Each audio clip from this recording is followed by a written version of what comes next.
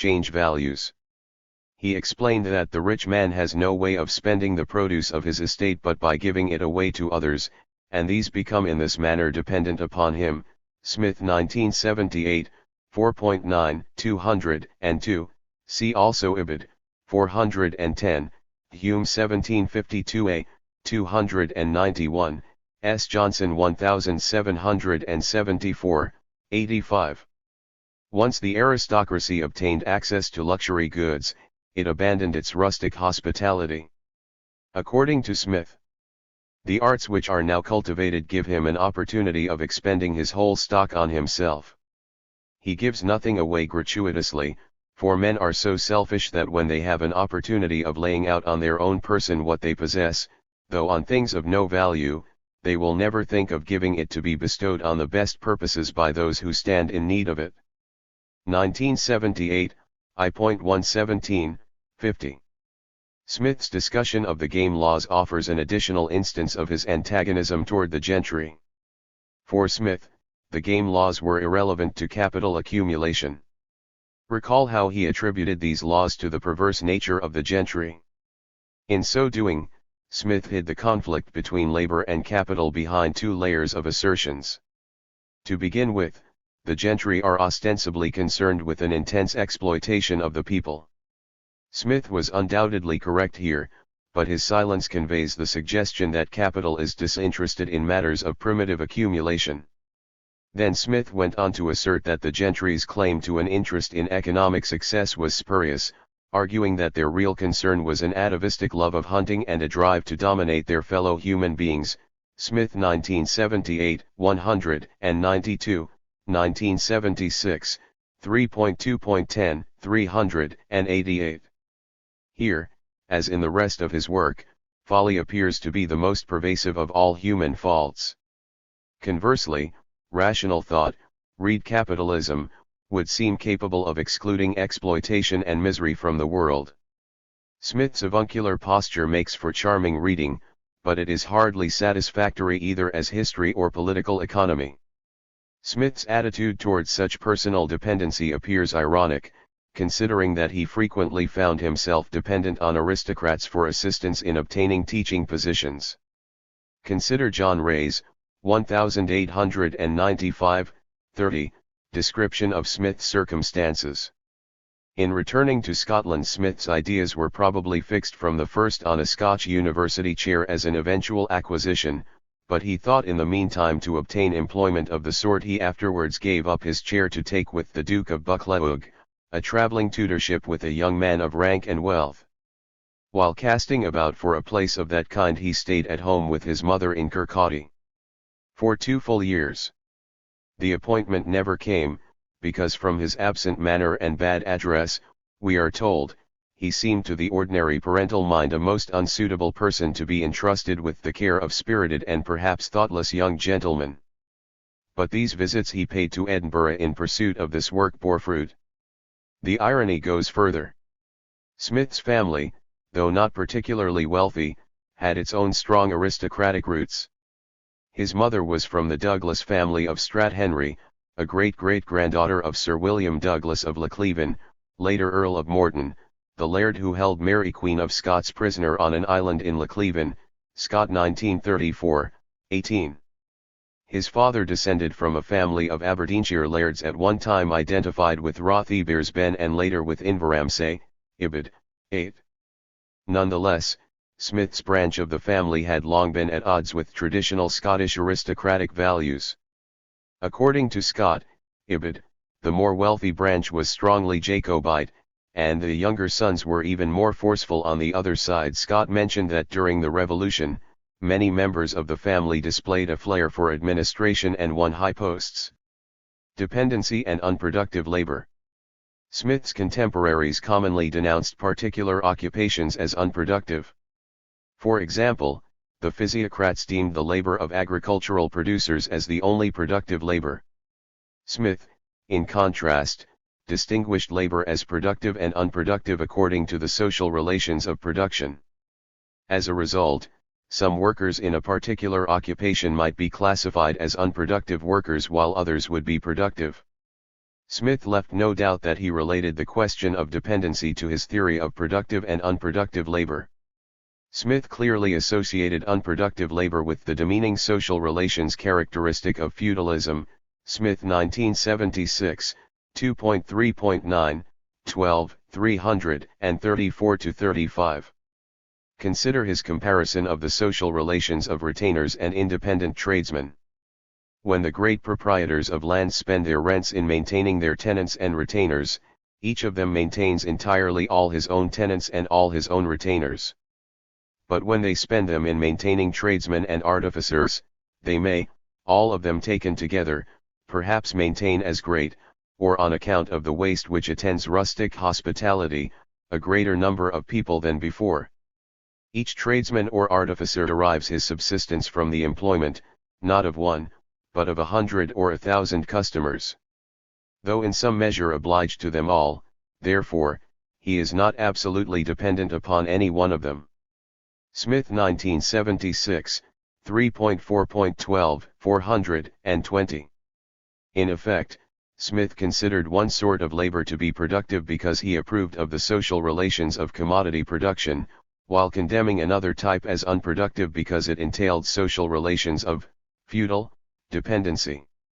For example, he wrote, "A man of fortune, for example, may either spend his revenue in a profuse and sumptuous table, and in maintaining a great number of menial servants, and a multitude of dogs and horses, or contenting himself with a frugal table and a few attendants, he may lay out the greater part of it in adorning his house or his country villa. The expense that is laid out in durable commodities, gives maintenance, commonly, to a greater number of people than that which is employed in the most profuse hospitality." Ibid. 2.3.38, 41, 346, 348. Smith offered no reason why durable commodities should employ more labor. Elsewhere, he suggested that durability was an end in itself. The labor of menial servants consists in services which perish generally in the very instant of their performance, and does not fix or realize itself in any vendible commodity which can replace the value of their wages and maintenance. The labor, on the contrary, of artificers, manufacturers and merchants, does naturally fix and realize itself in some commodity. Ibid. 4.9.31, 675. Notice that the extension of the circuits of vendible commodities can widen and even intensify without a comparable accumulation of capital. Recall the physiocratic analysis where manufacturing is identified with the labor of artisans who work with virtually no capital and earn only a subsistence wage. I am convinced that Smith's advocacy of accumulation was secondary to his desire for commercial social relations. In fact, the only consistent explanation of Smith's treatment of unproductive labor is that unproductive laborers were dependent on the aristocracy, whereas productive labor is always embedded in market relations. Smith believed that unproductive workers had personal characteristics of which he disapproved. In contrast, productive labor would be more likely to adopt the petty bourgeois values that Smith wished to see flourishing in his society. In this spirit, Smith contrasted the energy of a commercial city with the idleness surrounding a society in which feudal retainers are common. He noted, in mercantile and manufacturing towns where the inferior ranks of people are chiefly maintained by the employment of capital, they are in general industrious, sober, and thriving. Ibid. 2.3.12, 335. Smith's hostility toward self-sufficient farmers.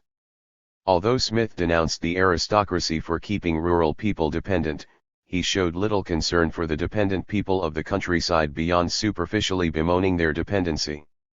Using language echoing the brutal analysis of Sir James Stoyart, Smith followed his discussion of the degrading nature of dependency by acknowledging the legitimate need of modern, profit-maximizing farmers to rid the land of those people whom he dehumanized as unnecessary mouths. 1976, 3.4.13, 420.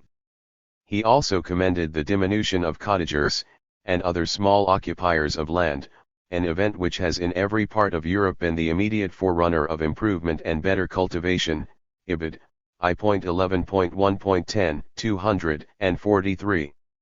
Smith's image of the traditional farmer, who had not completely accepted the psychological values that Smith associated with the commercial stage of society, was just as unfavorable.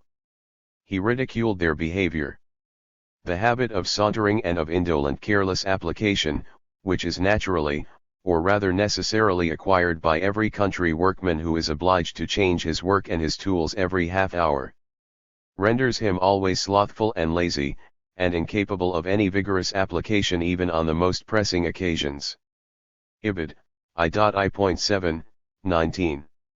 This emotional outburst did not do Smith much credit. Joan Thirsk, 1978, 151, a keen student of English rural life, described this passage as a grotesque caricature. No wonder she found fault with Smith's purported psychological analysis.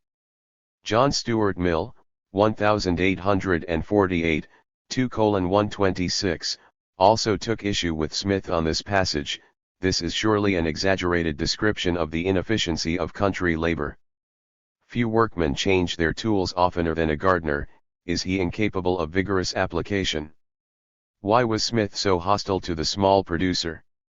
How could he assume that the natural effort of every individual to better his own condition was somehow foreign to the allegedly indolent and sauntering country weaver? Smith 1759, 508. Indeed, once he moved from the ideological to the administrative sections of his work. Smith, 1976, v.I.A.15, 697, admitted that poor but independent small farmers worked very hard. Those improvements in husbandry, which the progress of arts and manufactures necessarily introduces, leave the husbandman with as little leisure as the artificer. Here Smith was addressing a practical problem.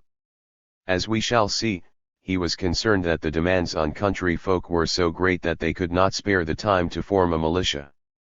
As a result, state had to spend more money for national defense, dependency and the corruption of cities.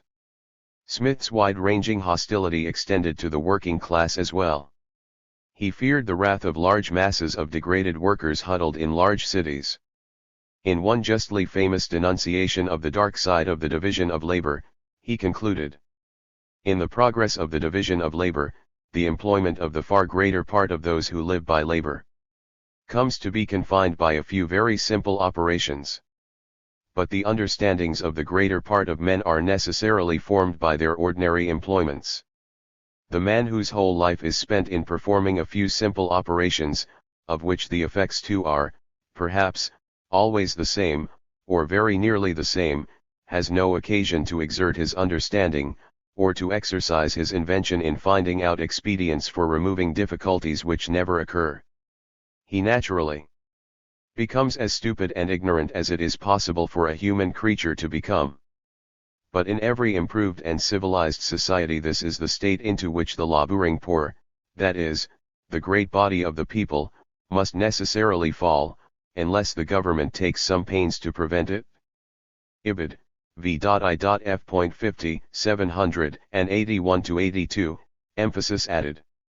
Smith complained about the gross ignorance and stupidity which, in a civilized society, seem so frequently to benumb the understanding of all inferior ranks of people. Ibid. v.I.F.61, 788.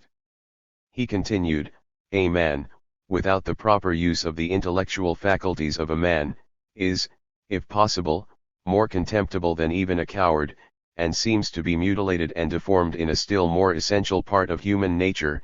Ibid.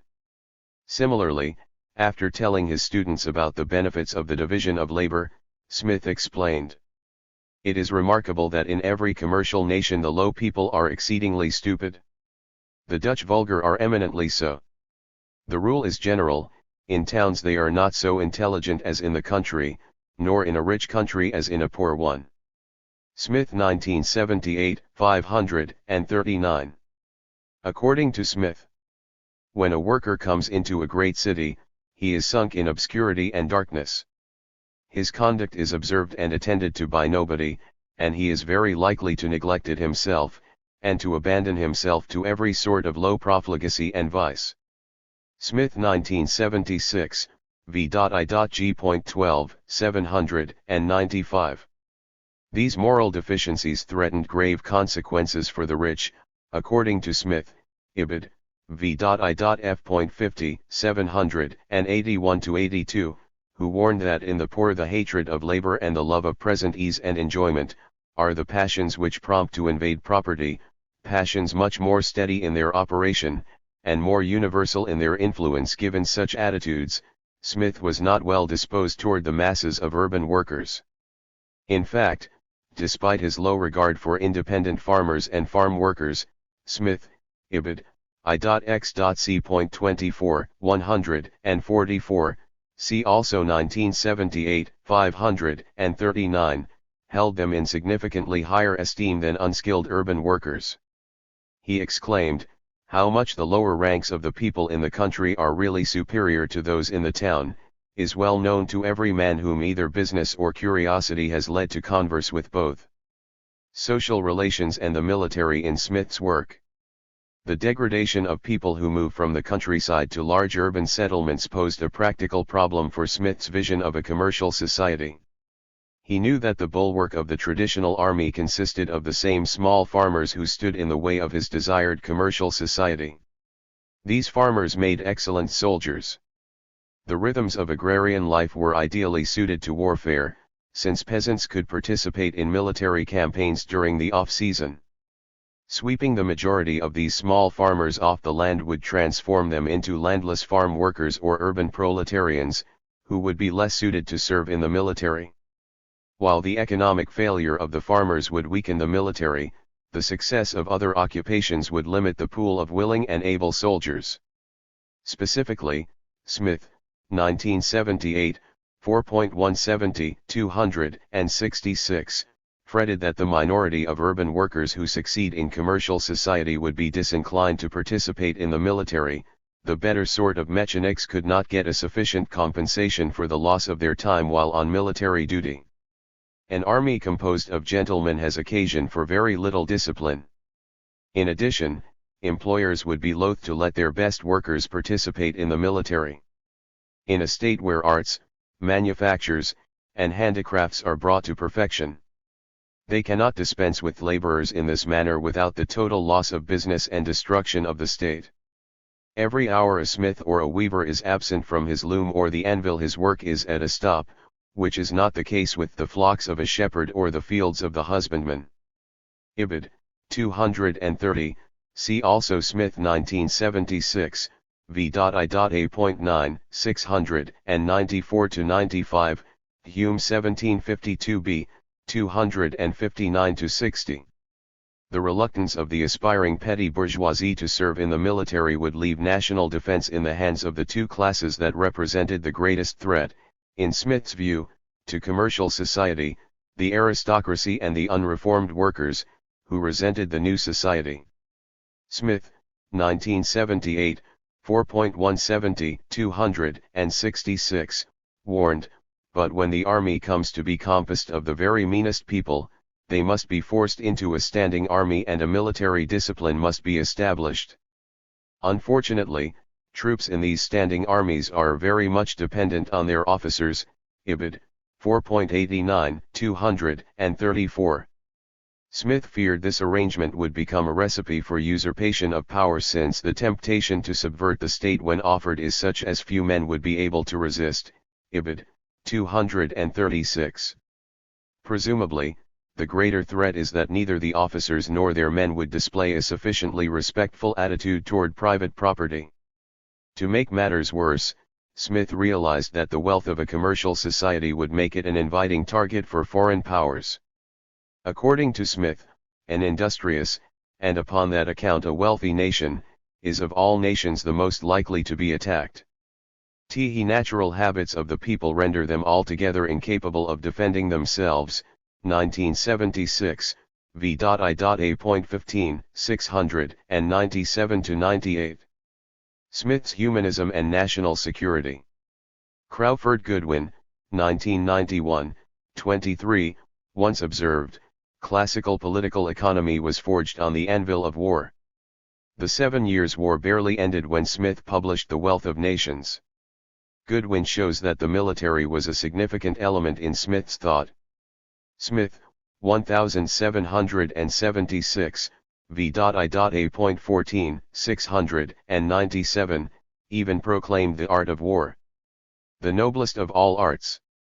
Smith's preoccupation with the military carried into his personal life in the sense that he, like Stoyart, belonged to the poker club, of which the chief condition for membership was a zeal for the establishment of a militia, Pascal 1938, 169, Rendell 1978, 13.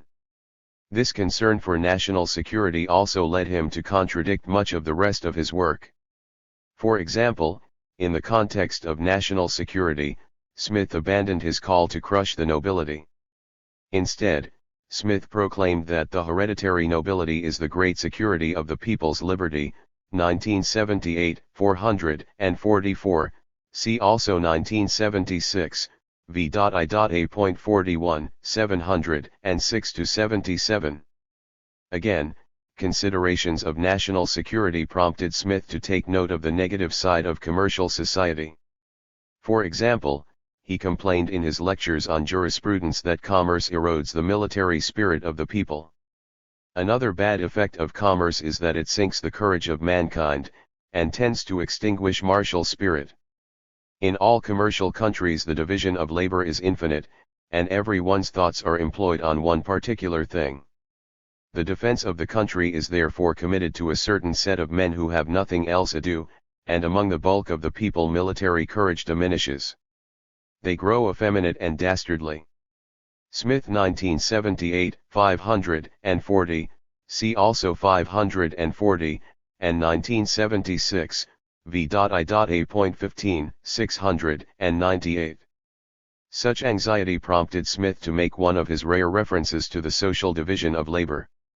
Sounding very much like Sir James Stoyart, Smith, 1976, v.I.A.12, 697, concluded, "It is the wisdom of the state only which can render the trade of a soldier a particular trade separate and distinct from all others."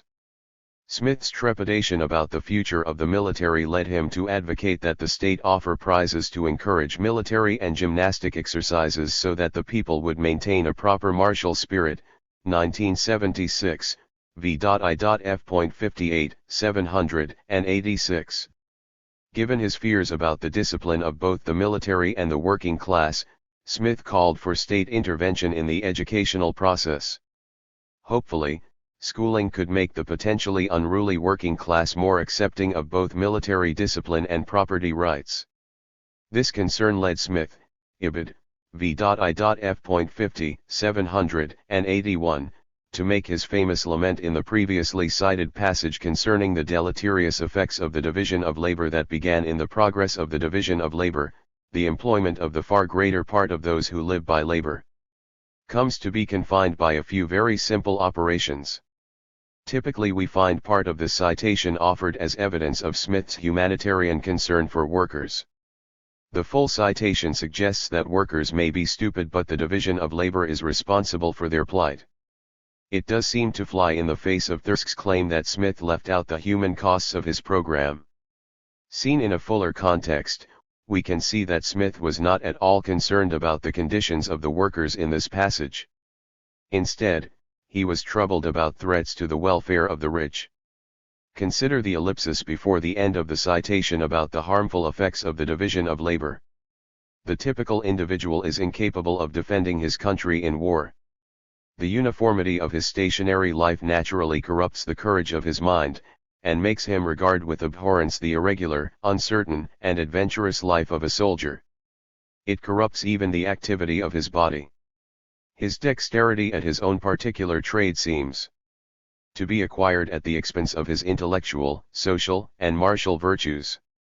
But in every improved and civilized society, this is the state into which the laboring poor, that is, the great body of the people, must necessarily fall, unless government takes some pains to prevent it. Smith 1976, v.I.F.50, 782. Adam Smith's reputation has flourished, not in a small part because of his supposed solicitude for the well-being of the working classes.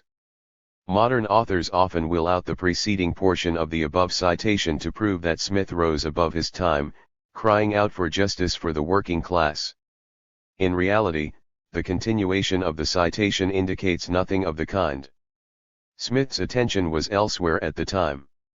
Within a few brief words, he had forgotten about the welfare of the people and has returned again to the importance of creating a martial spirit to protect the property of the rich. Smith's hostility toward workers' traditional norms. Smith did not attribute all of labor's negative attitudes to the corrupting influence of urban life. He was equally aghast at the continuing tradition of popular rural justice that displaced rural workers brought with them to the cities. For example, workers insisted that necessities should not sell above what they considered to be a just price. Edward P. Thompson, 1971, referred to these traditional attitudes as the moral economy. Smith, 1978, 197, see also 1976, 4.v.b.8, 527, was outraged that these lower-class cultural values made poor people feel justified in times of high prices when they break open granaries and force the owners to sell at what they think a reasonable price. He countered that the corn merchants served a useful purpose. By raising the price, the corn merchant discourages the consumption, and puts everybody more or less, but particularly the inferior ranks of people, upon thrift and good management. When he foresees that provisions are likely to run short, he puts them upon short allowance. Though from excess of caution he should sometimes do this without any real necessity, yet all the inconveniences which his crew can thereby suffer are inconsiderable in comparison of the danger, misery, and ruin, to which they might sometimes be exposed by a less provident conduct. Smith, 1976, 4.v.a.3, 524. Apparently, Smith, writing during a time of recurrent food shortages, thought that people should be grateful for their hunger as an educational experience. Smith opposed every aspect of the moral economy. He was appalled that the government had once passed laws regulating the retail corn trade in order to mollify the populace, although much of this legislation was repealed in 1772, Sklar 1988, 103. For Smith, such legislation was every bit as unjustified as the laws regarding religion, 1976, 4.v.b.40, 539. He claimed that people's fear of forestalling was no more warranted than anxiety about witchcraft, Ibid, 4.v.b.26, 534. Smith's fear of working-class leveling. Smith, 1976, v.i.b.2, 709, feared that the working classes were possessed by passions which prompt them to invade property, passions much more steady in their operation, and much more universal in their influence. Consequently, government is necessary to protect the property of the rich, Ibid, 670 ff. Smith, 1978, 208, see also 404, even went so far as to teach his students. Laws and government may be considered in every case as a combination of the rich to oppress the poor, and preserve to themselves the inequality of the goods which would otherwise be soon destroyed by the attacks of the poor, who if not hindered by the government would soon reduce the others to an equality with themselves by open violence. Smith repeatedly returned to the idea that the purpose of a legal structure was to protect the rich from the poor, Ibid, 709 ff, Smith 1978, 209, 338, 404. He also believed that market society would become increasingly egalitarian. As a result, he prophesied that over time, people would become more accepting of the social order. Civil government supposes a certain subordination. But as the necessity of civil government gradually grows up with the acquisition of valuable property, so the principal causes which naturally introduce subordination gradually grow up with the growth of that valuable property. Smith 1976, v.i.b.3, 710. Less developed regions, where acceptance of the rules of the market was not widespread, required considerably more protection of private property than was common at the time in England. For example, in a letter of November 8, 1799 discussing the poverty of Ireland, Smith observed, "It is ill provided with coal and wood, two articles essentially necessary to the progress of great manufactures.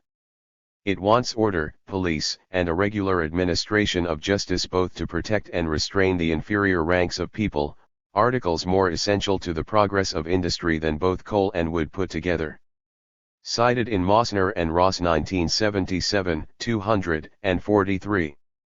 Smith, 1759, 6.2.1.21, 226, see also PT 2, Sector 1, left no doubt about the priority of law and order. He claimed that, although the relief and consolation of human misery depend upon our compassion for the poor, the peace and order of society is of more importance than even the relief of the miserable. Smith, 1978, 262, justified his position, in part, arguing that inequality was a necessary stimulant to commerce. Smith and working class dependency. Although Smith enjoys an undeserved reputation as a friend of labor, he was, in fact, thoroughly antagonistic toward the vast majority of the working class. Smith did seem to come out squarely on the workers' side in commenting on the conflict over wages. Smith, 1776, I.8.48, 101, also charged that farmers, landlords, and masters alike prefer poor harvests and high prices because, under such conditions, they can make better bargains with their servants, and find them more humble and dependent. Certainly, Smith's rhetoric sounded more progressive than that of any other classical political economist. He ensured his reputation as a humanitarian by writing, "Is this improvement in the circumstances of the lower ranks of society to be regarded as an advantage or as an inconveniency to society? The answer seems at first sight abundantly plain. But what improves the circumstances of the greater part can never be regarded as an inconveniency to the whole. No society can surely be flourishing and happy, of which the far greater part of the members are poor and miserable. It is but equity, besides, that they who feed, clothe and lodge the whole body of the people, should have such a share of the produce of their own labor as to be themselves tolerably well fed, clothed, and lodged." Ibid, I.8.36, 96. Nonetheless, Smith's well-known advocacy of high wages did not prove that he took the workers' side. Smith disapproved of low wages because they reinforced pre-capitalist norms of behavior. Smith was not usually explicit about such matters. Although he never unambiguously articulated his theory, we can deduce that he worried that low wages could lead to two sorts of outcomes, neither of which appealed to him. On the one hand, those workers who do feel humbled may then feel compelled to show an exaggerated deference to employers, recreating the rural dependency that Smith despised. Such workers could easily fall under the sway of a demagogue. On the one hand, low wages could reinforce workers' tendency to assert themselves.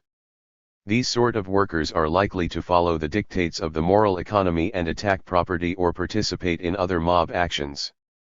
In neither case would low-wage workers tend to conform to the values that Smith so prized. Smith believed that big business made such class conflict more likely. To begin with, the opulence that goes with large enterprise would be more likely to stir up the mobs. In addition, the small capitalists, lacking the advantages of their larger counterparts, presumably would not be able to conspire to keep wages low. Smith used his advocacy of high wages to suggest that the harmonious functioning of the market would serve the interests of workers. I will explore this element of Smith's work in more detail in Chapter 10. He also hoped that high wages could somehow encourage workers to adopt middle-class aspirations and abandon their antagonism toward market society. He hypothesized, the liberal reward of labor encourages the industry of the common people. The wages of labor are the encouragement of industry. A plentiful subsistence increases the comfortable hope of bettering his condition, and of ending his days perhaps in ease and plenty. It animates him to exert his strength to the utmost. Ibid. I.8.44, 99. Of course, not all workers were willing to adopt middle-class values. For those who took pride in their traditional working-class culture, Smith had nothing but scorn. Education, Smith proposed, might help redeem such people. Schools could teach them to accept their lot in a capitalist system and abandon the values associated with the moral economy that Smith opposed. He wrote, though the state was to derive no advantage from the instruction of the inferior ranks of people, it would still deserve its attention that they should not be altogether uninstructed. The state, however, derives no inconsiderable advantage from their instruction. The more they are instructed, the less liable they are to the delusions of enthusiasm and superstition, which, among ignorant nations, frequently occasion the most dreadful disorders. An instructed and intelligent people besides, are more decent and orderly than an ignorant and stupid one. They feel themselves, each individually more respectable, and more likely to obtain the respect of their lawful superiors, and they are therefore more disposed to respect those superiors. They are more disposed to examine, and more capable of seeing through, the interested complaints of faction and sedition, and they are upon that account, less apt to be misled into any wanton or unnecessary opposition to the measures of government. Ibid. v.i.f.61, 788. The above citation reflects the fact that Smith was a true son of his age, a period when intellectuals thought that the masses could be molded at will by appropriate instruction from their superiors, see Foucault 1979, pt 3. Smith's hostility toward government and business. Not surprisingly, Smith spoke ill of government administrators, although he actively curried their support for his own position as a customs collector. Ironically, in his role as customs collector, he enforced government regulations just as energetically as he had previously denounced them in his books, see Tollison 1984, Anderson, Shugart, and Tollison 1985.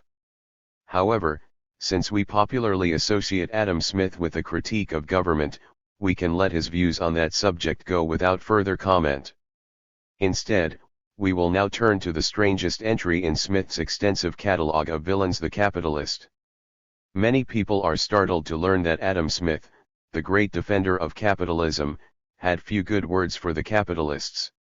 For example, in his exchange with Bentham, Smith favored the prudent, petit bourgeois artisan or small merchant, whereas Bentham lauded the entrepreneur who was willing to take risks, Pesciarelli 1989. Indeed, Smith saved what may be his harshest criticisms for the wealthy capitalists themselves.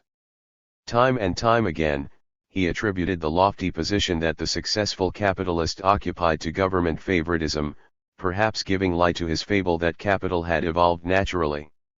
Smith even accused employers of behaving unfairly toward their workers. In addition, he charged that they also used the government to achieve their purposes. In Smith's 1976, I.8.12, 83-84, words. It is not difficult to foresee which of the two parties, employers and employees, must have the advantage in the dispute over wages, and force the other into a compliance with their terms.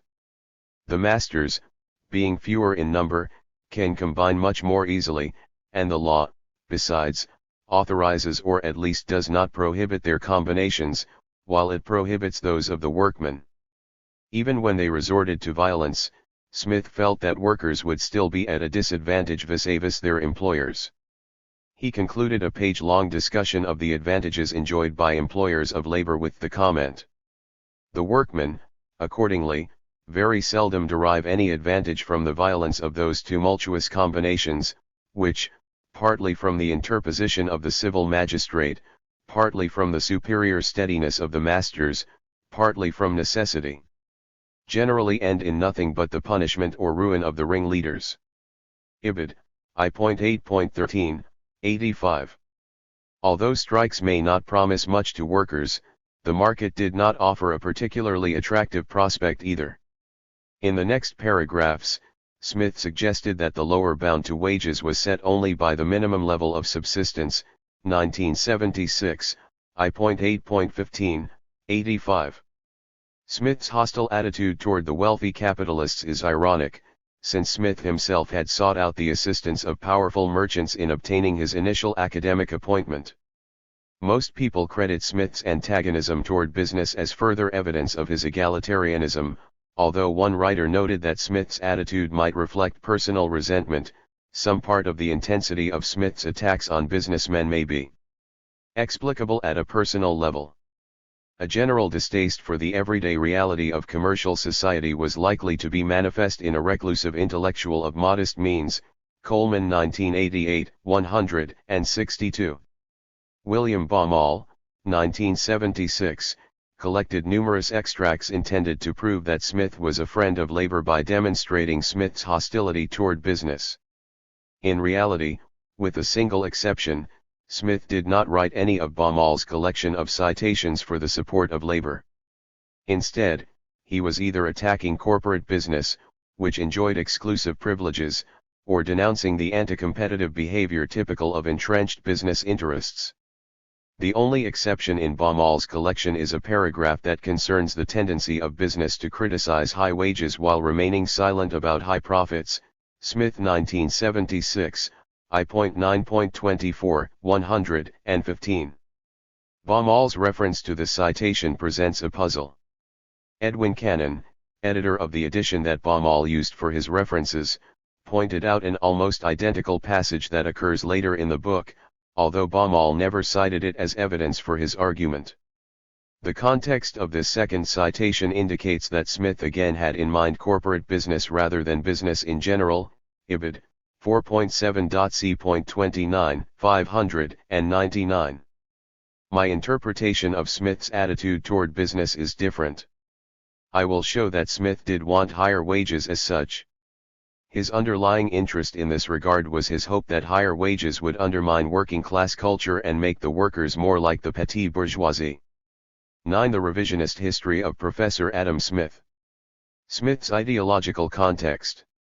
Just as Hobbes attempted to persuade his readers that a sovereign was necessary to maintain political harmony, see Macpherson 1962, 89, Smith proposed that the market would ensure economic harmony.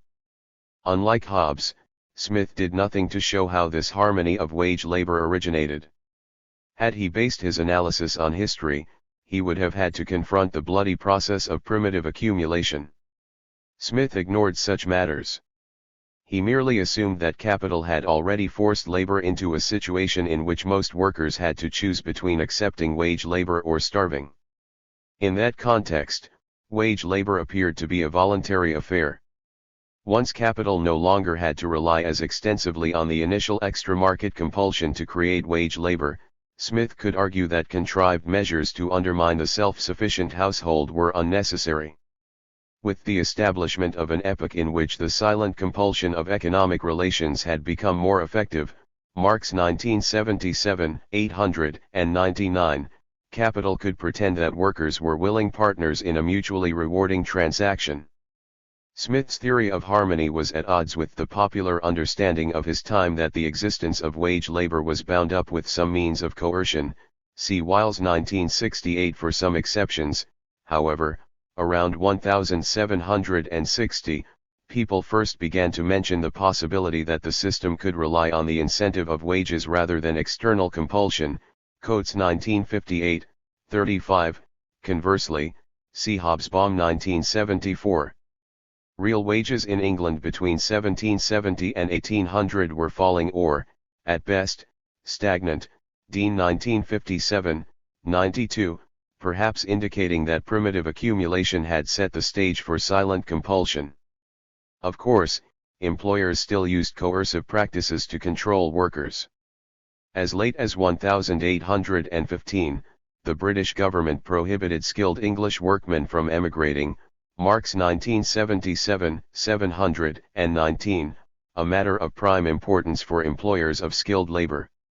Josiah Wedgwood even wished to authorize the postmaster to open letters of suspected persons, cited in McKendrick 1961, 47.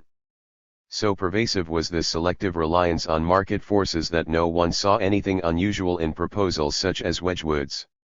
Certainly, Smith is welcome to his illusions about the voluntary nature of the labor market. However, we have the obligation to scrutinize his falsification of the historical relation between labor and capital. In the course of this examination, we will see that Smith fashioned a marvelous fable of economic harmonies. Wordsworth, 1802-418, may have written of him as the worst critic, David Hume excepted, that Scotland, a soil to which that sort of wheat seems natural, has produced, but as a poet of economic harmony, Smith was second to none. Smith's political economy, like most political economy at the time, was, first and foremost, an analysis of how people conducted their lives, especially insofar as this conduct reflected on morals and ethics, see Pocock 1971, Tyke Graber 1986. Indeed, part of Smith's charm was that he seemed to take a more personal, less abstract position in evaluating how people behave than others of his day. Smith's actual goal was somewhat different from what most readers believe to have found in his work. At the very least, we have seen that he could hardly claim to be an impartial spectator of economic affairs. Instead, Smith's work represents a vigorous defense of the mores of one narrow segment of the population and an equally vigorous denunciation of all other values. Smith's bourgeois role models. Let us start with Smith's positive vision. Smith greatly admired the mores of the hard-working, but relatively unsuccessful members of the petty bourgeoisie. He knew that these people were not attractive to other sectors of society. In a rather strange passage that began with a discussion of fashionable tastes during the reign of Charles II, Smith, 1759, v.2.3, 201, seemed to shift to a contemporary context. A liberal education was connected, according to the notions of those times, with generosity, sincerity, magnanimity, loyalty, and proved that the person who acted in this manner was a gentleman and not a Puritan. Severity of manners and regularity of conduct, on the other hand, were altogether unfashionable, and were connected, in the imagination of that age, with cant, cunning, hypocrisy, and low manners. To superficial minds the vices of the great seem at all times agreeable. They connect them with many superior virtues which they ascribe to their superiors, with the spirit of freedom and independence, with frankness, generosity, humanity, and politeness. The virtues of the inferior ranks of people, on the contrary, their parsimonious frugality, their painful industry, and rigid adherence to rules seem to them mean and disagreeable. They connect them both with the meanness of the station to which these qualities commonly belong, and with many great vices which, they suppose, usually accompany them, such as an abject, cowardly, ill-natured, lying, pilfering disposition. Despite the unattractive features of petit bourgeois values, Smith hoped that by giving workers reasonably high wages, they would become socialized in their attempt to climb the ladder from artisan to small capitalist. In this sense, Smith saw the small capitalist and the prudent, hard-working artisan as part of a single bourgeois life cycle. Smith, as usual, ran up against his confusion about wage labor.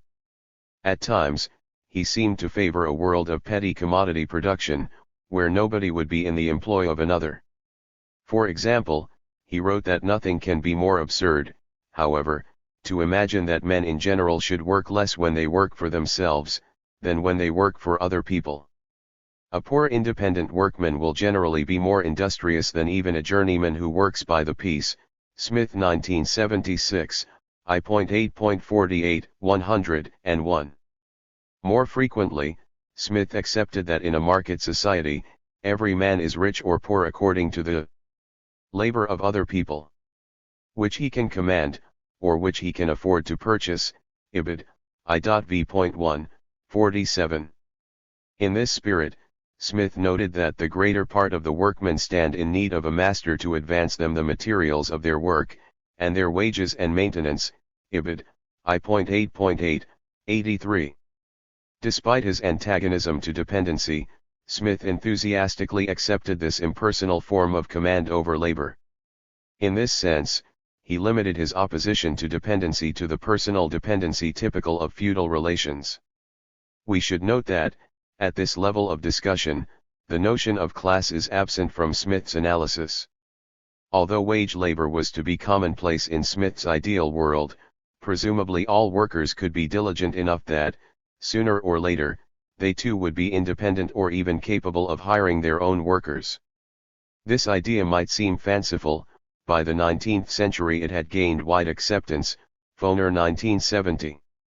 Smith's Petit Bourgeois Utopia. More agreements around Smith than perhaps any other major economist, notwithstanding the controversial nature of his claims. Mainstream literature generally pictures Smith as a benign figure recommending greater reliance on the market. Even Marxist literature is usually charitable toward him, often taking comfort in Smith's description of the labor theory of value, see Meek 1963.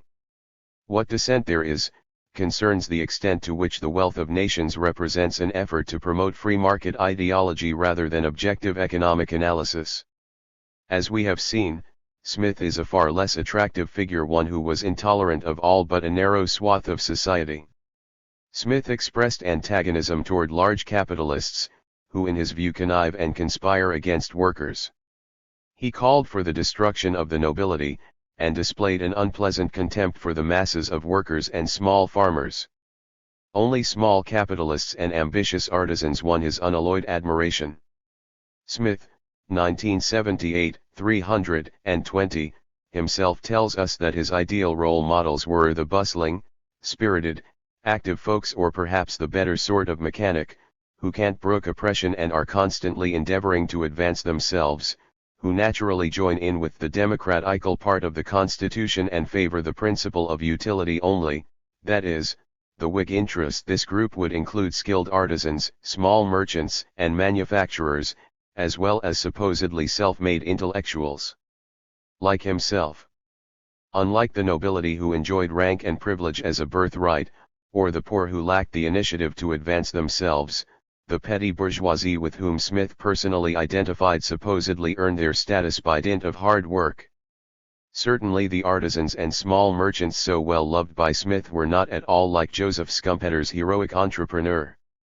As Joseph Spengler, 1959, 8, observes, Smith's undertaker strikes one as a prudent, cautious, not overly imaginative fellow, who adjusts to circumstances rather than brings about their modification with enough diligence and a little luck. These rather plodding, hard-working individuals, who carried out their trade in a commonly understood fashion, could accumulate a bit by saving, but they would be unlikely to achieve positions of prominence. These artisans and small merchants represent the basis of what Bentham, 1954, 442, 43n, later called practical equality, the sort of equality which has place in the Anglo-American United States, meaning always those in which slave-holding has no place according to Smith's understanding of the British economy. In the middling and inferior stations of life, the road to virtue and that to fortune, to such fortune, at least, as men in such stations can reasonably expect to acquire, are, happily, in most cases, very nearly the same. In all the middling and inferior professions, real and solid professional abilities, joined to prudent, just, firm and temperate conduct, can very seldom fail of success. The success of such people almost always depends upon the favor and good opinion of their neighbors and equals, and without a tolerably regular conduct these can seldom be obtained. Smith 1759, I.3.3.5, 63. We can well imagine that many of these upwardly bound, generally self-employed petty bourgeoisie experienced substantial difficulties. Where others could appeal to the good offices of a feudal lord or government official to assist in their enterprise, few of these petty bourgeois folks had influence in such quarters. The evolution of Smith's stunted utopia.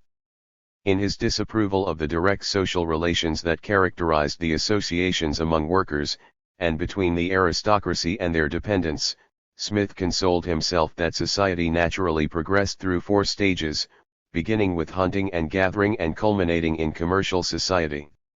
In the place of working class and aristocratic behavioral patterns, a system of social relations based on the social distance of faceless contracting, as practiced among small merchants, would emerge. In this sense, Smith's denunciation of dependency blends in nicely with his notion of sympathy. As Jacob Viner, 1972-80, perceptively noted, to understand the relationship of sympathy of the sentiments to Adam Smith's economic view as expounded in The Wealth of Nations, it is essential to appreciate the role Smith assigns in the operation of sympathy to what I will here call distance, in the spirit of the term social distance. Smith, 1759, 2, 3, 86, see also Smith 1978, 539, offered a glimpse of the world that he wished to see, observing, society may subsist among different men as among different merchants, from a sense of its utility, without any mutual love or affection in this world. Personal relations count for little relative to market relations. For Smith, 1976, I.2.2, 26, in civilized society, man stands at all times in need of the cooperation and assistance of great multitudes by way of the market, while his whole life is scarce sufficient to gain the friendship of a few persons. Smith assumed that once his cultural prescriptions became universally accepted, aristocrats and workers alike would conform to the norms of the hustling, spirited, active folks whom he admired. I should note that Smith's unyielding antagonism toward the mass of workers, especially in the cities, seems inconsistent with his four stages approach to human betterment, in which commercial society would inevitably improve the populace. But then, despite Smith's eloquence, the world did not conform to his desires. Workers stubbornly retained their working class culture. The gentry refused to acknowledge the achievements of people such as Smith and those with whom he identified. Alas, the meek have yet to inherit the world. Do commerce. Although Smith was disappointed that the majority of his society did not share his values, he seemed to believe that somehow history was on his side. The same forces that drove his four stages theory would inevitably sweep aside the basis of the agrarian society of feudalism, see Meek 1976. In the process, the changing economic relations that Smith envisioned would undermine the commanding position of the aristocracy relative to that of the petty bourgeoisie. With the consequent rise of a modern commercial society, petit bourgeois values would take hold and dependency would inevitably decline. Accordingly, Smith informed his students, commerce is one great preventive of this custom of dependency. The manufacturers give the poorer sort better wages than any master can afford. The gentry of Scotland are no worse than those of England, but the common people being considerably more oppressed have much less of probity, liberality, and amiable qualities in their tempers than those of England. 1978, 6.8, 333. Smith returned to this theme in The Wealth of Nations when he discussed how commerce contributed to the improvement of rural society. There he noted, commerce and manufactures gradually introduced order and good government, and with them, the liberty and security of individuals, among the inhabitants of the country, who had before lived almost in a continual state of war with their neighbors, and of servile dependence upon their superiors. Smith 1976, 3.4.4, 412, Smith continued. Foreign commerce and manufactures gradually furnished the great proprietors with something for which they could exchange the whole surplus produce of their lands, and which they could consume themselves without sharing it either with tenants or retainers. All for ourselves, and nothing for the people, seems, in every age of the world to have been the vile maxim of the masters of mankind. As soon, therefore, as they could find a method of consuming the whole value of their rents themselves, they had no disposition to share them with other persons.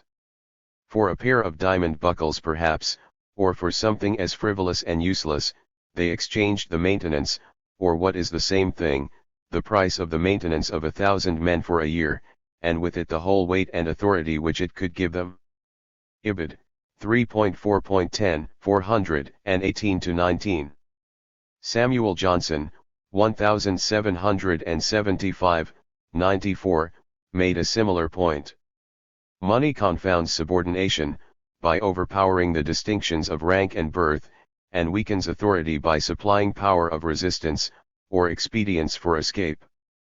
The feudal system is formed for a nation employed in agriculture, and has never long kept its hold where gold and silver have become common. Certainly, the deteriorating relations between lord and tenant accelerated the demise of aristocratic authority. Smith observed, when luxury came in, this gave him the aristocrat an opportunity of spending a great deal, and he therefore was at pains to extort and squeeze high rents from them. This ruined his power over them. 1978, 4.159, 262. In Rome, as well, the power of nobles declined very fast when either commerce or luxury were introduced, owing to the growing antagonism between slave and master. Ibid. 4.72, 227. Smith, Ibid. 538, explained to his students, whenever commerce is introduced into any country, probity and punctuality always accompany it. These virtues in a rude and barbarous country are almost unknown. Curiously, Smith mentioned that Hume was the only other writer who had taken this position, although, as his modern editors note, his great rival, Sir James Stoyart, as well as Lord Kames, Adam Ferguson, and William Robertson, had also preceded him in connecting commerce and liberty. Smith 1976, 3.4.4, 412n. Moreover, at least at one point, Smith attributed the decline of the Scottish aristocracy to political rather than economic forces, arguing, there was little trade or industry in Edinburgh before the Union. Ibid. 2.3.12, 336. Consequently, he concluded, by the union with England, the middling and inferior ranks of people in Scotland gained a complete deliverance from the power of an aristocracy which had always before oppressed them. Ibid. v.3.89, 944. Smith and the bizarre heroism of the petty bourgeoisie. The people with whom Smith identified crave recognition for their exploits. Sadly, other classes were unlikely to appreciate their notions of success, which were so thoroughly bound up in petty bourgeois norms. In frustration, Smith directed his hostility toward all those who differed from himself, certain that somehow the future belonged to his sort of people. Smith strongly resented the low regard that well-off people had for the mores of lower middle-class people with whom he identified. He knew that those of noble rank, taught to admire heroic virtues, would be unlikely to admire the scrimping and saving of a humble artisan. To do so would be to acknowledge the superiority of commercial society and the inferiority of aristocratic culture. Smith, 1978, 784, complained that, unlike the middle class, the well-to-do had the opportunity to develop social graces, telling his students, people of some rank and fortune generally have a good deal of leisure, during which they may perfect themselves in every branch either of useful or ornamental knowledge of which they may have laid the foundation, or for which they may have acquired some taste in the earlier part of life. Smith offered considerable insight into his perception of the distinction between lower middle class and aristocratic behavior in his theory of moral sentiments. He devoted the last year of his life to rewriting this book, Smith 1759. The key materials cited here fall within the particular chapter that he revised most extensively. In this chapter, Smith, 1759, 51, expressed his jealousy of his social betters, declaring, "The man of rank and distinction, on the contrary, is observed by all the world. Everybody is eager to look at him, and to conceive, at least by sympathy, that joy and exultation with which his circumstances naturally inspire him. His actions are the objects of public care. Scarce a word, scarce a gesture, can fall from him that is altogether neglected. In a great assembly he is the person upon whom all direct their eyes." Here Smith did not attribute the powers of the aristocracy to their material influence over tenants and retainers. Instead, he referred to a natural disposition to respect them and a habitual state of deference to those to whom they have been accustomed to look up as their natural superiors. Ibid. 53. Smith, Ibid. 52, speculated, our obsequiousness to our superiors more frequently arises from our admiration for the advantage of their situation, than from any private expectations of benefit from their goodwill. Then Smith posed the rhetorical question, how, then, can the man of inferior rank hope to distinguish himself? Ibid. 54. He cannot do it by imitating the behavior of the aristocracy, since the coxcomb, who imitates their manner, and affects to be eminent by the superior propriety of his ordinary behavior, is rewarded with a double share of contempt for his folly and presumption. Ibid. After all, Smith asked, why should the man, whom nobody thinks it is worthwhile to look at, be very anxious about the manner in which he holds up his head, or disposes of his arms, while he walks through a room? This man must adopt a different tactic. Smith suggested that he must win recognition by more important virtues. He continued, he must acquire dependence to balance the dependence of the great, and he has no other fund to pay them from but the labor of his body and the activity of his mind.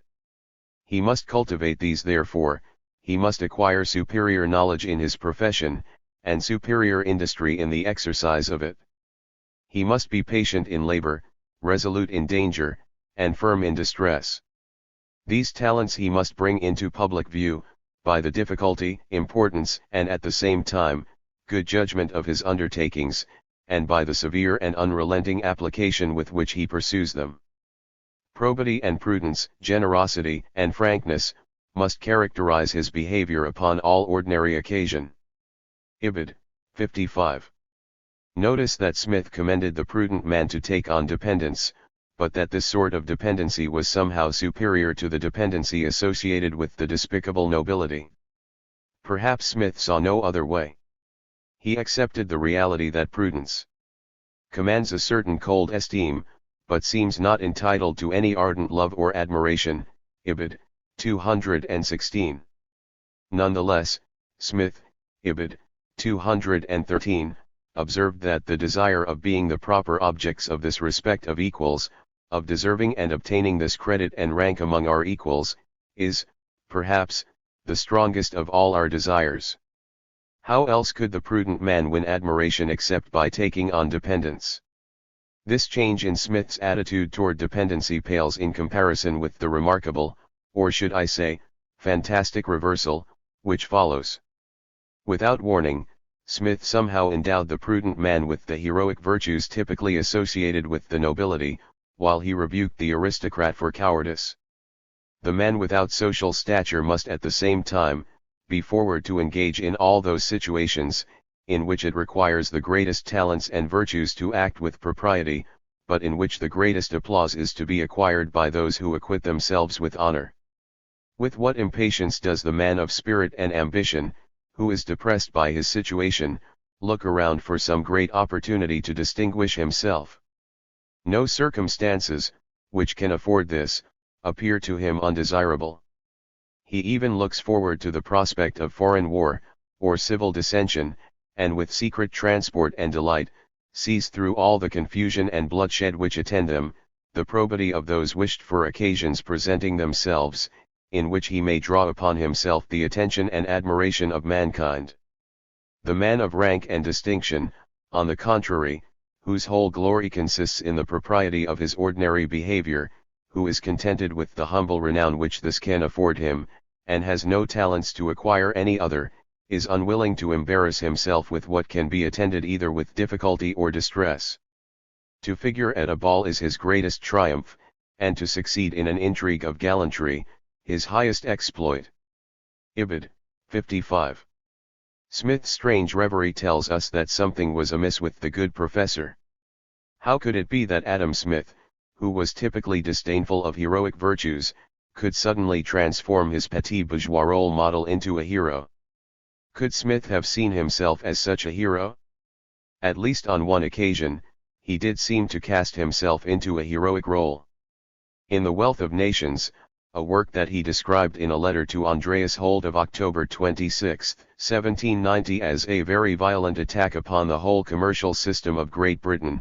Smith 1977, 251, Smith proclaimed, "If anyone opposes the monopolist, and still more if he has authority enough to be able to thwart them, neither the most acknowledged probity, nor the highest rank, nor the greatest public services, can protect him from the most infamous abuse and detraction, from personal insults, nor sometimes from real danger, arising from the insolent outrage of famous and disappointed monopolists." 1976, v.2.43, 471. The tortured vision of Adam Smith. Why was Smith so violent in his denunciation of behavioral patterns that differed from those of the petite bourgeoisie? A psychohistorian might be inclined to paint a picture of Smith as an unworldly academic, lacking in social graces, resentful at being beholden to his social betters. Michael Bollin's perceptive essay, On Love and Hate, may be relevant here. It reads, in part, "We hate people who, though very important to us, do not love us and refuse to become our cooperative partners despite our best efforts to win their affection. This stirs up in us all the bitter pains, sufferings, and anxieties of the past, and we defend ourselves against their return by the barrier of hatred, by denying our need for those people and our dependence upon them." Bollin 1965, 128. Smith's own psychological writings offer a further clue to his attitude. According to his interpretation of human nature, the need to be correct is so powerful that even economic behavior is subordinated to it. In Smith's 1978, 352 words, "If we should inquire into the principle in the human mind on which this disposition of trucking is founded, it is clearly the natural inclination every one has to persuade. Men always endeavor to persuade others to be of their opinion even when the matter is of no consequence to them. If one advances anything concerning China or the more distant moon which contradicts what you imagine to be true, you immediately try to persuade him to alter his opinion. And in this manner every one is practicing oratory on others through the whole of his life. You are uneasy whenever one differs from you. This obsession with being in control is associated with an overriding urge to dominate others." Recall that Smith had earlier recommended that persons of inferior rank acquire dependence of their own. Later, he wrote that the love of domination and authority over others is natural to mankind, a certain desire of having others below one, and the pleasure it gives to have some persons whom he can order to do his work rather than be obliged to persuade others to bargain with him. Ibid. 192, see also Smith 1976, 3.2.10, 388. Smith often dismissed the material hardships of poverty as unimportant, claiming that the real damage inflicted was the shame and mortification that it imposed on the poor. If correct, Smith's petit bourgeois heroes were truly impoverished. Angry about the inability of the petit bourgeoisie to persuade the rest of society, Smith took his revenge in this brief literary flourish. In this flight of fancy, he transformed the resentment and envy of the petit bourgeois into a heroic spirit, although Smith normally acknowledged that most of the petit bourgeoisie were unsuited for military life, see Chapter 8. Yet, as Smith, 1978, 395-96, himself told us, the disposition to anger, hatred, envy, malice, and revenge renders a man the object of hatred, and sometimes even of horror, to other people. He continued, "Envy is that passion which views with malignant dislike the superiority of those who are really entitled to all the superiority they possess. The man, however, who, in matters of consequence, tamely suffers other people, who are entitled to no such superiority, to rise above him or get before him, is justly condemned as mean-spirited. Such weakness, however, is commonly followed by much regret and repentance. In order to live comfortably in the world, it is upon all occasions as necessary to defend our dignity and rank, as it is to defend our life and our fortune." Ibid. Envy might have been stronger in Scotland than elsewhere, if we can trust Samuel Johnson's 1774-117 assessment. The Scots, with a vigilance of jealousy which never goes to sleep, always suspect that an Englishman despises them for their poverty, and to convince him that they are no less rich than their neighbors, are sure to tell him a price higher than the true. When Leslie, 200 years ago, related so punctiliously that 100 hen eggs, new laid, were sold in the islands for a penny, he supposed that no inference could possibly follow, but that eggs were laid in great abundance. Posterity has since grown wiser, and having learned that nominal and real value may differ, they now tell stories, lest the foreigner should happen to collect, not that eggs are many, but that pence are few. Smith, like many other aspiring Scottish intellectuals, took pains to speak more like an English native, Muller 1993, 21-22. So, perhaps, Smith's ethnic background may have played a role. Still, we should be careful about pushing these ideas too far. As appealing as the individualistic explanation of Smith's motives might be, it is inadequate. Similar ideas repeatedly appear in the works of Hume and other writers. These thoughts were intimately related to the revolution in human affairs that was occurring at the time. In the apt phrase of Elizabeth Fox Genovese and Eugene Genovese, 1983-98. A traditional worldview that subordinated the individual to the community and justified him or her according to social function yielded to a modern worldview that subordinated society to the individual and justified social institutions as serving individual needs. The rights of the group and the obligations of the individual gave way to the obligations of the group and the rights of the individual. Tocqueville, 1945, 156. Shrewdly noted one of the significant consequences of the new society that was evolving. Democratic institutions have a very strong tendency to promote the feeling of envy in the human heart. Smith and populism. The resentment that Smith expressed bears a strong resemblance to populism. In general, populism appeals to people who feel that they are neither capitalists nor wage earners.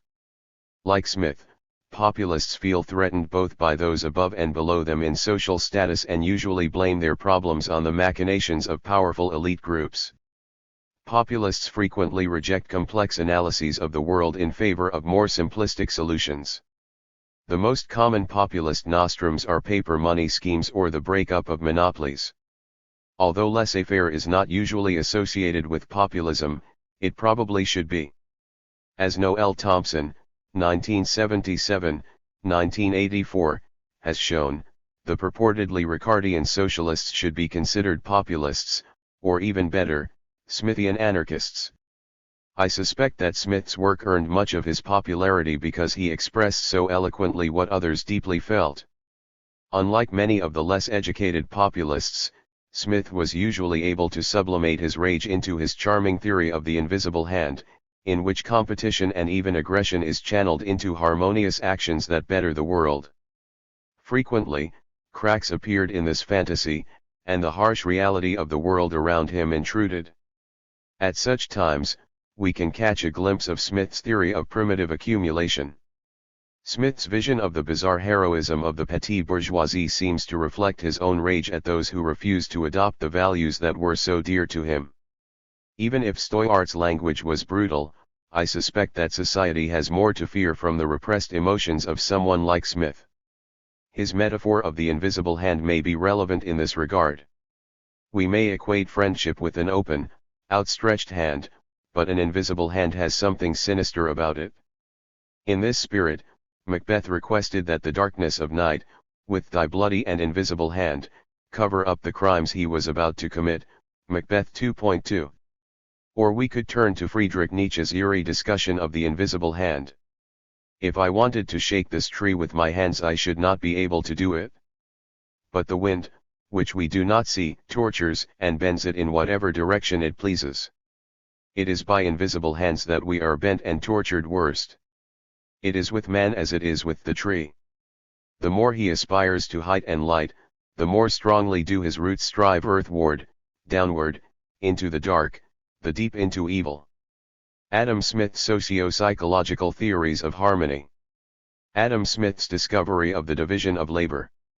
John Maynard Keynes, 1938-330, once remarked, "It is chiefly in the description of Adam Smith's intellectual progress and in the analysis of influences which went to make the wealth of nations that there may be room for something further." I suspect that Keynes was unaware of how much of an understatement he was making. The section of Adam Smith's lectures on jurisprudence dealing with the subject of police gives us a most remarkable insight into his struggle to obscure the harsh reality of primitive accumulation, within the context of the theoretical structure of the wealth of nations. Smith, 1978-333, began this section by commenting that the state had an obligation to maintain the cheapness of commodities. He then went on to note that in spite of the rarity of some materials, advances in technology could make things much more affordable. Ibid. 337.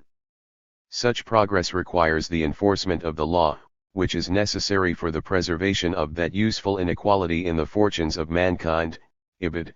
338. This unexceptional discussion seems to somehow have aroused Smith's curiosity about the equity of the law. Are the poor merely victims of the law? Smith, as a social scientist, observed that laws were required to protect the rich from the poor. Ibid. 208. This idea sat poorly with Smith, the ideologue. Although Smith admitted to his Glasgow students of 1762 to 1763 that the labor and time of the poor is in civilized countries sacrificed to the maintaining of the rich in ease and luxury, he apologized for this situation with the modest claim that the most disadvantaged members of society enjoy a far greater degree of plenty and opulence than they would in a savage state. Ibid. 340, 338. In fact, he asserted, an ordinary day laborer has more of the conveniences and luxuries than an Indian, presumably Native American prince at the head of 1,000 naked savages. Ibid. 339. Smith here went further than Locke, 1698, 314-15, who had merely asserted that the English worker feeds, lodges and is clad better than an Indian prince. Smith may well have come to this thought by way of Bernard Mandeville, 1723, 26, who wrote that the very poor lived better than the rich before he then turned to another thought of Mandeville, who had observed that the production of a fine crimson or scarlet cloth requires a multiplicity of trades working together in its manufacture. Mandeville 1723, 356-57. The democratic Smith used the example of a blue coat of a worker rather than a scarlet cloth, but the thought remained unchanged nonetheless. The unfortunate masses huddled in great cities would likely not have agreed with Smith's assertion that they had more of the conveniences and luxuries than an Indian prince. Neither would the Ojibways who visited London in the 1840s. They reportedly told the English who attempted to engage them in conversation, "We are willing to talk with you if it can do any good for the hundreds and thousands of poor and hungry children we see in your streets every day. We see hundreds of little children with their naked feet in the snow, and we pity them, for we know they are hungry. We have no such poor children among us." Cited in Tobias 1967, 86. In general, Smith did not have much patience with such uncomfortable intrusions of reality. His goals were more ideological. Still, for some reason here, Smith let himself stray from his narrow ideological course. He returned to his idea of the relative affluence and comfort of his contemporaries, asking how the poor of his day could live better than a rich Indian prince. He mused.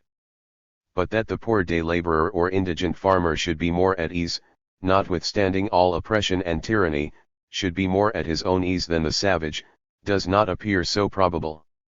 Amongst the savages there are no landlords nor usurers, no tax gatherers, so that every one has the full fruits of his own labors, and should therefore enjoy the greatest abundance, but the case is otherwise. Smith 1978, 339-41. So here is the key: the poor laborer has more commodities, but also less leisure than the savage. Smith was aware of the importance of leisure in primitive society. Nonetheless, he ended his lecture without speculating about why the laborer would rationally choose to substitute commodities for free time. Smith did not even raise the possibility that this transformation may not have been voluntary.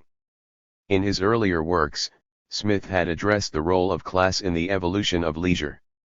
He even had attributed the excellent poetry of primitive cultures to the enormous amounts of leisure that they enjoyed. Smith 1762-63, Lecture 21, January 1763. In contrast, he noted that in civilized nations, the inferior ranks of people have very little leisure, and the superior ranks have many other amusements. Smith 1790b, 187, see also 1790a, 50.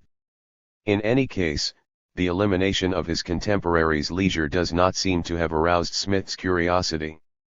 The next day Smith expanded upon his remarks from the previous lecture. The labor and time of the poor is in civilized countries sacrificed to the maintaining of the rich in ease and luxury. The landlord is maintained in idleness and luxury by the labor of his tenants. The moneyed man is supported by his exactions from the industrious merchant, and the needy who are obliged to support him in ease by a return for the use of his money. But every savage has the full enjoyment of the fruits of his own labors. There are no landlords, no usurers, no tax gatherers. He poor laborer has all the inconveniences of the soil and season to struggle with, is continually exposed to the inclemency of the weather and the most severe labor at the same time. Thus he who as it were supports the whole frame of society and furnishes the means of the convenience and ease of all the rest is himself possessed of a very small share and is buried in obscurity. He bears on his shoulders the whole of mankind, and unable to sustain the weight of it is thrust down into the lowest parts of the earth from whence he supports the rest. In what manner then shall we account for the great share he and the lowest persons have of the conveniences of life? Smith 1978, 340-41. This last sentence is curious. In a prior lecture, Smith had asserted that the poor laborer was better fed, clothed, and housed than a savage. In this session, just as his students were hearing about the same laborer's small share, Smith suddenly asked them to account for the great share he has in the conveniences of life. What follows is just as remarkable. Smith seems to have unconsciously stumbled onto the classical theory of primitive accumulation. Recognizing that the unfortunate agricultural laborers, who represented the majority of the workers in his society, find themselves compelled to work long hours for a meager existence, Smith swiftly fled from that subject. At this point, Smith found comfort in his early theory of the division of labor. His next words to his students were, "The division of labor amongst different hands can alone account for this." Ibid. 341. However, the division of labor was completely irrelevant to the question at hand, namely, the condition of the poor laborer. Perhaps his blue coat reminded him of Mandeville, who had earlier written of the division of labor, see Mandeville 1723, 284. In any case, we hear nothing more about the effect of the increased working day. Instead, Smith turned the attention of his audience to what he called a frivolous example, the pin factory. No wonder Schumpeter could complain of the lack of attention given to Smith's use of the division of labor. Schumpeter, 1954, 187, emphasized, "Nobody, either before or after A. Smith, ever thought of putting such a burden upon division of labor." In the concluding few lectures, we find a compressed version of The Wealth of Nations, see Stewart 1811, 275. In short, Smith seems to have developed his great work as an attempt to evade the logic of the classical theory of primitive accumulation. Smith's anthropology of self-betterment. Even in his imaginary account of the social division of labor, Smith fell into confusion regarding the forces that could overcome the inertia of traditional society. For example, he described a static state of affairs prior to primitive accumulation.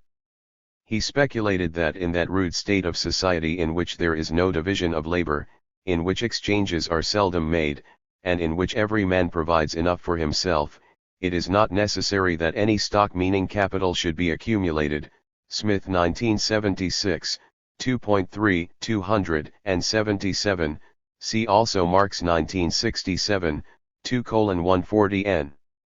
Smith seemed to suggest that this rude state could persist even well into modern times. For example, he noted that in the Highlands of Scotland, every farmer must be a butcher, baker, and brewer for his own family, Smith 1976, I.3.2, 31, see also Stewart 1855, 1:327, 28.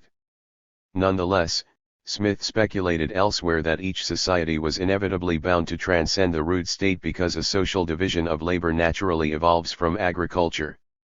In this regard, he asserted, when industry is not introduced by the violent operation of the stocks of particular merchants or undertakers, who established them in imitation of some foreign manufactures for distant sale, grow up of their own accord, by the gradual refinement of those coarser manufactures.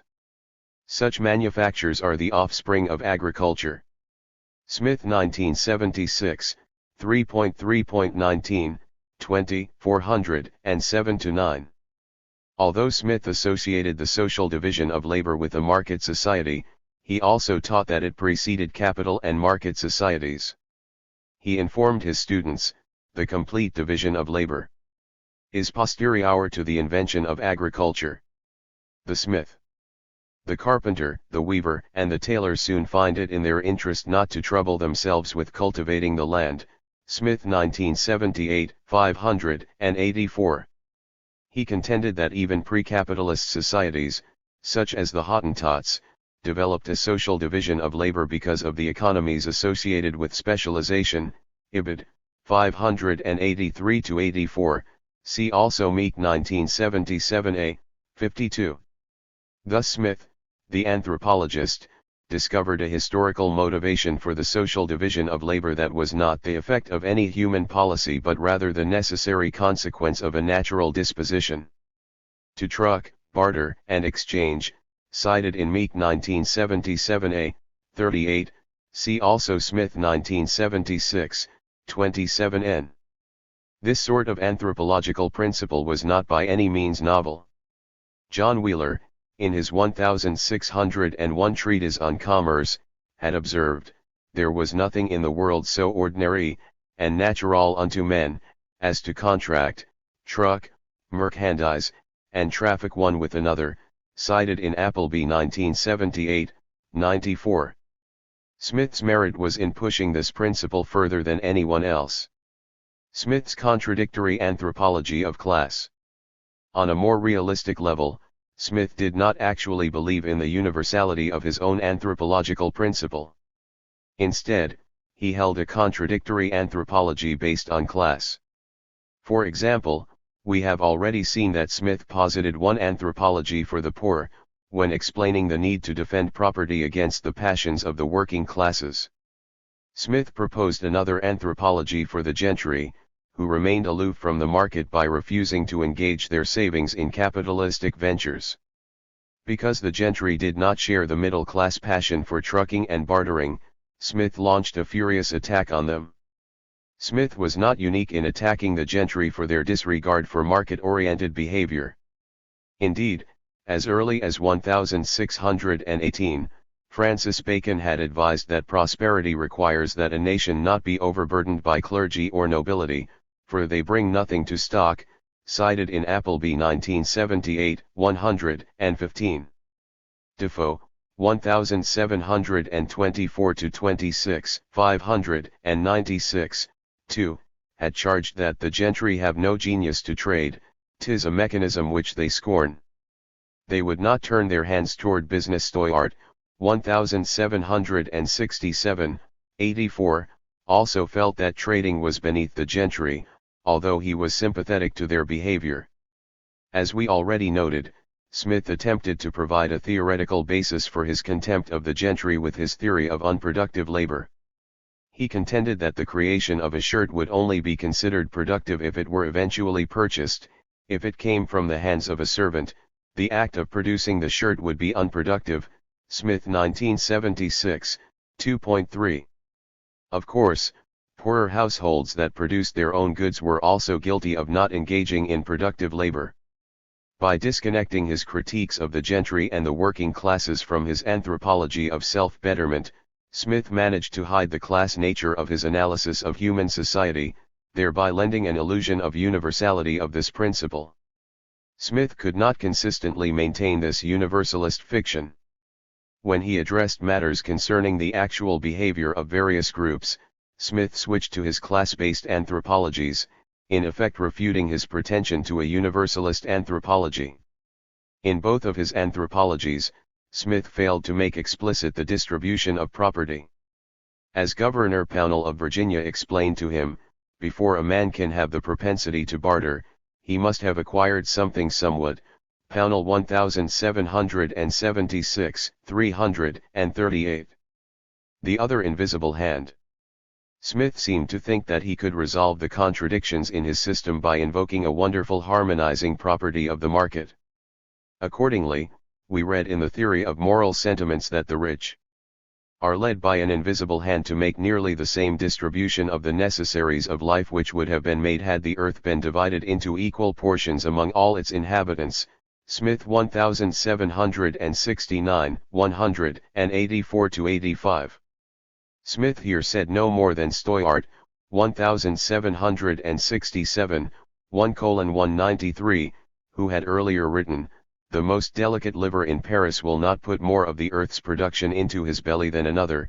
He may pick and choose, but he will always find that what he leaves will go to feed another." In fact, this version of the invisible hand leads to the same sort of equality that Stoyart presumably envisioned when he dreamed of resurrecting the Spartan slave republic. Smith's notion of the harmonious workings of the invisible hand does not resolve the confusion between his two anthropologies. To make this line of reasoning coherent, he should not have addressed the subject in terms of the distribution of the necessaries of life, but rather with regard to the distribution of the means of production. After all, he himself had strongly emphasized the importance of stock. Even if Smith had been justified in ignoring the distribution of the means of production, he very well understood that consumption goods, in general, were not shared equally among all people. There, he acknowledged that although the desire of food in every man is limited by the narrow capacity of the human stomach, other forms of consumption seem to have no limit or certain boundary. Smith 1976, I.11.C.7, 181.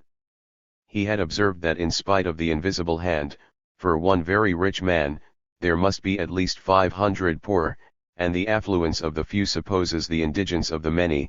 Smith 1978, 670, see also Meek 1977 c. 11. Smith finally did shift his attention from consumption to production in the wealth of nations.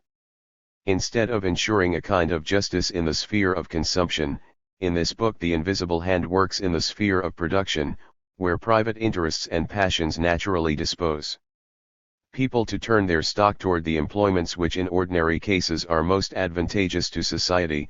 Smith 1976, 4.7.c.88, 630. Unfortunately, Smith's assertion that the distribution of stock is advantageous for society remains little more than meaningless cant without some analysis of the effect of the arrangement of the ownership of that stock on the distribution of income. After all, we have already seen that Smith, Ibid, I.8.36, 96, himself had observed, no society can surely be flourishing and happy, of which the far greater part of the members are poor and miserable. It is but equity, besides, that they who feed, clothe and lodge the whole body of the people, should have such a share of the produce of their own labor as to be themselves tolerably well fed, clothed, and lodged. Nonetheless, Smith's discussion of the invisible hand reveals a great deal about his method of analysis. On some level, he recognized the conflict between his class-based explanation of the evolution of the social division of labor and his alternative explanation framed in terms of market forces. Yet when dealing with class antagonisms, Smith continually mudded the issues rather than facing up to the full implications of class conflict. The political economy of vanity. In his effort to obscure further any disharmonious forces within capitalism, Adam Smith deployed a fascinating psychological analysis of wealth. In this context, he claimed not to value the accumulation of wealth on account of its contribution to prosperity. Consider how he dismissed the problem of poverty in the theory of moral sentiments, where he speculated, avarice overrates the difference between poverty and riches, Smith 1759, 3.3.30, 149. Referring to the misfortunes that people suffer, Smith supposed that the greater part of them have arisen from people not knowing when they were well, when it was proper for them to sit still and to be contented, Ibid. 3.3.32, 150. Smith counseled his readers to lead a life without luxury, even of the most modest sort. How many people ruin themselves by laying out money on trinkets of frivolous utility? Power and riches appear then to be, what they are, enormous and operose machines contrived to produce a few trifling conveniences to the body, consisting of springs the most nice and delicate, which must be kept in order with the most anxious attention, and which in spite of all our care are every moment to burst into pieces, and to crush in their ruins their unfortunate possessor. They are immense fabrics, which it requires the labor of a life to raise, which threaten every moment to overwhelm the person that dwells in them, and which while they stand, though they may save him from some of the smaller inconveniences, can protect him from none of the severer inclemencies, can protect him from summer shower not the winter storm, but leave him always as much, and sometimes more exposed than before, to anxiety, to fear and to sorrow, to diseases, to danger, and to death. Ibid. 4.1.5, 8, 180-83. In short, people deceived themselves in working toward material success. In the theory of moral sentiments, Smith, 1759, I.3.2.1, 50, wrote a chapter titled Of the Origin of Ambition, and of the Distinction of the Ranks, beginning with the notion that we pursue riches and avoid poverty only to avoid the humiliation of poverty, although the wages of the meanest laborer can supply the necessities of nature. According to Smith, even the meanest laborer spends a great part of his wages upon conveniences, which may be regarded as superfluities, and that, upon extraordinary occasions, he can give something even to vanity and distinction, Ibid. Again, in The Wealth of Nations, Smith reassured his readers that the wages of the English workmen were above this lowest possible rate, Smith 1976, I.8.28, 91. Despite the folly of chasing after material success, the vain desire for ostentation ultimately served a noble purpose. And it is well that nature imposes upon us in this manner. It is this deception which rouses and keeps in continual motion the industry of mankind. It is this which first prompted them to cultivate the ground, to build houses, to found cities and commonwealths, and to invent and improve all the sciences and arts which enable and embellish human life, which have entirely changed the whole face of the globe, have turned rude forests into agreeable and fertile plains. Smith 1759, 4.1.9, 183. That the concluding words of the citation were identical to his translation of a passage from Rousseau's Discours sur l'origine de l'inégalité, published in Smith's letter to the editors of the Edinburgh Review, hints at the ideological nature of Smith's approach. See Smith 1755-56, 250. There, he was disputing Rousseau's contention that the acquisition of private property caused inequality. In the very same paragraph in the Theory of Moral Sentiments in which Smith repeated his words about changing rude forests, he proposed his previously cited theory that the invisible hand would miraculously eliminate inequality. Again, we arrive at the conclusion that Smith's concern with workers' welfare had nothing to do with their material circumstances. For Smith, what counted was their mental state, which he hoped would eventually conform to that of the petite bourgeoisie. How fast does the social division of labor evolve? Smith, 1978, 88, acknowledged to his students that the exclusive privileges of corporations had been able to bring about The separation of trade sooner than the progress of society would naturally affect this last point may be interpreted as an aside noted down by a diligent student. Certainly, we find nothing of the sort in the Wealth of Nations, for it would have conceded much ground to the theory of Stoyart. Smith did observe in the Wealth of Nations that a particular manufacture may sometimes be acquired sooner by virtue of encouragement, Smith 1976, 4.2.13, 458, but he alleged that such actions slow down the overall process of accumulation, thereby hindering the natural evolution of the social division of labor. Even if we grant that market forces alone could have gradually worn away traditional society, Smith provides no information about the pace of this transition in the absence of primitive accumulation. We might infer, however, that since the division of labor precedes agriculture, the social division of labor evolves at glacial speeds. In addition, by implying that, 1. The contemporary social division of labor was the result of mutually advantageous adjustments, and 2. That this process is a continuation of social behavior that stretches back into prehistoric times, Smith presented the misleading inference that the creation of the social division of labor was a natural process, devoid of conflict.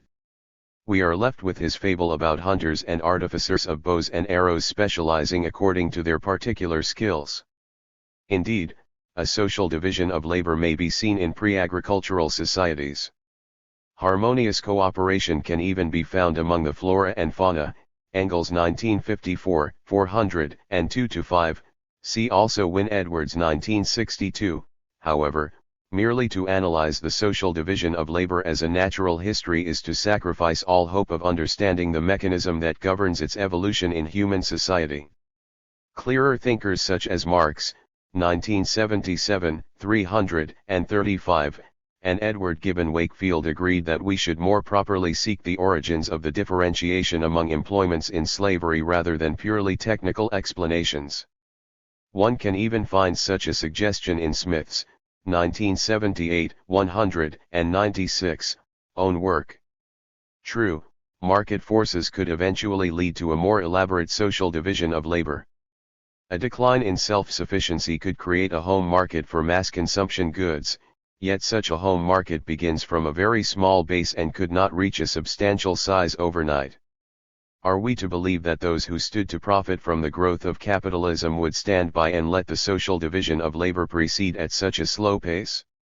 The mercantile school, in particular, did not care to wait for the natural maturation of a home market, preferring to tap the riches of world markets as soon as possible. To this end, they were willing to launch an immediate attack on the self-sufficient household as a first step in stimulating the production of commodities for export, Marx 1967, 3:785. As a result, the difference between the supposedly Smithian and mercantile paths was substantial. As Marx, Ibid, noted, the characteristic feature of the interested merchants and manufacturers of that period, which is in keeping with the stage of capitalist development represented by them, is that the transformation of feudal agricultural societies into industrial ones and the corresponding industrial struggle of nations on the world market depends on an accelerated development of capital, which is not to be arrived at along the so-called natural path, but rather by means of coercive measures. It makes a tremendous difference whether national capital is gradually and slowly transformed into industrial capital, or whether this development is accelerated by means of a tax which they impose through protective duties mainly upon landowners, middle and small peasants, and handicraftsmen, by way of accelerated expropriation of the independent direct producers, and through the violently accelerated accumulation and concentration of capital, in short by means of accelerated establishment of conditions of capitalist production. It simultaneously makes an enormous difference in the capitalist and industrial exploitation of the natural national productive power.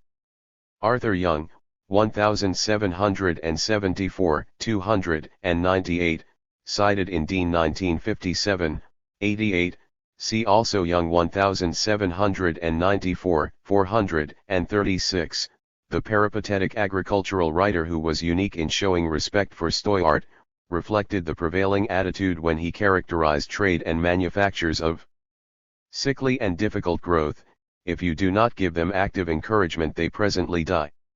Here again we confront the stark contrast between Stoyart and Smith.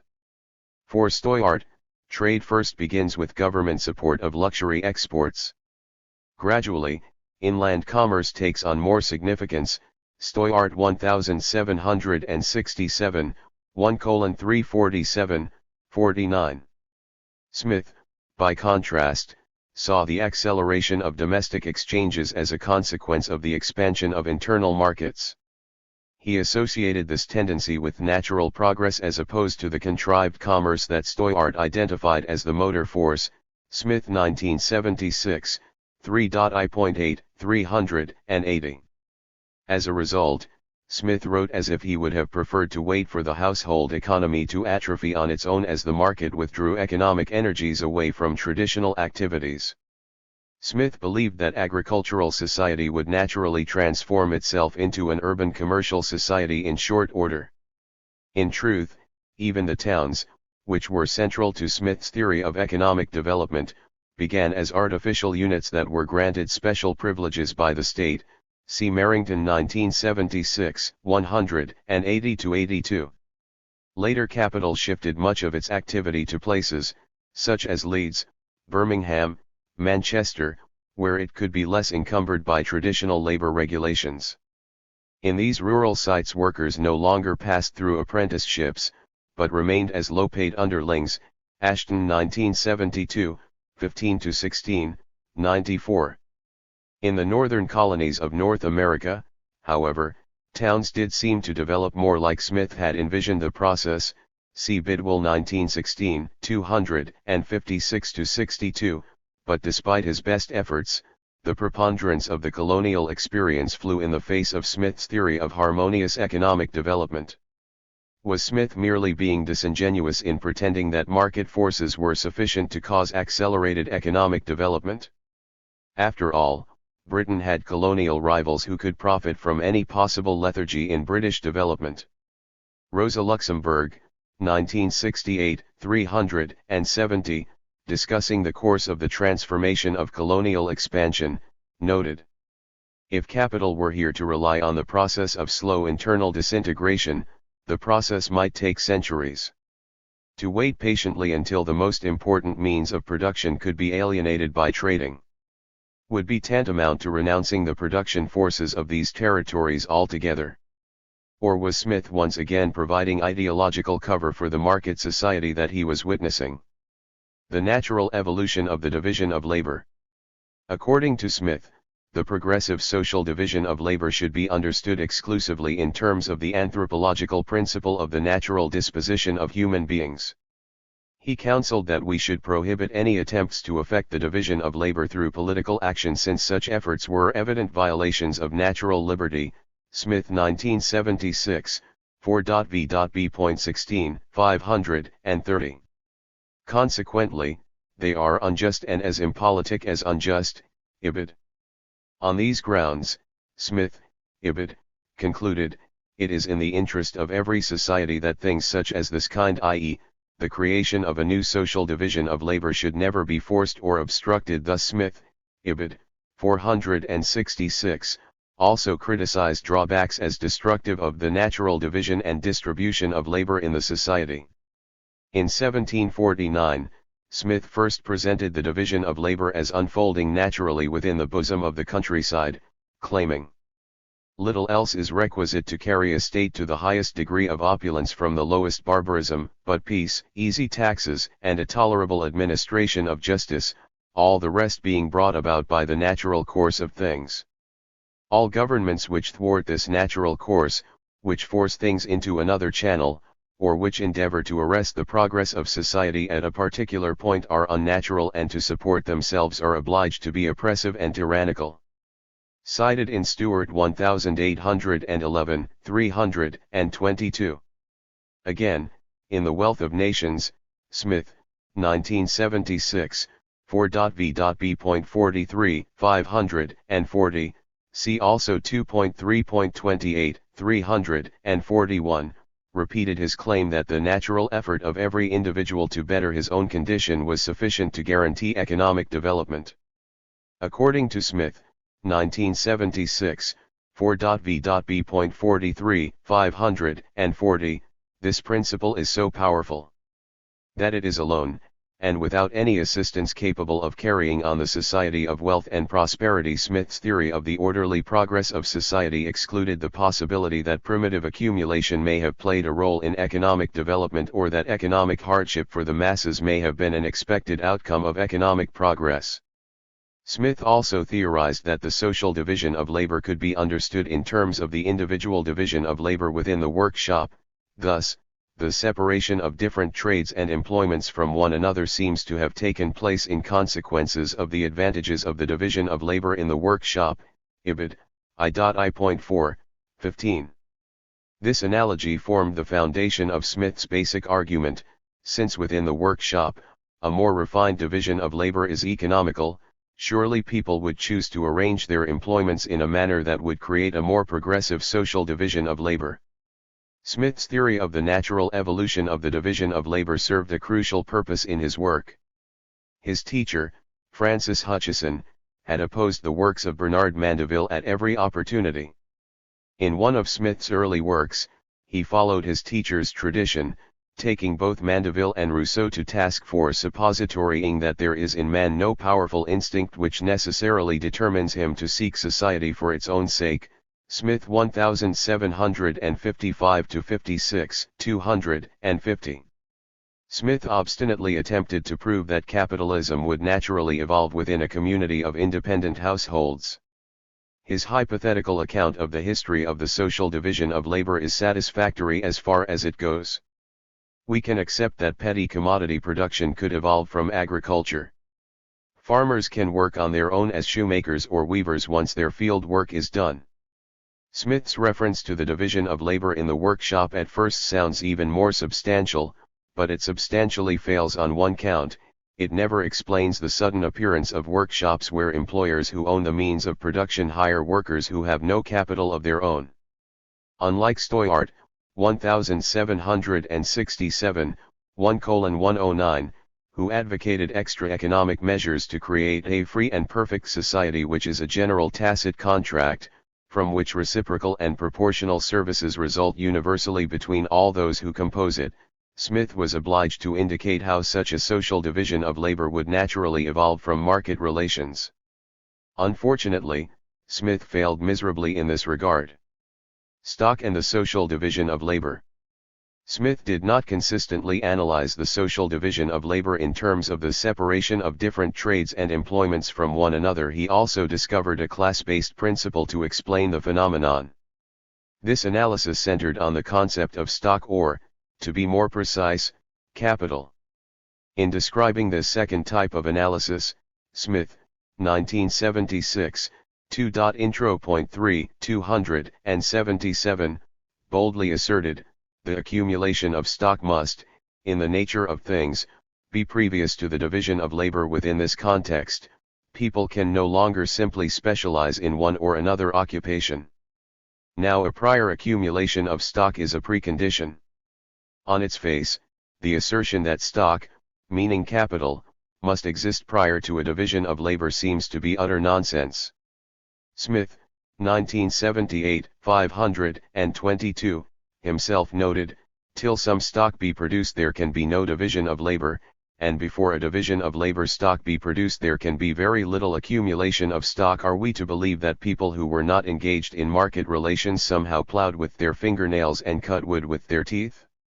As Mountford Longfield, 1834, 190, suggested, imagine a number of intelligent and industrious men, placed in a fertile country, utterly destitute of capital. With what difficulty could they eke out a miserable subsistence, possessing no tools except what they could fashion with their hands and teeth and nails? Of course, Smith could not have meant that people had no tools before the social division. For him, the term stock usually had a special meaning. It represented capital in particular, rather than tools and equipment in general.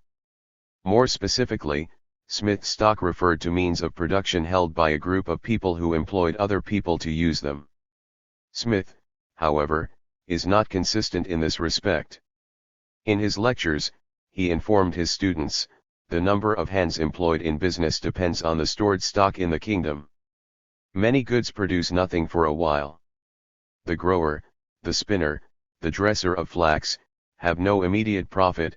Smith 1978, 365. Since people produced flax and spun linen before capitalism, we can wonder how they were able to do so without stock. Yet, according to the Wealth of Nations, only an increase in capital was capable of bringing about an increase in production.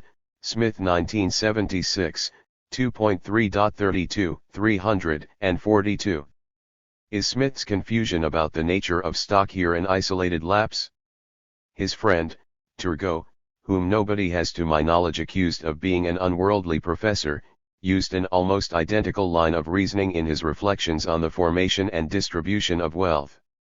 In the first two sections, Turgot indicated how diversity of land can lead to barter, but not wage labor. The institution of wage labor arises out of a natural history of commodities quite similar to Smith's. Wheat must pass from grain to flour to bread, cattle are raised, then their hides are tanned and made into shoes. If the same man who cultivates on his own land these different articles, and who raises them to supply his wants was obliged to perform all the intermediate operations himself, it is certain he would succeed very badly. Turgot 1766, 5. Consequently, everyone profits from a more refined social division of labor. Ibid. 6. In the next paragraph, however, Turgot began by introducing us to a new individual, the mere workman, who depends only on his hands and his industry. Who has nothing but such part of his labor as he is able to dispose to others. Ibid. 7. Like Smith, Turgot neglected to explain exactly how the transition from an equal ownership of land with which he began his exposition to a situation in which some are reduced to the status of mere workmen is in the interests of these people. Such is the nature of political economy. Jacob Viner, 1965, 128-38, suggested that the parallelisms between Smith and Turgot may not have been coincidental, although Peter Grenouegen, 1969, makes the case that they may have been. In any event, Smith went further than Turgot. In conclusion, Smith's assertion about the priority of stock raised many questions. First, we might ask again, what then was the origin of this stock? Does it fall from the air? How do the means of production suddenly become stock? If it does not come from primitive accumulation, how is it that one group of people came to possess stock and another group has none? Unfortunately, Smith never offered any satisfactory answers. The origin of stock. For Smith, the introduction of stock remained an unexplained event that somehow changed the entire nature of society. According to Smith, as soon as a stock has accumulated in the hands of particular persons, some of them will naturally employ it in setting to work industrious people. Smith 1976, I.V.5, 65. We might ask, why do the industrious people need these particular persons to set them to work? Smith's, Ibid, I.8.8, 83, answer was that the greater part of the workmen stand in need of a master to advance them the materials of their work, and their wages and maintenance. Smith had the good sense not to include capital goods in his account, since many workers owned their own tools at the time. See Ashton 1972, 217. Smith wrote nothing to indicate how this new principle suddenly becomes dominant. Obviously, the introduction of stock changed the world. Instead of picturing a society in which workers voluntarily chose their occupations, Smith, Ibid, 3.v.12, 362, even lumped together laboring cattle and productive laborers in his description of a world dominated by stock. Admittedly, the conflating of laborers and cattle was not unique, as we saw in discussing Mirabeau. In addition, John Locke, 1698, 307, had written, "Thus the grass my horse has bit, the turfs my servant has cut, and the ore I have digged, become my property." But Smith went much further. In fact, Smith attributed so much importance to stock that we are told stock cultivates the land, stock employs labor. Smith 1976, v.2.f.6, 849.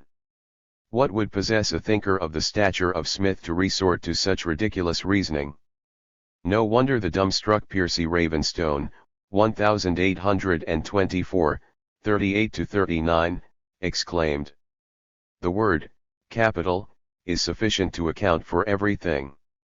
If nations grow populous, it is the effect of capital. If they direct their industry to the cultivation of their fields, it is capital lends them lands. If they build cities, and encourage manufactures, it is still the effect of capital. Whence came the capital that creates all these prodigies? Adam left none to his children. Capital, like all the productions of man, has had a beginning, but how that which is the result of accumulation could act before accumulation took place, could be its cause, is a problem." Smith indicated another dimension to his befuddlement in writing about the origin of capital in his chapter on money in the Wealth of Nations. Here, he began with a historical treatment of money as a unit of account, Smith 1976, Book 1, Chapter 4. He seemed unable to move beyond that point. After a long series of anecdotes about ancient money, he ventured to promise to examine the rules that determine exchangeable value. Suddenly, he shifted to a paragraph on the difference between use values and exchange values, Ibid. I.4.13, 44. What followed, however, was a disappointing introduction to his superficial treatment of value as the sum of the component parts of wages, profits, and rent. Never once did he mention how he was able to justify his jump from the armor of Diomede to the wages of labor, Ibid. I.4.4, 39. In the end, Smith's confusion about the origins of capital seems to have served a good purpose, since it put Marx on the track of his own theory of the so-called primitive accumulation. The two principles of the social division of labor. If effect, Smith proposed two principles regarding the social division of labor. In the first, occupational-based analysis, the social division of labor evolves because people voluntarily choose specialized occupations. The second, and contradictory principle regulating the social division of labor, divides society into classes, one of which is defined by the ownership of stock. Each principle has its own underlying anthropology. Each has its own intended use. The division of the social labor process into occupations was a useful tactic to explain the harmony of the marketplace through the example of the mutually beneficial nature of barter among independent workers. The class-based analysis was conducive to recognizing conflict. Thus, for instance, the occupational-based analysis led Smith, Ibid. 1.2.2, 26-27, to discover the socially desirable results of the self-interest of the butcher, brewer, and baker. In contrast, Smith's class-based theory inclined him to observe that the interest of capital in general has not the same connection with the general interest of society, Ibid. I.11.p.10, 266. Within the class-based analysis, we can no longer explain capitalist social relations by a natural disposition. To truck barter or exchange also, the second principle requires a different theory of value. As Edward Gibbon Wakefield, 1835, 2:230, 31n, noted in his commentary on Smith's chapter on the profits of stock in the Wealth of Nations. Treating labor as a commodity, and capital, the produce of labor, as another, then, if the value of these two commodities were regulated by equal quantities of labor, a given quantity of capital would, under all circumstances, exchange for that quantity of capital which had been produced by the same amount of labor.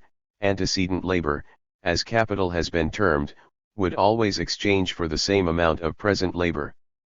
On the whole, Smith's class-based theory was more consistent than his theory of occupational cooperation.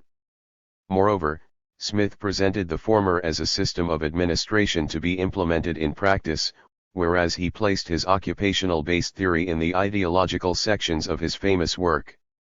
Still, the contrast between an occupational-based and a class-based analysis of society, although not made wholly explicit by Smith, remains a great achievement.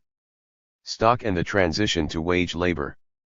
Edmund Spencer, 1591-130, once wrote, "For why should he that is at liberty make himself bond? Sith then we are free-born, let us all servile base subjection scorn." Had Smith dared to wrestle with Spencer's question, he would have written a greater book, but one that would have met the same fate as Stoyart's work. Instead, Smith laid the groundwork for modern economic theory by focusing on exchanges. Exchanges, in and of themselves, could not explain such a fundamental modification of the economic system as occurred with the introduction of stock, Marx 1967, 3:325, 27. Yet Smith was unable to come to grips with the transition from the self-sufficient household to the capitalist mode of production. He could only come as close as barter, or even simple commodity production, but the leap to wage labor was beyond him.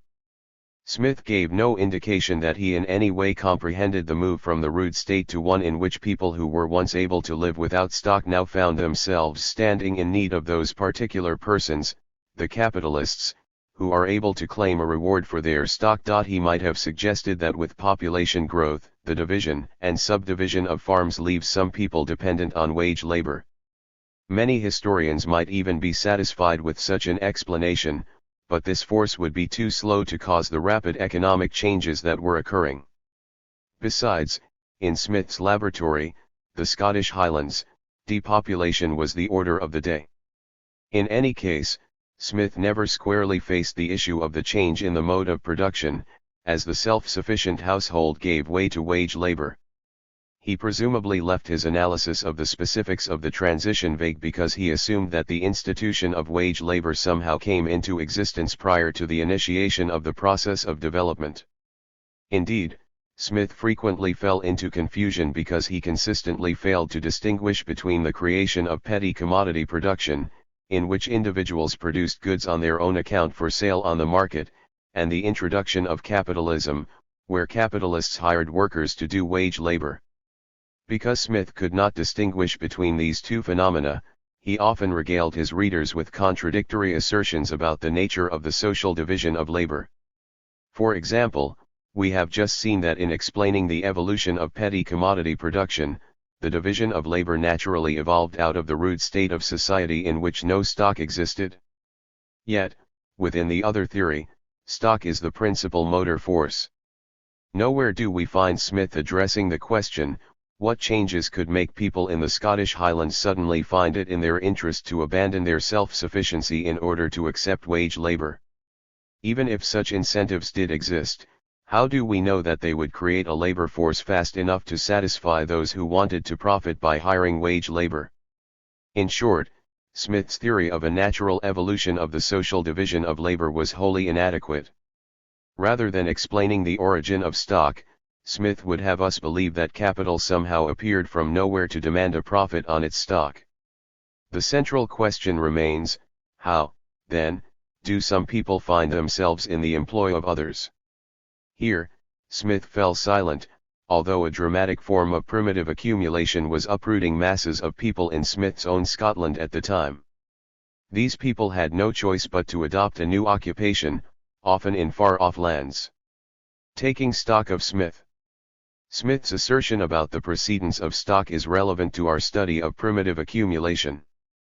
As mentioned earlier, Marx's English translators retranslated part of Marx's German translation of Smith's original accumulation into the phrase primitive accumulation in this passage. Smith had no intention of explaining primitive accumulation.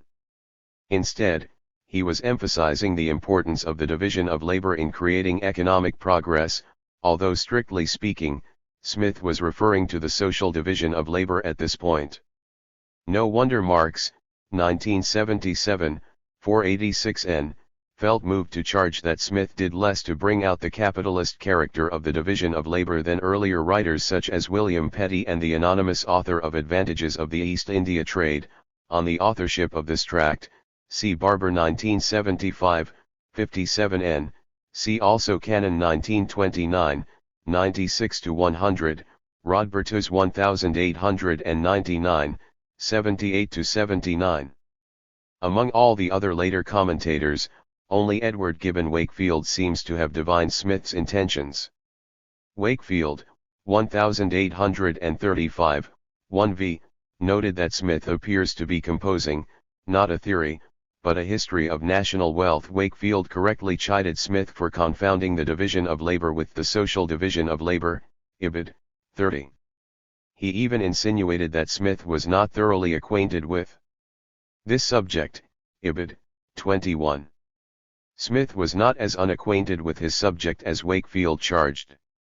In fact, at times, Smith even seemed to be on the verge of coming to grips, perhaps unconsciously, with the concept of surplus value. Unfortunately, on such occasions, he plucked out his offending eye in a primitive ritual whereby the category of stock was deified. In all fairness, Smith was not alone in confusing petty commodity production with wage labor. No major figure in classical political economy successfully distinguished between these two forms of production. Early commentators on political economy also generally overlooked the theoretical challenge posed by the transition to wage labor. Perhaps the closest to a recognition came from the question that von Thunen posed: how has the worker been able to pass from being the master of capital as its creator to being its slave? Cited in Dempsey 1960, 335, see also Marx 1977, 772n.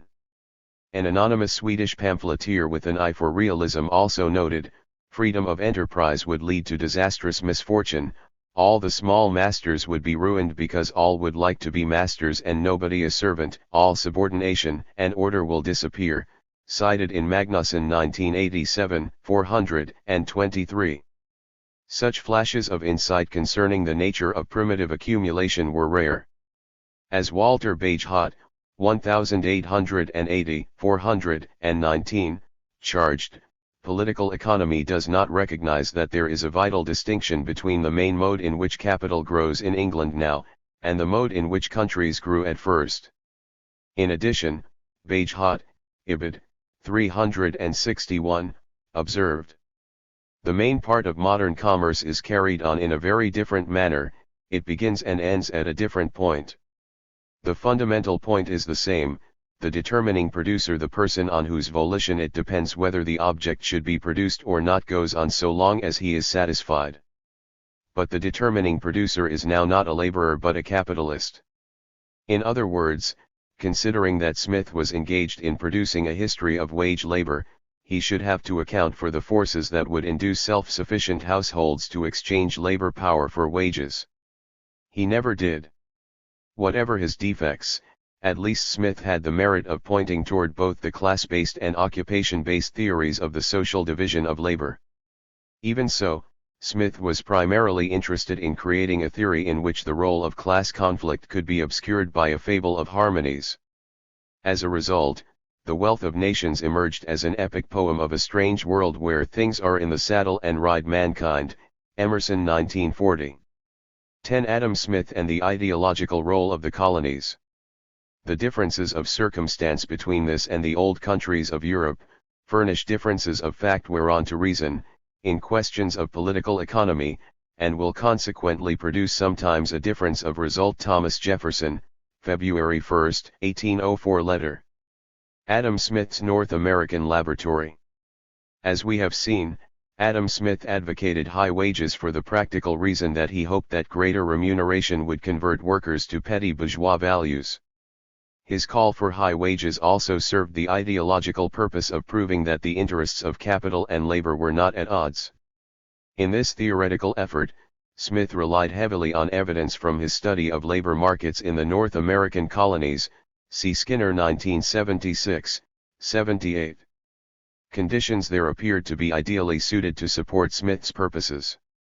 From Smith's perspective, the experience of the colonies demonstrated how high wages could help capital to prosper. If Smith were correct in this respect, he could resolve significant contradictions in his theory. Specifically, he could show how a market society could develop harmoniously without the need for harsh measures, such as primitive accumulation. Smith, 1976, 4.7.b.3, 565, claimed that profits in the North American colonies were commonly very great. He concluded that people in the colonies prospered there because they enjoyed more natural liberty than did the people of Britain. In the colonies, high wages and high profits supposedly coexisted, presumably because that society was free of the feudal fetters that had held back British development. Ibid. 3.4.19, 423-24. According to Smith, Ibid. 4.7.b.2, 565, every colonist gets more land than he can possibly cultivate. He has no rent and scarcely any taxes to pay.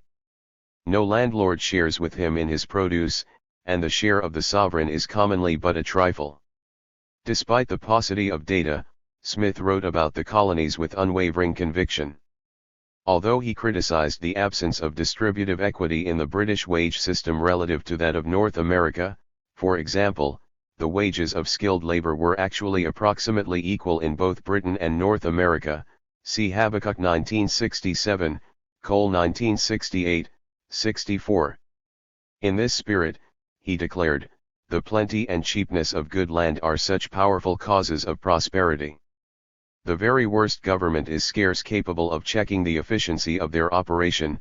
Smith 1976, 4.7.b.12, 570, see also 4.7.b.2, 564-5, 4.7.b.17, 572. Smith's theory of colonial development. For Adam Smith to make his case that colonial conditions pointed the way for British development, he had to go beyond merely demonstrating that high wages promoted prosperity in a far-off land. The colonial experience might be nothing more than a curiosity if the colonies were simply an agricultural backwater with little in common with England. To convince his readers that the colonial experience had any relevance to the British, Smith had to somehow explain how the colonies would go on to develop a sophisticated capitalist economy. In this respect, Smith faced a serious contradiction. Although the likelihood of an industrial future in the colonies would further his ideology, in reality, he wanted the colonists to remain backward by specializing in providing raw materials for the British to work up into finished goods. According to Smith's vision, the British would then export these finished goods to the colonies. Here we come up against another contradiction in Smith's works. Even though Britain was to abandon much of its agricultural pursuits to the colonies, Smith maintained a strong physiocratic bent that made him look favorably on agriculture. He taught that agriculture was of all the arts the most beneficial to society. Smith 1978, 522. He also insisted that agriculture adds much greater value to the annual produce of the land and labor of the country, to the real wealth and revenue of its inhabitants. 1976, 2.v.12, 364. He concluded, of all the ways in which a capital can be employed, it is by far the most advantageous to the society. Ibid. 2.v.12, 364. Despite the allegedly great advantages of agriculture, we might expect that Smith would have supported protection for agriculture in England, but he was not a firm defender of British agriculture. Instead, he predicted that even the free importation of foreign corn could very little affect the interest of the farmer of Great Britain. Ibid. 4.2.20, 461. England was too advanced to devote considerable energy to agriculture. As a general principle, Smith insisted that nations with limited capital should always specialize in agriculture. See, for example, Smith 1976, 2.v.11 and 12, 363. He declared, agriculture is the proper business of all new colonies, a business which the cheapness of land renders more advantageous than any other. In new colonies, agriculture either draws hands from other employments, or keeps them from going to any other employments. There are few hands to spare for the necessary, and none for the ornamental manufactures. The greater part of the manufactures of both kinds, they find it cheaper to purchase of other countries than to make it themselves. Smith 1976, 4.7.c.51, 609. Smith contended that such agricultural specialization benefited the colonies. He went so far as to claim that because colonial wealth is founded altogether in agriculture, Ibid. 3.4.19, 423, see also 3.v.21, 366, the colonies were enjoying an extremely rapid increase in prosperity, Ibid.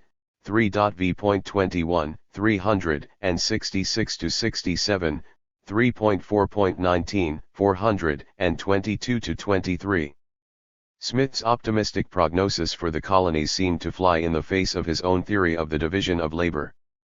After all, the first sentence of The Wealth of Nations read, "The greatest improvements in the productive powers of labor seem to be the effects of the division of labor," Ibid. 11. A few pages later, he added, "The nature of agriculture does not admit of so many subdivisions as manufactures," Ibid. I.4, 16. Still, Smith, Ibid. 3.v.12, 363, suggested that agricultural specialization allowed the colonial economy to prosper since the capital employed in agriculture not only puts into motion a greater quantity of productive labor than any equal capital employed in manufactures, but in proportion to the quantity of productive labor it employs. He reasoned that land is still so cheap, and consequently, labor so dear among them, that they can import from the mother country, almost all the more refined and more advanced manufactures cheaper than they could make them for themselves. Smith 1976, 4.7.b.44, 582. Smith, Ibid. 3.I.7, 379, believed the colonists to be fortunate in this respect, claiming, "If the society has not acquired sufficient capital to cultivate all its lands, and to manufacture in the completest manner the whole of its rude produce, there is even a considerable advantage that the rude produce should be exported by a foreign capital, in order that the whole stock of the society may be employed in more useful purposes." According to Smith's logic, where capital is scarce, society should specialize in agriculture, which is less capital intensive than industry, since a unit of capital in agriculture can set more workers in motion than a comparable unit in industry. Yet individual agricultural workers will not be as productive as industrial workers, given that agriculture will have a less developed division of labor. Even so, agricultural development will still make sense because it will employ a greater mass of workers. Unfortunately, for the colonial experience to lend support to Smith's ideology, he would have had to show how the natural course of development in the colonies would allow them to converge with the British economy. He never really broached that subject beyond his four stages theory, which asserted that agricultural economies would naturally evolve into commercial economies. If the colonies were to industrialize, where would Britain obtain her raw materials? Did Smith expect that the transformation of the colonies into commercial society would cause Britain to revive some of its agrarian past? The free trade imperialism of Adam Smith. Reading Smith, one could almost believe at times that the colonists were getting the better of the British, who were left to shoulder the burden of the carrying trade. Smith, 1976, 3.v.21, 366-67, see also 3.I.6, 379. Since the British took care of such a capital-intensive endeavor, the Americans were free to specialize in agricultural production. Smith maintained, were the Americans, either by combination or by any other sort of violence, to stop the importation of European manufactures, and by thus giving a monopoly to such of their own countrymen, and to divert any considerable part of their capital into this employment, they would retard instead of accelerating the further increase in the value of their annual produce. Ibid. 2.v.21, 367. Elsewhere, Smith, Ibid. 4.9.37, 677, admitted that under this arrangement, England would prosper, since a small quantity of manufactured produce purchases a great quantity of rude produce. While A country without trade and manufactures is generally obliged to purchase, at the expense of a great part of its rude produce, a very small part of the manufactured produce of other countries. Smith, Ibid. 4.9.41, 680-81, linked this same idea to the benefits that foreign markets bring for the development of economies of scale in manufacturing, without associating this thought with the teachings of either Sir James Steuart or Josiah Tucker. Instead, Smith appeared oblivious to the possibility that such economies of scale could set off a cumulative process in which the manufacturing prowess of the industrial economy becomes increasingly entrenched. Smith's silence in this regard is surprising.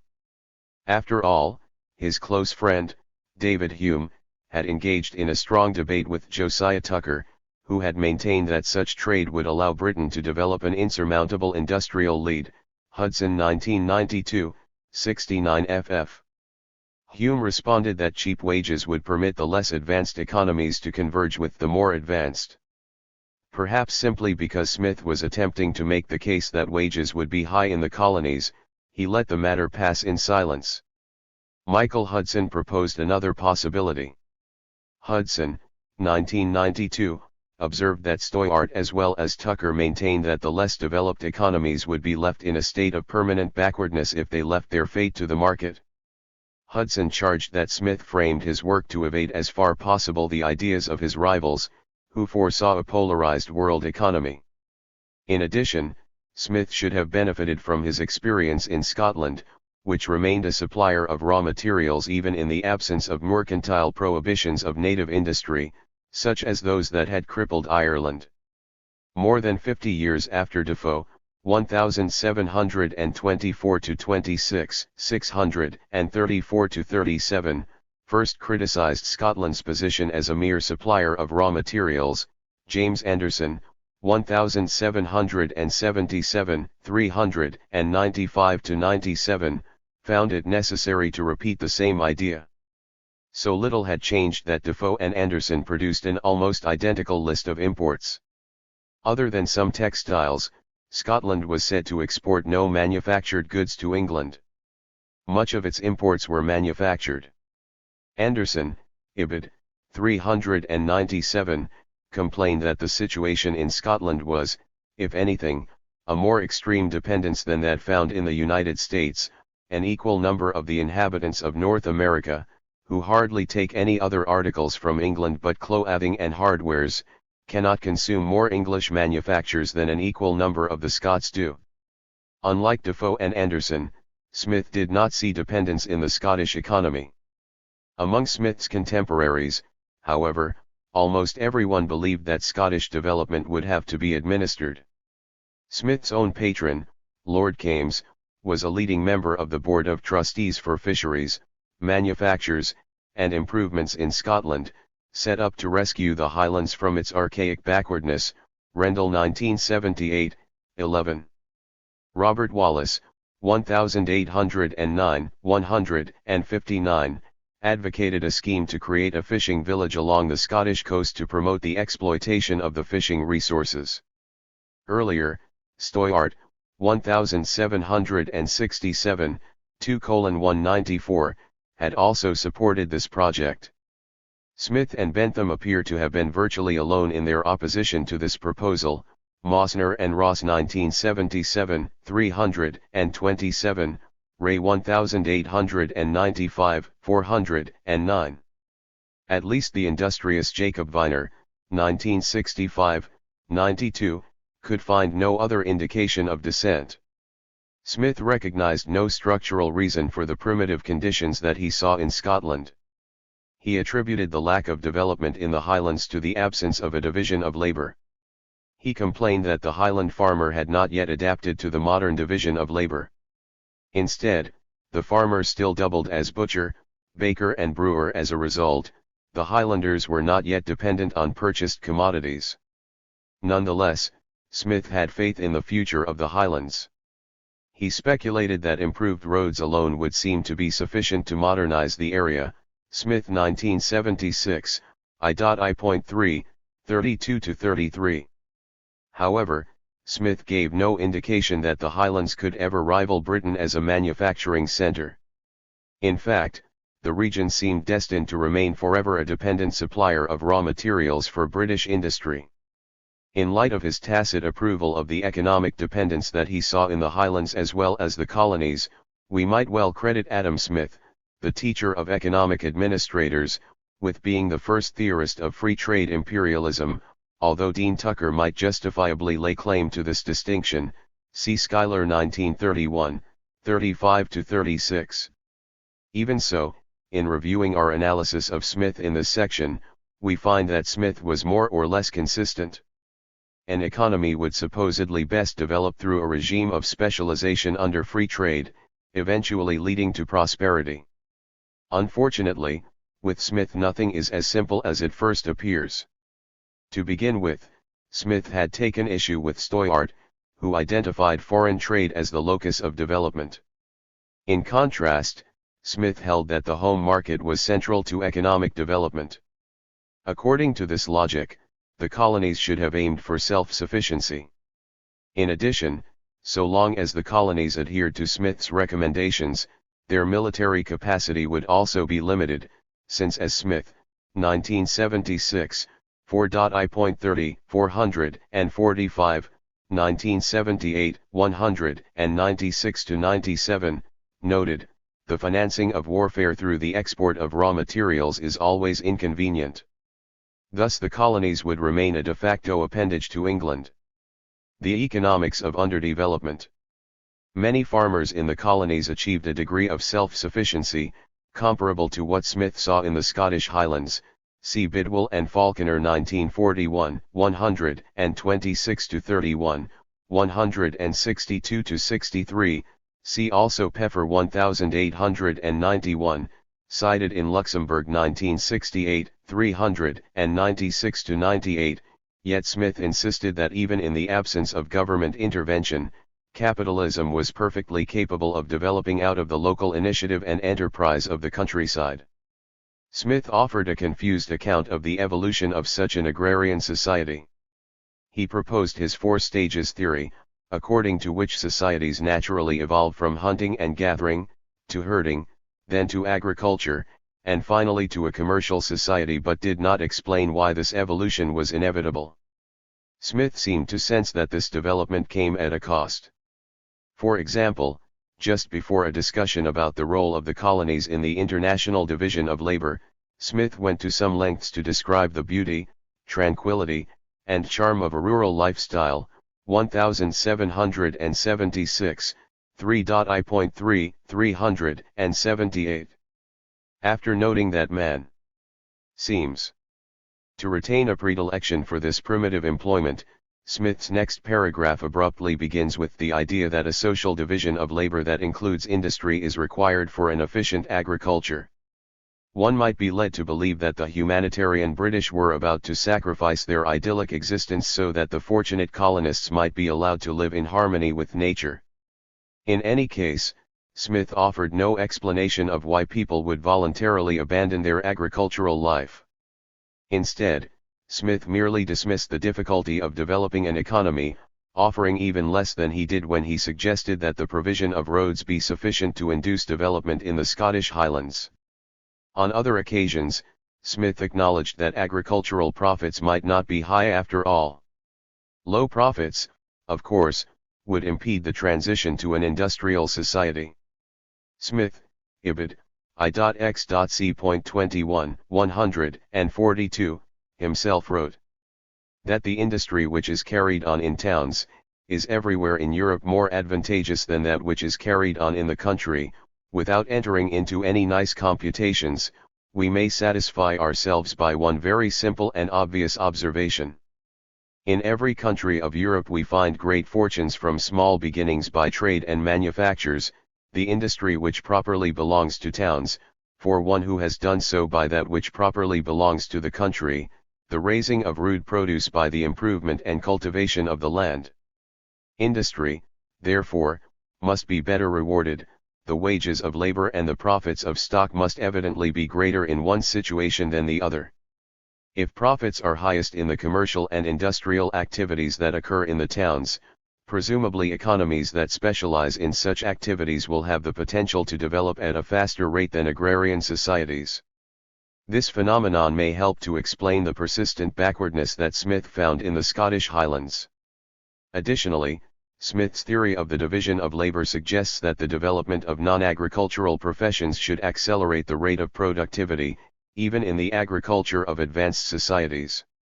Smith himself never took note of this factor, although we might read it into his work where he observed, without the assistance of some artificers, indeed, the cultivation of the land cannot be carried on but with great inconvenience and continual interruption. The inhabitants of the town and the country are mutually the servants of one another, Ibid. 3.I.4, 378. As a result, even agriculture might advance faster in more developed economies. Smith, Ibid. 2.V.37, 374, also understood that agriculture was not the quickest path to personal affluence. The profits of agriculture, however, seem to have no superiority over those of other employments in any part of Europe. Projectors, indeed, in every corner of it, have within these few years amused the public with most magnificent accounts of the profits to be made by cultivation and improvement of the land. Without entering into any particular discussion of their calculations, a very simple observation may satisfy us that the result of them must be false. We see every day the most splendid manufactures, frequently from a very small capital, sometimes from no capital. A single instance of such a fortune acquired by agriculture in the same time, and from such a capital, has not, perhaps, occurred in Europe during the course of the present century. In all the great countries of Europe, however, much good land remains uncultivated, and the greater part of what is cultivated is far from being improved to the degree of which it is capable. Alex de Tocqueville, 1848, 551-53, observed a similar phenomenon during his sojourn in the United States. Agriculture is perhaps, of all the useful arts, the one which improves most slowly in democratic nations. To cultivate the ground promises an almost certain reward. But a slow one. In that way you only grow rich by little and with toil. Agriculture only suits the wealthy, who already have a great superfluity, or the poor, who only want to live. Great fortunes are almost always of commercial origin. The same phenomenon struck observers in situations as far away as 19th century Japan, see Thomas Smith 1966, 66. Moreover, where high profits do exist in agricultural societies, they accrue to commercial ventures, not agricultural proper. If agricultural societies were to break out of their backwardness, presumably those who reap profits outside of farming would have to invest in non-agricultural activities, which would eventually also modernize agriculture. However, in less developed economies, those who profit from doing business with farmers rarely invest in farming themselves. Finally, the sort of development based on self-sufficiency tends to restrict capitalism to luxury markets, see Malati 1977, 109. England developed its strong industrial base precisely because it was so successful in carrying out the process of primitive accumulation. With so many people left dependent on the market for their basic needs, British industry had a far greater mass market at hand than any other country. This advantage was crucial for the success of the Industrial Revolution in England. In short, successful agrarian economies would have to follow a different course than Smith suggested. Adam Smith's mercantilism. In reality, to the extent that the colonies flourished, they did not do so because of free labor and voluntary commercial transactions. Instead, the key to economic growth in the colonies was the combination of unfree labor together with the advantages of a vast array of natural resources obtained through primitive accumulation on a continental scale. Smith himself never took account of the advantages of either unfree labor or primitive accumulation. Nor did Smith acknowledge the significance of the measures that Britain took to impede development through the prohibition of important manufacturing activities and restrictions of imports.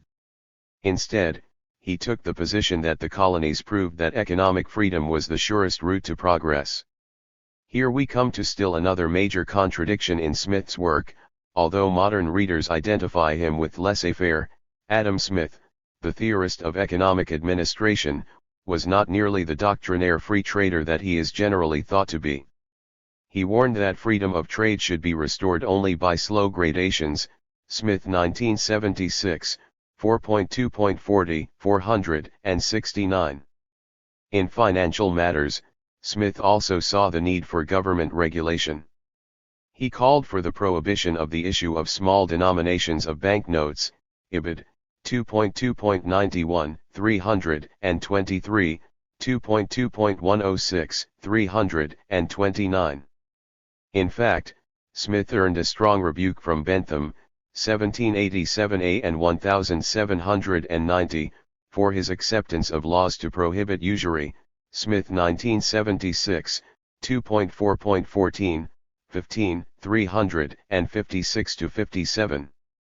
Smith was also in favor of using various devices to promote industry in Britain. Although he recognized that some duties were justified to counterbalance taxes levied on domestic producers, Ibid. 4.2.30, 464, he favored duty-free importation of raw materials as an encouragement to industry. However, Smith often looked favorably on restrictions of the export of raw materials. To cite one instance, he criticized the low duty on linen yarn on the grounds that the work of spinners made up 4/5 of the labor used in the production of sailcloth, Ibid. 4.8, 4, 644. He did not make the case, as he might have, that spinning could have helped such people carry on their agricultural pursuits. Instead, he relied on a mercantilistic allusion to the creation of employment. Similar reasoning led to his recommendation of duties on the export of wool, Ibid. 4.8.26, 653. In addition, Smith advocated that premiums be given by the public to artists and manufacturers who excel their particular occupations, Ibid. 4.v.w.39, 523. In fact, Smith's actual prescription for administration was very much at odds with his supposed ideology. Like any red-blooded mercantilist, Smith proclaimed, "The great object of political economy of any country is to increase the riches and power of that country," Ibid. 2.v.31, 372. Not surprisingly, we find Smith's assertion about riches and power in the very same chapter of The Wealth of Nations where Smith recommended agricultural pursuits to the colonists. Piecing together Smith's remarks suggests a pattern consistent with the thesis that he favored a system in which the colonies were to produce raw materials for the mother country to work up into finished products. In this light, Smith's plan for the colonies appears to be nothing more than a sophisticated brand of mercantilism. In summary, Smith took a distinctly pragmatic approach to laissez-faire policies. In spite of his philosophical ruminations about the psychology of wealth and accumulation, Smith was an advocate of economic realpolitik. With respect to his work on international trade and development, Smith's interest lay as much with the nations of wealth as the wealth of nations. In this regard, Perelman Thompson, before departing to Africa as a colonial governor, wrote to his fiancée, "I am beginning my course of study for the time being of Adam Smith on the wealth of nations, as fitting a subject I guess for the Sierra Leone as can be devised." Thompson 1808, 33. Quite so. Smith's theory of harmonious economic development. We began by noting that Adam Smith had two objectives in analyzing the colonies. His practical program aimed at keeping the colonies as a supplier of raw materials for Britain. On a theoretical level, he intended to demonstrate that the coexistence of high wages and high profits in the colonies proved that the interests of capital and labor were identical. Only one difficulty stood in the way of Smith's theory of the harmony of wage labor in the colonies. Assuming that profits in the colonies were high, Smith, 1976, 4.7b.3, 565-66, observed, "This great profit cannot be made without employing the labor of other people in clearing and cultivating the land." This notion brings us back to the central puzzle that Smith refused to confront: where would farmers find the help that they needed? Why would people accept a position as a farm worker producing a surplus for an employer when the same people could just as easily work on their own and enjoy all the fruits of their labor? Smith, of course, never answered such questions. To do so would have required that he confront the harsh reality of primitive accumulation. Instead, he only asserts that in view of the scarce supply of labor, the employer does not, therefore, dispute about wages, but is willing to employ labor at any price, ibid. In addition, because of the scarcity of labor, the interest of the two superior orders obliges them to treat the inferior one with more generosity and humanity. Smith 1976, 4.7.b.3, 565. The reference to the generosity and humanity of employers is not particularly informative. At first glance, it might seem to support Smith's contention about the harmony of classes. However, readers of his recently discovered lectures on jurisprudence can also learn that the slaves in the American colonies on the continent are treated with great humanity, and used in a very gentle manner. Smith 1978, 183, suggesting a very loose interpretation of the concept of humanity. According to Smith, only where slave owners' wealth had progressed to the level of the lords of the Sugar Islands would slavery degenerate to a barbaric relation, ibid. 183-87. Following this line of reasoning, we could just as well use Smith's reading of colonial conditions to assert the essential harmony between slave and master. Smith, 1776, I.9.11, 109, 4.7.c.51, 609, did note the ease with which workers could gain access to land. At one point, he even admitted that the conditions in North America were incompatible with wage labor. In our North American colonies, where uncultivated land is still to be had for easy terms, no manufactures for distant sale have yet been established in any of their towns. When an artificer has acquired a little more stock than is necessary for carrying on his own business in supplying the neighboring country, he does not in North America attempt to establish it with manufacture for distant sale, but employs it in the purchase and improvement of uncultivated land. From artificer he becomes planter, and neither the large wages nor the easy subsistence which that country affords to artificers, can bribe him to work for other people than for himself. He feels that an artificer is the servant of his customers. But that a planter is really a master, and independent of all the world. Ibid. 3.I.5, 378-79, see also 4, 7.b.44, 582. The colonial employers themselves certainly did not appreciate the environment of generosity and humanity. Gabriel Thomas, 1698, 33-34, wrote from Pennsylvania. The chief reason why wages of servants of all sorts is much higher here than there, arises from the great fertility and produce of the place. Besides, if these large stipends were refused them, they would quickly set up for themselves, for they can have provision very cheap, and land for a very small matter, or next to nothing in comparison of the purchase of land in England. Indeed, high wages were a constant lament in that part of the world. See, for example, Dorfman 1966a, 1:44, 47, 63-64, 117, 214, Bogart and Thompson 1927, 67, 82.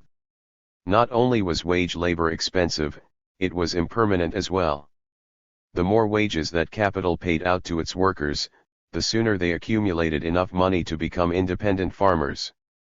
Even in England, Smith, 1976, I.8.46, 101, claimed that in years of plenty, servants frequently leave their masters, and trust their subsistence to what they can make by their own industry. In the Northern American colonies, the situation was much more serious. As late as the mid-19th century, when the United States had become far more developed, 2 or 3 years of farm labor were said to be sufficient for a penniless worker to save enough to acquire the land and equipment needed to begin farming. C.S. Williams 1809, Ogg 1906, cited in Bidwell and Falconer 1941, 118, 163, although Clarence Danhoff, 1941, estimates that more time might have been required. In Smith's day, wage labor was the exception rather than the rule in the colonies. The majority of workers were unfree, being either slaves or indentured servants. Those who had their freedom might be able to farm on their own after working for a short time. In that case, we come up against the substitution of household labor for wage labor, the very opposite of the movement that initially Smith set out to explain. Finally, those who did not care to accept wage labor, even temporarily, could subsist from hunting and trapping. In short, Smith provided no insight into what forces might cause people to voluntarily choose wage labor. Certainly, he was unsuccessful in attempting to resolve his theoretical contradictions about wage labor with evidence from the colonies, where wage labor was the exception rather than the rule. Instead, his analysis of the colonial economy was pertinent to a discussion of self-provisioning or petty commodity production, but not an analysis of wage labor. The reaction to Smith. The American perception of Smithian economics. Time and time again, Smith had held out the market-oriented economy of the northern colonies as the prime example for the still partially mercantile English economy to follow. We might reason that, since Smith's theory was meant to praise the conditions in these colonies, the people who resided there would embrace Smith's work. Indeed, much of Smith's perspective had been anticipated by his illustrious namesake, Captain John Smith, a century and a half before the appearance of The Wealth of Nations. The earlier Smith, 1616, 195-96, had written of New England. And here are no hard landlords to rack of es with their many disputations to Ivistus. Here every man may be master and owner of his own labor, or the greatest part in a small time. If he have nothing but his hands he may set VP trade, and by industry quickly grow rich.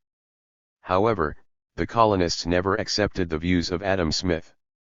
In point of fact, although the English public largely ignored Stoyart, his work was more popular in North America than Smith's. In describing the influence of Smith's book, Arthur Schlesinger, 1986, 220, noted, though read and admired, it did not at once persuade Joseph Dorfman, 1966a, 1:242, whose monumental study of economic thought in the United States is unsurpassed, concluded, all seem to know Sir James Stoyart. Adam Smith's An Inquiry into the Nature and Causes of the Wealth of Nations would often be cited along with Stoyart, but always within the framework of that variant of mercantilism to which the author adhered symbolically perhaps. The first American edition of The Wealth of Nations did not appear until 1789, 8 years after Stoyart's work. M. O'Connor 1944, 22. I attribute Stoyart's warm reception in North America to the continuing importance of non-market activities in the colonies. In general, Stoyart's book was popular where capital had not yet matured. The Irish, French, and German editions all fared rather well, Sen 1957, 13. Similarly, English conditions explain Smith's eventual popularity in England, a nation where capital had already risen to ascendancy and the household economy had become less of a competitor than a useful complement in the eyes of capital.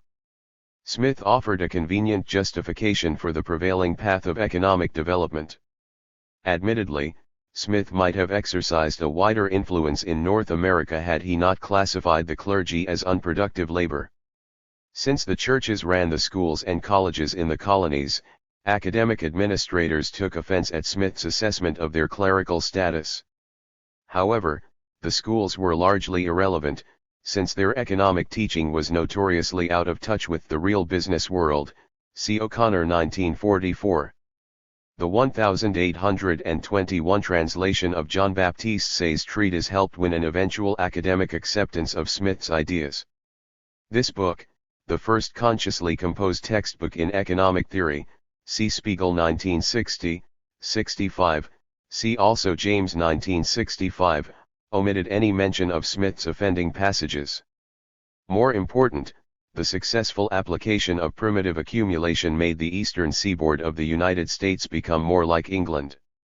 Friedrich List, a vocal opponent of laissez-faire, for example, in a speech at the dinner given in his honor by the Pennsylvania Society for the Promotion of Manufacturers in 1827, expressed regret that he found Say's book in the hands of every pupil, cited in M. O'Connor 1944, 34. We should note that, although Say, 1880, XLX, did follow Smith in many respects, he saw himself as going beyond Smith. Say told his readers, "We are, however, not yet in possession of an established textbook on the science of political economy. A work in which results are so complete and well arranged as to afford each other mutual support, and that may everywhere, and at all times, be studied with advantage." Political leaders' reading of Smithian economics. The people charged with the responsibility of administering the colonies did not seem to have been well disposed toward Smith's abstract ideas, which offered little help in solving the real problems that they faced. After all, the reality there was not as simple as either Captain Smith or Adam Smith suggested. In this spirit, Governor Pownall, 1766, of Virginia provided Smith with an insightful critique of the wealth of nations. Pownall, anticipating the language of Marx and Charles Fourier, understood that the object of economics was to analyze those laws of motion, which are the source of, and give direction to, the labor of man in the individual, which form that reciprocation of wants and intercommunion of mutual supply that becomes the creating cause of community. Ibid. 337, also see Marx 1977, 92, Anakin 1975, 353. The parallel with Stoyart is striking as well, although Pownall gave no indication of any familiarity with Stoyart's work. As mentioned already, Pownall rejected Smith's reliance on speculative anthropology. Pownall, Ibid. 343, also recognized the relationship between the social division of labor and the division of objects, that is, property. Finally, he emphasized the advantages of using administrative means to speed up the creation of markets and the accumulation of capital. Ibid. 371. Pownall, however, was an administrator, and consequently, might have been instinctively more attuned to the doctrines of Stoyart than those of Smith. Still, Pownall was a representative of a nation engaged in profiting from mercantile policies vis-a-vis the colonies. What was the attitude of those who supported the revolution supposedly directed against the mercantile interests of England? Should not they be likely disciples of Smith? True, Warren Nutter, 1976, goes so far as to credit Smith with bringing Benjamin Franklin into the liberal fold, but as we shall see in the next chapter, this claim is questionable. Jefferson, 1950, 111, praised The Wealth of Nations as the best book extant, although by 1817, he felt that Say's presentation was superior. Jefferson 1817. James Madison, 1962, 6:86, recommended to Jefferson that Congress purchase the works of both Stoyart and Smith. In John Adams's 1819, 384-85, opinion, the pith and marrow of science were contained in the great works of Sir James Stuart Sick, and of Adam Smith. This weak testimony to the influence of Smith, cited above, must be taken with a grain of salt. After all, Adams was not an accomplished student of political economy. In the same letter in which he recommended the works of Stoyart and Smith, Adams confessed himself unable to understand the physiocratic school. Jefferson predicted that Ricardo's muddy reasoning could not stand the test of time, cited in Spengler 1968, 7. William Appleman Williams, 1966, 145, judges Madison to have been greatly affected by Sir James Stoyart. Madison, 1962, 502, himself lamented the present anarchy of our commerce. To remedy the situation, he relied on the authority of Stoiart's anti-quantity theory of money as a means of improving the organization of economic activity, Dorfman 1966a, 1:221. A more accurate verdict on the perceived merits of Smith came from Fisher Ames, 1854, 49, cited in Nutter 1976, 16, who remarked in 1789, "The principles of the wealth of nations are excellent, but the application of them to America requires caution." Alexander Hamilton and Smith. Of all the founding fathers, Hamilton was most inclined toward the mindset of political economy. Scholars have noted certain parallelisms between the work of Hamilton and the Wealth of Nations, Guerin 1894, Mitchell 1957-62, 2:144, 146, 149, the editorial notes in A. Hamilton 1961, 10:1, 240.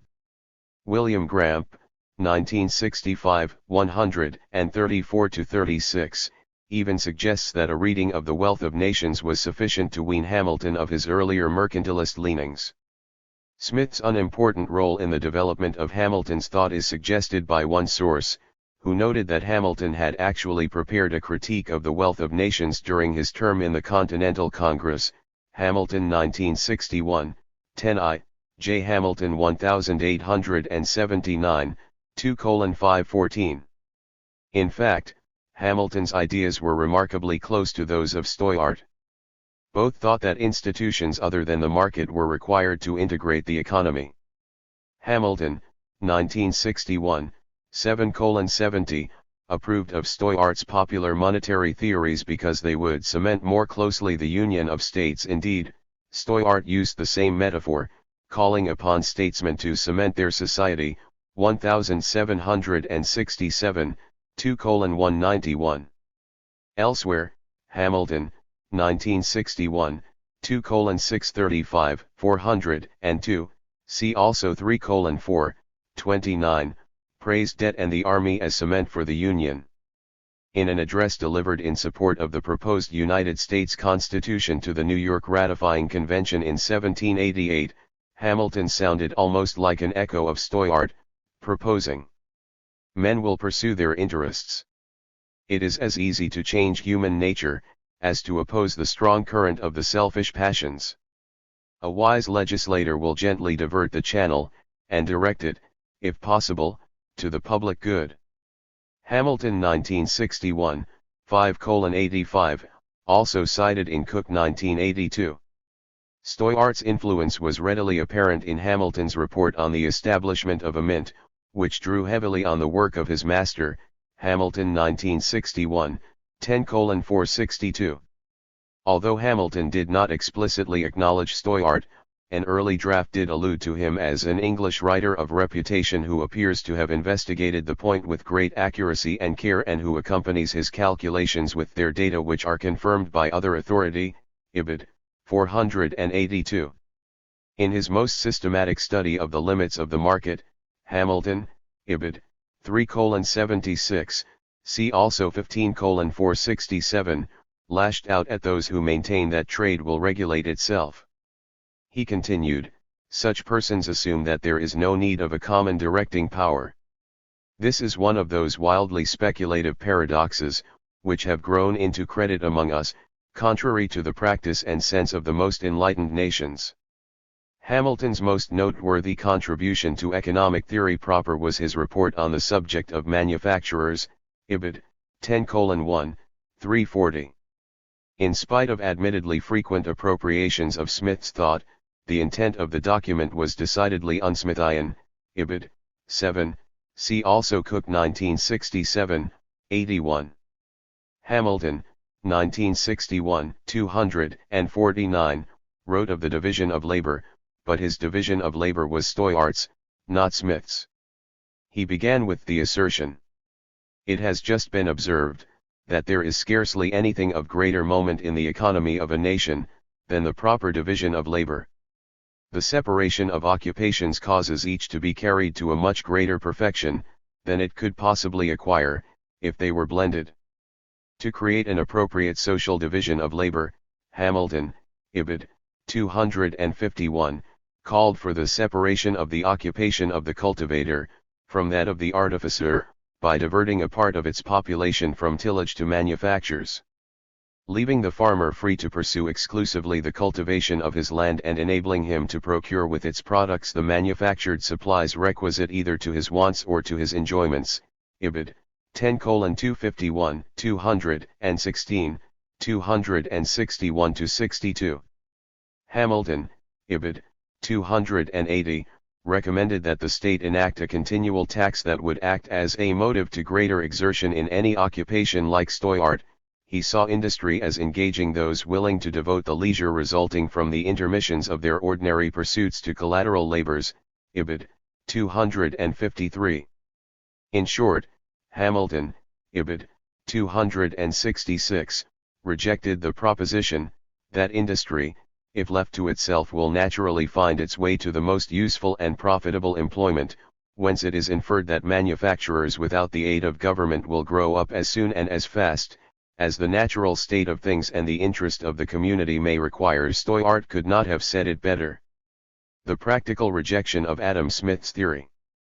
Even when they proclaimed their adherence to their master's theory, Adam Smith's professed disciples often went to elaborate lengths to support the manipulation of the institutions of society so as to foster the growth of markets and the elimination of remnants of the pre-existing mode of production.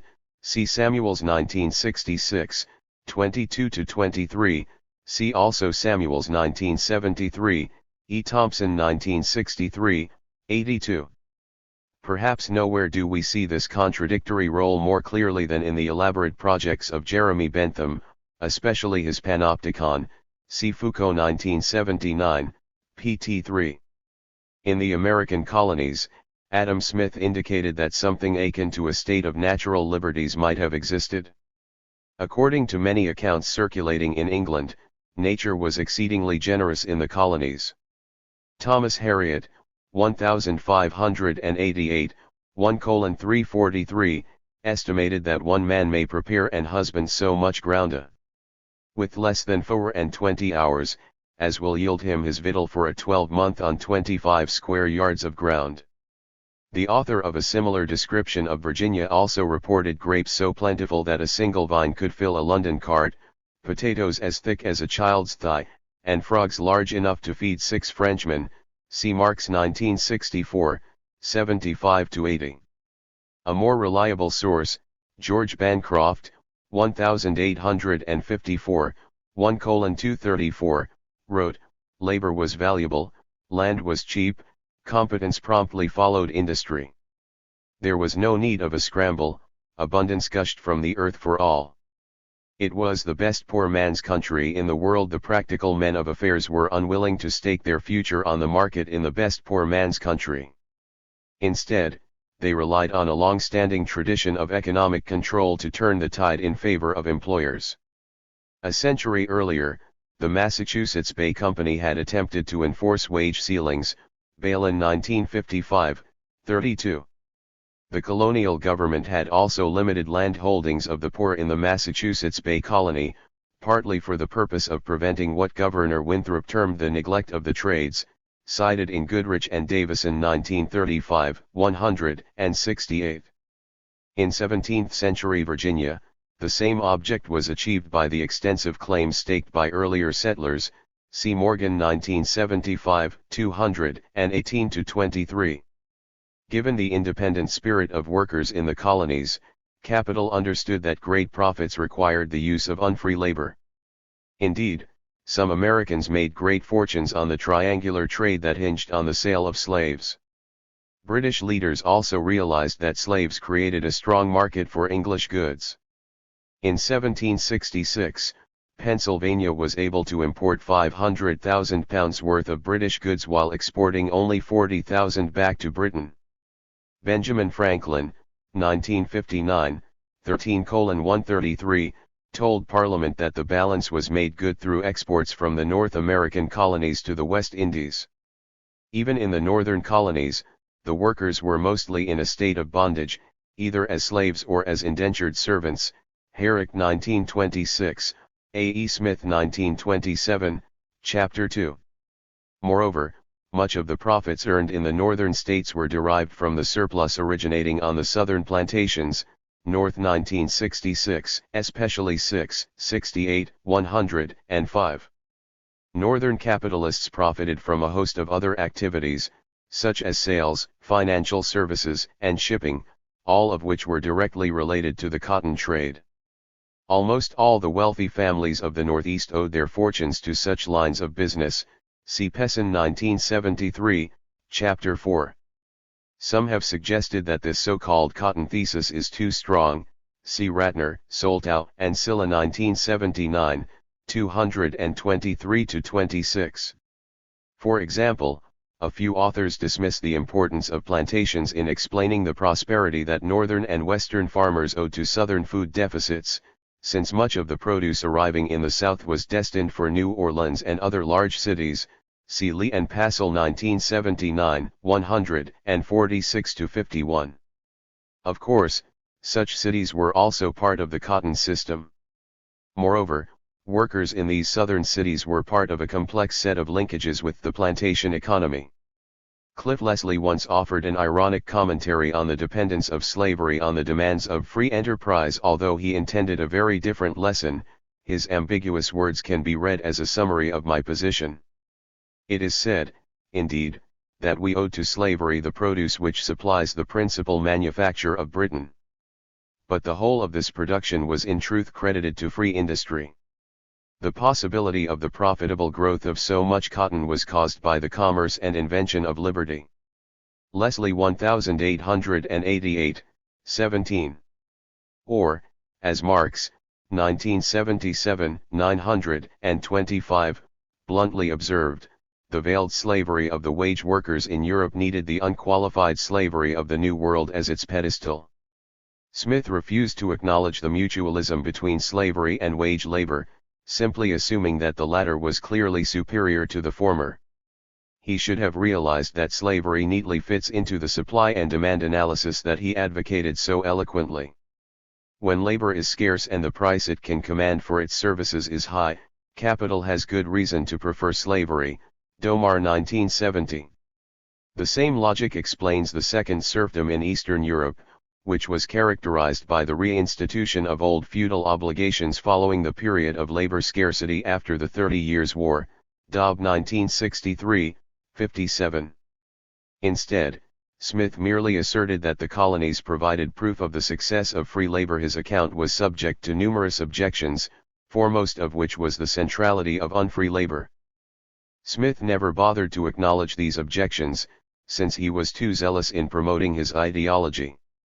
In fact, he may have been more deceptive in his discussion of slavery than in any other aspect of his writing. Adam Smith and colonial slavery. Smith recognized that the slave plantations made great profits. He commented, "It is commonly said, that a sugar planter expects that the rum and the molasses should defray the whole expense of his cultivation, and that his sugar should be clear profit." Smith 1976. I.11.B.32, 173. Characteristically, Smith did not mention that such profits reflected either the efficiency of slavery or the exploitation of slaves. Instead, according to Smith, 1976, I.11.B.32, 173-74, 3.2.12, 389, a combination of price supports and temporary shortages in the European markets explain the high profits that sugar planters earned. Indeed, Smith, 1976, 3.2.9, 387, I.7.44, 99, Miller 1806, 261-82, generally went out of his way to diminish the benefits of slavery, which he described as the dearest of any system of production relations. Yet Smith once seemed to infer by his own remarks that Southern slavery also may have been profitable in spite of his theory about the costly nature of slave labor. He wryly observed that the late resolution of the Quakers in Pennsylvania to set at liberty all their Negro slaves, may satisfy us that their number cannot have been very great. Smith 1976, 3.2.10, 388. Here Smith demonstrated a clear grasp of the logic of commodities, adding, had they made any considerable part of their property, such a resolution could have never been agreed to, ibid. In reality, slaves were an inconsequential part of the labor force in Pennsylvania only because typical smallholders did not possess enough cash to purchase a slave for life. Instead, they had to content themselves with indentured servants, whose labor could be obtained with a much lower initial outlay.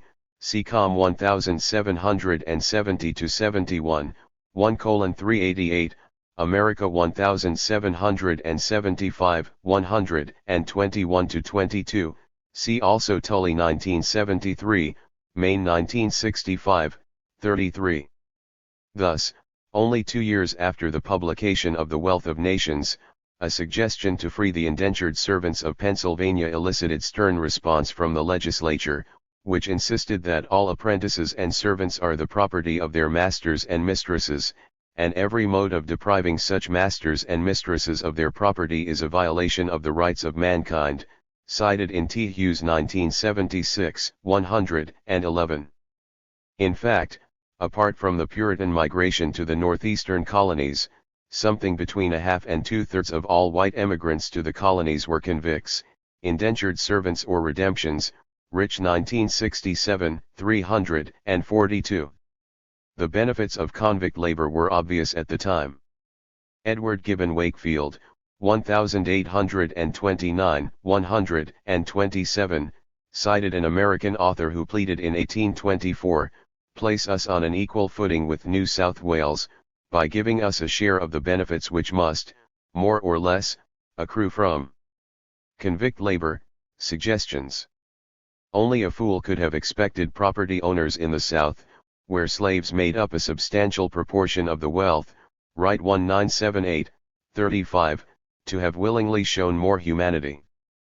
Planters in Georgia, the only southern state founded on the concept of free labor, soon pleaded a hopeless inability to recruit enough wage labor. They insisted that it is clear as light itself, that Negroes are as essentially necessary to the cultivation of Georgia as axes, hoes, or any other utensil of agriculture, cited in P. Taylor 1972. After the Civil War in the United States, slave labor became unavailable for all, see Ransom and Such 1977, 44-46. Partially because of a preference for leisure, and, also because black families profited from devoting much of their female labor to subsistence production, G. Wright 1978, 62, cotton production fell precipitously. This experience again demonstrated the narrowness of Smith's doctrine of wage labor.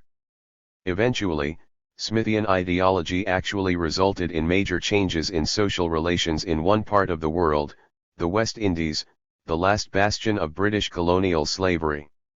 Although slavery was officially abolished in 1834, blacks were kept in a state of virtual slavery for 4 additional years. John R. McCulloch, 1845, 341, charged the British with hypocrisy on this count. Why officially abolish sugar slavery when British industry continued to depend on cotton slavery? Even so, the British approached abolition quite cautiously, and with far more concern for the slave owners than for the slaves. For example, the government spent £7 million for famine relief in Ireland compared to £20 million to compensate slave owners for their loss of property. The Gladstone family alone received over £80,000 for their 2,000 slaves, Newsinger 1996, 13. The eventual implementation of an anti-slavery policy after 1838 had disastrous consequences for the slave-possessing classes. Marx, 1974, 325-26, reported that the Times of November 1857 printed a cry of outrage by a planter that the freed slaves preferred self-provisioning to wage labor. As a result, sugar production plummeted. Annual production in the period 1839-46 was 36% below what it had been during the period 1824-33, temporally 1977, see also Harris 1988. Smith's distortion of the political economy of slavery. Ironically, as Smith was asserting that slavery was uneconomical, Scottish salters and miners were still being held in a state of virtual slavery, even to the point of having to wear collars engraved with their master's name. Manto 1961, 74, Miller 1806, 289-92, Duckham 1969. Thomas Ashton noted that iron founders in South Wales were also tied to their employers for life, Ashton 1948, 112. In keeping with his practice of maintaining almost absolute silence on the subject of rural poverty in Scotland in The Wealth of Nations, except for the hardships that stubborn cottars were supposed to have brought on themselves, Viner 1965, 101, Smith never once mentioned the existence of slavery in Scotland. He did cite Montesquieu's comparison of the Hungarian mines worked by wage labor with the inefficient Turkish mines worked by slaves, Smith 1976, 4.9.47, 684. Smith did compare the wages of colliers in Scotland and England without commenting on the unfree status of the Scottish miners, estimating that these workers earned approximately 3 times as much as common labor, Ibid. I.X.B.14, 121. In addition, he estimated that the Scottish slave earned more than a British worker in comparable occupations, Ibid. I.X.B.14, 121n, although this estimate is open to the complex objections that make most comparisons of this kind questionable, C. E. Thompson 1963, Chapter 6. Later scholars found that the Scottish mines did pay less, Neff 1932.2:190, Viner 1965, 115. Recall that Smith, 1978, 339, justified wage labor because the hired worker has more of the conveniences and luxuries than those outside of the labor markets. Indeed, Smith could have used this same argument to rationalize slavery as opposed to wage labor, just as Southern defenders of slavery frequently did. Instead, Smith observed that Scottish slaves escaped to seek employment as wage workers in British mines in spite of supposedly lower earnings. For this reason, Smith concluded that the institution of wage labor for these Scottish workers would benefit all parties. What could explain the existence of slavery in Scotland? According to Smith, it was, like the game laws, merely a vestige of earlier times, one that served no economic function. It was the result of the love of domination and authority over others, which I am afraid is natural to mankind, Smith 1978, 192. However, in 1765, only a few years after Smith's lectures, British masters endeavoured to turn the British system of a yearly bond into a slavery as gross as that which was. In Scotland, Hammond and Hammond 1919, 12-13. Smith's reluctance to address the question of the status of the Scottish miners was surprising. The subject was a matter of considerable public interest at the time. In 1774, while Smith was busily at work on The Wealth of Nations, the Lord Advocate of Scotland, Sir Alexander Gilmore, prepared a bill at the instigation of the Earl of Abercorn and other coal masters, Arnott 1955, 8. The primary reason for its introduction was given in its preamble: there are not a sufficient number of colliers, coal-bearers, and salters, in Scotland, for working the quantity of coal and salt necessarily wanted, cited in Ibid. 8. As a secondary consideration, it intended to remove the reproach of allowing such a state of servitude to exist in a free country, Ibid. For some time, the law proved itself highly ineffective in freeing the slaves, although the old system of bondage eventually lost much of its potency. Peatmen enlisted in the Navy, or restricted their work to 3 or 4 days per week, Ibid. 10. Even so, not until 1799 did the Scottish slaves officially receive their full freedom. The immediate consequences of emancipation were not exactly what Smith had predicted. After 1799, wages steadily rose until the beginnings of the Napoleonic Wars. Only after the shock of demobilization occurred, coming on top of a strong influx of Irish immigrants, did the wage level sink back, falling to somewhere between 45 and 70% of its peak, Smout 1969, 434 to 35. We might also have expected some discussion of slavery with respect to the tobacco trade. However, Smith never mentioned that the tobacco merchants' trade was based on slave labor. Smith discussed tobacco on occasion, but he never hinted that the prosperity of his friends and patrons, the Glasgow merchants, depended on their monopoly of the trade. Smith 1976, 2.v.32, 372 to 73, Smout 1969. In fact, the tobacco merchants became the chief partners of the first Glasgow banks, established in 1750. Between 1754 and 1764 tobacco imports doubled to 11,500 tons per annum, Soltown 1959. Although Smith observed that the trade of Glasgow was said to have doubled in the 15 years following the founding of the banks, he did so only to indicate the beneficial effect of such financial institutions.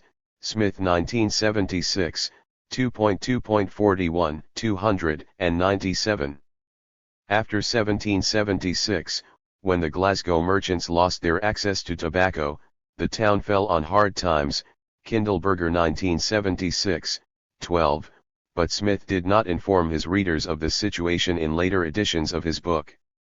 Smith's presentation was devious in one other respect. The leading authority on the subject of Scottish banks at the time was most likely Stoyart, whose modern editor noted an interesting absence of reference to him at this point in The Wealth of Nations, Skinner 1966, Sly, see also Stoyart 1966, BK4, PT2. The Eclipse of Smith. We must make a distinction between Smith's role as an ideologist and his contributions to economic theory. In spite of the enthusiastic reception that Smith's ideology enjoyed, his revision of history proved to be an unworkable basis for the development of economic policy. The one area where Smith may have exercised influence on policy earned him little credit.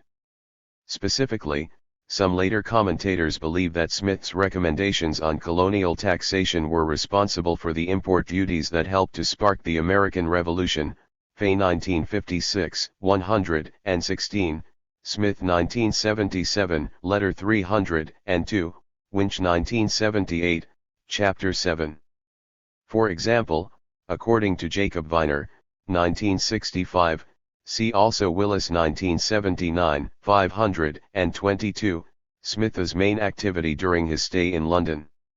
November 1766, was work with Townsend on his disastrous taxation project.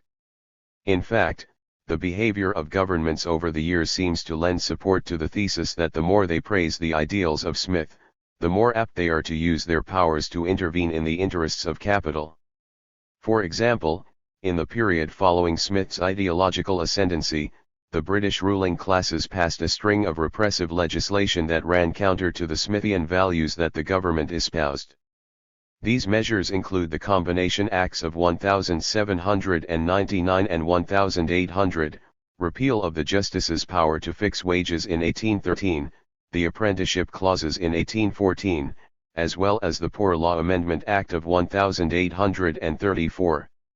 All of these acts stand as irrefutable testimony of the use of the state to further the interests of capital, see Pollard 1978, 151.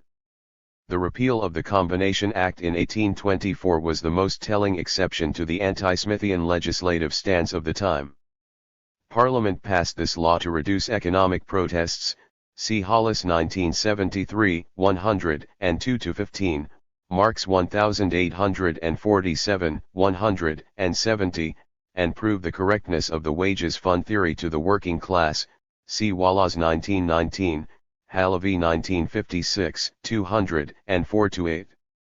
By 1830, Nassau Sr. was ready to re-establish these restrictions on labor in an apparent admission of the failure of this unique experiment, C.S. Levy 1970, 71-73. By 1830, political economy had openly embraced Edward Gibbon Wakefield's theories, which directly contradicted those of Smith, see Chapter 13. Indeed, except for a brief period when Smith's ideas flourished, Political economy, reaching back from the theoretical prehistory of the mercantilist epoch to the triumph of the Wakefield School, was a continuous affirmation of the need for government action to sustain the interests of capital. Adam Smith, a recapitulation. Smith's ideas about colonies are useful in comparing his works with those of Stoyart. Sir James's ideas are shocking to a modern reader. Smith's appear benign. Yet this appearance of benevolence is dangerous, since it deadens our critical facilities. The occasional references to the conflict between labor and capital throw us further off guard. Although we can read in Smith, 1976, I.8.8, 83, that the interests of labor and capital are by no means the same, we are within only a couple of pages of the story of labor in North America. This touch of realism makes us even more credulous by the time we reach the tale of the harmonious conditions of labor and capital in North America. Nothing could be more subtle. From a broader perspective, in spite of Smith's obvious talents, his Wealth of Nations can be counted as less than a total success. All too often, he became entangled in his own ideology. Concerns with both ideology and good government led Smith to call for a regime of laissez-faire.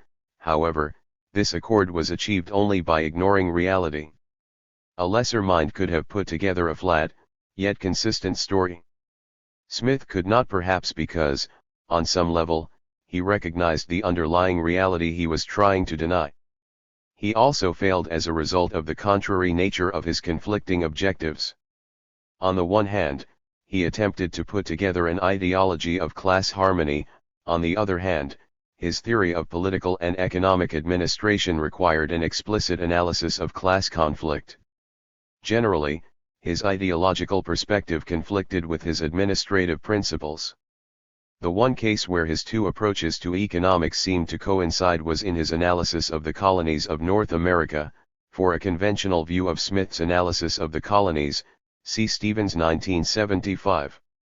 Even there, as we have seen, Smith could not successfully meld his ideology with his practical recommendations. Smith himself proposed numerous violations of laissez-faire theory, as we have seen, see Viner 1927, 229. Certainly, Jacob Viner, 1928, 230, was correct in noting that Smith displayed a fine tolerance for a generous measure of inconsistency. I might also add that Smith's own life was not altogether free of contradictions.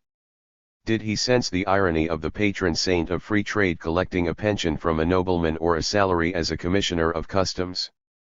Did he feel a tinge of hypocrisy when he sought the appointment to the Committee of the East India Company? To see these inconsistencies in Smith's life does not prove that he was attempting to deceive his readers. As Peter Berger, 1963, 109, a student of such mentality, has observed, deliberate deception requires a degree of psychological self-control that few people are capable of. It is much easier to deceive oneself. The Wealth of Nations is not merely a product of self-deception. It is a great book. Its greatness rests, in part, on Smith's treatment of his own contradictions, which he does not solve, but which he reveals by contradicting himself. Marx 1963-1971, pt 2, 151. At times, his work becomes so absurd that it alerts us that we have come on a matter of importance.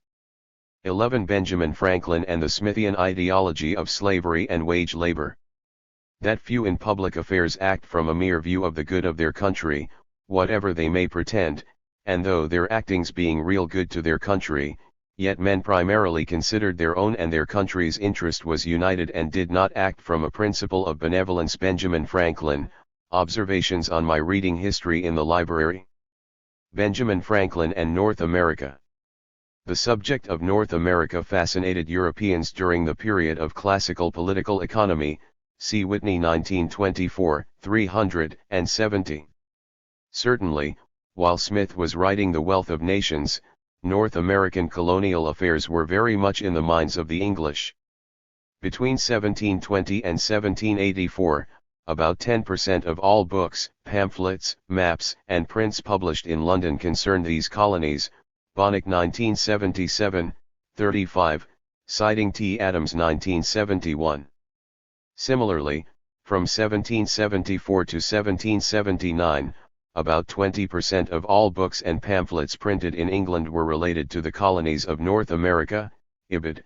See also Adams 1969. In part, Europeans considered the North American colonies to be important because they represented a vision of their own past.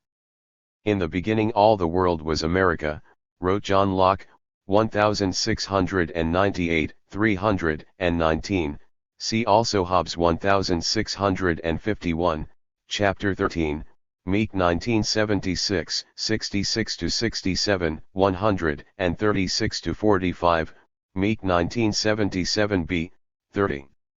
In the words of William Robertson, 1777, 50-54, cited in Rendell 1978, 190-91, in his History of America. Much discovery of the New World presented nations to our view, in stages of their progress, much less advanced than those wherein they have been observed in our continent. In America, man had to subsist under the rudest norm in which we can conceive him to subsist. We behold communities just beginning to unite, and may examine the sentiments and actions of human beings in the infancy of social life. Even Tocqueville saw Tacitus's Germans in the native Americans, Tocqueville 1848, 328, see also 32. Not surprisingly, Adam Smith also took a lively interest in North America. Lois Whitney, 1924, 370, pointed out that Smith owned at least 30 books on travel and collections of voyages to exotic regions. Like many others, Smith, 1976, v.1.a.2, 689-90, saw Native Americans as living in a society that approximated the rude state. Besides the numerous examples from the lives of the Native Americans in his lectures on jurisprudence, Smith speculated that the ancient Scots must have been like that people, Smith 1978, 239. Of all the sources of information on colonial affairs, the most famous was Benjamin Franklin, whose opinions on this subject were said to be a degree of credit little short of proofs of Holy Writ, Knox 1769, 111, cited in Benion's 1926, 252. After all, who in English society could match his knowledge, real or imagined, about primitive life? Not surprisingly, Franklin had great influence. He was able to convince William Petty's son-in-law, Lord Shelburne, the powerful president of the British Board of Trade and later Prime Minister of England, that he was one of the three best authorities for anything related to America. Franklin 1959, 14:325, see also the editor's cautionary note. Benjamin Franklin's opportunism. We are all familiar with Franklin's persona, a genial man of great wit and inventiveness.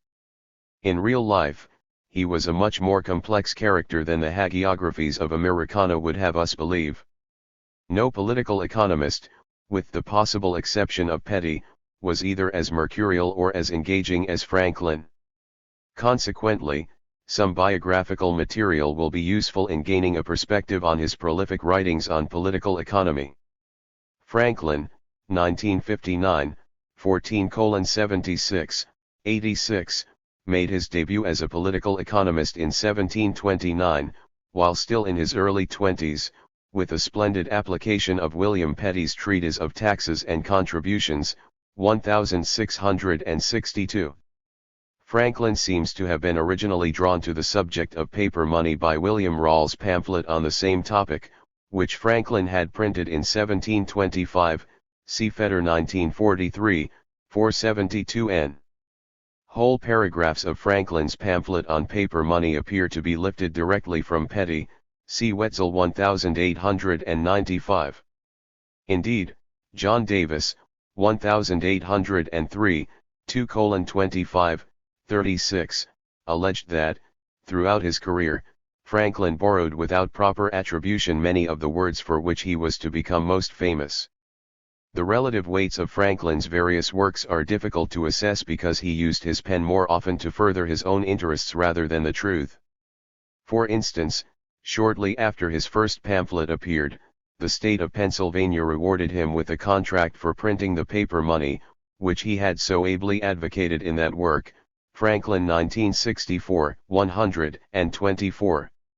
In later years, Franklin continued to write to advance his position in society rather than any principles. Because of the shifting political winds, after the appearance of his pamphlet on paper money, Franklin expressed so many contradictory opinions that one scholar compared him to a chameleon, Iselen 1928, 29. For example, he wrote pamphlets to argue against smuggling and for the maintenance of low wage rates, apparently with the hope of winning himself a more lucrative position with the British government. See Connor 1965, 37, Franklin 1959, 15:14, 16, 159-64, 16:162. During the late colonial period, he railed against restrictions on manufacturing in the colonies, with an eye to winning the favor of powerful British interests. Later, he promoted self-sufficiency for the newly emerging republic. Even his writings about the noble savage, which we will discuss later, served his own self-interest.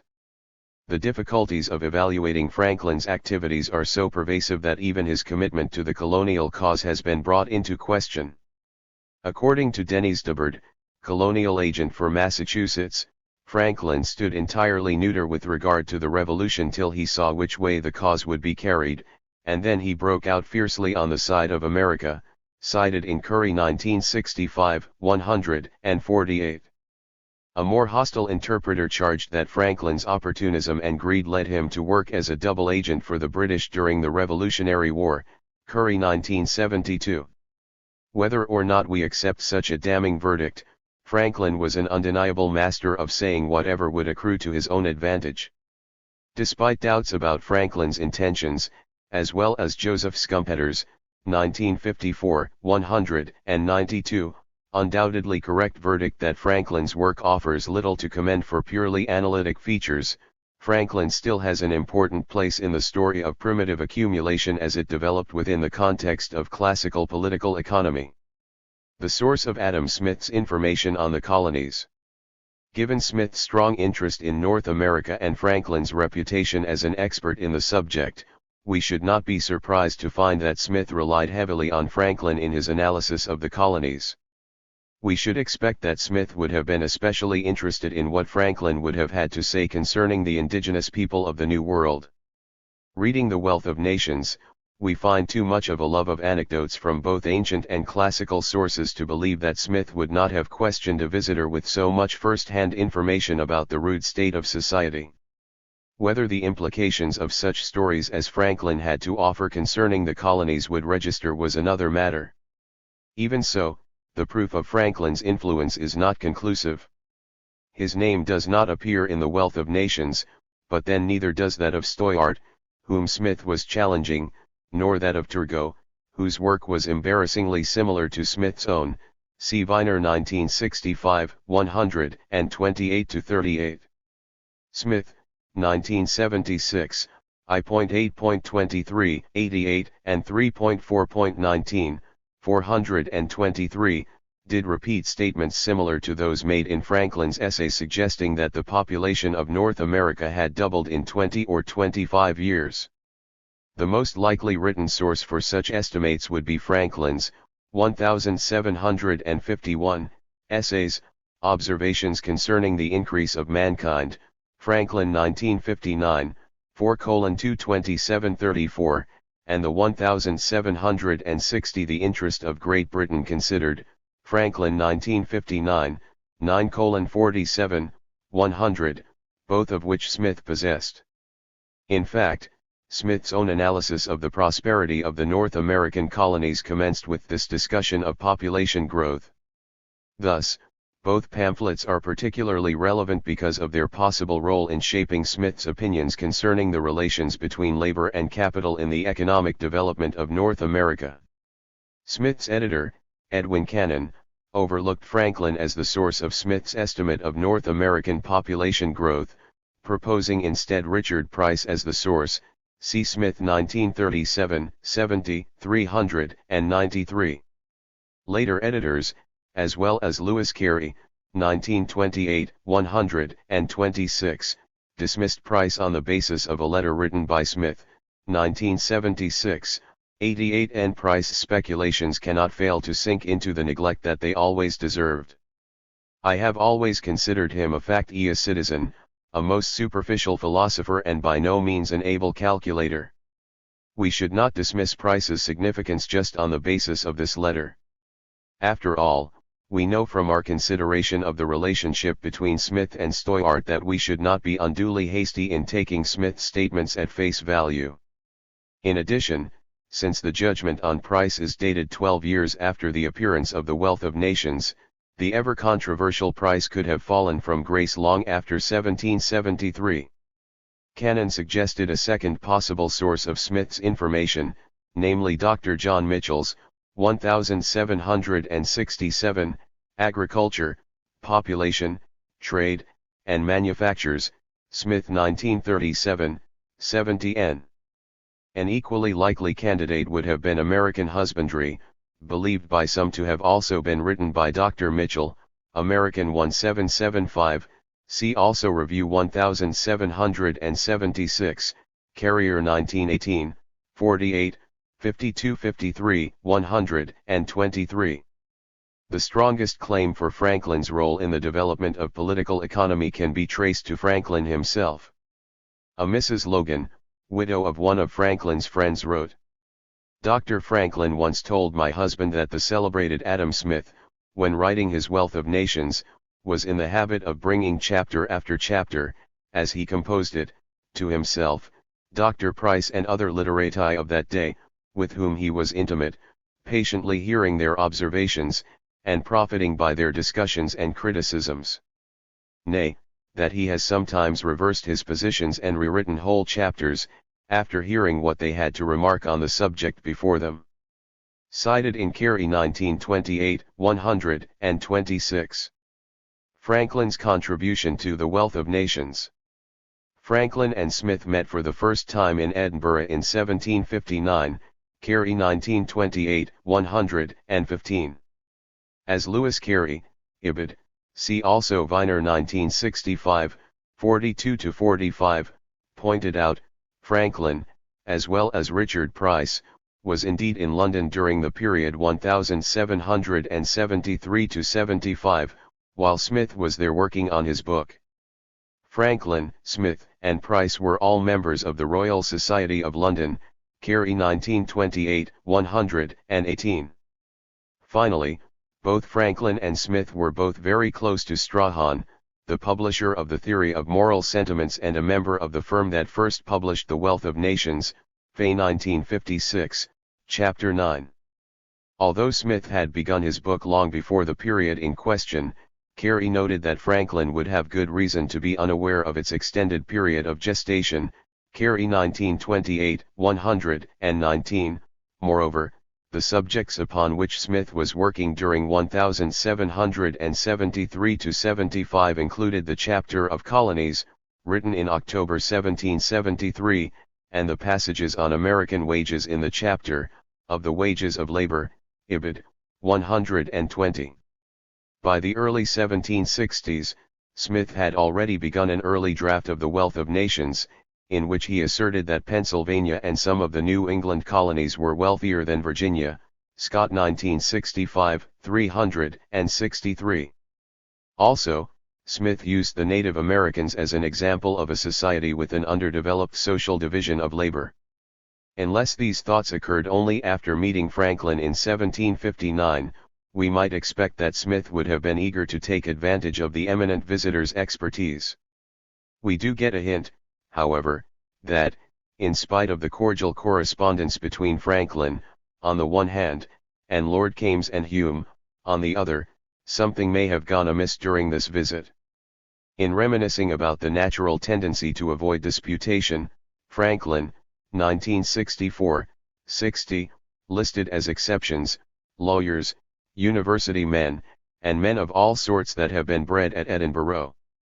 We have no direct evidence of Smith's esteem for Franklin, however, the opinion of his closest friend, Hume, may be indicative.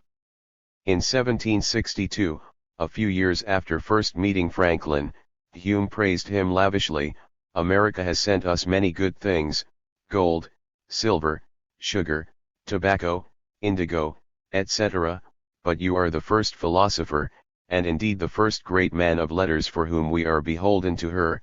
Franklin 1959, 10:81, 82. By 1774, Hume's attitude had changed. He asked Smith, "Pray what strange account are these we hear of Franklin's conduct? I am very slow in believing that he has been guilty in the extreme degree that is pretended, though I have always known him to be a very factious man, and faction next to fanaticism is of all the passions the most destructive of morality." Cited in Ray 1895, 267. The incident to which Hume refers probably is the theft of the letters of the governor and lieutenant governor of Massachusetts in which Franklin was implicated. Apparently, the colonists were beginning to doubt if Franklin was vigorous enough in the colonial cause to justify his pay as their agent in Britain. As a result of this scandal, Solicitor General Alexander Wedderburn, a former student under Smith and a friend of Hume's, required Franklin to appear for examination before the Privy Council on January 29, 1774, Carey 1928, 117. Franklin's actions in this affair may have cut short Smith's association with him, but probably not before he had the opportunity to supply Smith with much information on the impact of plentiful lands and high wages characteristic of the northern colonies of America. See Carey 1928, 123-25. The material on the colonies is crucial to Smith's project in The Wealth of Nations because it is the only concrete example that Smith offered in his attempt to prove that labor could prosper without seemingly damaging the interests of capital. Consequently, it played an essential role in the creation of the Smithian ideology of the non-coercive nature of wage labor. Accordingly, we proceed carefully in evaluating Franklin's contribution. Notice that Smith judged Price to be guilty of the same sin as Franklin. Smith's use of the concept of factiousness was highly subjective. As he wrote to Lord Shelburne, "For though a little faction now and then gives spirit to the nation, the continuance of it obstructs all public business and puts it out of the power of the best minister to do much good." Mosner and Ross 1977, 28. The tone of a letter that Franklin, 1905-7, 8:8, addressed to Price on February 6, 1780 implied that the two may have suffered a common ostracism stemming from their methods of supporting the cause of the colonists. "Your writings, after all the abuse you and they have met with, begin to make serious impressions on those who at first rejected the counsels you gave, and they will acquire new weight every day and be in high esteem when the cavils against them are dead and forgotten." Despite the numerous hints and claims, the extent to which Franklin actually influenced Smith remains a subject of vague speculation. We will see that Franklin had his own theory of economic development, one which Smith failed to appreciate enough to incorporate into his own work. Smith and the ideology of the colonial relationship. Despite the probable correctness of Franklin's claim of influence on Smith, broad theoretical divergences separated the two authors. To begin with, Franklin had merely alleged that the English had no need to legislate against the development of colonial manufactures. Smith insisted that the English had no need of any colonial relationship whatsoever. For Smith, colonial ties placed an unnecessary burden on England, since the colonies would necessarily remain within the British orbit, with or without the formalities of colonial bonds, directly contradicting his previously discussed theory of colonial development. In this respect, he stood shoulder to shoulder with Dean Tucker, 1776b, 30-31, although Smith's analysis was more devious. While Tucker believed that less advanced nations would remain economically backward, Smith maintained that the neocolonial arrangement would somehow be in the best interest of all parties, Hudson 1992. Moreover, Smith, the ideologist, sought evidence for the harmonious coexistence of the factors of production in North America. He contended that the colonies offered proof that capital could flourish in the face of high wages. Franklin, in contrast, emphasized conflict between labor and capital, as expressed by the desire of workers to become independent farmers. In addition, Franklin's call for colonial independence was not necessarily intended to leave the colonies as an appendage to the British economy. How are we to understand the differences between Smith and Franklin? We saw that Smith knew Franklin personally and was in possession of some of his writings.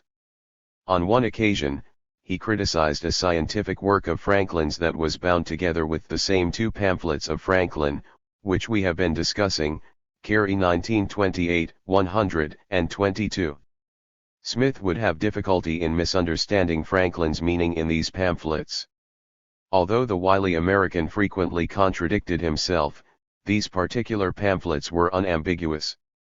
Smith's own contradiction of Franklin's description might be explained by the Scotsman's recurrent confusions. For example, we discussed Smith's embarrassing bewilderment in analyzing his treatment of the non-coercive origins of wage labor. The same symptoms of befuddlement pervade his discussion of the colonies.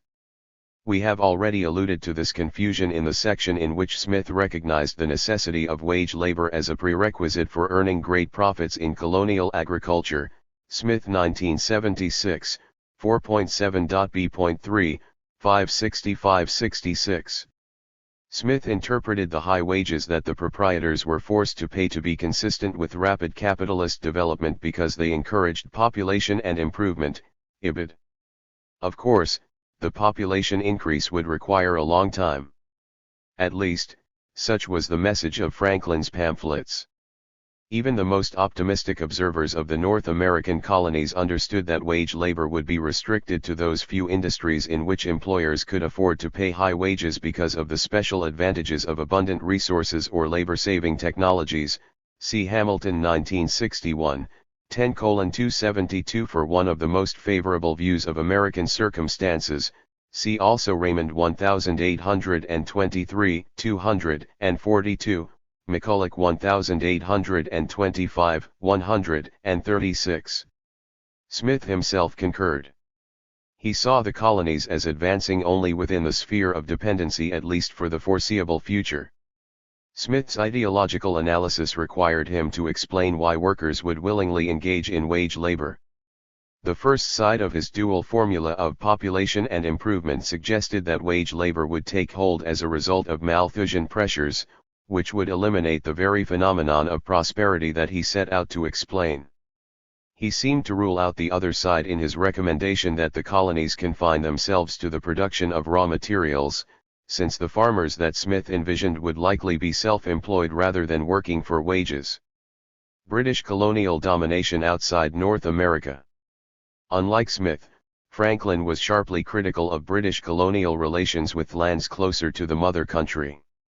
In response to an English gentleman who wondered why North America did not rival Ireland in the export of beef, butter, and linen, Franklin, 1959, 1922, snapped back that the reason might be, our people eat beef and butter every day, and wear shirts themselves. Franklin may well have also shared his disdain for the Irish system with liberal friends, such as Smith and Hume.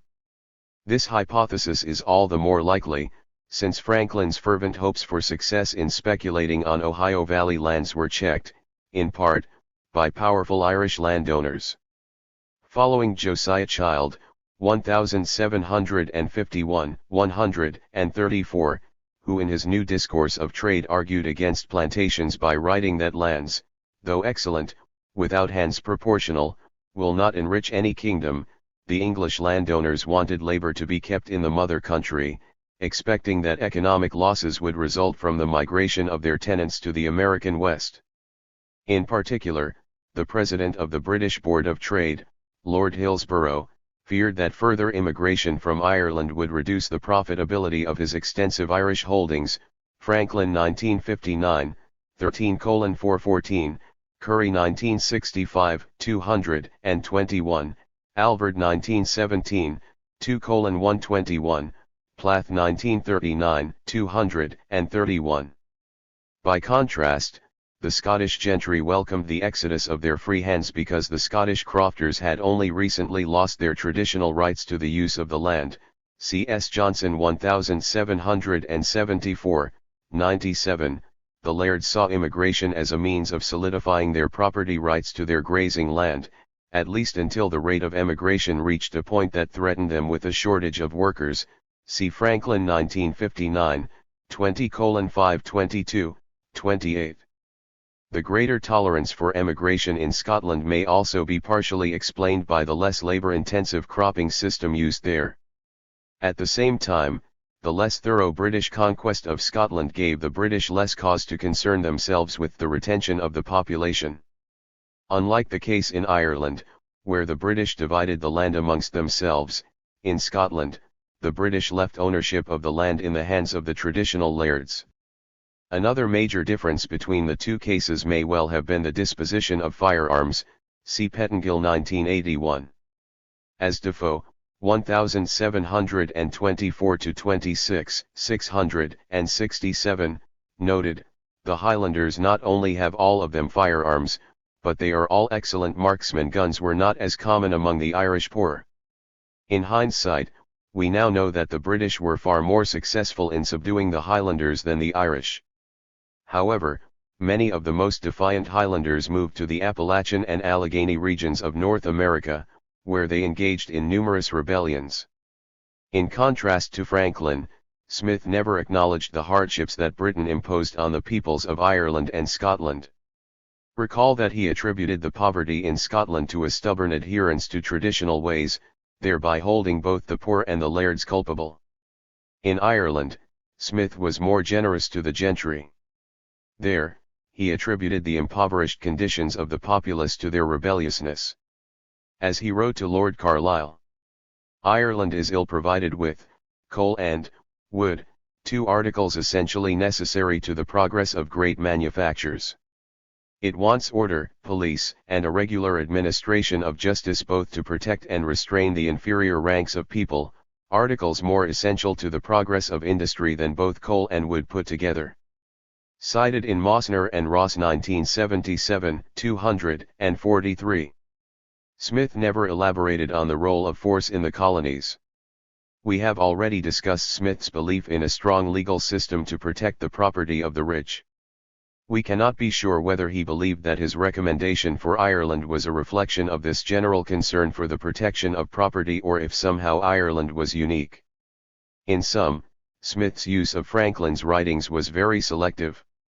Some of what Franklin wrote about the North American colonies was consistent with Smith's theory of the harmonious relationship between capital and labor in the colonies. Franklin, however, displayed far more awareness of the depth of colonial conflict than Smith, except when referring to the North American colonies.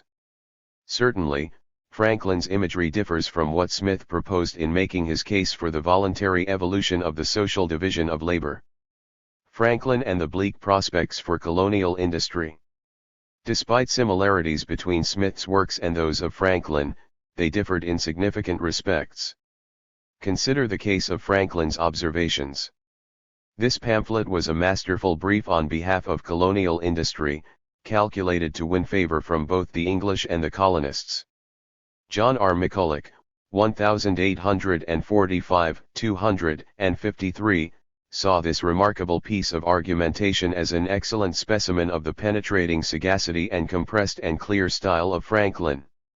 Thomas Robert Malthus, 1803, 8, hailed it as a forerunner of his own work, although it was not what we might consider Malthusian.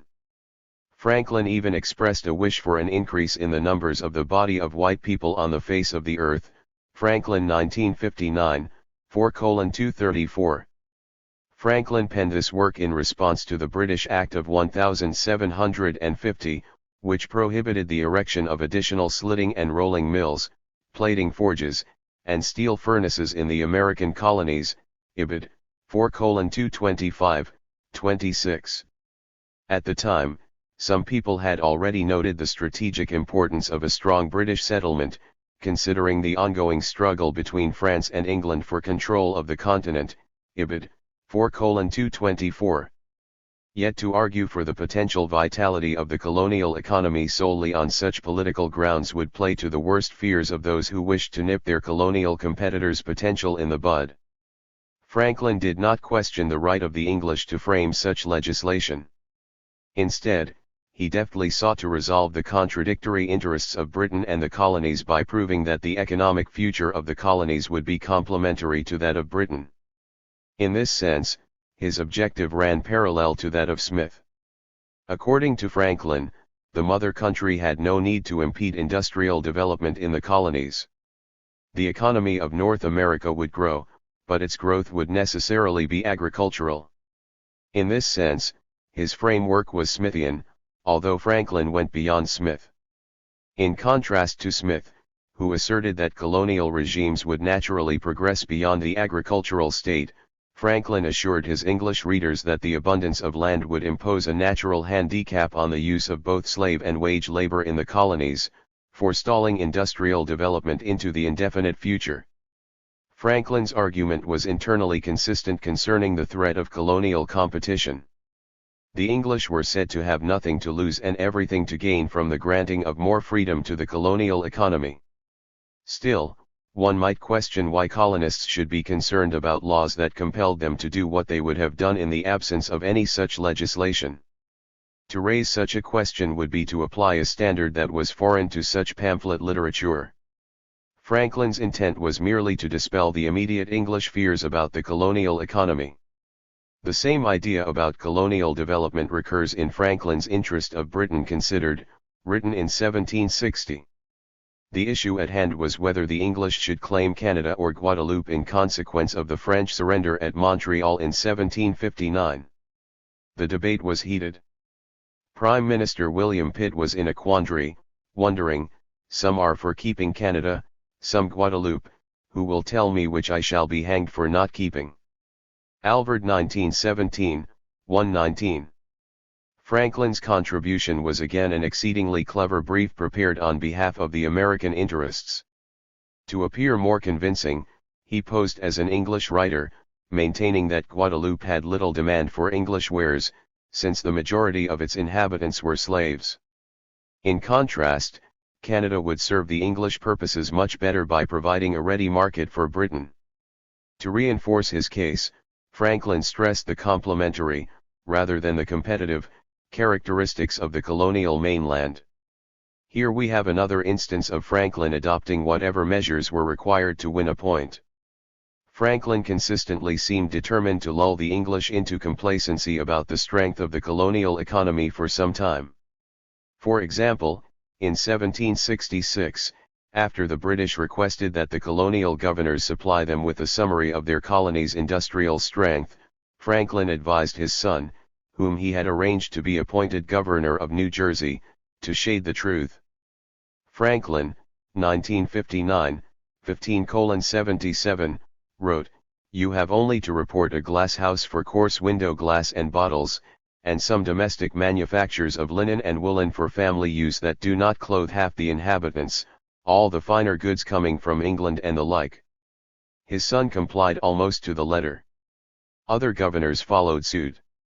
Similarly, Governor Moore of New York replied with a long description of the difficulty of retaining the employment of workmen who took up farming as soon as possible, see Rabineau 1895, 73. Only North Carolina boasted of its 50 sawmills on a single river, Ibid, but that industry was hardly a threat to Britain. Of course, colonial industry had not taken hold to any great extent by that time. The question was, would it do so in the future? Franklin, Smith, and slavery. In reality, the northern colonies were not nearly as idyllic as Smith's ideological presentation implied, but they still had many attractive features compared with the economies of Western Europe. Even so, unfree labor was essential to the colonial prosperity, so much admired by both Smith and Franklin. Unfortunately, neither Smith nor Franklin alerted their readers of the contribution of the coercive relations of slavery to rapid colonial development. Both agreed that slavery could never be efficient. In Franklin's, 1959, 4:229, words, labor of slaves can never be so cheap here as the labor of working men is in Britain. Although this citation was in an admittedly unscientific pamphlet, it does reflect greater consistency concerning alternative modes of production than the wealth of nations, which it seems to have influenced. Whereas Smith argued that slaves were more costly to use than wage labor without reference to any particular historical situation, Franklin made the far more modest claim that slave labor in the colonies could not be so cheap as wage labor in Britain.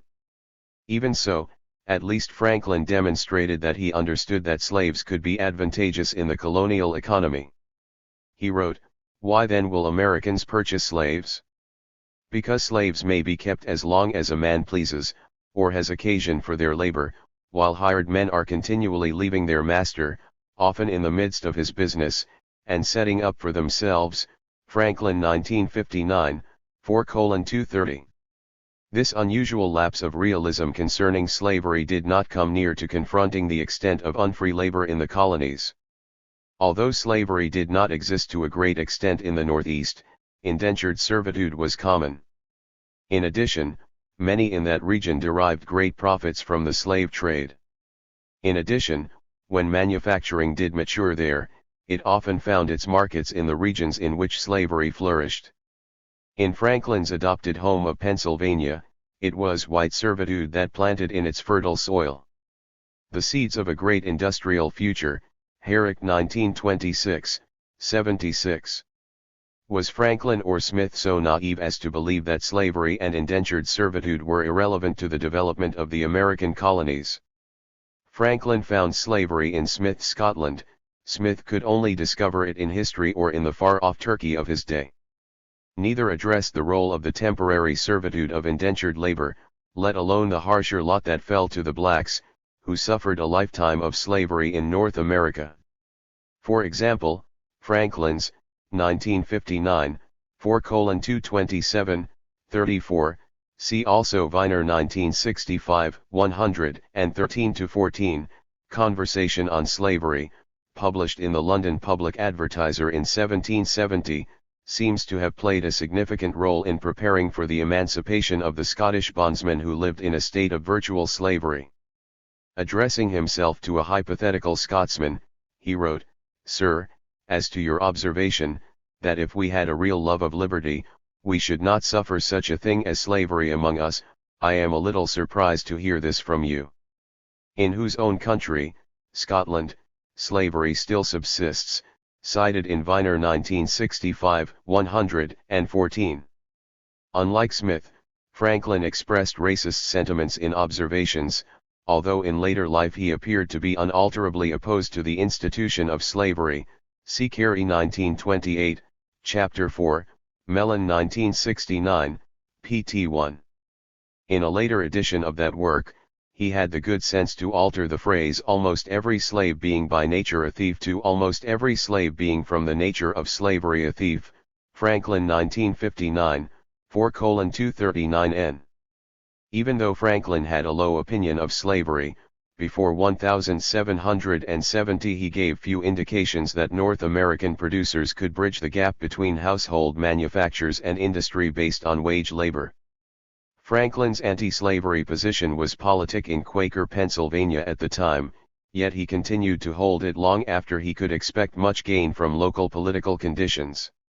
His later opposition to slavery may be the only example of a strongly held ethical position in his life.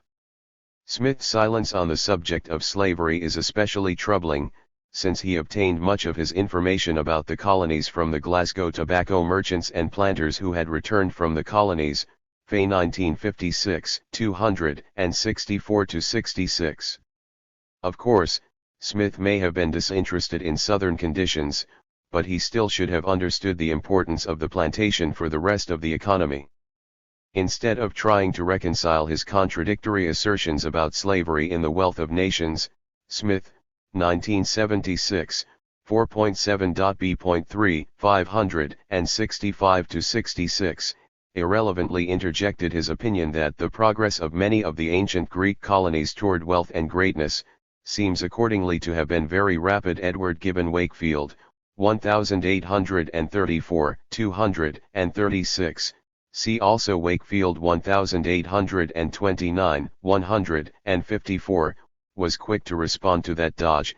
In no Greek colony did anyone ever sell his labor, or anyone pay wages, high or low. The work was performed exclusively by slaves.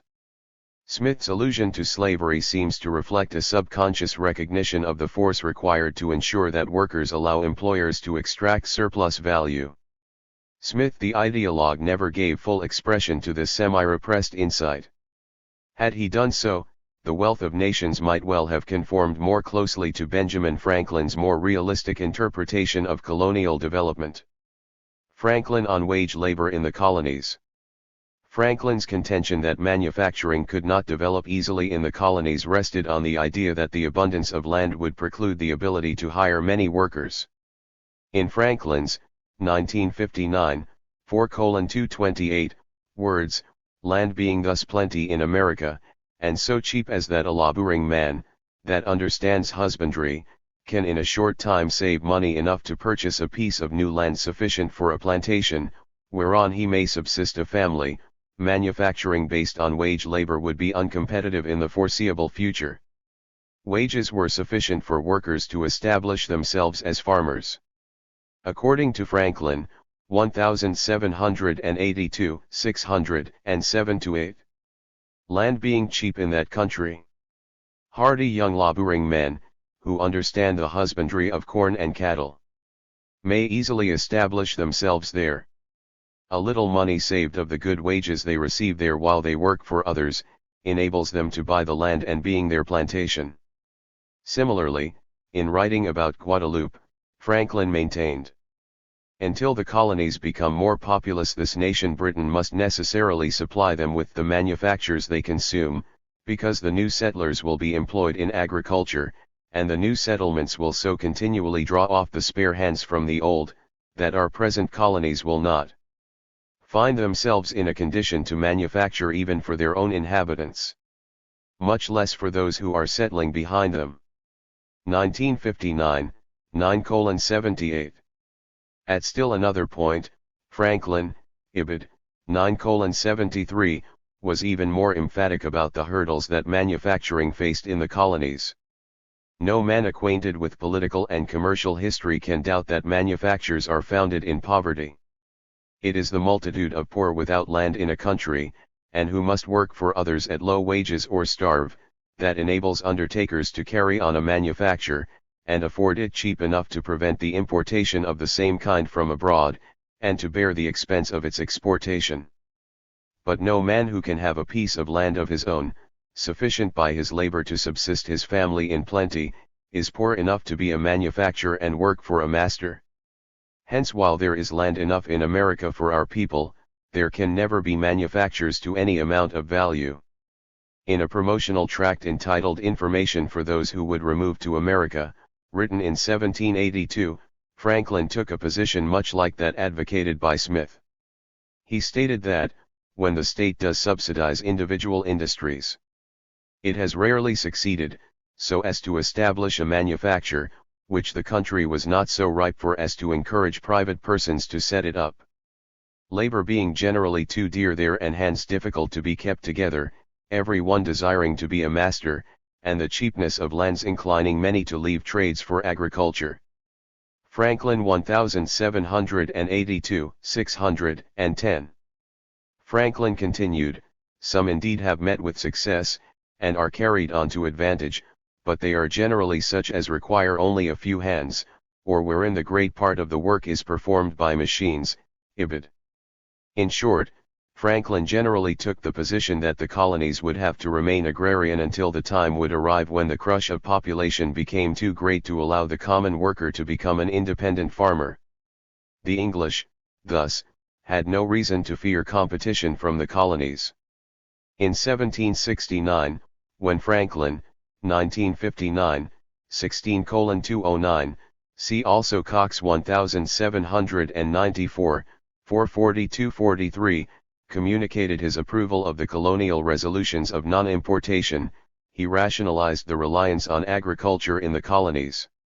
For their earth and their sea, the true sources of wealth and plenty, will go on producing, and if they receive the annual increase, and do not waste it as heretofore on gewgaws of this country, i.e., England, but employ their spare time in manufacturing necessaries for themselves, they must soon be out of debt, they must soon be easy and comfortable in their circumstances, and even wealthy. Franklin's espousal of the physiocratic doctrine at this period sat well with his intense involvement in land speculation, Curry 1965, 89. In conclusion, Franklin's ideas about wage labor were less confused than those of Smith. Both recognized that the availability of cheap land would impede the development of wage labor.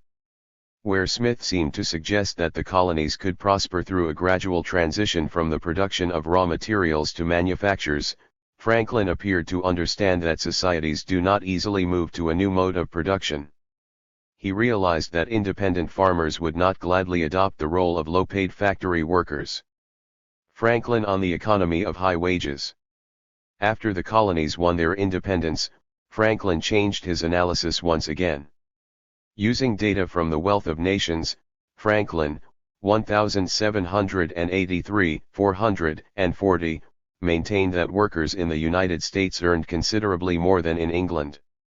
Perhaps echoing Adam Smith, he proclaimed that a community cannot be pronounced happy, in which, from the lowness and insufficiency of wages, the labor class procure so scanty a subsistence, that, they have not the means of marrying and rearing a family, Ibid. 436. In spite of his earlier theory that high wages would be detrimental to the development of modern industry, Franklin did not see high wages as a cause for alarm at this time.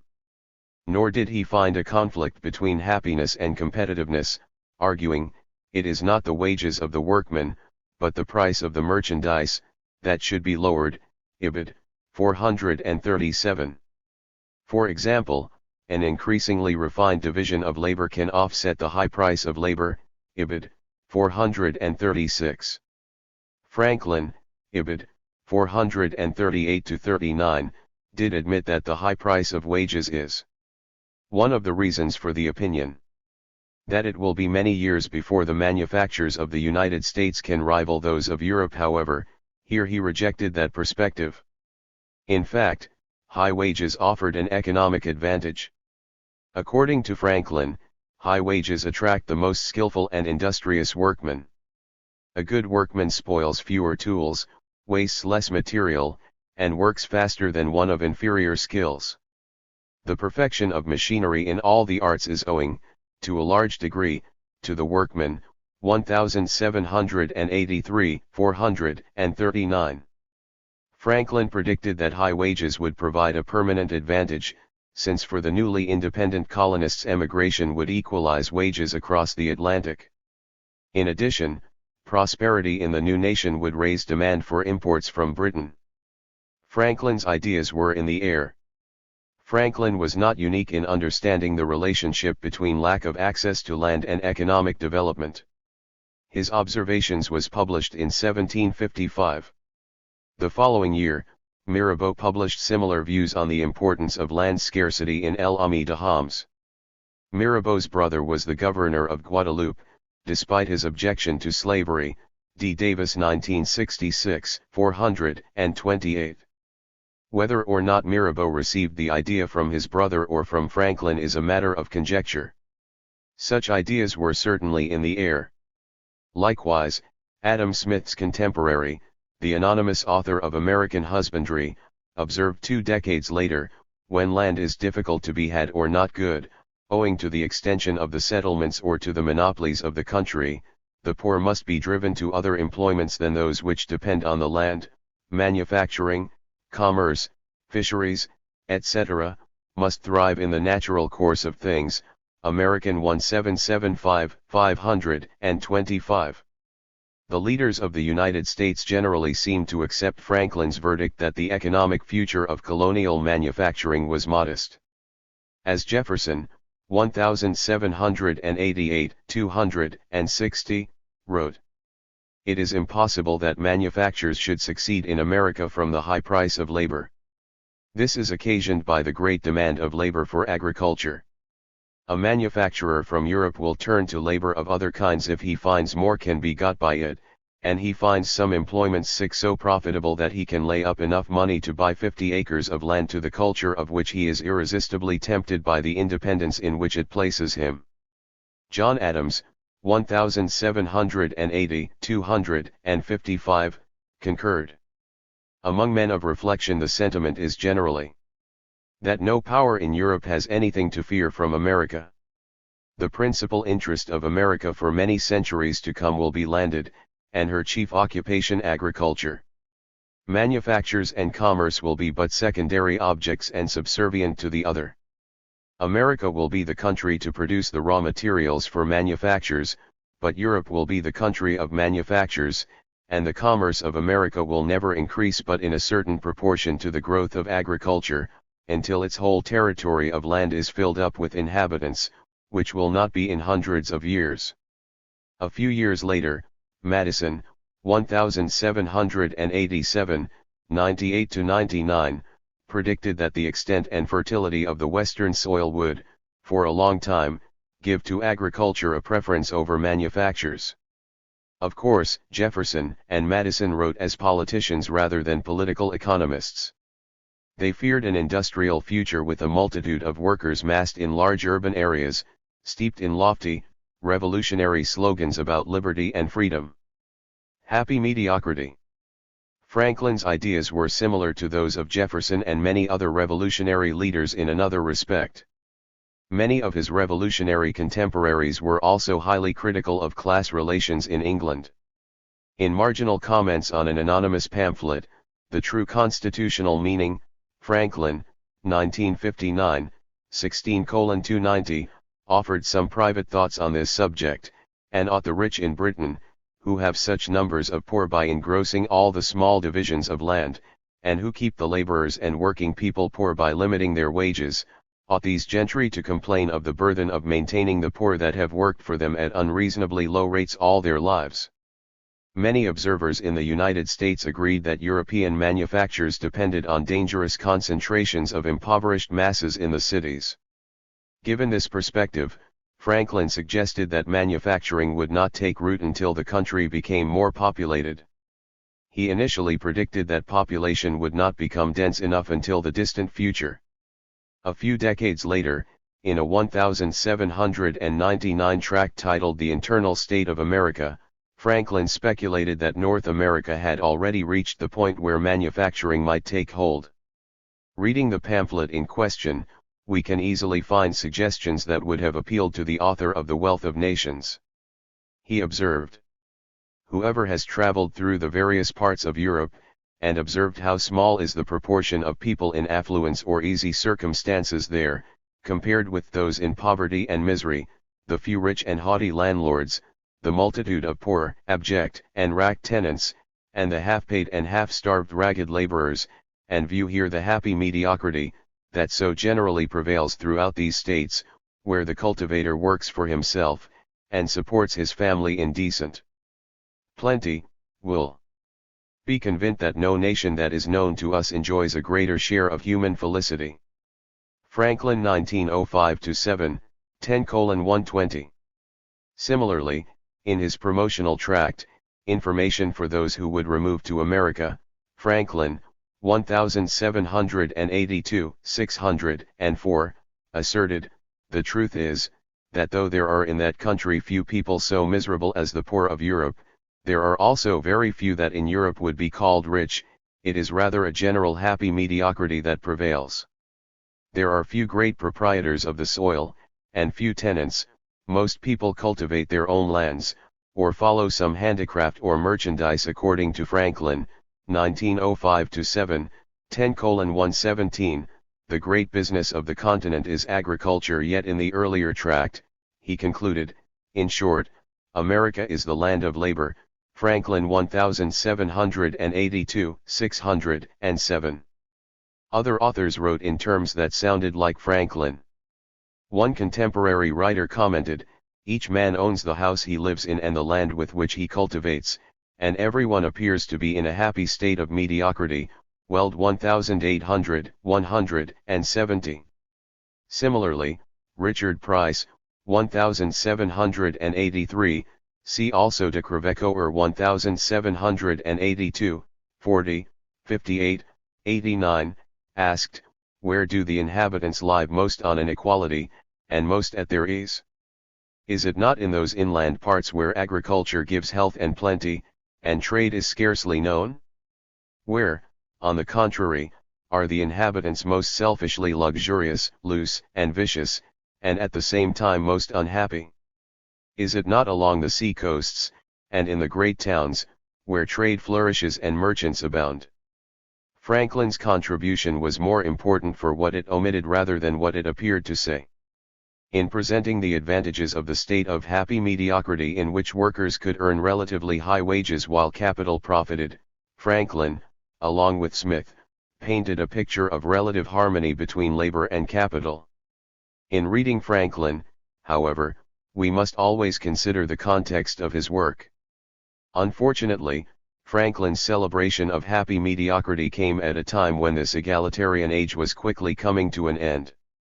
The period in which Smith was completing his Wealth of Nations witnessed a significant increase in the concentration of wealth in the northern colonies, Williamson and Lindert 1977. Although the pre-revolutionary farmers in the North may have been relatively prosperous, see Sachs 1953, between 1700 and 1736 the number of landless whites had already risen from 5 to 12%, Meyer and Fay 1977, 44. The average size of land holdings per adult male had declined from approximately 150 acres in the early 17th century to 43 acres in 1786, Ibid. In short, like Smith, Franklin was engaged in an ideological project, albeit less a theoretical endeavor than that of Smith. Specifically, Franklin was aiming his later theory of economic development at consoling those who were disturbed by the growing disparity between conditions of the urban wealthy and the masses of farmers in the countryside.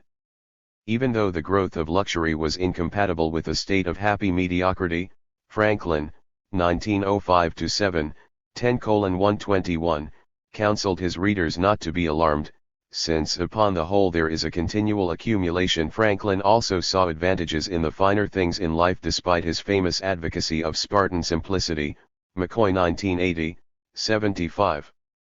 In a July 26, 1784 letter, Franklin, 1905-7, 9:244, asked Benjamin Vaughan, may not luxury, therefore, produce more than it consumes, if without such a spur people would be as they are naturally enough inclined to be, lazy and indolent.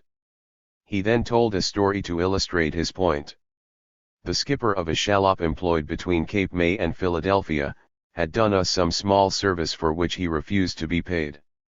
My wife, understanding that he had a daughter, sent her a present of a new-fashioned cap. 3 years after, this skipper being at my house with an old farmer of Cape May, his passenger, he mentioned the cap, and how much his daughter had been pleased with it. But, he said, it proved a dear cap to our congregation. How so? When my daughter appeared with it at meeting, it was so much admired, that all the girls resolved to get such caps from Philadelphia, and my wife and I computed that the whole could not have cost less than £100. True, said the farmer, but you do not tell all the story. I think the cap was nevertheless an advantage to us, for it was the first thing that put our girls upon knitting worsted mittens for sale at Philadelphia, that they might have wherewithal to buy caps and ribbons there, and you know that industry has continued, and is likely to continue and increase to a much greater value, and answer better purposes, Ibid, 243-44. Commercialization. The transition from Franklin's happy mediocrity, of free workers, to an increasing commercialization of agriculture was especially powerful in the regions that served large urban areas. For example, in southeastern Pennsylvania, the region Franklin knew best, the typical farm of 1,790 was already marketing about 40% of its produce, Lemon 1967, 69. Franklin, 1905-7, 10:118, himself noted that farmers still had little need for imported goods, but they found themselves with a surplus of goods to market. Franklin, Ibid, expressed certainty that farmers were doing well, writing, "Never was the farmer better paid for the part he can spare commerce. The lands he possesses are also continually rising in value with the increase of population, and, on the whole, he is enabled to give such good wages that in no part are the laboring poor so well fed and well clothed, and well paid as in the United States of America." Franklin gave no hint of the worsening distribution of income that accompanied these signs of prosperity. Rather, he insisted that the population as a whole shared in a general bounty, observing, "If we enter the cities, we find, that, since the Revolution, the owners of houses and lots of ground have had their interest vastly augmented in value, rents have risen to astonishing height." Ibid. Franklin had always realized that commercialization would eventually lead to manufactures. As early as 1769, he had suggested to Lord Kames, Smith's patron, Ray 1895, 31, that the true value of manufactures was to concentrate value so that provisions may be more easily carried to a foreign market. Franklin 1959, 16:109. Elsewhere, he made use of a biblical allusion, John 6:12, to recommend manufactures on account of their ability to gather up fragments of time, that nothing may be lost.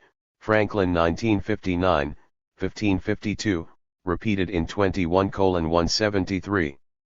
These transitional conditions explain how Franklin, Ibid, 16:295, in 1769, in the paragraph following his comments on part-time domestic manufacturing in the aforementioned marginal notes on the true constitutional meaning, maintained, "But some manufacturers may be more advantageous to some persons than the cultivation of the land." Franklin expanded on the meaning of his note in an earlier discussion with Gottfried Okenvall, professor of jurisprudence at the University of Göttingen.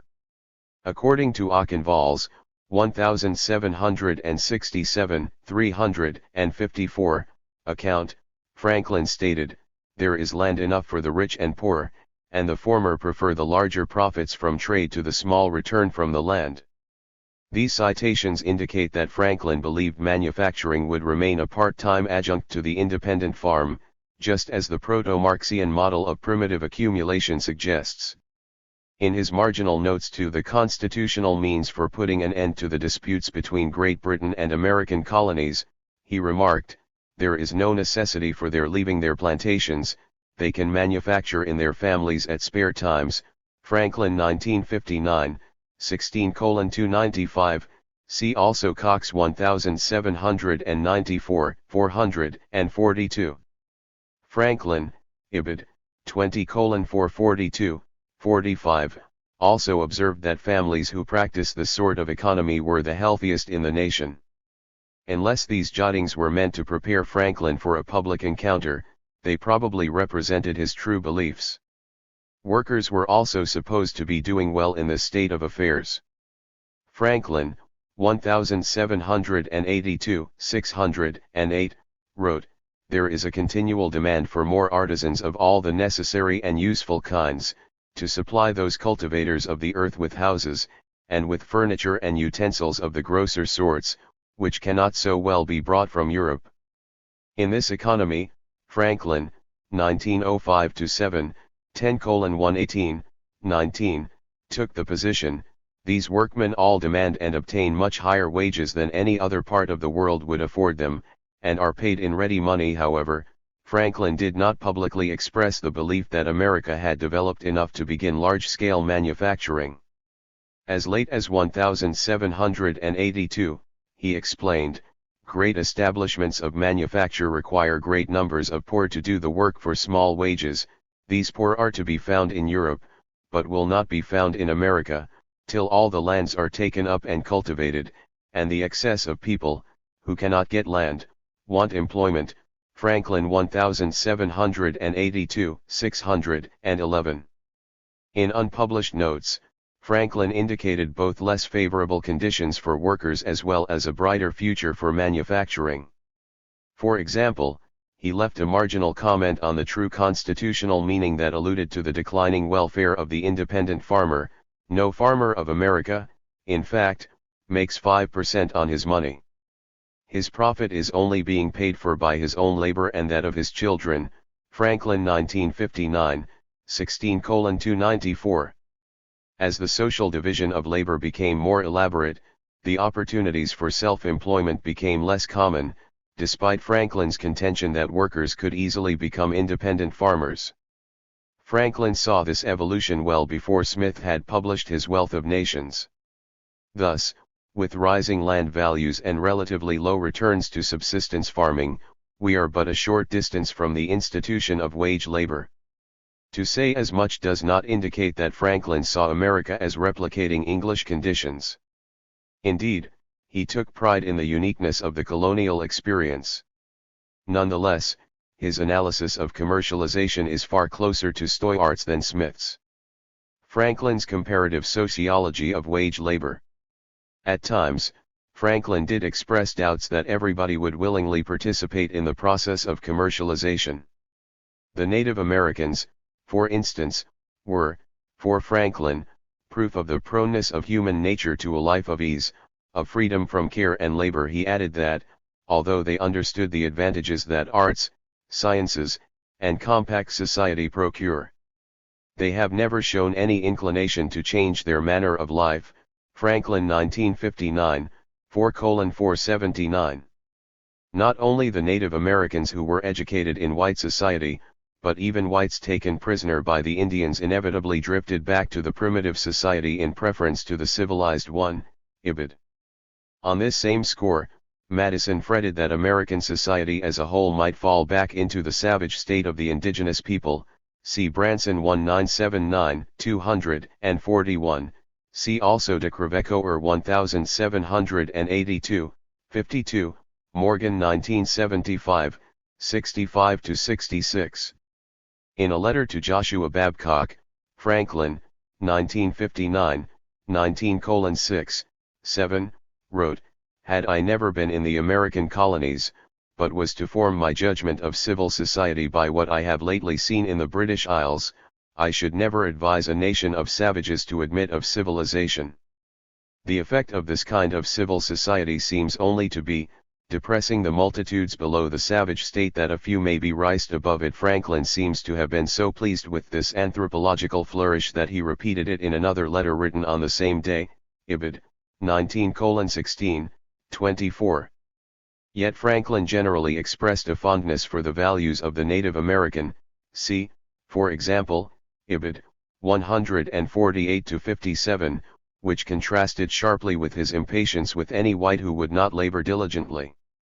He explained the happiness of the Native Americans by their few natural wants, which were easily supplied, whereas, the civilized community had infinite artificial wants, no less craving than those of nature, and much more difficult to satisfy, Ibid, 4:482. Likewise, Franklin applauded the simplicity of other pre-capitalist cultures. Two members of Captain James Cook's crew related to Franklin in 1771 that the inhabitants of New Zealand refused to accept Cook's presents, presumably because they would be unable to create them on their own. Franklin termed those people brave and sensible and exclaimed, "Behold a nation of philosophers. Such as him," meaning Socrates, "we celebrate as he went through a fair. How many things there are in the world that I don't want." Ibid, 18:210.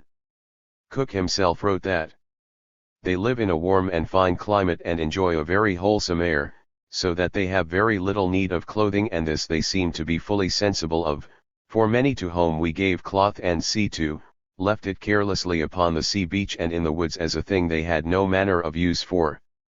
In short, they seemed to set no value upon anything we gave them, nor would they ever part with anything of their own for any one article we could offer them. This in my opinion argues that they think themselves provided with all the necessaries of life and that they have no superfluities. Cited in Beaglehole 1955-67, 399. In contrast, when missionaries distributed European goods to the Ururant group in Queensland, Australia, the Aboriginals accepted the gifts and soon lost their knowledge about their own traditional technology. Diener 1991, 77-78.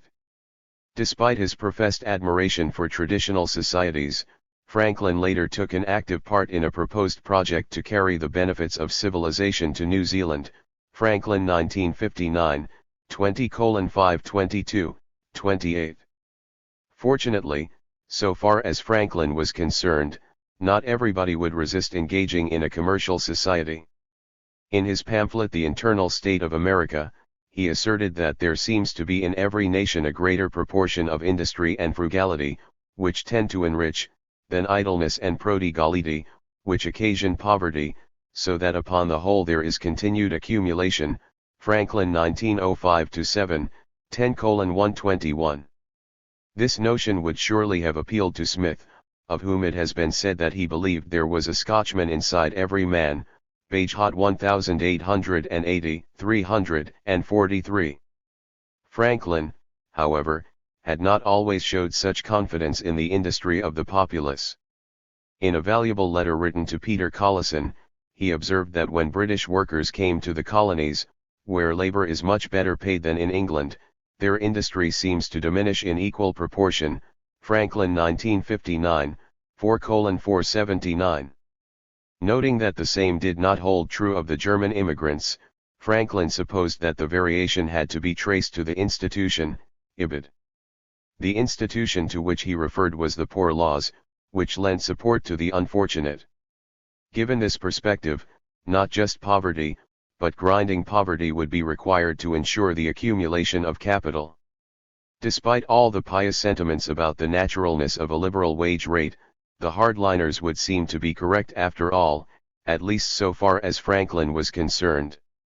In the very same letter in which he heaped lavish praise upon the Native Americans for their simple ways, Franklin called for the erection of workhouses, where the indigent would be obliged to work at the pleasure of others for a bare subsistence, and that too under confinement.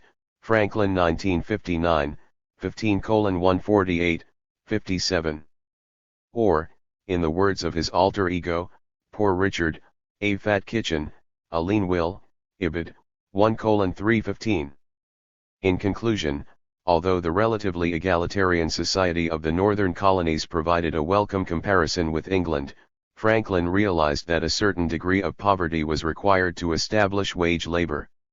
He appreciated that the American wage rate was coming closer to the ideal of a normal or natural rate or wages under which capital could prosper without driving labor into utter destitution.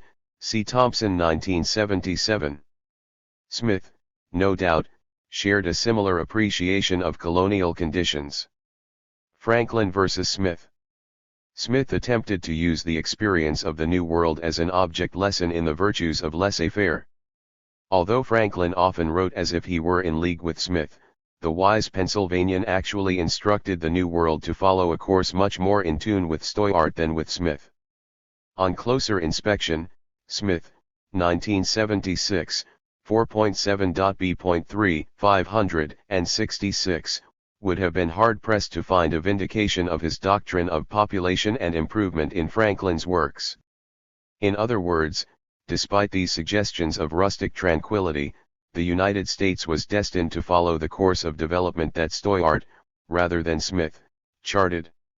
As Franklin, 1959, 18:82, concluded, every manufacturer encouraged in our country, makes part of market for provisions within ourselves, and saves so much money to the country as must otherwise be exported to pay for the manufactures he supplies. Here in England it is well known and understood that whenever a manufacture is established which employs a number of hands, it raises the value of lands in the neighbouring country all around it, partly by the greater demand near at hand for the produce of the land, and partly from the plenty of money drawn by the manufactures to that part of the country. It seems therefore, in the interest of all our farmers and owners of lands, to encourage our young manufacturers. In fact, Smith's eulogist, Dougald Stewart, cited Franklin's Smithian-sounding story of the gift of the cap in describing Stoyart's analysis of economic development. Stewart introduced the citation with the comment that Franklin's trifling anecdote places the whole of this natural process in a stronger light than I can possibly do by any general observations. Stewart 1855, 2:154. Like Stoyart, Franklin saw industry as beginning as an adjunct to agriculture, then evolving toward a separation between agricultural and manufacturing pursuits, as the use of time became more intensive. Given the different conditions in which they lived, we should not be surprised that Stoyart was somewhat more favorably inclined toward manufactures than was Franklin. Despite Franklin's similarities with Stoyart, some recent authors still place Franklin closer to Smith than Stoyart. For example, Patricia James, 1979, 106, recently speculated that Stoyart's claim about the wholesomeness of cities was, in fact, a direct response to Franklin. Franklin, however, understood as well as Stoyart, that an increasing population could push labor into accepting full-time employment in manufacturing. Otherwise, Franklin's work was decidedly inferior to Stoyart's. William Gramp, 1979, and Warren Nutter, 1976, both stress Smith's influence on Franklin.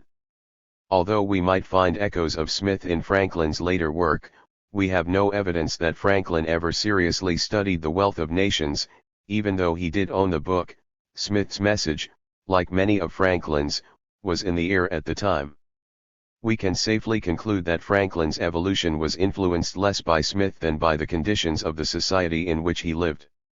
True, Franklin occasionally expressed sentiments that sounded Smithian, but we must always be on guard against taking Franklin at face value. In short, the case for Smith's influence on Franklin is slim to say the least. For example, Franklin's contribution to what Healy's pamphlet Principles of Trade indicates a militant free trading spirit, Franklin 1959, 21:169, 77. However, industry was more firmly rooted by 1774, when that work was written, than was the case when Franklin wrote his observations and the interest of Great Britain considered. More importantly, the doctrine of free trade lent support to the colonial cause. Although this pamphlet was published pseudonymously, people soon learned who wrote such works. Franklin's infatuation with a system of happy mediocrity was appropriate to the early stage of the accumulation process. It was comparable to Stoyart's analysis of domestic industry. Later, as a satisfactory labor supply seemed to be put in place, Franklin supported a more conventional theory in which markets, utility, and luxury have more prominence. Even in this late period, Franklin's work still bore a marked similarity to Stoyart's. We know that Franklin did study Stoyart. He made several pages of notes on Chapter 11 of Book 2 of Stoyart's Principles, reprinted in Carey 1928, 144-46. Unfortunately, the otherwise thorough editors of Franklin's works omitted these notes.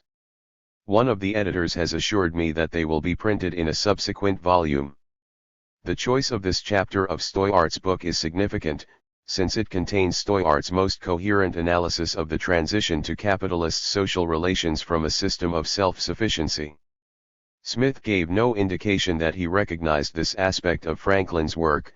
However, Smith himself did all that he could to downplay the analysis of this transition. His selective appropriation of Franklin's analysis of North American development lends further credence to the thesis that Smith falsified the political economy of the wage relationship, a relationship that appears clearly in the writings of Franklin and Stoyart. 12. The Classics as Cossacks, Classical Political Economy versus the Working Class.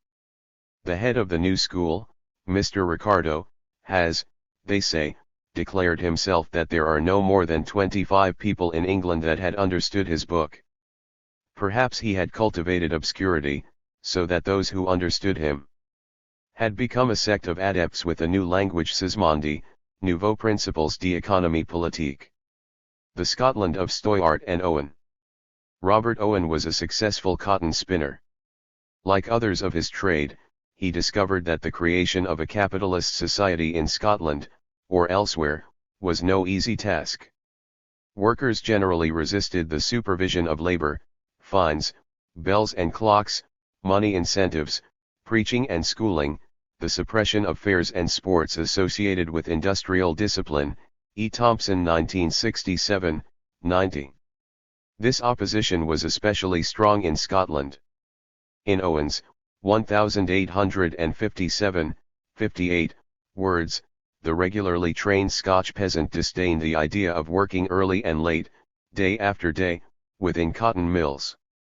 According to Sidney Pollard, 1965, 261, the Highlander, it was said, never sits at ease at a loom, it is like putting a deer in a plough. He pointed out that in Scotland, significantly, people referred to factories as public works, revealing a mental association with workhouses, and migration to factory districts was likened to transportation. Pollard 1965, 194, see also Kozinski 1967, 70. Marx pointed out that even Adam Smith interchangeably used the terms manufactory and workhouse, 808n. The feeling against factories ran so strong that the father of Richard Osler, a famous industrialist, sold his business rather than employ the machine which symbolized the encroachment of the factory system, machines that he regarded as a means of oppression on the part of the rich and of corresponding degradation and misery to the poor, cited in Thompson 1963, 548, 549.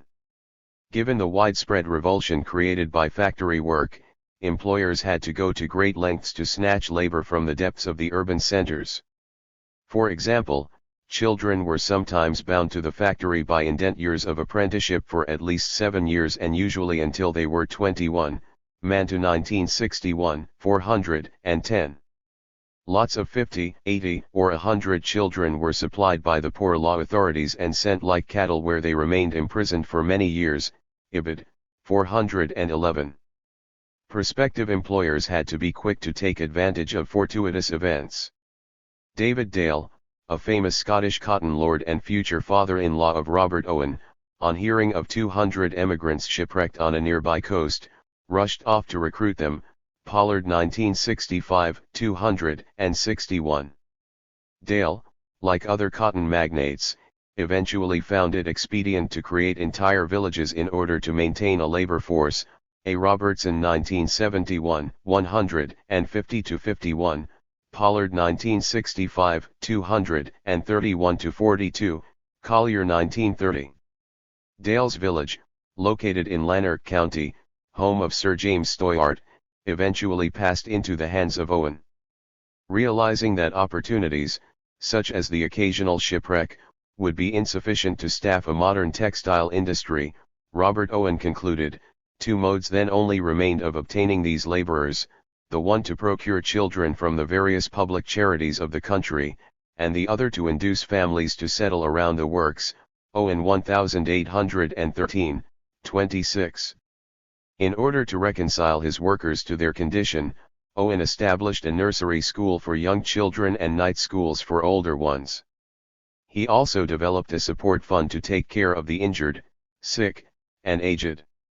In addition, workers enjoyed the services of a company-owned savings bank and stores that undersold private dealers. On this latter point, see Ricardo 1951-73, 5:218. Perhaps because of his enlightened policies, Owen's business was extremely profitable, but his partners were upset that Owen was spending too much on the welfare of his workers. As James Mill wrote to Jeremy Bentham on December 3, 1813, the partners had in general got soured with him on account of his endeavors, to which they were averse, to improve the population of the mills, reprinted in Conway 1988, 31-32. Owen then turned to a group of new investors, including Jeremy Bentham, see Bowring 1962, 466-67. Soon the relationship between these two unlikely partners also degenerated. By March 25, 1815, Bentham wrote to Owen to request money back from his investment, Conway 1988, 451-52. In a later conversation, Bentham described Owen in unflattering terms. Robert Owen begins in a vapor, and ends in smoke. He is a great braggadocio. His mind is a maze of confusion, and he avoids coming to particulars. He is always the same, says the same things over and over again. He built some small houses, and people, who had no houses of their own, went to live in those houses, and he calls this success. Boring 1962, 10, 570. Owen, 1857, 95-96, reciprocated, describing Bentham as a recluse, whose only contact with the real world was through his books and a handful of trusted friends. He claimed that Bentham's friends told him that the investment in New Lanark was Bentham's only successful venture. Ibid. 96. Certainly, Bentham's view of Owen's establishment was in a distinct minority. New Lanark won the admiration of people around the world. Owen's workers seemed to enjoy a better life than the urban proletariat, even though he paid them below the going rate. More important, his factory earned a healthy, but not unusual profit. A. Robertson 1971, 147-48. Thomas Robert Malthus offered a different dissenting report of Owen's works. In 1810, he entered into his diary, about 1,500 people are employed at the cotton mill, and great debauchery prevails among them. Malthus 1966, 233, however, his next sentence describes the 13-hour, 6-day-per-week schedule. Unfortunately, Malthus supplied no details about the debauchery, which must have been confined to the Sabbath. Robert Owen's model of a humane economy. Although Owen's community had many progressive features, the workers themselves complained about the paternalism. We view it a grievance of considerable magnitude to be compelled by Mr. Owen to adopt what measures soever he may be pleased to suggest to us on matters that entirely belong to us. Such a course of procedure is most repugnant to our minds as men, and degrading to our characters, cited in Robertson 1971, 150.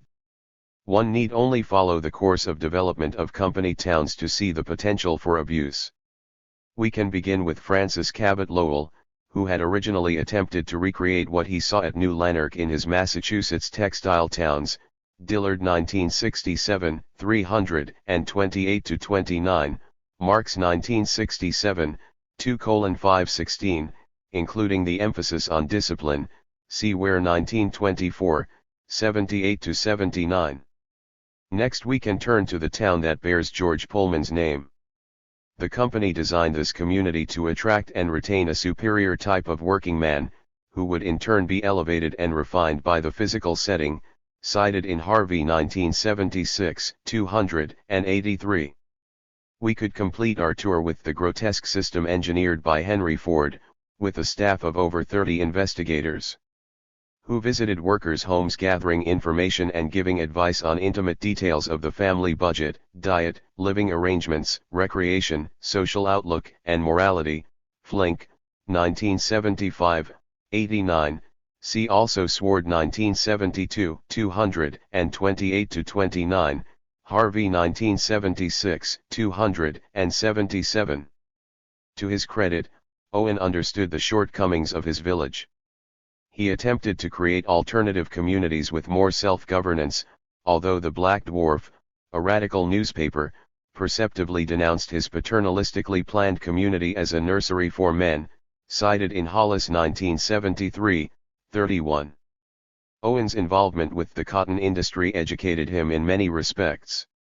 He recognized that labor was being driven from the countryside much more rapidly than it could be absorbed in the factories. In this regard, Owen seems also to have been influenced by Thomas Spence, whose call for land reform was discussed earlier, Rudkin 1966, 191 ff. However, with Owen, the Spenkian demands for collective ownership of the land were softened. Rather, he had hoped that the wealthy, including the royal family, would help him in establishing villages that could set labor back to work on the land. Like Stoyart and Spence, Owen realized that the social division of labor in food production was a vital element in the determination of the level of real wages. In a letter dated July 25, 1817, and published in the London newspapers 5 days later, Owen, 1857, 74, declared, value must be restored to manual labor, and this cannot be done except by employment on the land. Owen designed a plan for villages based on labor-intensive agriculture. He stressed the social, rather than the technical advantages of his plan, calling on the wealthy, and even the government, to invest with him in a program to correct the imbalances in the social division of labor. Although most of the attempts to put Owen's ideas into practice met with failure, the Rullaheen community in County Clare, Ireland, was, in fact, quite successful, even on purely monetary grounds, until its owner gambled away his fortune. Garnett 1971, 47-52, see also Bray 1841, 2:580-85. Some members of the royal family were duly impressed. Of course, a good deal of Owen's idea was by no means novel. Owen himself discovered later that John Bellers, who appeared in Chapter 3, had already proposed much of his analysis, as well as much of his solution.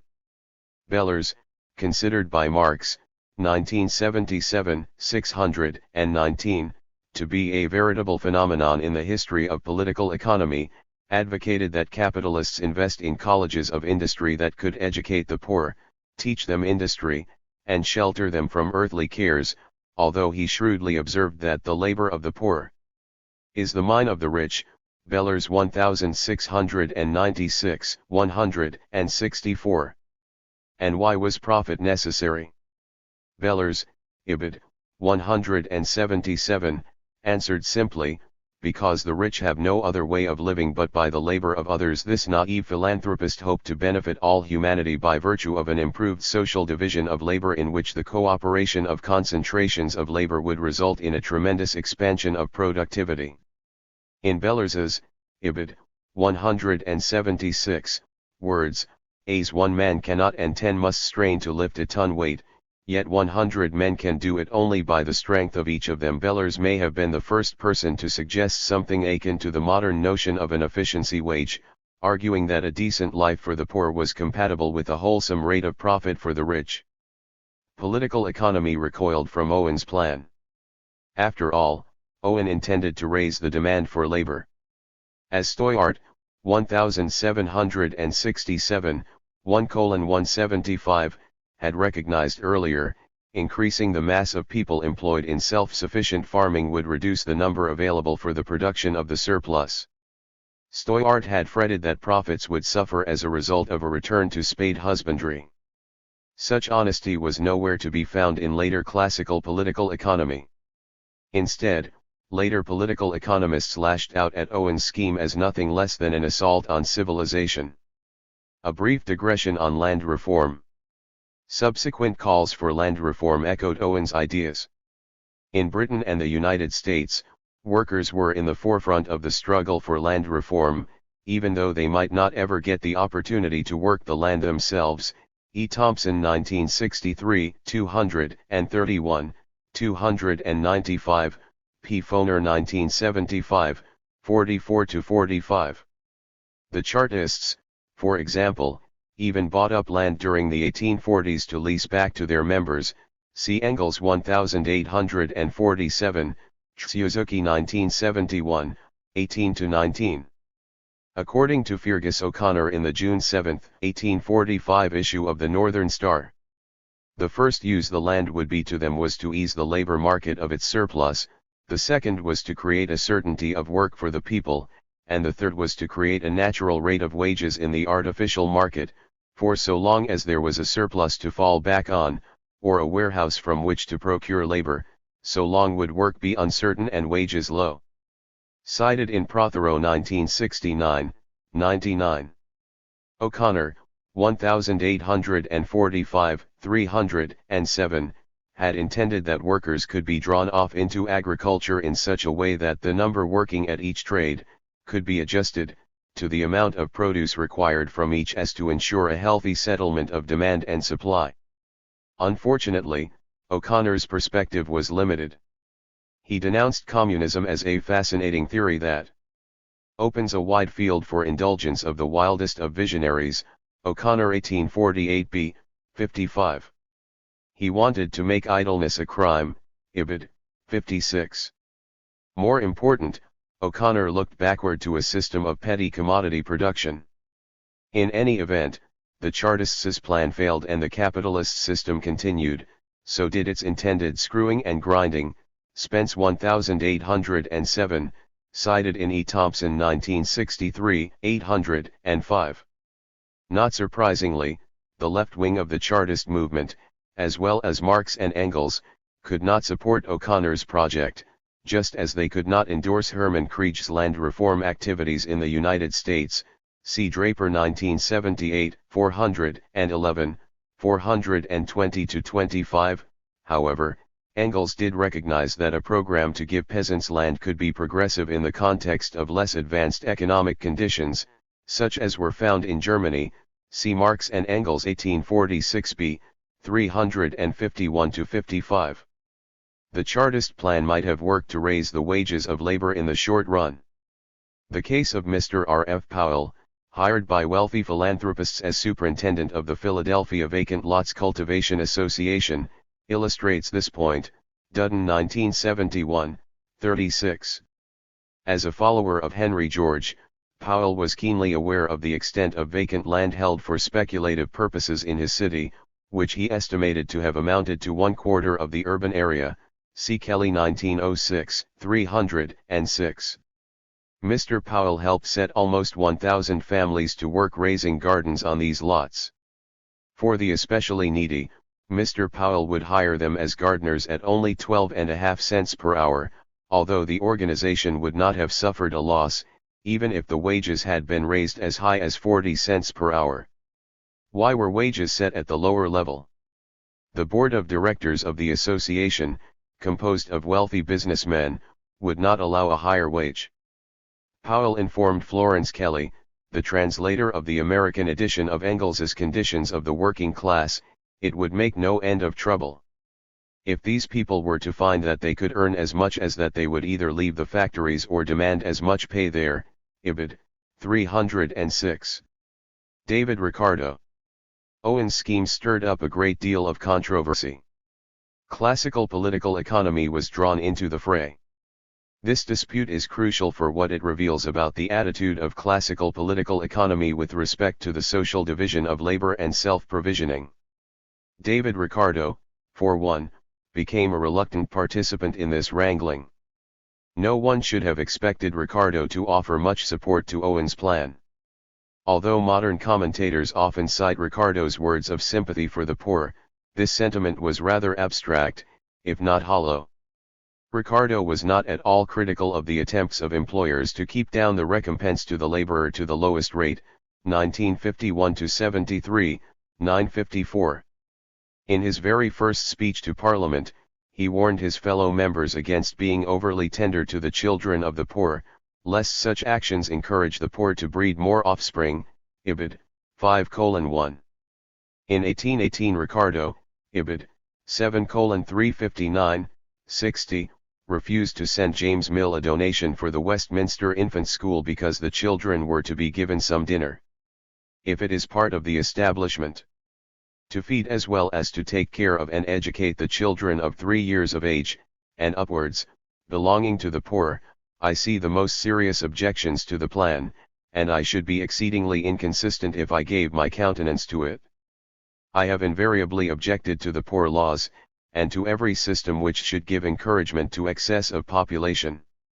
If you are to feed, clothe, and educate all the children of the poor, you will be giving a great stimulus to a principle already too active. Even so, while attending a meeting of the Owenites, along with Robert Torrens, Ricardo succumbed to pressure to join a committee to study Owen's proposal. From the beginning, Ricardo was skeptical that the scheme could be administered in the socialistic form envisioned by Owen. As he wrote to his friend, Trower, "Can any reasonable person believe with Owen, that a society, such as he projects, will flourish and produce more than has ever yet been produced by an equal number of men, if they are to be stimulated to their private interest? Is not the experience of ages against him?" Ricardo 1951-73, 846. Ricardo's objections were not limited to philosophical speculations on human nature. He charged Owen with the grave error of building a theory inconsistent with the principles of political economy, and calculated to produce infinite mischief to the community, Ibid. 530. While both Ricardo and Owen argued that the then existing social division was brought about by matters of individual self-interest, Owen interpreted the result to be detrimental to the well-being of labor.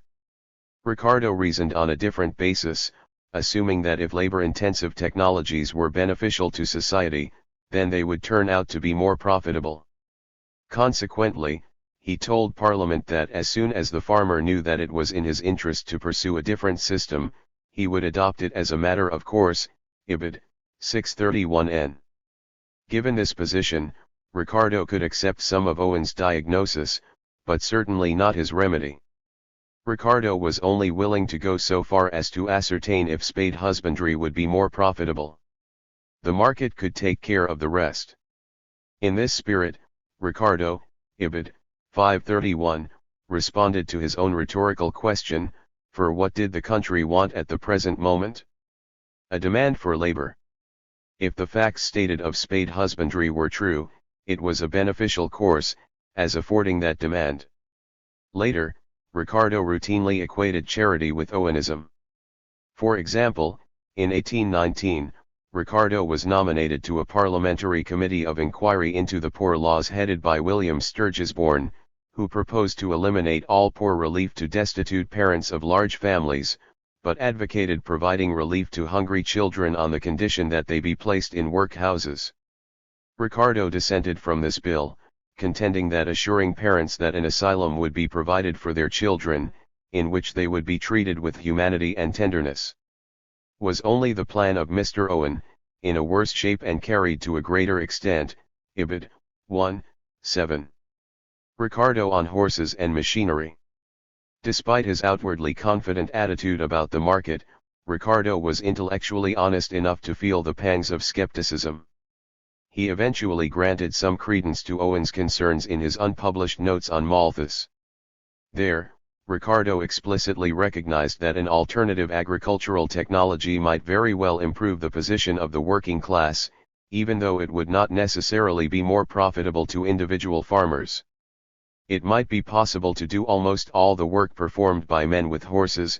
Would the substitution of horses in such case, even if attended with a greater produce, be advantageous to the working classes? Would it not on the contrary very materially diminish the demand for labor? All I mean to say is that it might happen with a cheaper mode of cultivation the demand for labor might diminish, and with a dearer it might decrease. Ricardo 1951-73, 2:239. Two comments are relevant to Ricardo's, Ibid. 2:238, position here. First, Ricardo had already recognized in an earlier note that diminished net production is, in fact, compatible with an increased consumption, by human beings in terms of agriculture.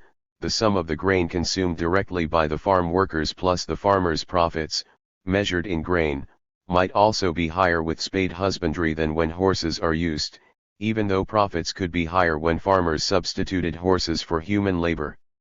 The fact that Ricardo even stopped to reflect on the possibility of diminished consumption indicates that he sensed something amiss in the marketplace. Second, Ricardo wrote and then deleted the thought, this is perhaps the only case in which the substitution of labor for fixed capital, if horses can be so called, is not attended with advantage to the capitalist yet is nevertheless beneficial to the working class, Ibid. 2:239n. In other words, the possibility of detrimental effects from the introduction of fixed capital is limited to the case of substituting horses for human labor. In opposition to Piero Sraffa, 1951, 1 Licks, Samuel Hollander, 1971, 1979, see also Madel and Haswell 1977, took the position that a concern about the effect of horses on the demand for agricultural labor did not necessarily lead to Ricardo's later idea that machinery, in general, could operate to the detriment of labor. Hollander's stance has merit for several reasons. To begin with, a number of writers besides Owen noted the detrimental aspects of horse husbandry. At the time, one horse performed work roughly equivalent to 5 men, Danton 1995, 46. Horses also consumed an enormous amount of food that might have otherwise fed farm workers. A single horse typically required an estimated 3 pecks of oats and a gallon of beans daily in addition to its hay, Ashton 1972, 55. One writer referred to the horse as the most dangerous moth in the whole web of agricultural economy, Tatham 1799, 412.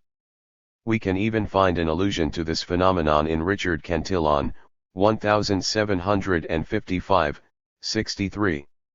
Other economists found fault with horse husbandry without generalizing their objections to investment in machinery. Perhaps Nassau Sr., 1868, 243, offers the best example of this phenomenon. Sr. suggested that the use of horses might be excessive. However, despite Sr.'s doubts about horse husbandry, he never accepted the later Ricardian position on machinery. He wrote, "I do not believe that there exists upon record a single instance in which the whole annual produce has been diminished by the use of inanimate machinery."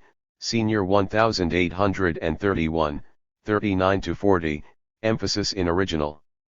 Thus, even though Ricardo seems to have adopted his ideas on machinery only a few months after he made his observations on horse husbandry, we cannot say for certain that one necessarily led to the other. Nor can we ever know with certainty if Ricardo's discussion of machinery was somehow related to Owen's scheme. Ricardo presented his analysis in the form of an abstract principle, absolutely unrelated to any particular point of policy. He claimed to be not aware that I have ever published anything respecting machinery which it is necessary for me to retract, Ricardo 1951-73, 1:386. Still, he added what might be an admission that he had not treated Owen altogether fairly, yet I have in other ways given my support to doctrines which I now think erroneous, Ibid. Could he have had his earlier critique of Owenism in mind? Horses as a special case.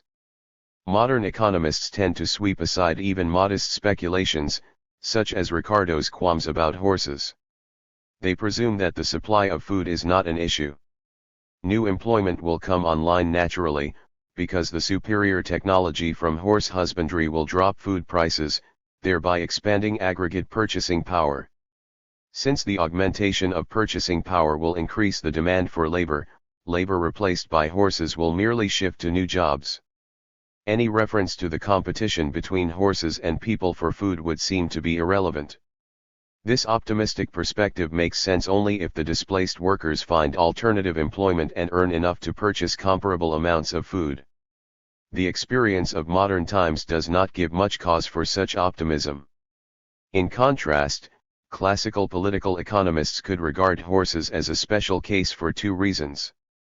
First, a special model of agriculture colored their perception of the effect of horses. They often built simplified models of agriculture in which the input grain and the output food are more or less identical, De Vivo 1985.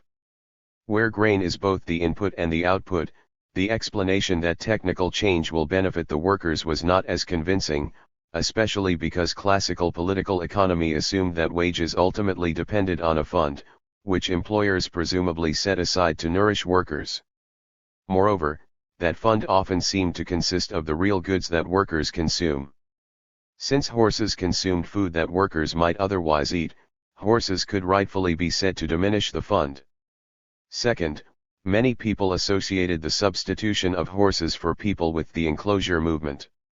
The enclosures were part and parcel of a momentous change in the mode of production, whereas the adoption of machinery in general took place within the capitalist mode of production. Thus, the case of horse husbandry may have been assumed to be unique, even though most political economists held that in spite of the suffering engendered by the initiation of market relations, the development of the market would make life better for all in the long run. We should resist the temptation to add a third reason why Ricardo's discussion of horses might be considered unique. Agriculture often seems to be an extremely labor-intensive business compared to the image of the modern textile works that were spreading through the British Isles during the Industrial Revolution. In reality, this impression is misleading, at least Ricardo thought so. He told Parliament on May 9, 1822 that he doubted that agriculture was less capital-intensive than industry, Ricardo 1951-73, 5:77, 78, see also Gordon 1976, 139-40. In fact, industry in late 18th century England was not very capital-intensive at all.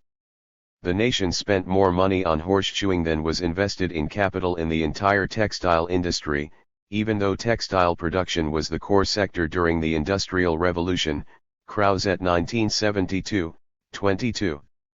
Thus, the uniqueness of the agricultural sector, with grain seen as both an input and an output, might have left Ricardo free to see horses and agriculture as a special case without much relevance for manufacturing. Economists still debate whether Ricardo was mistaken or not in his machinery chapter. I suspect that part of the reason that this subject has caused so much confusion is Ricardo's inadequate treatment of the depreciation of machinery. Paul Samuelson, 1989, gave one of the better readings of this chapter. Perhaps because Samuelson used horses as his example of machinery, he had an advantage over those who thought in terms of machines proper.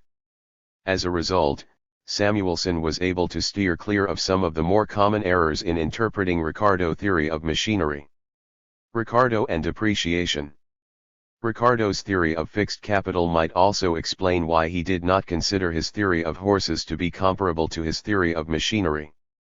As a background to this speculation, we should note that Ricardo's peculiar notion of capital created a serious flaw in his chapter on machinery. Like most economists of his day, Ricardo generally assumed that fixed capital does not depreciate. Instead, he treated fixed capital as permanently productive so long as sufficient maintenance would be performed to keep it intact. Chatfield 1977, 102, Brief 1965. Yes, I know that sections 3 through 5 of Ricardo's first chapter of his Principles are filled with considerations about the durability of capital, but by the time we get to the chapter on machinery, all concern with durability has fallen by the wayside. Ricardo, 1951-73, 8:388, almost admits as much in an June 18, 1821 letter to McCulloch, confessing, "If I have not said whether the machine was to last 1, 10, or 100 years, I have not been so explicit as I ought to have been." We should also note that elsewhere in the Principles Ricardo did allude at times to technological improvements that could cause machines to depreciate through obsolescence. For example, he discussed the case of a man who has erected machinery in his manufactory at a great expense, machinery which is afterwards so much improved upon by more modern inventions, that the commodities manufactured by him very much sink in value. It would be entirely a matter of calculation with him whether he should abandon the old machinery, and erect the more perfect, losing all the value of the old, or continue to avail himself of its comparatively feeble powers. 1951-73, 1:271. Even so, in the chapter on machinery, Ricardo treated machinery as if it had infinite durability. We should not judge Ricardo too harshly for this shortcoming in his analysis. In the first place, he was merely following standard accounting practices of his day. Indeed, the fashion at the time was to treat all overhead costs, such as the original cost of a machine, as unproductive labor. Chatfield 1977, 102. According to one historian of account thought, Richard Brief, 1965, 14-15. The oldest assumption on which accounting practices were based implies that the value of fixed tangible assets remains constant if they are maintained in working order. Under replacement accounting, all expenditures on maintenance, repairs, and renewals were charged directly to expense. Expenditures on additions and betterments, i.e., capital expenditures, made with funds provided from the proceeds of stock and bond issues were capitalized. The recognition of depreciation associated with the original plant is delayed until those assets are replaced. Given this perspective, Ricardo and his contemporaries saw no need to take account of depreciation when discussing machinery. However, this neglect of depreciation significantly weakens Ricardo's treatment of machinery. In the absence of depreciation, Ricardo's machinery, like his land, somehow becomes endowed with an imagined productivity that lasts indefinitely. Consequently, Ricardo did not count the labor used to produce the machinery as part of the value of the final output in that chapter, since the machinery itself is unchanged in the course of production. Given that setup, Ricardo only had to take the labor used to maintain the machine as a cost. Why would Ricardo, the premier economic theorist of his day, fail to go beyond the crude capital theory of his day in his chapter on machinery? Why wouldn't he have integrated his observations about technological obsolescence into his more theoretical analysis? Although there is no way to know Ricardo's thoughts on this matter, let me offer a conjecture. Ricardo's inconsistent capital theory may not be an indication of confusion on his part. Instead, it may reflect the depth of his understanding of capital theory. Ricardo's allusions to the need to take account of the depreciation of capital suggest that he saw the deficiencies of the naive capital theory of his day. At the same time, Ricardo's sophistication might well have made him aware of the impossibility of a precise theory of depreciation within the context of economic models. If Ricardo had attempted to come to grips with the concept of depreciation, he would have been swamped by the complexity of the subject. In fact, no economic model has ever introduced an even remotely realistic treatment of depreciation. The reason is not hard to fathom. The rules of thumb that accountants use are inadequate for a theory of economics that purports to show how profit-maximizing outcomes arise. Depreciation, however, requires that the theory confront the unknowable future. For example, the depreciation of a capital good depends, among other things, upon the economic lifetime of that equipment. Most firms do not discard capital goods because they wear out. Instead, conditions change, making the good uneconomical. If the firm scraps the good in a year, it will have to depreciate it completely within that period. If the good lasts 10 years, then the depreciation will be more gradual. Each subsequent replacement will be affected by the expectation of later replacements in the still more distant future. A profit-maximizing investor will generally require foreknowledge of the date of the introduction of the next generation of capital before making that replacement decision.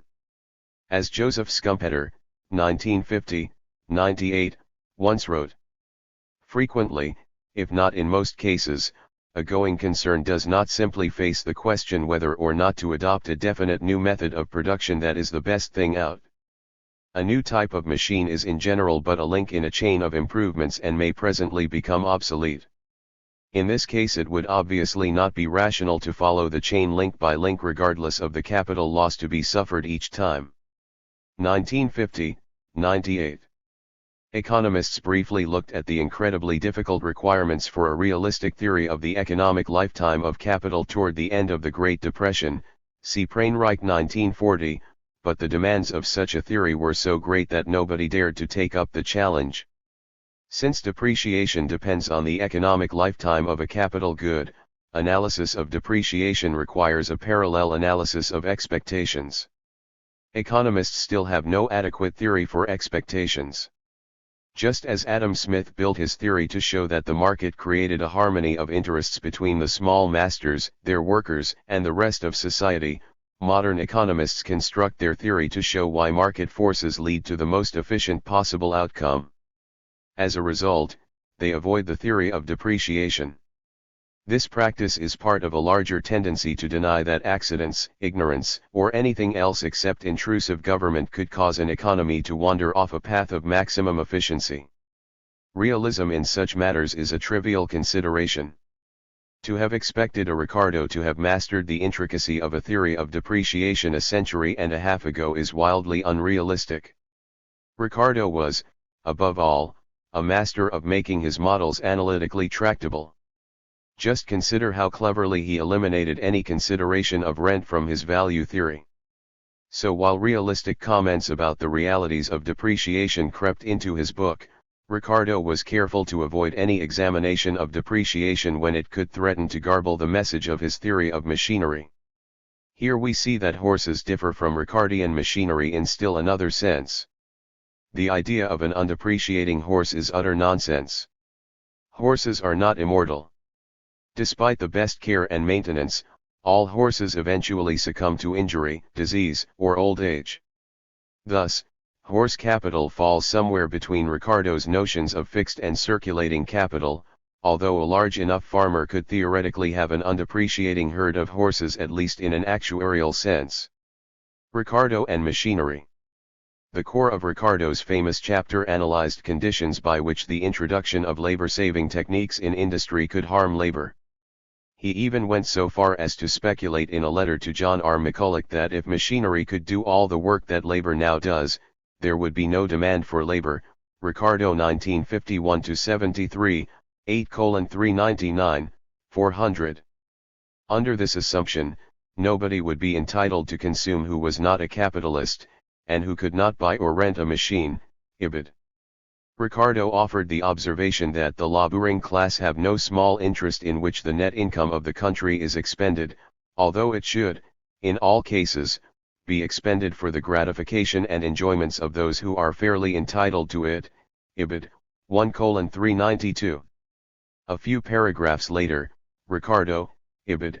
394, noted that wages could fall with the cessation of war if the wealthy people devoted their funds for the purchase of wine, furniture, or other luxuries. In effect, he seems to have given labor the implicit right to have some say in how the wealthy classes spend their money, although he gives no indication that the working classes have any comparable right to question the distribution of wealth.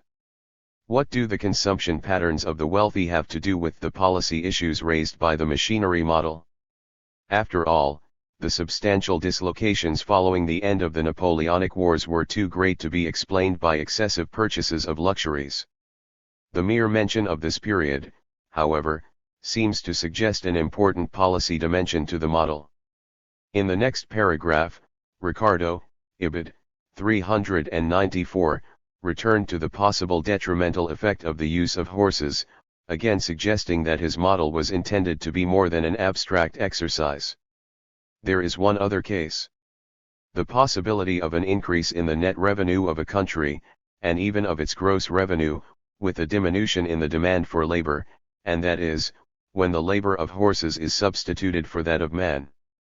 To substitute the horses for the men would not be for the interest of the men, and it is evident that the population would become redundant and the laborer's condition would sink. In other words, while machinery in general may be harmful to labor, the effect is far more dramatic in the case of horse husbandry because gross output and labor demand can fall together. Rather than continue with this line of reasoning, Ricardo undercut any policy implications of his model in the following paragraph.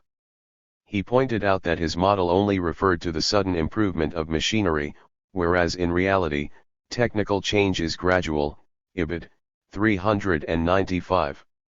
Of course, sudden improvements in technology are inconsistent with Ricardo's static theory of value. Ricardo further downplayed the relevance of his finding by implicitly arguing that machinery could not do a great deal of harm to workers, since the introduction of machinery would not be economical unless wages are high. Even high wages would not necessarily lead to the widespread introduction of machinery. For example, according to Ricardo, machinery was not economical in American agriculture because land was so abundant there, ibid. 395. Of course, the intensive use of agricultural machinery was soon to become a hallmark of agriculture in the United States. The Corn Laws in England. Even if Owen's proposal were peripheral to Ricardo's theoretical activities, the question of labor-intensive agriculture was a hot political topic at the time. Parliament was actively enforcing a controversial policy that was discouraging labor-intensive agriculture, namely, the infamous Corn Laws. In the first half of the 18th century, Britain was the granary to a large part of Europe, exporting an amount sufficient to feed 1/4 of the British population, B. Thomas 1985, 140-41. With the combination of population growth coupled with the process of primitive accumulation, the British economy became increasingly dependent on imported grain. In this respect, Hussein Ather and Keith Tribe, 1981, 28, observed, one may note that it was in Britain, the country with no peasantry and a country with a developed capitalist economy, that the largest contraction in cultivated area as a result of international competition occurred. At the time, most economists attributed this trend to comparative advantage, the idea that Britain could specialize in manufacturing, leaving food production to the periphery. However, more recent history has shown that industrialized nations can also be major food exporters.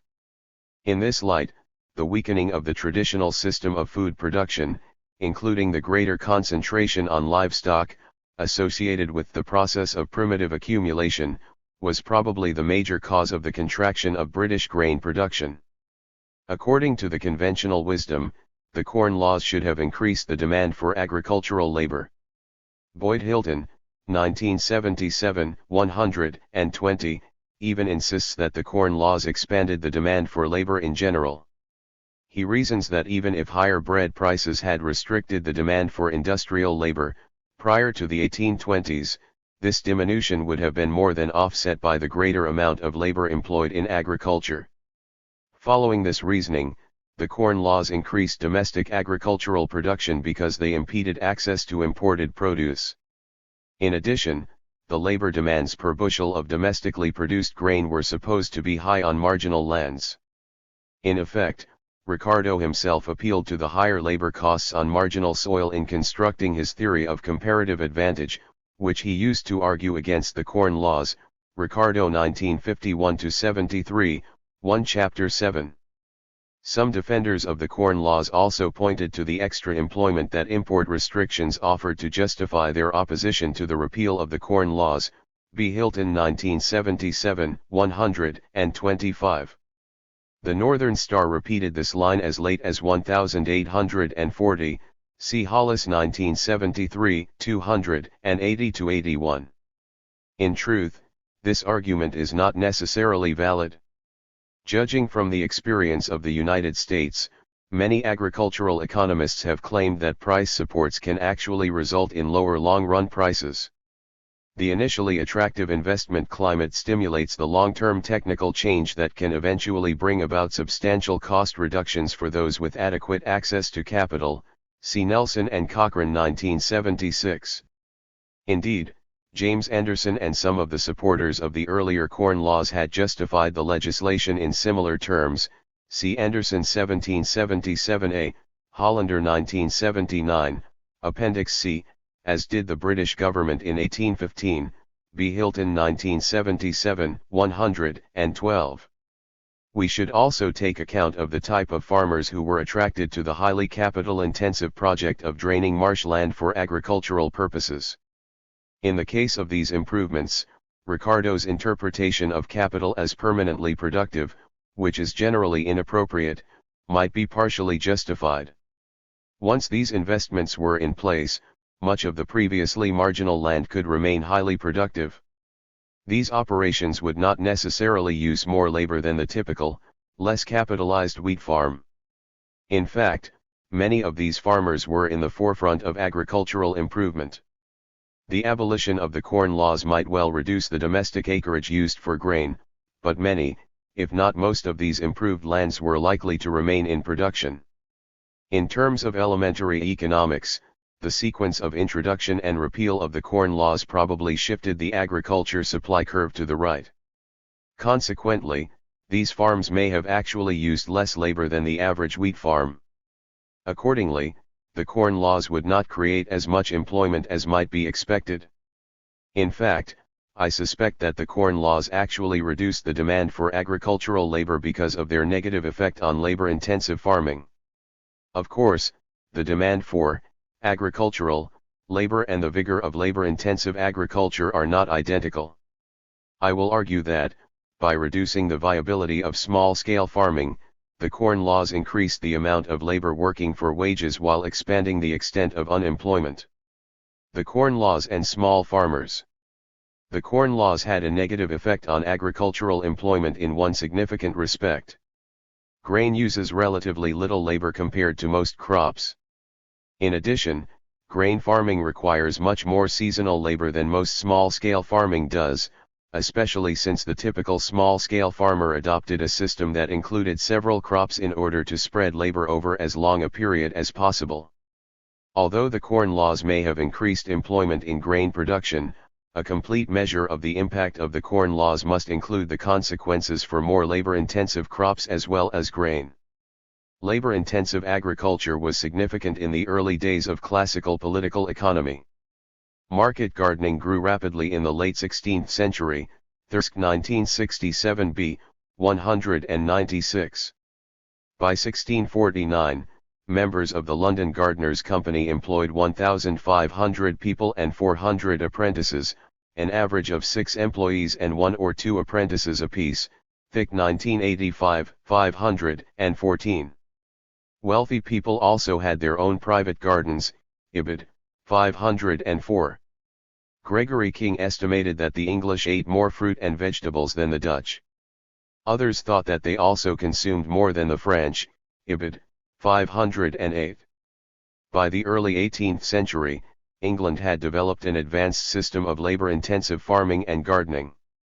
English public houses served vegetables, such as broccoli, at a time when they were rare in France, George 1953, 80. Although France had a reputation as the leader in market gardening, England seems to have been ahead of France in such techniques as forcing cauliflower and asparagus under bell glasses. During the early Corn Law debates, market gardening usually was a small-scale, but often successful enterprise. Most observers at the time understood that small-scale farmers had a competitive advantage in such vegetables and dairy products, whereas larger farmers tended to be more competitive in the production of grain. H. Levy 1966, 6-7. For the most part, large farmers had no interest in producing specialty crops. As primitive accumulation accelerated, many small farmers disappeared. As a result, according to Nathaniel Kent, formerly the laborers could buy milk, butter, and many other small articles in every parish, in whatever quantity they wanted. But since small farms have decreased in number, no such articles are to be had, for the great farmers have no idea of retailing such small commodities, and those who do retail them carry them to town. 1775, 238, see also 213-14.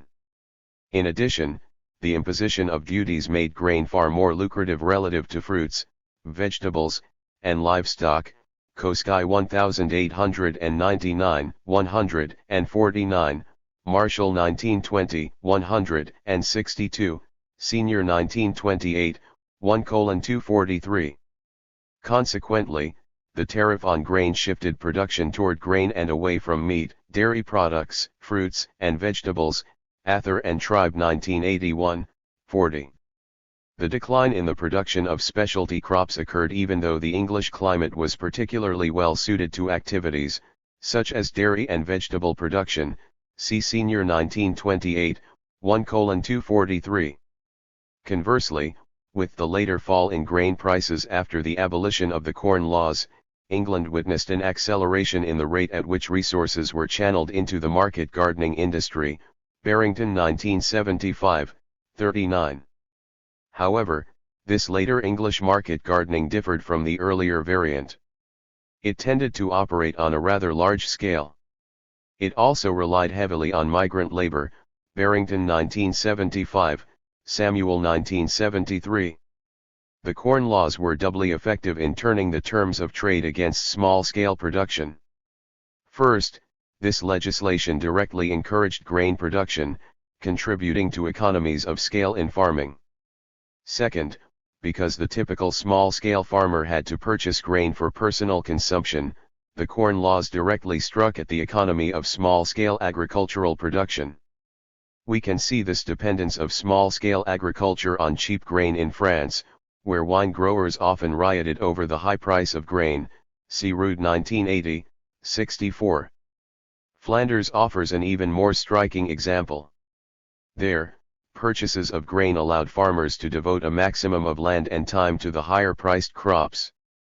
B. H. Schleicher van Bath, 1960, 136-37, estimated that a 19th-century Flemish family could sustain itself with a mere 1.5 acres of flax. The output of such a farm was not insignificant. Alexander Hamilton once observed that in a good year, 1/2 acre of flax land could supply the needs of the entire state of Connecticut at the time that the greatest quantity of flax was being used. Cole 1968, see also Tyrone 1917, 207. Nonetheless, such enterprises still required cheap grain in order to make ends meet. Consequently, the Corn Laws turned the terms of trade against the small-scale farmer, possibly encouraging, we might add, infractions against the game laws. Moreover, by raising the cost of hiring labor during the harvest or planting season, the Corn Laws either reduced the profits of farmers or forced them to adopt labor-saving technologies. Even with the Corn Laws, British agriculture did remain labor-intensive enough that many British farmers continued to use sickles instead of scythes, despite the fact that the sickle required much more labor. Collins 1969. Still, British agriculture was far less labor-intensive than that of the lowlands of Europe. Students of Southern agriculture in the United States after the Civil War discovered a similar phenomenon. As the average size of farms began to shrink, small farmers had no choice but to grow cotton instead of corn. Although cotton production entailed much more risk, farmers could hope to survive only by adopting a strategy of buying corn in order to have more resources to devote to their cash crop. See Wright 1978, 169. Consequently, higher corn prices would tend to work to the disadvantage of those farms that were too small to market grain. In conclusion, the higher grain prices worked against many parts of the English agricultural system. In this regard, Hussein Ather and Keith Tribe wrote, that the benefits for grain duty were very unevenly distributed was widely recognized, and not just by agronomists. For instance, Count Hohenlohe stated in 1895 that holdings under 12 hectares, i.e. 87% of holdings according to the 1895 agricultural census, had no corn to sell, and in a large number of cases they were even net buyers of corn. Ather and Tribe 1981, 32. Referring to Ashley 1920, 62. Except for a brief comment by Marx, 1845, 289, in which he noted that the effect of the Corn Laws was to convert the peasants into the very poorest proletarians through high rents and factory methods of exploiting landed property, economists seem to be oblivious to the connection between the Corn Laws and the scale of farming. Instead, they treated agriculture as if it produced a homogeneous output of wheat. Similarly, they failed to recognize the different economies of large and small-scale agriculture. Robert Torrens appears to have been the only classical political economist even to mention the importance of the terms of trade within agriculture. He remarked, "The moors of Lancashire could not have originally have been made to grow corn, because the quantity of corn consumed by the labourers reclaiming and cultivating them, would have exceeded the quantity they were capable of producing. But cheap corn was brought from Ireland and other places. Increasing wealth and population created an intense and extensive demand for these agricultural luxuries, which, not entering into the subsistence of farm laborers, are not expended in reproducing themselves, and the consequence has been that what was the barren moor, now bears crops of great value, and pays higher rents than the most fertile corn lands in England." Torrens 1835, 279, cited in Robbins 1958, 47. Torrens was evidently satisfied with himself in having made this theoretical advance beyond Ricardianism. He repeated it word for word in his 3 letters to the Marquis of Chandos on the effects of the Corn Law on the budget, 1839, and in the budget, 1842, see Robbins 1958, 47. A somewhat similar line of reasoning is found in a letter he wrote to the Bolton Chronicle, Torrens 1833, 33. However, neither Torrens nor any of his colleagues bothered to take it any further. In conclusion, we could interpret the Corn Laws as a measure primarily designed to help the larger farmers who marketed the majority of their produce at the expense of small ones. As a result, the shift to grain production probably meant a fall in aggregate agricultural employment. Someone familiar with the literature of classical political economy might be tempted to interject here, wait a minute. Didn't the classical political economists oppose the Corn Laws? I would have to respond, not exactly. Only after the Corn Laws had served their purpose in manipulating the domestic labor market, did the British economists abandon them in the name of freedom of the market. Two strategic concerns caused this shift. First, now that British manufacturing had taken hold, they thought that the acceptance of imported grain would help to convince other nations to accept British manufactured goods, creating a more favorable international social division of labor, as we saw in Chapter 4. Second, they thought that manufacturing would benefit from cheap food. As we shall see in the case of David Ricardo, however, this interest in cheap food was conditional. Luxury crops for the rich. Given the unfavorable economic conditions for small-scale agricultural production under the Corn Laws, many specialty crops appeared to be in short supply in Britain during the period of classical political economy. For example, some Scandinavians complained to the vacationing Malthus, 1966, 106, of the scarcity of cream in England. Sismondi, 1827, 195-97, see also Escher 1814, 31, reported that England had become dependent upon eggs from France. In addition, butter and vegetables were difficult for him to find when he visited Britain. Ironically, many affluent Britons of the time still managed to consume fruits, since most of the upper class, perhaps even including some Ricardians, owned their own greenhouses. See Escher 1814, 50, Thick 1985, 504-5. Here is Adam Smith, 1976, I.11.B.25, 169, on the differing pursuit of small-scale farming by the rich and the poor. The crop too, at least in the hop and the fruit garden, is more precarious. Its price, therefore, besides compensating all occasional losses, must afford something like the profit of insurance. The circumstances of gardeners, generally mean, and always moderate, may satisfy us that their great ingenuity is not commonly overcompensated. Their delightful art is practiced by so many rich people for amusement, that little advantage is to be made by those that practice it for profit, because the persons who should normally be their best customers supply themselves with their most precious productions. In other words, the wealthy join the peasantry in the obstinate pursuit of uneconomical small-scale agriculture, the very same activity that political economy denounced so vehemently. Of course, the practice of small-scale agriculture by the elite was governed by the laws of aesthetics, not economics. We already saw a similar phenomenon in our discussion of the deer parks in Chapter 3. Hunting, which was deemed to be an improper activity for the poor, was a prestigious recreation for the wealthy. Certainly, Samuel Johnson was in a distinct minority of wealthy Englishmen in asserting that the best garden produced most roots and fruits, and that water was to be prized that contained most fish. As if one could fill one's belly with hearing soft murmurs, or looking at rough cascades, cited in Ketton Creamer 1965, 71. The Corn Laws and Labor Supply. The foregoing reveals that the overall effect of the Corn Laws on the supply of labor could have been substantial. The number of small farms fell. Their places were taken by still smaller operations that were used to supplement non-farm wages in accordance with the classical theory of primitive accumulation, see Wordy 1974.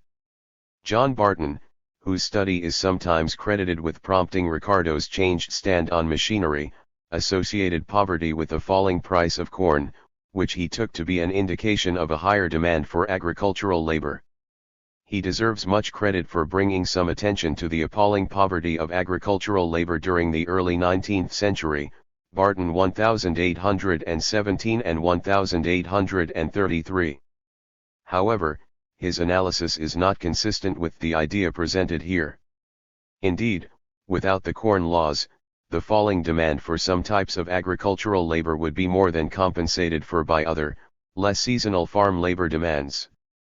The resulting glut of agricultural labor would spill over into industrial labor markets, providing an increased supply of unskilled labor without helping to meet the demands for particular skills that were in high demand. To the extent that real wages fell as a result of the Corn Laws, this legislation would also serve to help establish labor discipline. Between 1799 and 1815, grain prices rose, although as noted earlier, the conditions for a future price decline might have been set in motion by the growing rewards of potential productivity increases. In contrast to Ricardo, who theorized that the Corn Laws should have led to a rise in the real cost of wages and a fall in profits, Malthus recognized that as conditions for labor grew more unfavorable, employers were able to lengthen the working day, Marx 1977, 665-66. Although nominal wages rose, real wages actually fell and surplus value increased, Ibid. No doubt the contribution of the Corn Laws to the process of primitive accumulation in Britain assisted employers in this respect. To make matters worse, the shift from manufacturing to agriculture, which one should expect to occur as a result of the Corn Laws, might have tended to make capital more scarce in industry. Recall that Ricardo thought that agriculture was more, not less, capital-intensive than industry. Assuming that Ricardo were correct, the artificial stimulation of grain production might increase the ratio of profits to wages by intensifying both the demand for capital and the supply of labor. This result would hold, even if we disregard the undermining of small-scale, labor-intensive farming. After a while, a good number of the small farmers had been converted into industrial workers, and many industrial workers had come to accept the norms of factory work. At that point, a lower cost of food would result in a higher rate of surplus value. Since the continued existence of the Corn Laws might no longer be beneficial to capital, they could conveniently be abolished. Yes, we have previously suggested that the Corn Laws may have actually decreased the price of grain, however, this factor did not enter into the logic of the repeal of the Corn Laws since few classical political economists perceived this benefit. In addition, farmers may have already exhausted the most efficient techniques for increasing the productivity of the land. My understanding of the Corn Laws parallels a related thesis proposed by Henri Nallet and Claude Servolin, 1978, who have interpreted the persistence of relatively small-scale agriculture as an essential feature of capitalist development. Although the farmer's Janus-like appearance half-capitalist, half-worker frequently is seen as inconsistent with capitalist development, in fact, this arrangement is quite efficient in providing cheap food and raw materials. The government allows the system of petty producers to feel a constant level of stress to spur them on. At the same time, the government provides a certain degree of protection to the seemingly archaic system of production, knowing full well that agriculture organized on a more strictly capitalist basis could prove to be substantially more costly. Nallet and Servolin argue their case on the basis of the French experience, but my own research on the U.S. system seems to bear them out. Perelman 1985. The majority of the political economists of that time generally presented themselves as firm opponents of the Corn Laws. Accordingly, they would seem to be blameless for the hardships created by these measures. In reality, however, Ricardo was far less doctrinaire in this matter than he was in his opposition to Owen, see Hollander 1979, Chapter 2. Rather than calling for their immediate abolition, he recommended that the Corn Laws be gradually eliminated over a decade, Ricardo 1951-73, 4:243, 44, 200, and 63-64. Ricardo was not unique in this respect. In fact, none of the major figures of classical political economy called for outright repeal, see Gramp 1960, Chapter 2. Nonetheless, the eventual abolition of the Corn Laws would have been slight consolation for those small producers without the means to wait until the repeal made cheaper food available. This analysis of the Corn Laws runs counter to the common discussion of this legislation, which generally depicts it in terms of a struggle between business and landed interests. Certainly, more was involved than a simple question of large versus small-scale farming. Nonetheless, we still need to address the relationship between Ricardo and the state of the largely self-sufficient household or petty commodity producer. In this respect, Barry Gordon, 1976, 231, see also Johnson 1909, 122-23, correctly observed that Ricardian political economy was a continuation of those policies that favored those agriculturalists who had access to capital without the need to mortgage estates. Ricardo's alliance with this class of farmers went deeper than the Corn Laws. According to Gordon, Ibid. 153, Ricardo's deflationist policies generally favored the interest of the rentier, which included the wealthier land-owning aristocrats but took little cognizance of the needs of the entrepreneur, and one should add, the small-scale farmer. Given his importance in framing the attitude of classical political economy toward agriculture, Ricardo should be counted among the foremost influences in the development of primitive accumulation at the time. Ricardo's silence about the differential impact of the Corn Laws was far from unique. Classical political economists never discussed the Corn Laws in terms of their impact on the small farmer.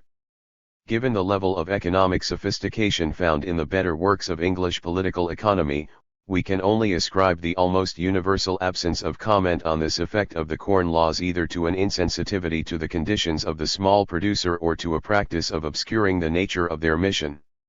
Ricardo on Ireland. Ricardo made his hostility toward small-scale agriculture especially evident in his private correspondence, but this hostility was not universal. Although he recommended large farms and cheap food for England, he advocated small farms and expensive food for Ireland. We can only resolve this apparent contradiction if we read Ricardo in terms of primitive accumulation. In response to the suggestion of his friend, Trower, that no permanent or substantial good in Ireland can be done until all small farms and small tenancies are got rid of, Ricardo 1951-73, 9:145, Ricardo agreed with the ultimate goal of eliminating small-scale agriculture in Ireland, Ibid. 9:153, however, he believed small farms were an effect rather than a cause of conditions in Ireland. Ricardo added that he understood that small farms reduced the cost of food in Ireland. In words almost indistinguishable from those of Malthus, he wrote to Francis Place, "The evil of which the Irish ought to complain is the small value of food of the people compared with the value of other objects of their consumption, and the small desire they have of possessing other objects.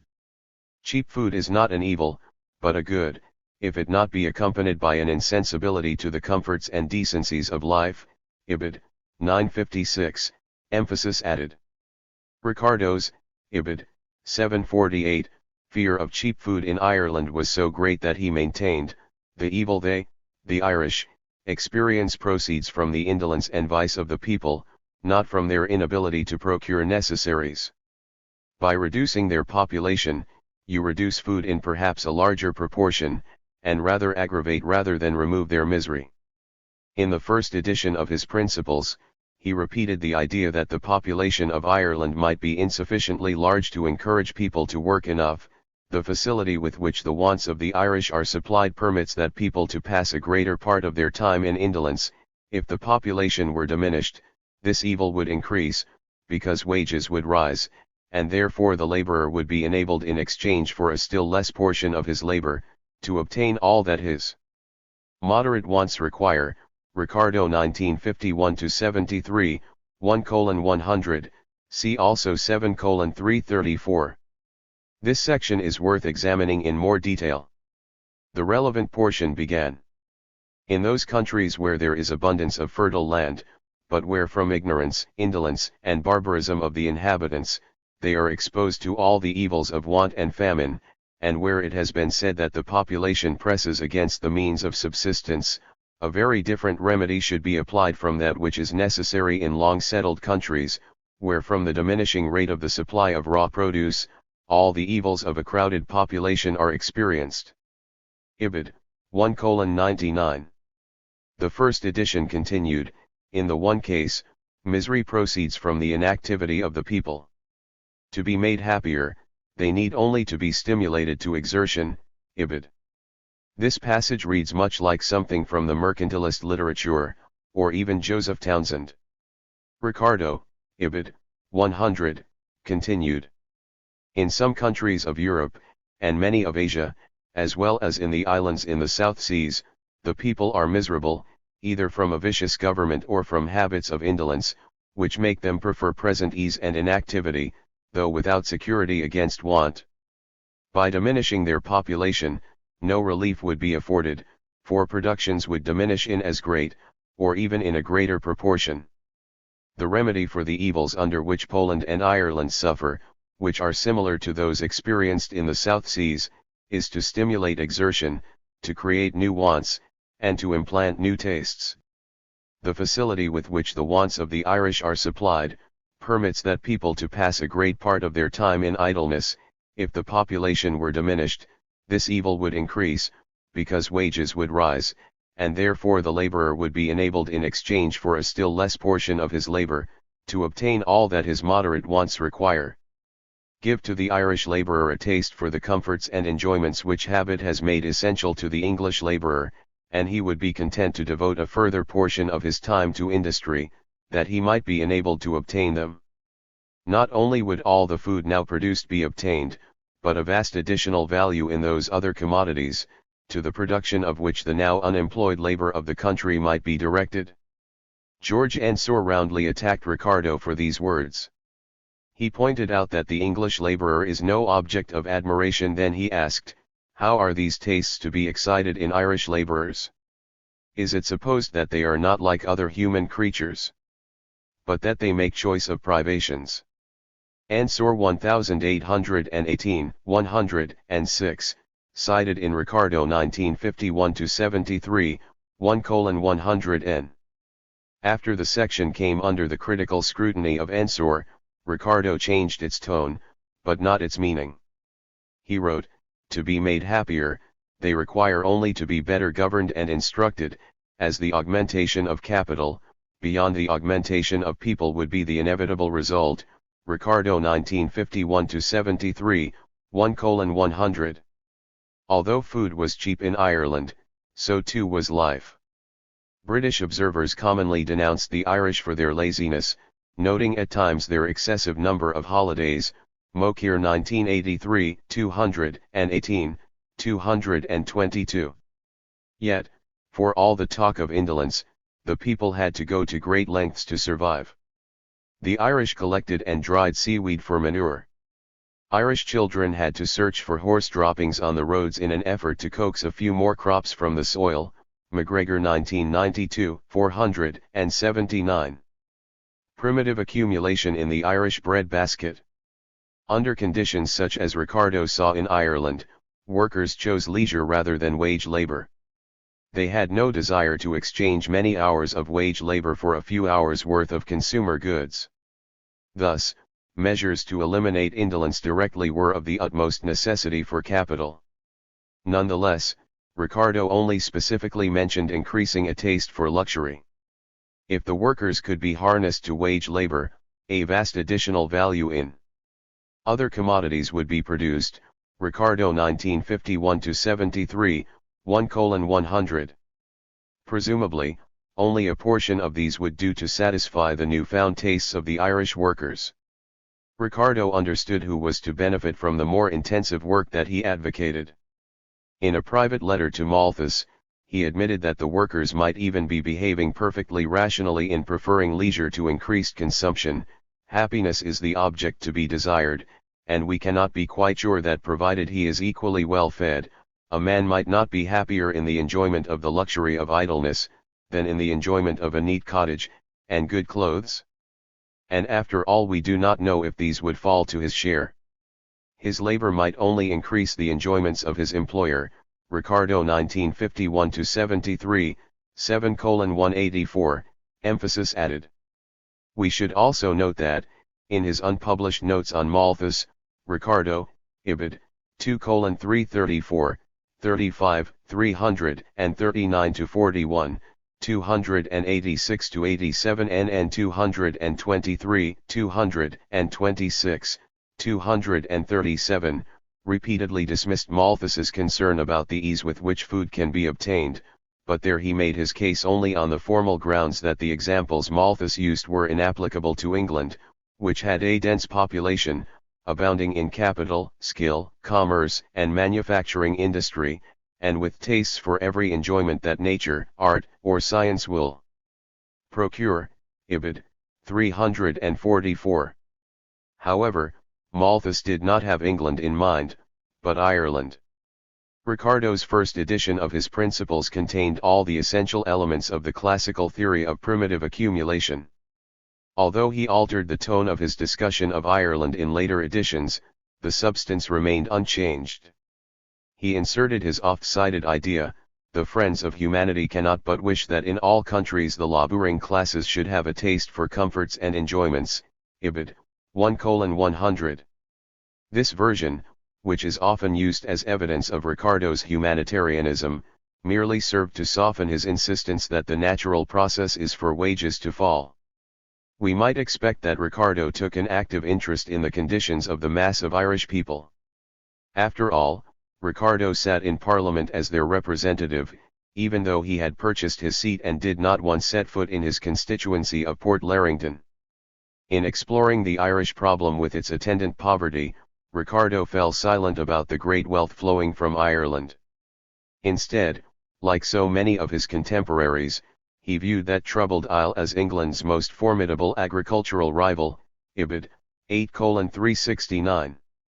Indeed, the Irish agricultural potential was seen as virtually unlimited at that time. B. Hilton 1977, 4, 11, 23, 278. In 1794–96, Ireland supplied 44% of Britain's imports of grain, meat, and butter. From 1800 to 1814, no less than 35% of all British imports of grain, meal, and flour came from Ireland. Ireland shipped more than 5.5 million quarters of oats and almost 1.5 quarters of wheat. B. Thomas 1985, 142–43, see also Pollard 1978. The extraction of Irish foodstuffs as a counterbalance to the claims of Irish rent recipients was thought to be unconnected to Irish poverty.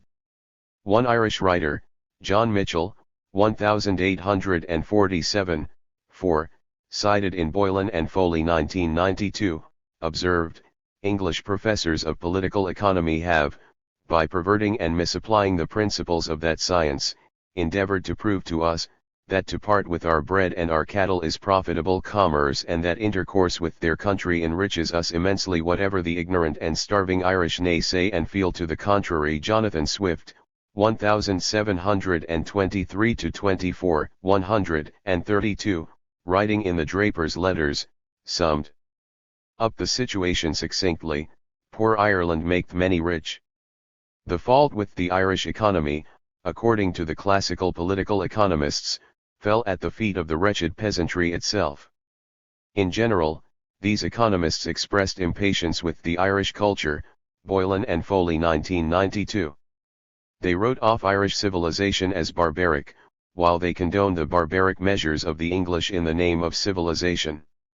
In Ireland, classical political economy confronted a people not yet subdued by capital. Recall Smith's concern about the want of order in Ireland.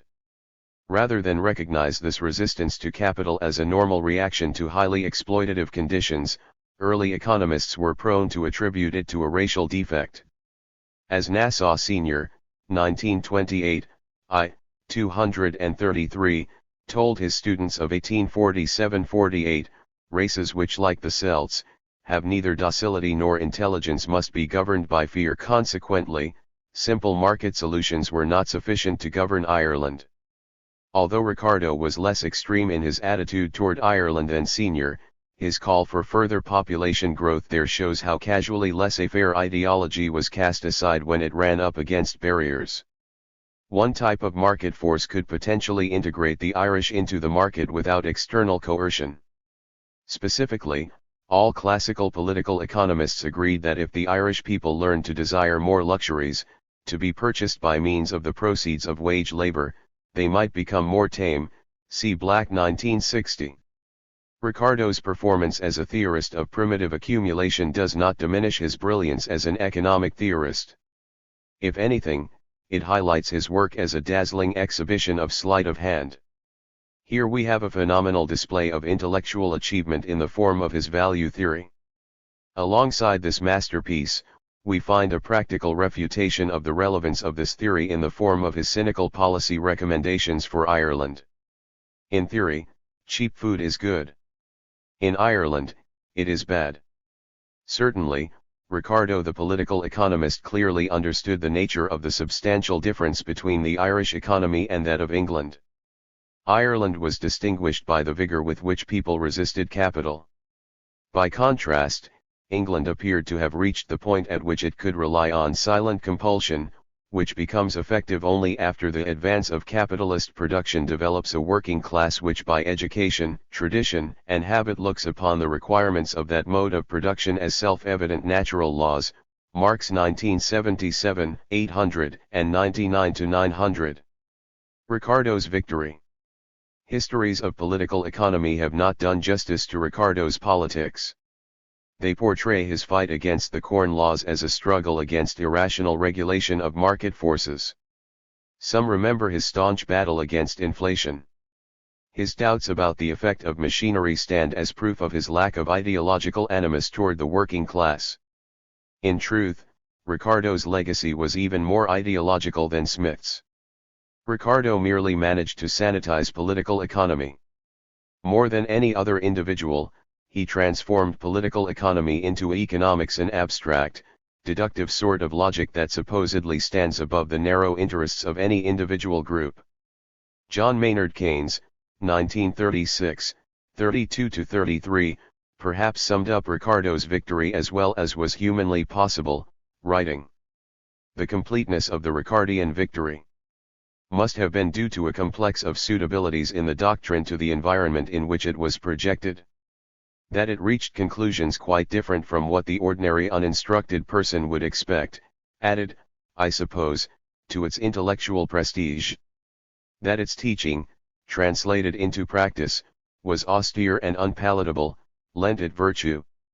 That it was adapted to carry a vast and consistent logical superstructure, gave it beauty. That it could explain much social injustice and apparent cruelty as an inevitable incident in the scheme of progress, and the attempt to change such things as likely to do more harm than good, commended it to authority. That it offered a measure of justification to the free activities of the individual capitalist, attracted to it the support of the dominant social force behind authority. McCulloch and primitive accumulation. John Ramsay McCulloch, one of Ricardo's two most important disciples, continued to espouse self-provisioning as the primary cause of Ireland's poverty. Like most classical political economists, McCulloch was certain that, to be successful, agriculture had to be organized as capitalist agriculture.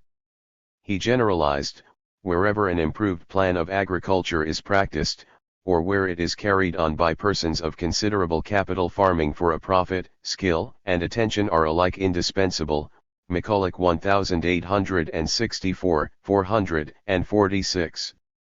He added, an individual possessed of capital will not engage in farming unless he expects to realize, over and above a remuneration for his trouble in superintending the business, ordinary profits on his capital. Ibid. 446. McCulloch had no difficulty justifying the absentee control of Irish agriculture, both on historical and commercial grounds.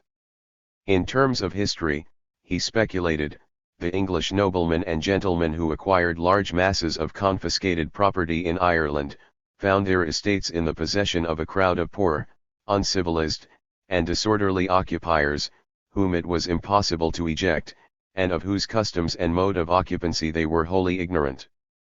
Such persons had no recourse but to let their estates to adventurers, who were ready to meet such a state of things, and to make the most of it. McCulloch 1853, 245. In terms of the economic impact of absentee agriculture, he calculated, were the absentees to return to Ireland, there would be an increased demand for commodities, or labor, or both, in the home market, to the extent of 4 or 4.5 millions. but it is plain that this increase of demand in the home market would be balanced by an equal diminution in the foreign market. Ibid. 225. McCulloch, 1825, 833, even alleged that restrictions on subdividing agricultural land were beneficial to the working class. It has been extremely advantageous to the laboring class. By preventing the splitting of farms once joined together, it has tended to occasion cultivation by means of large farms, and so that there has not been that facility of obtaining slips of land and the means of support which there had been in Ireland. The process of subdivision reached a peak in Ireland, where large tracts were parcelled out into patches of the size of potato gardens, occupied by the merest beggars. McCulloch 1864, 446. In this spirit, he informed a parliamentary committee on Ireland, "I consider the combination of manufacturing and agricultural pursuits to be a proof of the barbarism of every country in which it exists. I consider that the more labor is subdivided, the greater will be the quantity of produce obtained by each individual laborer. When you combine in the same family, the trades of manufacturer and farmer, neither the one nor the other can be well carried out." McCulloch 1825, 812. According to McCulloch, as a result of such subdivision of the land, the country is overspread with a redundant and wretched population, so too in the end, rents are not paid, and the whole produce of the land become barely sufficient for the support of its occupiers. McCulloch 1864, 446. A parliamentary questioner pressed McCulloch on this point, "Do you think that the condition of the laboring class is better, in consequence of their not being able to obtain land?" McCulloch responded, "Certainly, that is my clear opinion." 1825, 833. For McCulloch, the separation of workers from the land was justified in the name of progress. He denounced the security associated with the ownership of small plots of land as being uniformly associated with poverty, frequently degenerating into destitution. It gives use to the most revolting of all combinations, that of penury, pride, and laziness, and instead of expanding, contracts and benumbs every faculty. The happiness of peasant proprietors seems very much akin to that of the oyster. They are ignorant and satisfied. McCulloch 1848, 89-90, cited in Coates 1971, 159-60. McCulloch's shrill advocacy of primitive accumulation offers a stunning commentary on the classical contribution to the analysis of satisficing. Malthus on economic policy. Compared to Malthus, Ricardo appeared to be sympathetic to the poor. How else could we explain Malthus' bizarre assertion? To act consistently, therefore, we should facilitate the operations of nature in producing this mortality. Instead of recommending cleanliness to the poor, we should encourage contrary habits. In our towns we should make the streets narrower, crowd more people into the houses, and court the return of the plague. In the country, we should build our villages near stagnant pools, and particularly encourage settlements in all marshy and unwholesome situations. But above all we should reprobate specific remedies for ravaging diseases, and those benevolent, but much mistaken men, who have thought they were doing a service to mankind by projecting schemes for the total extirpation of particular disorders. The necessary mortality must come, in some form or other, and the extirpation of one disease will only be the signal for the birth of another perhaps more fatal. We cannot lower the waters of misery by passing them down in different places, which must necessarily make them rise somewhere else. The only way in which we can hope to effect our purpose is by drawing them off. Malthus 1803, 236. Once a parliamentary committee asked Malthus, "Do you not admit, that with mere reference to the wealth of the country that the demise of those unemployable laborers would not be attended with any loss?" Malthus responded, "Rather again certainly," cited in Gramp 1974, 283. According to Malthus, 1820, 381-82, To allow people the means to produce for their own needs would generate a widespread pattern of indolence among the masses. Where food could be produced with little effort, he observed, we ought always to find a small portion of the population engaged in agriculture, and a large proportion administering to the other wants of society. But in examining the state of unimproved countries, what do we really see? Almost invariably, a much larger portion of the whole people employed on the land than in those countries where the increase of population has occasioned the necessity of resorting to poor soils, and less time instead of more devoted to the production of conveniences and luxuries. Ibid. 334, 380. Malthus did prefer a smaller scale of agriculture, reasoning that, with small-scale agriculture, more people would be elevated to the status of property owners. See, for example, Malthus 1976, 115, see also 1820, 385-89. He recognized that property owners would be likely to serve as a conservative political force. Thus, Malthus appreciated the modest prosperity of the Scandinavian smallholders, Malthus 1966, 145, but he opposed holdings as small as were found in France, Malthus 1836, 378. Reflecting the classical theory of primitive accumulation, he insisted that all the great results in political economy, respecting wealth, depend upon proportions. Ibid. 376. Not surprisingly, Malthus was skeptical of Owen's plan that envisioned masses of people engaging in self-provisioning rather than participating in labor markets. In a letter of November 21, 1819 to Arthur Young, he asked, "Pray can you tell me in what small work I can obtain the best information respecting spade husbandry which has been lately talked of? I should also like to know what you think of it, and whether you are not of the opinion, that independently of the object of employing parish poor, our wastes are not likely to be cultivated by saving labor on the land, rather than increasing it. The great obstacle to the cultivation of wastes is surely that the produce does not pay the expense of procuring it, and that this difficulty it appears to me is only to be overcome by skill and prices, not mere labor." Cited in P. James 1979, 325. In fact, Malthus proved himself to be an irreconcilable foe of all sorts of measures that might improve the ability of the poor to maintain themselves, including even the very means that could help them follow Malthus's own advice, birth control. He warned, prudential habits among the laboring classes of a country mainly depending upon manufactures and commerce might ruin it, although the greatest resource of the laboring classes for their own happiness must be in those prudential habits. Malthus 1820, 221, 291, Malthus 1836, 261. Only the purist, John Baptiste Say, 1821, 30, seemed to notice the anomaly between this position and the famous principle of population. In his opposition to Malthus, Say was not particularly interested in people's welfare. Instead, he appealed to the logic of the classical model of primitive accumulation. According to Say, since a celibate worker needs less to maintain a household, wages would be certain to fall.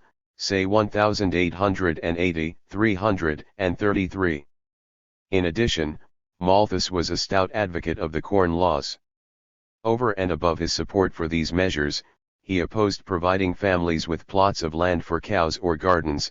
He even favored the tearing down of rural cottages. Cowherd 1977, 7, 32, 50, 162.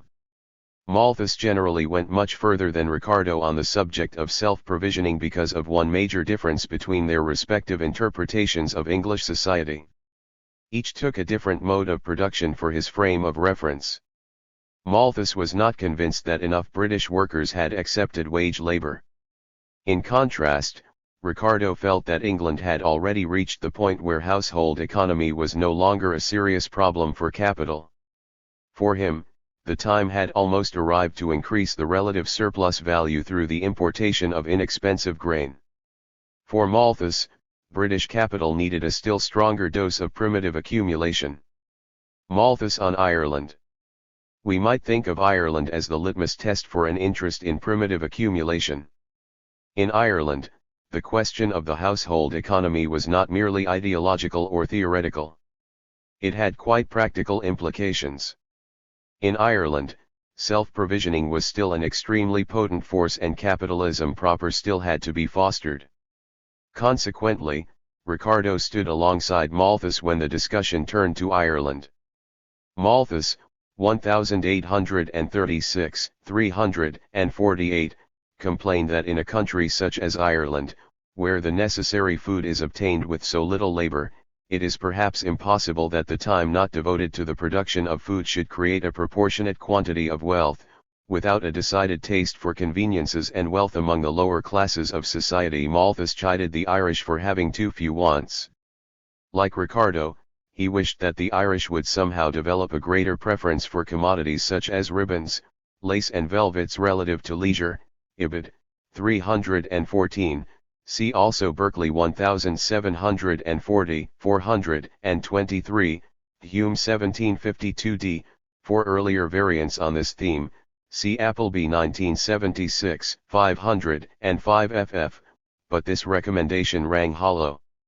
As Sismondi, 1827, 106, see also 127, Edmonds 1833, Chapter 7, emphasized, luxuries become attractive only when they are bought with the labor of others. Perhaps the Reverend Malthus should have adopted the practice later followed in the colonies. There, missionaries assisted capital by instructing people in a proper devotion to commodities as well as to God, see Magubane 1979, 60. More recently, the responsibility to inculcate a deeper respect for commodities has fallen on the shoulders of development advisors who labor to instill a taste for luxuries among the natives, Moser 1966, 34. Besides having failed to develop a sufficient taste for luxuries, Malthus, 1836, 349, charged that the Irish were also guilty of the further offence of supplying their wants principally at home. In an August 17, 1817 letter to Ricardo he even went so far as to claim, echoing Stoyart, that the basic problem in Ireland was production with a view to support rather than sale, reprinted in Ricardo 1951-73, 7:175.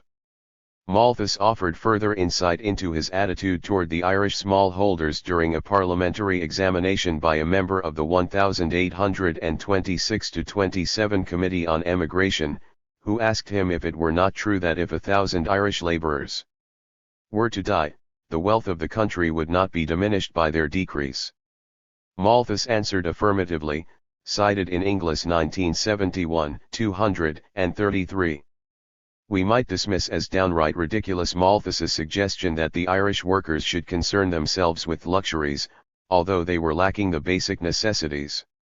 In fact, we should take his words seriously in the sense that the British used such sentiments to justify harsh measures against the Irish people.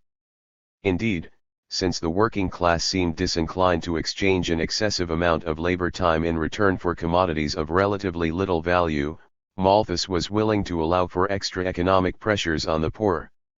Although he did not elaborate on how he wished to accomplish his objective, he opposed the use of the potato in Ireland on the grounds that it allowed the poor to survive with less effort. Malthus 1820, 344-45. In all seriousness, Malthus saw water as an even greater threat to workers' discipline than the potato. In particular, he expressed serious misgivings about the work of Count Rumford, whose soups were said to be capable of feeding the poor for slightly more than 1/4 penny per day, Rumford 1795, 187. Rumford, whose scientific stature was considerably more solid than his political reputation, alleged that water was the major source of nutrients in his famous soups, Ibid. 172. Although Malthus, 1803, 298, admitted that Rumford's soups might be excellent inventions for the public institution, he hoped that they should not be adopted as the general food of the common people. Malthus's ostensible concern was that cheap food resulted in low wages, but it did not take him more than a page to get from Rumford soups to the dreaded indolence that threatened to plague capital. Malthus's evolution. In later years, Malthus anticipated the sort of underconsumption problems the Atlantic economies faced during the 1930s. His position won him the endearment of Keynes. The evolution of Malthus's attitude smacked of opportunism. For most of his life, he expressed a growing confidence in the market, as primitive accumulation brought more and more workers under control.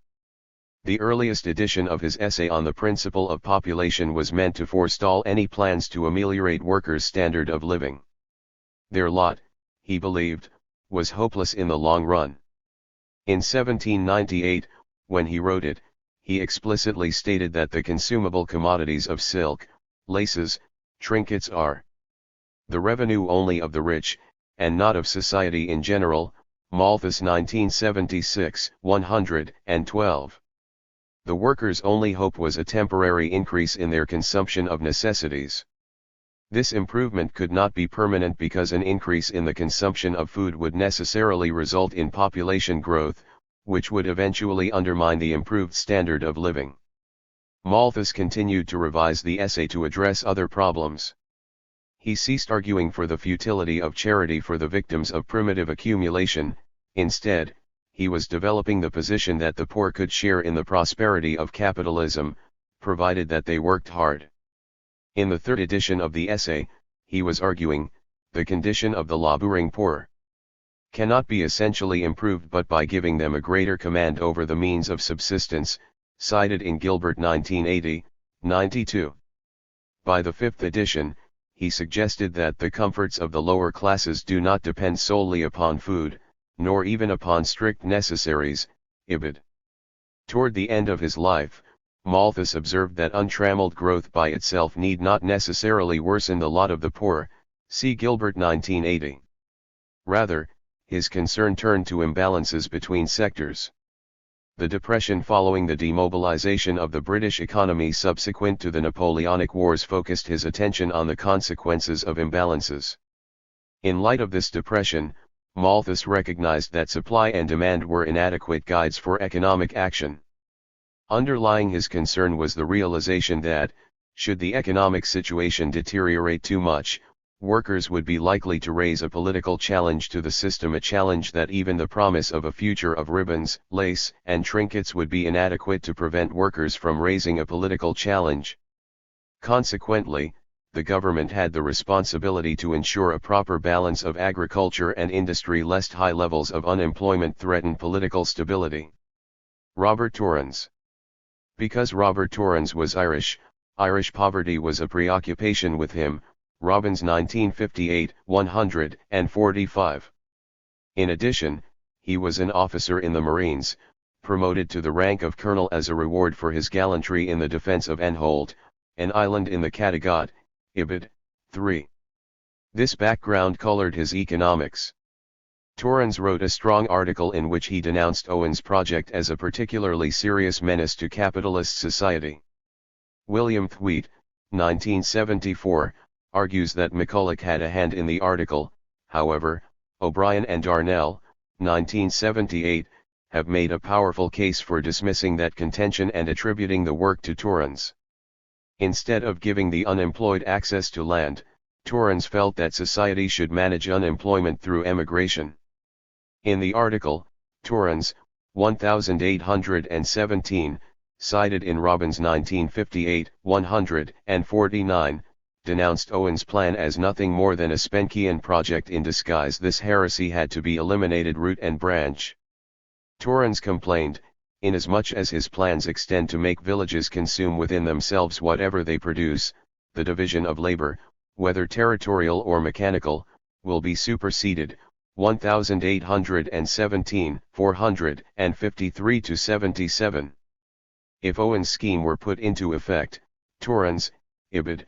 515-16, predicted that the whole net revenue would be required to supply the merely animal wants of the people, that art, literature, and science would be abandoned, a more than Gothic ignorance prevailed. Although Ricardo was a personal friend of Owen, 1857, he expressed approval of Torrens's position, Ricardo 1951-73, 8:159.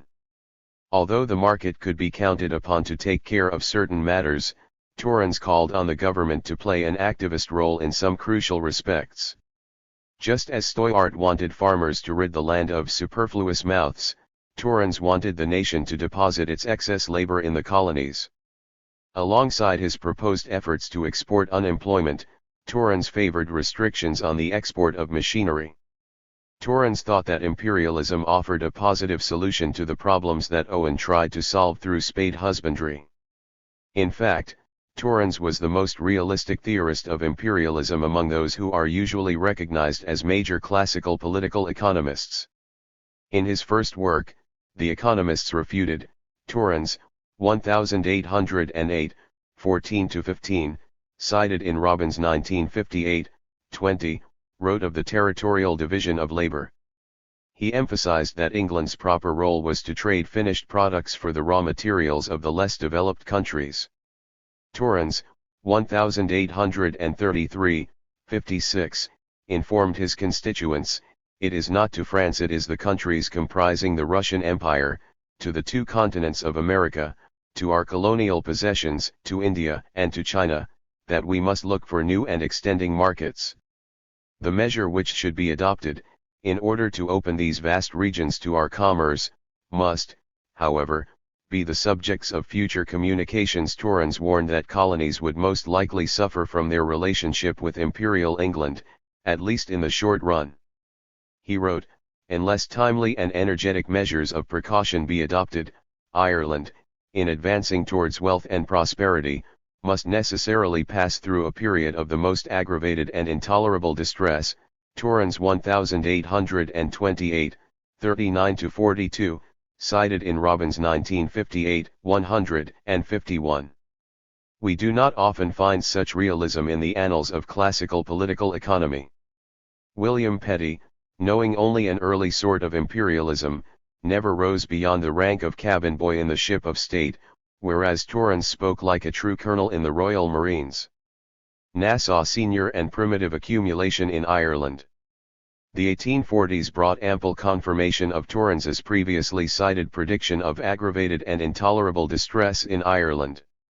George Paulette Scrope and John Stuart Mill both called for land reform as a means of invigorating the devastated Irish economy, but they were in a distinct minority. For most, the catastrophe of the Irish potato famine was further evidence of the need for a stronger dose of primitive accumulation. The consensus was that only fully developed capitalism could save the Irish.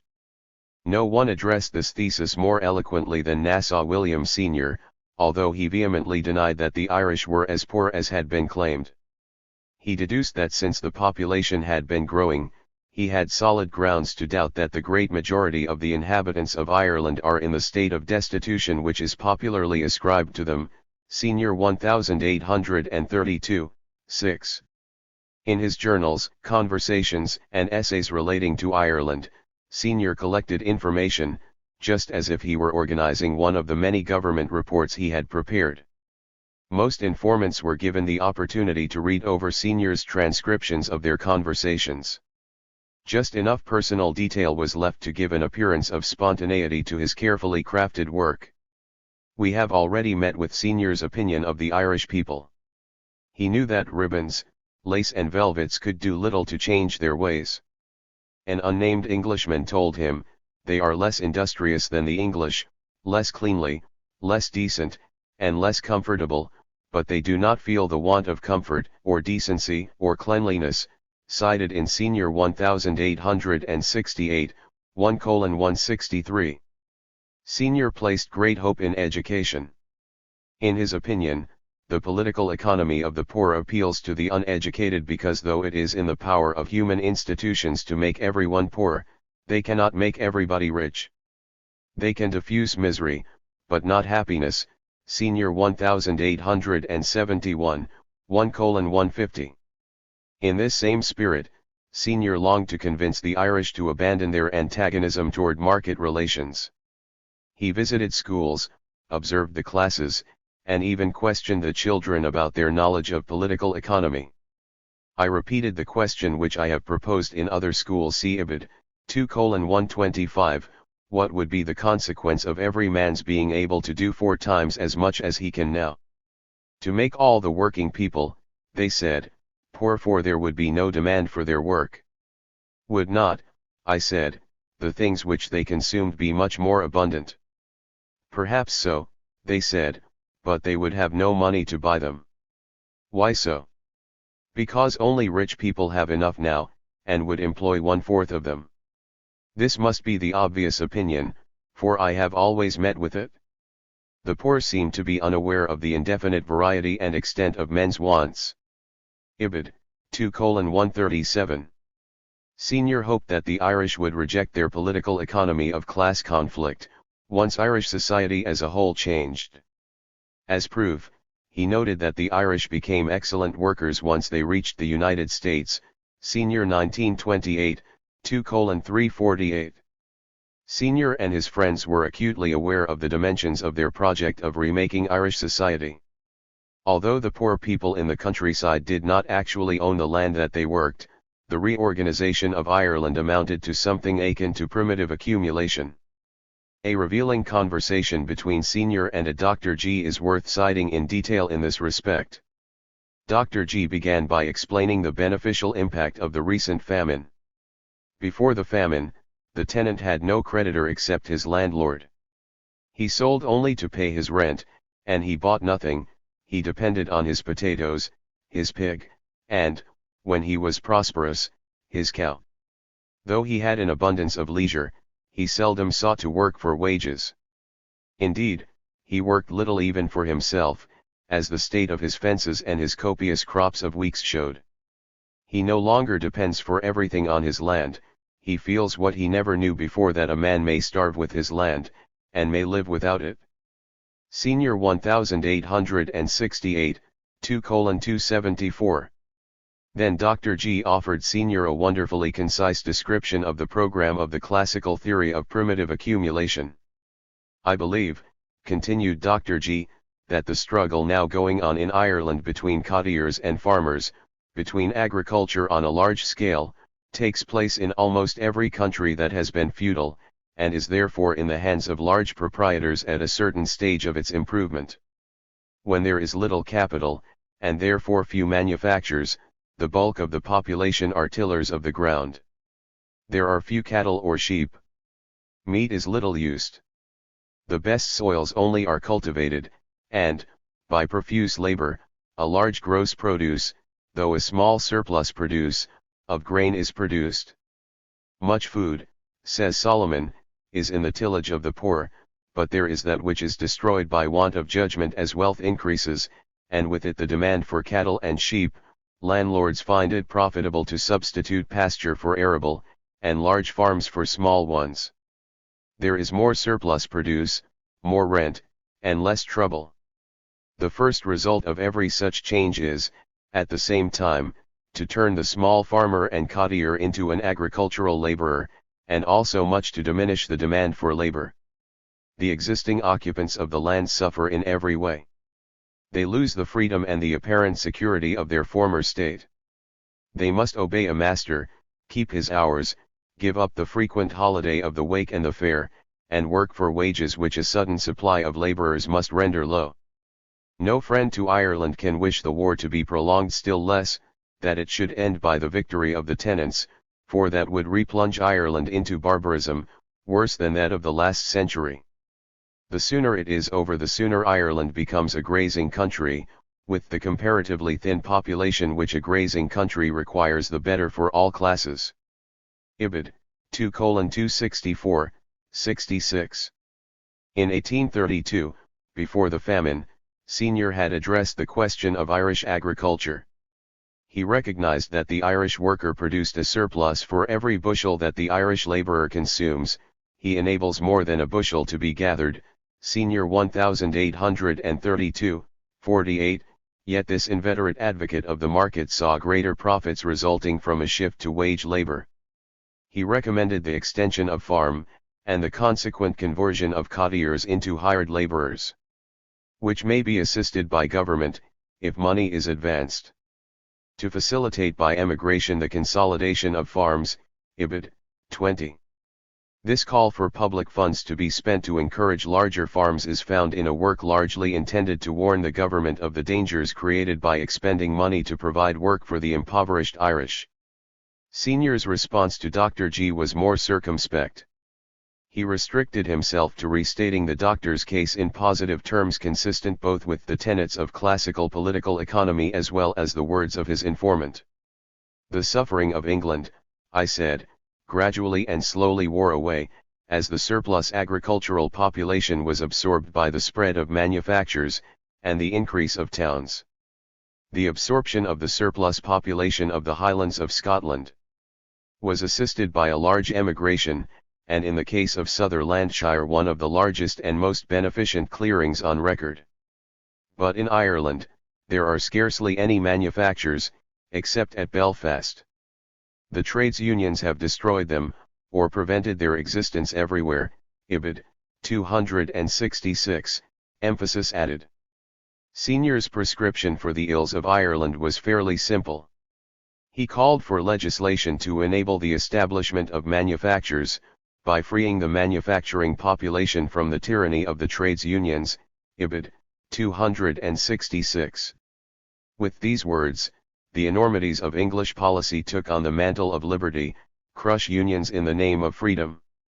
Political economy, even in Ireland, maintained the posture of laissez-faire no matter how brutal its policies actually were. Senior was far more sympathetic to Irish small producers when he was speaking in his own voice. In his Edinburgh Review article of 1844, republished in his journals, he wrote, "The material evils are the want of capital, and the want of small proprietors. A people, indeed, ill provided with capital cannot enjoy much division of labor. Its labor, therefore, cannot be productive, its manufactures must be few and rude, the bulk of its members must be agricultural. A middle class is the creature of capital. But though without a middle class, and without the diffusion of moral and intellectual cultivation which a middle class produces, such a population, if it consists of proprietors, may be happy.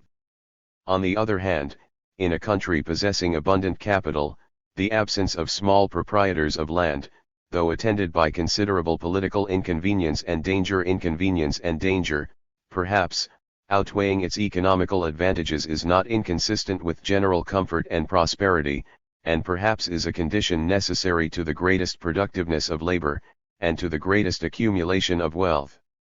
Ibid. 222 ff.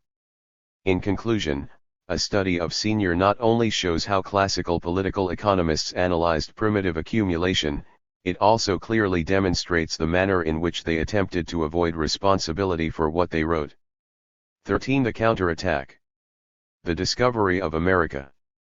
By opening a new and inexhaustible market to all the commodities of Europe, gave occasion to new divisions of labor and improvements of art, which, in the narrow circle of the ancient commerce, could never have taken place for want of a market to take off the greater part of their produce.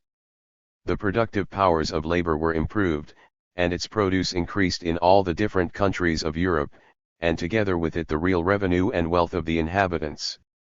The commodities of Europe were almost all new to America, and many of those of America were new to Europe. A new set of exchanges, therefore, began to take place which had never been thought of before, and which should naturally have proved as advantageous to the new, as it certainly did to the old continent. The savage injustice of the Europeans rendered an event, which ought to have been beneficial to all, ruinous and destructive to several of those unfortunate countries. Adam Smith, An Inquiry into the Nature and Causes of the Wealth of Nations. Robert Gourlay. Robert Gourlay was not a political economist. He does not even seem to have read much political economy. Still, he managed to have provoked others to read Smith in a new light, perhaps because of his experience in agriculture. He recalled, "When a young man, having time and money at command, I traveled over England for 15 months together as an agriculturist, and during that time became acquainted with the late Secretary to the Board of Agriculture Arthur Young. One day, in conversation with him, we hit upon a subject to which each of us had devoted peculiar attention. My father, and indeed my grandfather, had been in the habit of letting out small portions of land on a kind of perpetual lease, called in Scotland a feu, to labouring people, whereon each man might build a dwelling house, and enjoy the convenience of a garden. I had marked the wonderful influence which the possession of such a little property had upon the characters of the people. I had noticed with what serene delight a labourer, especially of the sedentary class, would occupy himself in his garden at hours not devoted to his trade, and I had calculated what an addition, as well to individual as to national wealth and happiness, such economical arrangements, generally adopted, might produce. Gourlay 1822, 83-84. Arthur Young wanted to amend the general enclosure law so that a portion of land sufficient to keep a cow should be secured to each man in lieu of his ancient right of pasturage. Young asked Gourlay to go to the counties of Rutland and Lincoln, where the practice prevailed of letting the poor have land and cows. Ibid. 84. During his travels Gourlay discovered the powerful impact of primitive accumulation on rural society. He recalled, year after year, at this place and that, the poor, seeing themselves unjustly deprived of advantages which they had inherited from time immemorial, grumbled, rioted, and were put down. The process of stealing gradually on, the strength of the mass was subdued piecemeal, and, finally, a change was effected, in the condition of English labourers, through a variety and succession of causes, but little reflected on or noticed by political economists. Ibid. 86. Gourlay was far from radical in his vision. Expressing an absolute abhorrence of the spade husbandry, as proposed by the benevolent Mr. Owen, he wanted the distribution of land to be tied to the interests of employers. Ibid. 156. Recall the long citation in Chapter 5, where Gourlay, 1822, 145-46, noted, "It is not the intention to make laborers professional gardeners or farmers. It is intended to confine them to bare convenience." As Gourlay despaired of seeing anything effectual accomplished by the Board of Agriculture, he insisted that impressions as to the necessity of changing somehow the system of the poor laws became more and more riveted in my mind. Ibid. 86. The poor laws, he charged, were the greatest evil which overshadows the fate of England. Ibid. 83. How did he come upon this revelation?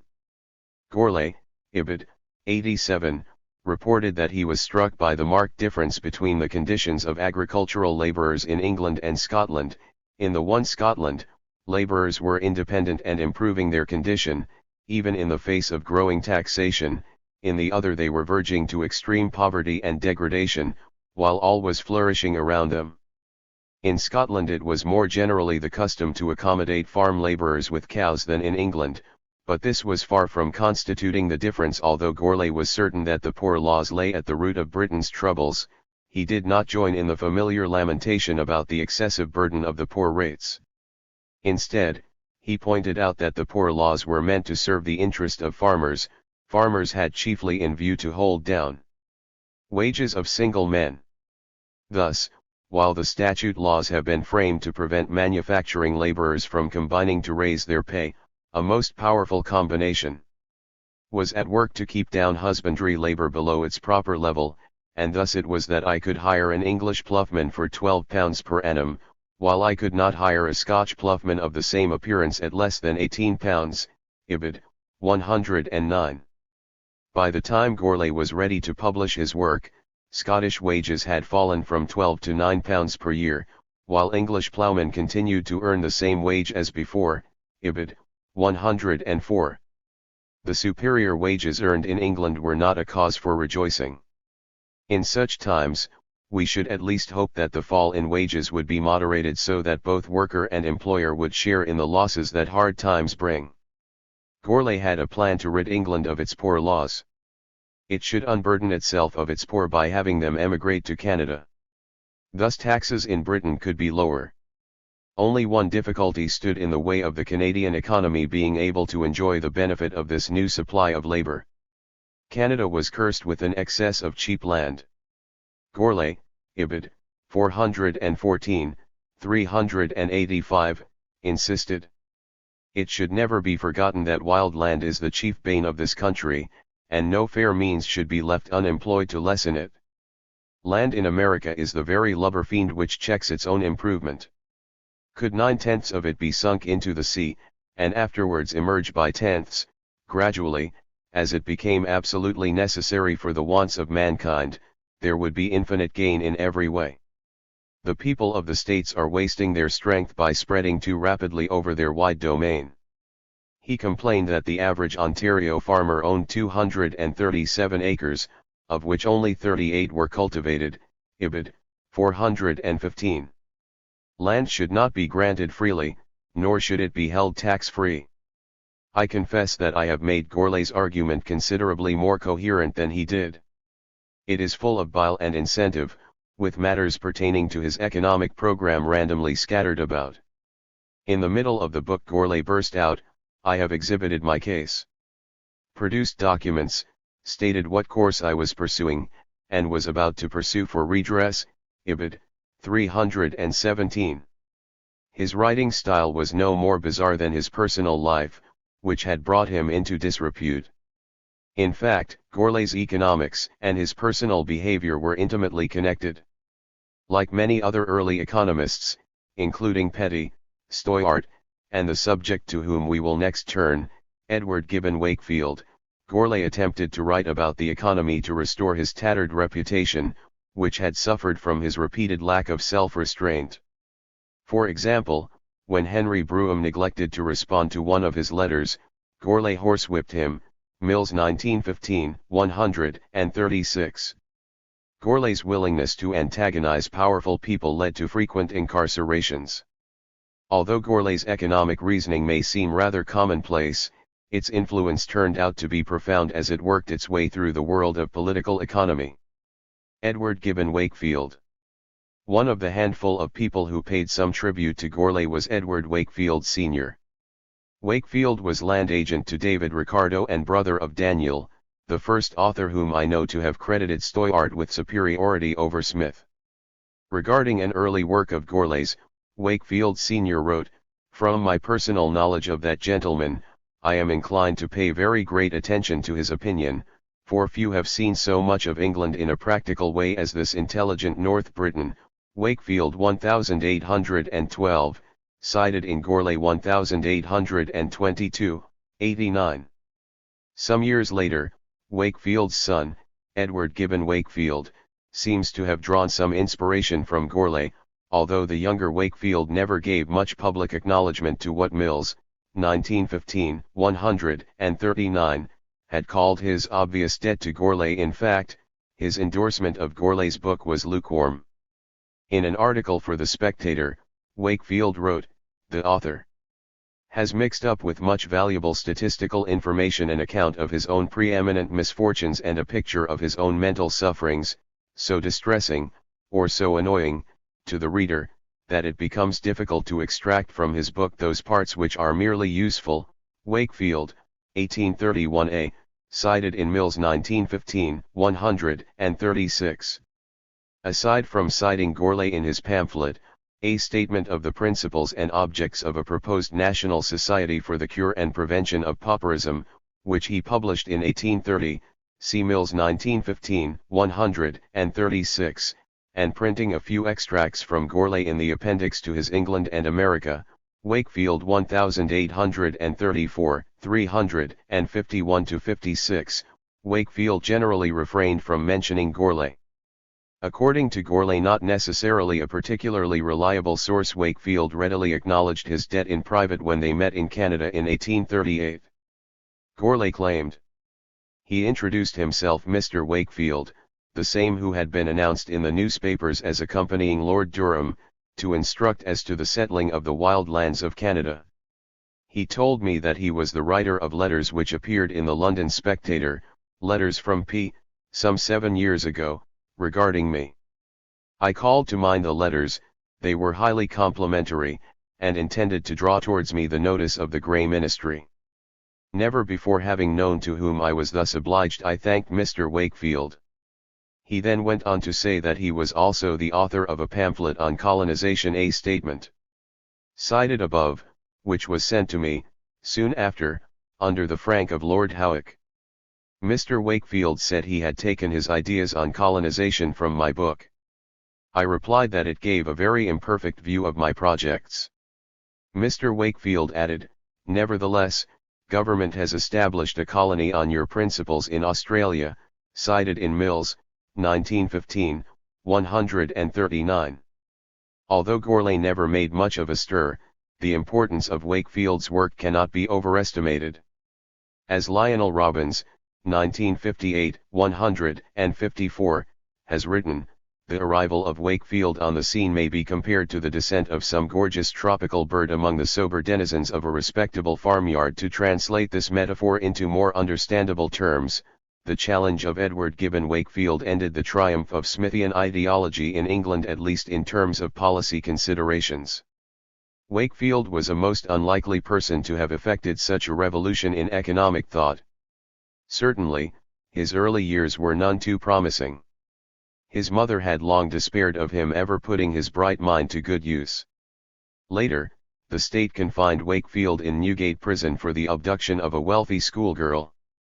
While in prison, Wakefield came into contact with many candidates for transportation to Australia. As might be expected, travel books were quite popular in Newgate, see Tobias 1967-66. Wakefield wrote, "Whilst in Newgate, I had occasion to read with care every book concerning New South Wales and Van Diemen's Land, as well as a long series of newspapers published in these colonies, Wakefield 1831a, 266. On the basis of such books, newspapers, and probably information gleaned from other prisoners, Wakefield wrote a book that purported to be the product of an English colonist in Australia. Wakefield's Colonies. Surprisingly, from his jail cell, Wakefield, 1829, succeeded in reconstructing the social relations of labor and capital in a very realistic fashion. He scoffed at the notion that the social division of labor was the product of voluntary consent. Its creation required authority, hierarchy, and, generally, slavery. Wakefield 1835, 1:46, 47. Wakefield was not as hesitant to embrace slavery as was Stoyart. In his words, slavery appears to have been the step by which nations have emerged from poverty and moved toward wealth and civilization. Wakefield 1841, 4:333, cited in Robbins 1958, 160, see also Engels 1894, 217. In his pretended letter from Australia, after bemoaning the scarcity of labor, Wakefield, 1829, 112, cried out, "How often, in my presumption, had I cursed the memory of Las Casas, for bribing the first planters of Hispaniola to spare the inhabitants of that island, by suggesting that they might obtain slaves from Africa. How scornfully, in my ignorance of cause and effect, had I abused the Democrats of North America for cherishing the horrors of slavery. In moments of weakness, how I had sighed, and even shed tears of compassion and anger, at the damnable cruelties which I saw inflicted upon blacks at the Cape of Good Hope. And yet, in spite of my reason and every better feeling of my nature, I brought myself to find excuses for the Spaniards, Americans, and Dutch, even to think that a few thousand Negroes would be a great acquisition to New South Wales. So they would, and they would conduce to the wealth, and deny it who will even to the civilization of these colonial landowners." Wakefield insisted that the importance of slavery had not disappeared, even in his day. He predicted that if slavery were abolished in the United States, the great cities of the North would sink into insignificance. Wakefield 1836, 11:2, cited in Winch 1967, 97n. By extension, England itself was dependent on slavery. Herman Merivale, an Oxford professor and a disciple of Wakefield, delivered a set of lectures between 1839 and 1841 on the subject of colonizations and colonies, which won him an appointment as Under-Secretary for India. There, he explained to his fellow Britons, whose sensibilities were too delicate to accept the morality of slavery, what raised Liverpool and Manchester from provincial towns to great cities, what maintains now their ever-active industry and their rapid accumulation of wealth. The exchange of their produce with that raised by American slaves and their present opulence is as really owing to the toil and suffering of the Negro as if his hands had excavated their docks and fabricated their steam engines. Everyone connected with the commerce between Britain and the United States is in his very own way an upholder of slavery, and I do not see how any consumer who drinks coffee or wears cotton can escape from the same sweeping charge. Merivale 1841, 295, see also McCulloch 1845, 341. Merivale, 1841, 262, cited by Marx 1977, 937, instructed his Oxford students, in the old civilized countries, the worker, although free, is by a law of nature dependent upon the capitalist. In the colonies it is of the highest importance to find some artificial substitute for the slave and convict labor, by which our colonies have been hitherto rendered productive. Lessons from America. Although few were as open about the need for artificial substitutes as Wakefield, the problem of labor leaving for more accessible lands in the colonies was a fairly common theme in British mercantile literature after 1600, see Appleby 1978, 135. Remember that Franklin's plans to colonize the Ohio Valley came to naught because of the resistance of Lord Hillsborough and other Irish landlords. The Revolutionary War did not end British concern about the lure of cheap land in the United States, Herrick 1926, 156-59. As Daniel Webster, 1879, 43-44, see also Fight and Rees 1965, 30-33, Harris 1953, and a similar assertion by Sir Robert Peel cited in Tuttle 1967, 221, noted, in New England, where settlers were nearly on a general level in respect to property, their situation demanded a parceling out of the land. Employers resented the effects of cheap land. According to an 18th-century French ambassador, a group of influential Americans wished that Spain would close the Mississippi River to stop people from being able to live relatively unattached to commercial society, see Morgan 1976, 111. Later, politicians attempted to maintain a restrictive land policy, especially in the West, see Zoller 1941.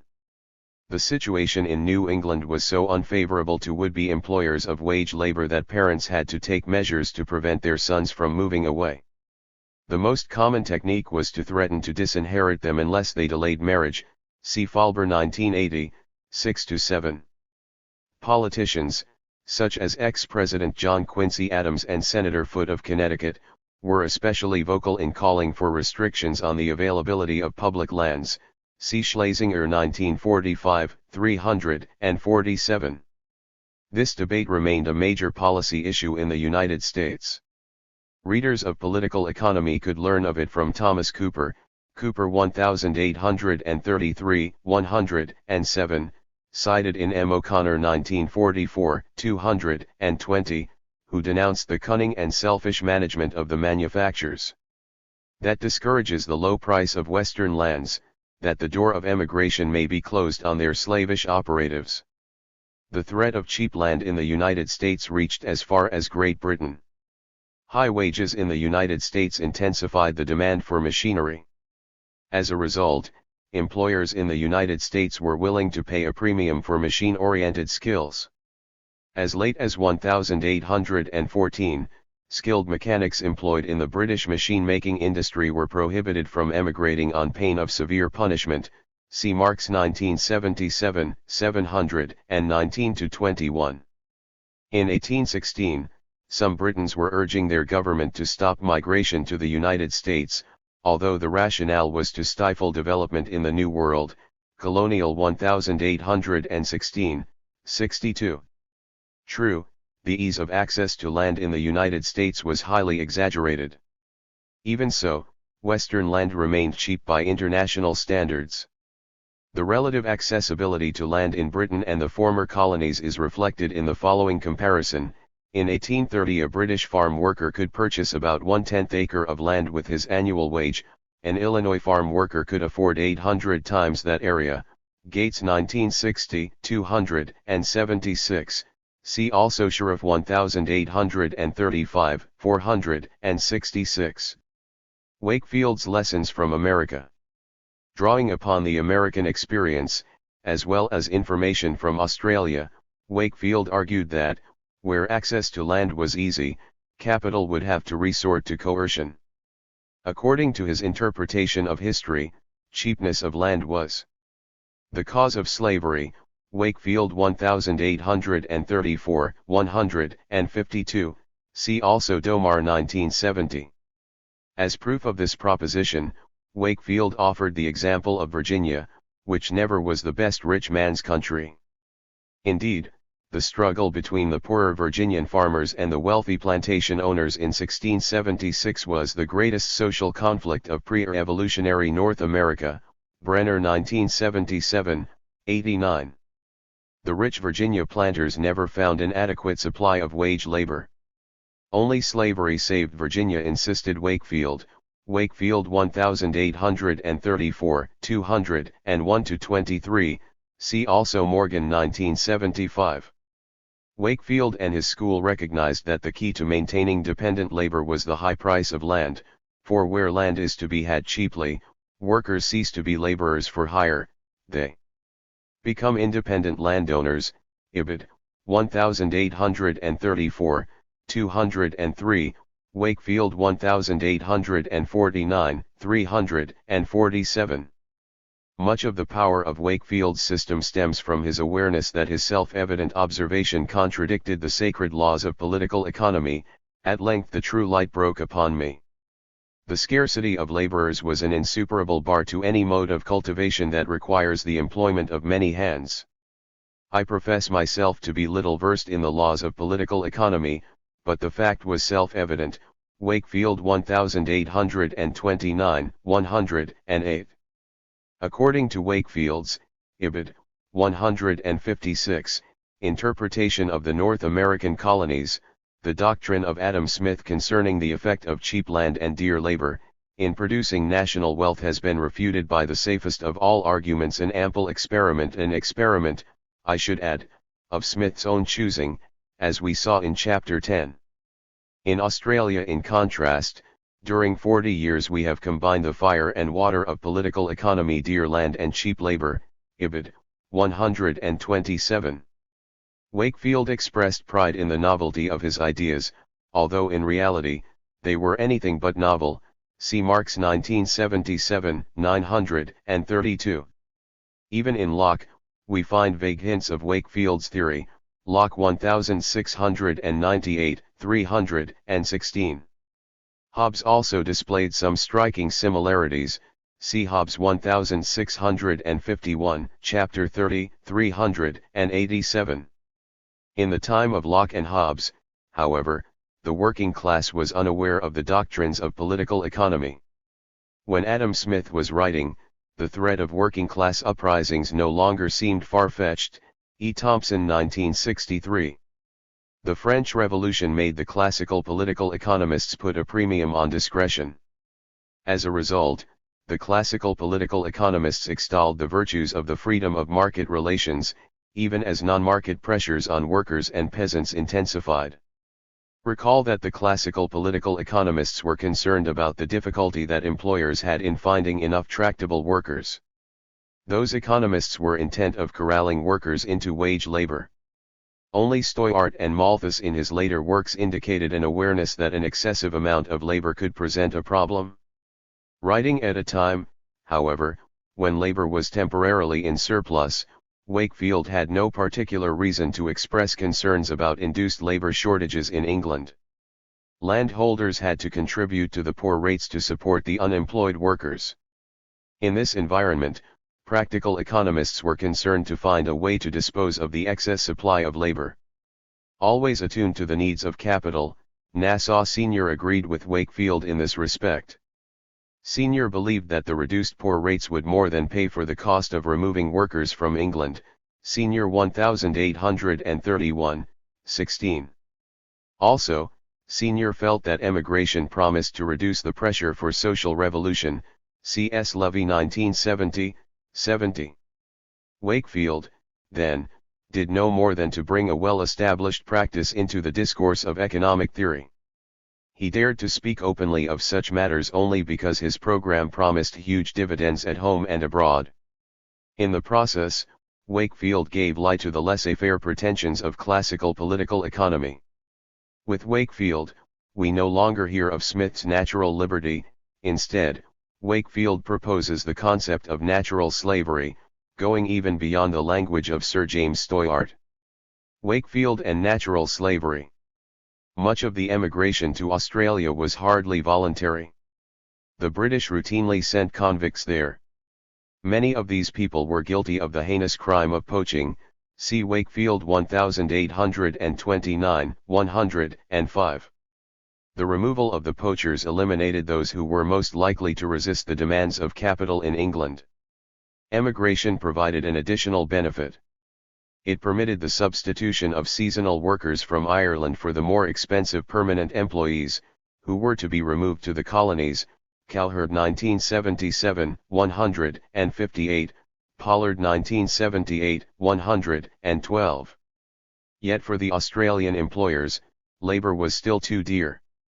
Wakefield's remedy for this situation was merely to make land artificially scarce by putting a sufficient price on it, thereby removing workers' opportunity to become self-sufficient farmers.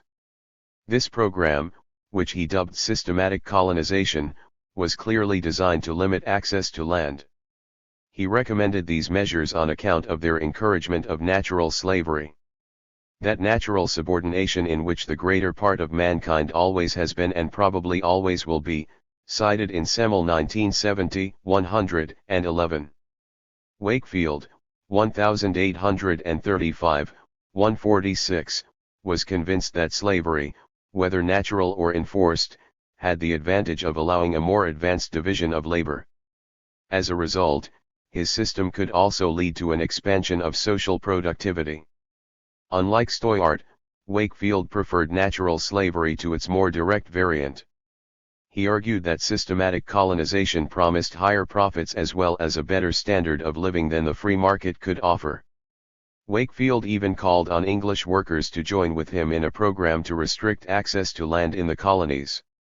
The combination of expensive land and wage labor would allow a great influx of labor to be absorbed. The more English labor was drawn to the colonies to avail itself of the cheap resources, the better the condition of the remaining workers should be, disregarding numerous other contradictory impacts. Wakefield, 1834, 130, claimed, in order to raise wages immediately, the field for employment of English capital and labor must be enlarged. Consequently, he advised workers that their self-interest required that capital be granted satisfactory conditions in the colonies. He never explained how they would benefit from restrictions to labor. Wakefield, 1835, 51 ff, played down the effect of the artificial glutting of colonial labor markets by invoking Bellers's principle, that concentration of workers can make enough of an addition to the total product to allow for increased benefits to both labor and capital. Of course, this same line of reasoning suggests that British workers would improve their situation by restricting the flow of both labor and capital abroad.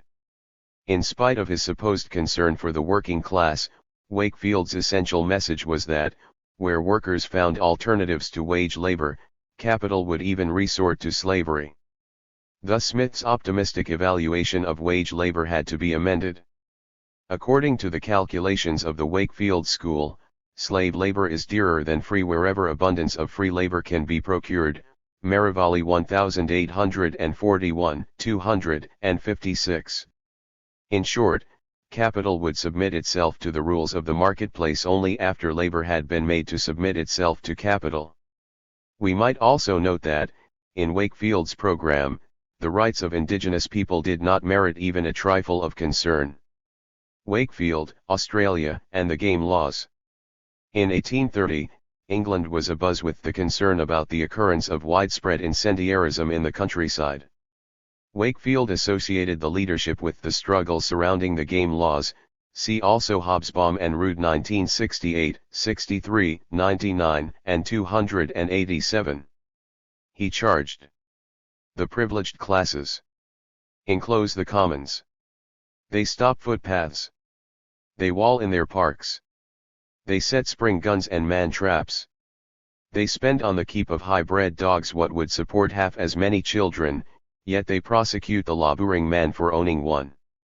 They breed game in profusion for their own amusement, and having thus tempted the poor man to knock down a hare for his pot, they send him to the treadmills, or the antipodes, for that inexpiable offense. They make new crimes and new punishments for the poor. Even in church, where some of them solemnly preach that all are equal, they sit on cushions, in pews, sheltered by curtains from the wind and the vulgar gaze. Everywhere they are ostentatious. Wakefield 1831b, 14-15. The gentry bred resentment as well as game.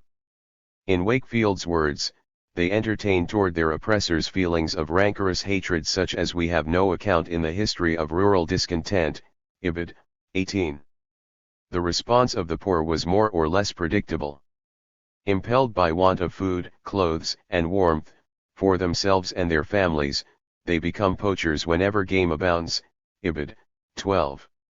According to Wakefield, Ibid, 9, 11, 12, two kinds of people took part in the actions, a defective being, with calfless legs and stooping shoulders, weak in mind and body, inert, pusillanimous, and stupid, whose premature wrinkles and furtive glance tell of misery and degradation. That is an English pauper. The other has large muscles, upright mien, and a quick perception. The bolder sort of husbandry laborers, by engaging in murderous conflicts with gamekeepers and preventative men, become accustomed to deeds of violence. Wakefield's recommendations are less trenchant than his diagnosis. He warned that raising wages would only impoverish manufacturing, transferring the problem to the cities, Ibid, 41-42. In the short run, the rich could subdue the poor by force. He proclaimed, send troops into the blazing districts, proclaim martial law, shoot, cut down, and hang the peasants wholesale, and without discrimination, Ibid, 43, emphasis in original. Wakefield admitted that such measures could not succeed for long. The elimination of poverty is required, but he does not explain how to accomplish this end. One would expect a strong plea for emigration at this point, but it is not forthcoming. More likely, Wakefield would have liked to banish the strong rebels to a far-off colony, while leaving the paupers to languish in a state of natural slavery. Wakefield's reception within classical political economy.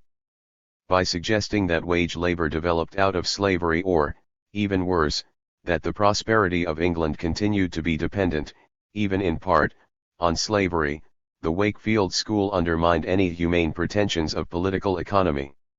Yet Wakefield's ideas won him the support of virtually every major economist of his day, with the sole exception of McCulloch, Winch 1965, 128-35, Semmel, 1970. Wakefield's influence extended into the political realm. He became the major influence in the settlement of New Zealand, the land to which Franklin had earlier proposed introducing the benefits of capitalist civilization. In the United States, academic thought thoroughly assimilated Wakefield's interpretation of North American history, as it has been passed down from Achille Laurier through Frederick Jackson Turner, Benson 1950. After reading England and America, 1834, George Paulette Scrope wrote to the author, I cannot remember reading any work with greater interest, or more thoroughly going along with any author in his views, opinions, and sentiments, cited in Mills 1915, 87-88. Nassau Sr., 1928, 351-52, always an outspoken foe of the working class, announced, "It is a remarkable instance of the slowness with which political knowledge advances that though colonization has been vigorously carried on for about 3,000 years, the mode of effecting it in the manner most beneficial to the mother country and to the colony was discovered only 25 years ago." The discoverer was Edward Gibbon Wakefield. We might expect to find a clear exposition of Wakefield's theories in the work of his avowed disciple, John Stuart Mill. However, Mill felt compelled to dress up his master's ideas to make them more presentable. Accordingly, he introduced Wakefield to generations of students with a curious fable. Mill, 1848, 2:119, asked his readers to suppose that a company of artificers provided with tools, and with food sufficient to maintain them for a year, arrive and establish themselves in the midst of a population of self-sufficient households. Consequently, he noted, the economical position of the landed population is now materially altered. They have an opportunity given them of acquiring comforts and luxuries, Ibid. Just in case his readers missed his point, Mill, Ibid. 121, the colonial administrator, shifted ground to recommend that the best chance for an early development of the productive resources of India consists in the rapid growth of its exports of agricultural produce, cotton, indigo, sugar, coffee, etc., to the markets of Europe. Mill's effort is remarkable. In the first place, although political economy found Wakefield to be novel, a fable similar to Mill's appears in Stoyart, 1767, 1:254, 62. Second, Mill attempted to take the sting out of Wakefield's program by allowing a Smithian extension of the division of labor. But where did he look? To India. India had never been used to translate Smith's ideology into practice. Indeed, India's British administrators had always been congenial to the mercantilist conception of development. Finally, in Mill's fable, it would seem that wealth flowed from Britain, the home of the Company of Artificers, to India.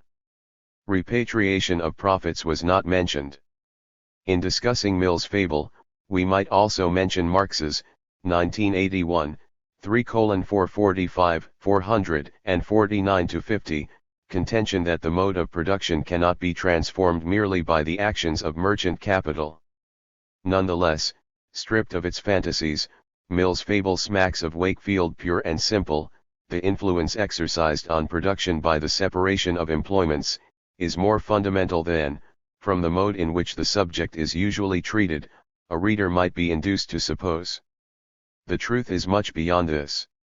Without some separation of employment, very few things would be produced at all. Mill 1848, 2:118. Remember that this fable came from the pen of John Stuart Mill, who advocated a polite sort of socialism. Marx reserved his last chapter of the first volume of Capital for Wakefield. He was not so much concerned with Wakefield's discovery of colonization. He had found those ideas more than a half-century earlier in Mirabeau, as mentioned before, Marx 1977, 932. He could have also looked to Franklin and numerous other Americans. What then was the significance of Wakefield? Recall Smith's failed attempt to discover the nature of the British economy in the colonies of North America. Wakefield, who attempted to refute Smith, was more successful on this account. In Marx's, 1977, 932, words, he discovered, not something new about the colonies but in the colonies, the truth about capitalist relations in the mother country. Wakefield's reception by modern economists. In spite of such fulsome praise, Wakefield is generally passed over in silence today. Even Joseph Schumpeter's, 1954, Encyclopedic History of Economic Analysis, which brings together a discussion of the most obscure texts, fails to give Wakefield a single mention. The major exception to the general neglect of Wakefield was Lionel Robbins, 1958, 154n, who reluctantly accepted Wakefield's importance. This judgment is a complete reversal of a view which I expressed some 30 years ago when, In the course of controversy about some Marxian theorems, I reproached my opponent, Mr. Maurice Dobb, with paying too much attention to Wakefield's propositions. Robbins, while recognizing Wakefield, was still not willing to accept the lesson Marx drew from his work. Robbins chided Marx, 1974, 940, for misrepresenting Wakefield in the final line of the first volume of Capital, the capitalist mode of production and capitalist private property have for their fundamental condition the annihilation of that private property which rests on the labor of the individual himself, in other words, expropriation of the worker. Robbins, 1958, 163, cited Wakefield's letter to the South Australian Commissioners, 334, to prove his case against Marx. Let it be clearly understood, that the object in putting a price on public land is not to prevent laborers for hire from ever becoming landowners. On the contrary, every one wishes that all the laborers taken out should be able to obtain land and servants of their own, after, and by means of, a few years of labor for hire. In my own calculations, I have supposed that 3 years would be long enough for the capitalist and short enough for the laborer. Wakefield's key assumption in this work was the requirement that the stream of immigrants would be sufficiently large that the expanding population of employers could continue to have a satisfactory supply of labor. Such a condition would be rather unlikely. Consider the case of the United States. Many observers estimated that frontier laborers could save enough to become independent within the 3-year period that Wakefield recommended, but Wakefield regarded the resident of the frontier with displeasure. He described the frontiersman as grossly ignorant, dirty, unsocial, delighting in rum and tobacco, attached to nothing but his rifle, adventurous, restless, more than half savage. Wakefield 1834, 196. Thus, one must take his supposed support for easy access to land with a grain of salt. Although an adequate labor force might have been theoretically maintained in the United States when people could obtain land within 3 years, in England, even with the proximity of Ireland, obviously too few immigrants were arriving to supply enough wage labor to satisfy employers. Labor had to be shaken loose from the countryside. In this sense, Wakefield demonstrated the need for the sort of primitive accumulation that actually occurred in England. If Robbins wished to find fault with Marx's words, he could have pointed to the fact that capital can actually benefit from the workings of household production, as we learned from our analysis of the classical theory of primitive accumulation. Wakefield himself, however, made comparatively few direct comments on the English economy proper. Wakefield and primitive accumulation. Perhaps Wakefield owed his relative originality to his thorough grounding in Irish affairs. Although he was not Irish, he was closely associated in his writings with his father, author of Ireland, Statistical and Political, which was considered to be the best work of that period on the subject of Ireland.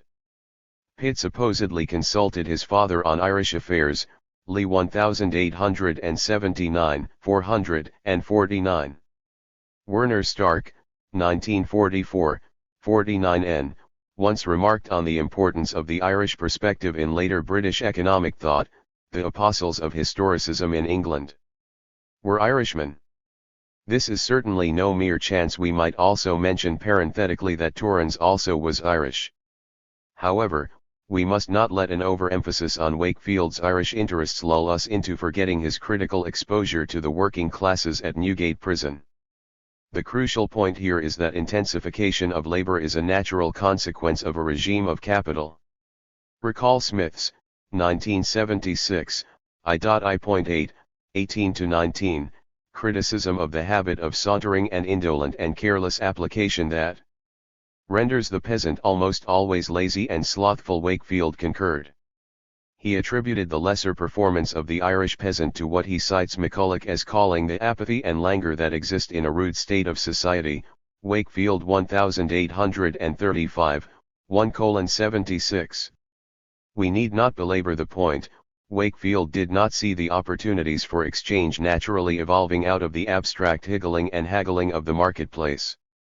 True, like Stoyart, Wakefield, 1835, 1:77, attributed the unenthusiastic labors of the Irish peasant to the lack of opportunities for exchange. But, like Stoyart, he attempted to encourage non-market forces to create the appropriate opportunities. What concerned Wakefield most was the opportunity for the employer to exchange wages for labor power. Given the alternative of producing for itself, the peasant household displayed a marked aversion toward wage labor. The household members valued their chance to avoid exchanging many hours of labor for the equivalent of the value of fewer hours. Moreover, even when wage labor offered pecuniary advantages, workers still frequently chose the independence of a less regimented life.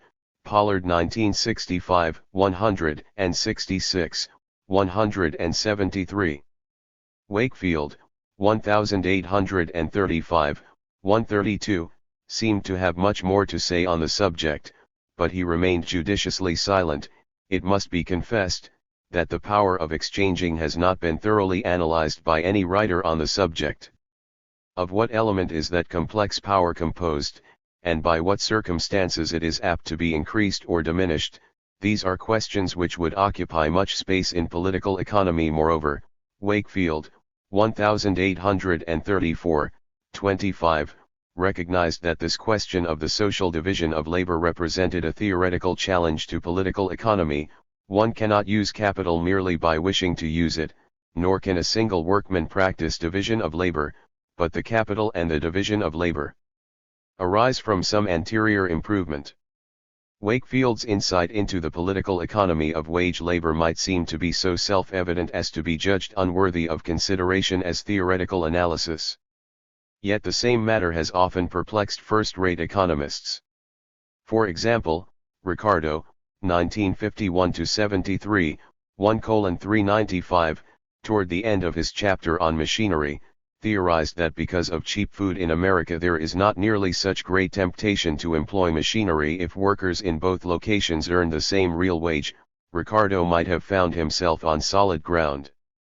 More recently, Peter Temin, 1971, see also David 1975, 19-91, who excels at the application of economic tools to historical material, has argued that extensive supplies of land should not have made industry in the United States more intensively mechanized than in England. Temin qualified his position by noting that industry in the United States would be more capital-intensive if interest rates were higher than in England. For a useful rectification of other aspects of Temin's work, see Clark and Summers 1980, 129-39. The high proportion of farmers, traditionally debtors, did serve to push interest rates up. Although he based his conclusion on different premises, Friedrich List, 1841, 332, proposed as a general rule that interest will always be higher in agricultural societies. In reality, by restricting the growth of the industrial reserve army, the homestead was a great threat to profits. Had all workers been wage earners, the equations used to develop the argument might have been more sensible. However, even on the eve of the U.S. Civil War, a mere 28% of the northern labor force was estimated to have worked for wages. DeCanio and Mokyr 1977. Wakefield, 1834, 30, who was far more realistic in this matter, realized that only 10% of the labor force in the northern states earned wages. Those economists who do correctly apprehend the conditions of employers in the early United States cannot resist obscuring the matter in a haze of neoclassical jargon. Haywood Flazig, 1976, for example, does not interpret the situation in terms of labor's opportunity to secure employment outside the wage nexus. Rather, he pictures potential employers being denied outlets for their supply of entrepreneurial expertise. Wakefield, in this sense, truly represents a high point in the study of wage labor. Political economy did not rouse itself to follow up on his insights until the appearance of Capital, exactly 100 years after the publication of Stoyart's inquiry. Unfortunately, it fell back into a comfortable slumber shortly thereafter. Wakefield and the British economy. In Wakefield's opinion, Smith, 1976, 2.4.8, 352, See also I.X.C.26, 144, was correct to teach that as capitals increase in any country, the profits that can be made by employing them necessarily diminish. Wakefield, 1835, 1:254, allowed for two means of improving the situation of capital: colonization and the importation of food. Cheap imported food obviously implies that the same monetary wage would exchange for a greater use value. Wage labor could consequently become slightly less abhorrent compared to the alternative of petty commodity production controlled by merchant capital. Colonization is another matter. Here Wakefield, in anticipation of Lenin, recognized that the export of capital can improve the rate of profit, providing the proper climate for colonization exists, namely, the absence of access to cheap land. Beyond this point, Wakefield was very evasive about what he found within the English economy. Wakefield seems to have understood a reality that eluded Steuart. An honest exposition of the workings of the domestic economy would have made his theories too embarrassing for political economy to embrace. In describing his manner of presentation, he explained, by dwelling altogether on the former question of the distribution of shares, we make bad blood between the two classes. By examining the latter question of the total product, we may prove that masters and servants have one and the same interest. Wakefield 1834, 83. In his commentary to The Wealth of Nations we read, when a body of men raise more food than they want, and employ that surplus food as capital, paying it in wages to other laborers, those other laborers act in concert or combination with those capitalists. Wakefield 1835, 129. We have no need to go further. Despite Wakefield's brutal clarity in dealing with colonial economies, he carefully obfuscates the cleavage between those who employ labor and those who labor when dealing with the British economy. Once he has gone that far, he can simply slide into the technical advantages of the division of labor. Such a contrived performance teaches us more about Wakefield than about political economy. When Wakefield did come close to the truth, he presented it as nonsense, perhaps to make it more palatable. For example, after asking himself, why does any man ever produce of anything more than he himself can consume, he satisfied himself with the Smithian fantasy, solely because he expects that some other man will take from him that portion of his labors which he does not want, giving him in exchange something which he wants. Wakefield 1834, 242, emphasis added. Where Wakefield did attempt to justify the relationship between labor and capital, he became even more ridiculous. He repeated a variant of Locke's 1698, 320, naive fable about the social compact. Accordingly, we are told, mankind has adopted a simple contrivance for promoting the division of labor. They have divided themselves into owners of capital and owners of labor. Wakefield 1834, 26. Wakefield even went so far as to propose that these two groups complemented each other's psychological needs. The capitalists are happy to save because they can expect to have workers to employ, and the workers are happy to spend because they can expect to find employment. Ibid. 26. At one point, immediately after picturing the English farm worker as a miserable wretch, Wakefield, Ibid. 29, suggested that the agricultural class seems to have come to an understanding with the other classes, to separate its employment from the manufacturer and dealer. Were we not to know better, we might be led to believe that Wakefield was echoing Rousseau, who sarcastically wrote, I will allow you, says the capitalist, to have the honor of serving me, on the condition that, in return for the pains I take in commanding you, you give me the little that remains to you, cited in Marx 1977, 909. When push came to shove, Wakefield would be likely to have no part in voluntarism. What if the smallholders had refused to enter into a voluntary agreement? Would Wakefield, 1835, 138, who charged that a monotonous people are necessarily dull and ignorant, have been willing to abide by their choice?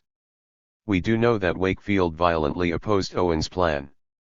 He charged that, if Owen's ideas were put into practice, all the people would be precisely like another, Ibid. Wakefield ridiculed Owen's vision of a voluntaristic division of labor in which one is found now digging, then trading, then mending a shoe, Ibid. 142. Certainly, Wakefield was easily able to recognize that where small, self-contained households predominated, leisure would take precedence over production. Thus he asserted that the labor of an Irish coal heaver or pavior in London, whose labor, when he was without the means of exchanging, did just suffice to maintain his family, produced enough for the maintenance of perhaps a half-dozen families, Ibid. 1:77. We do not have to accept that the standard of living of the coal heaver was so elevated even when compared to the impoverished Irish peasant, except in terms of monetary income. At least, Wakefield signaled us when we could take him seriously. Consequently, we can separate the wheat from the chaff without much effort. Moreover, Wakefield's importance did not depend on his analytical gifts, but rather on his ability, generally, to keep from getting confused by the ideology around him, including his own. John Ray, Preliminaries. Another frontal attack on Smith's theories came from the remarkable John Ray, namesake of both Smith's famous biographer and the no less renowned Arctic explorer.